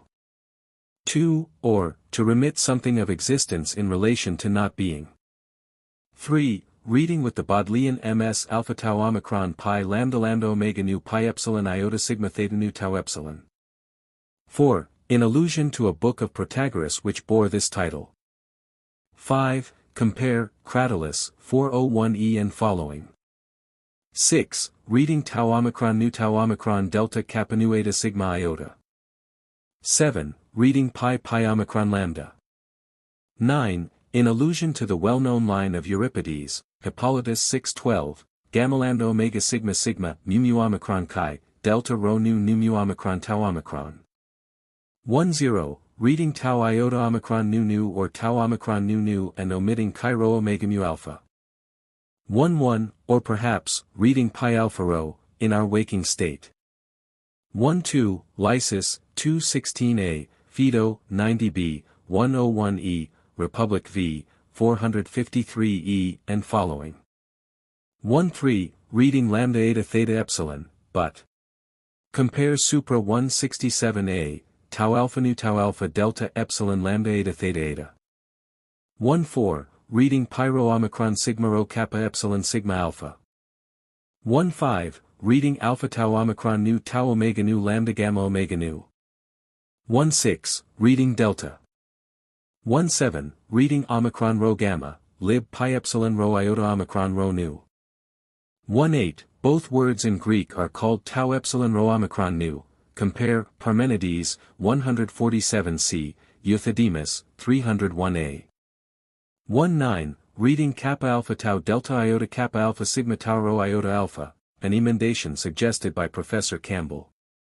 2-0, reading omicron delta nu.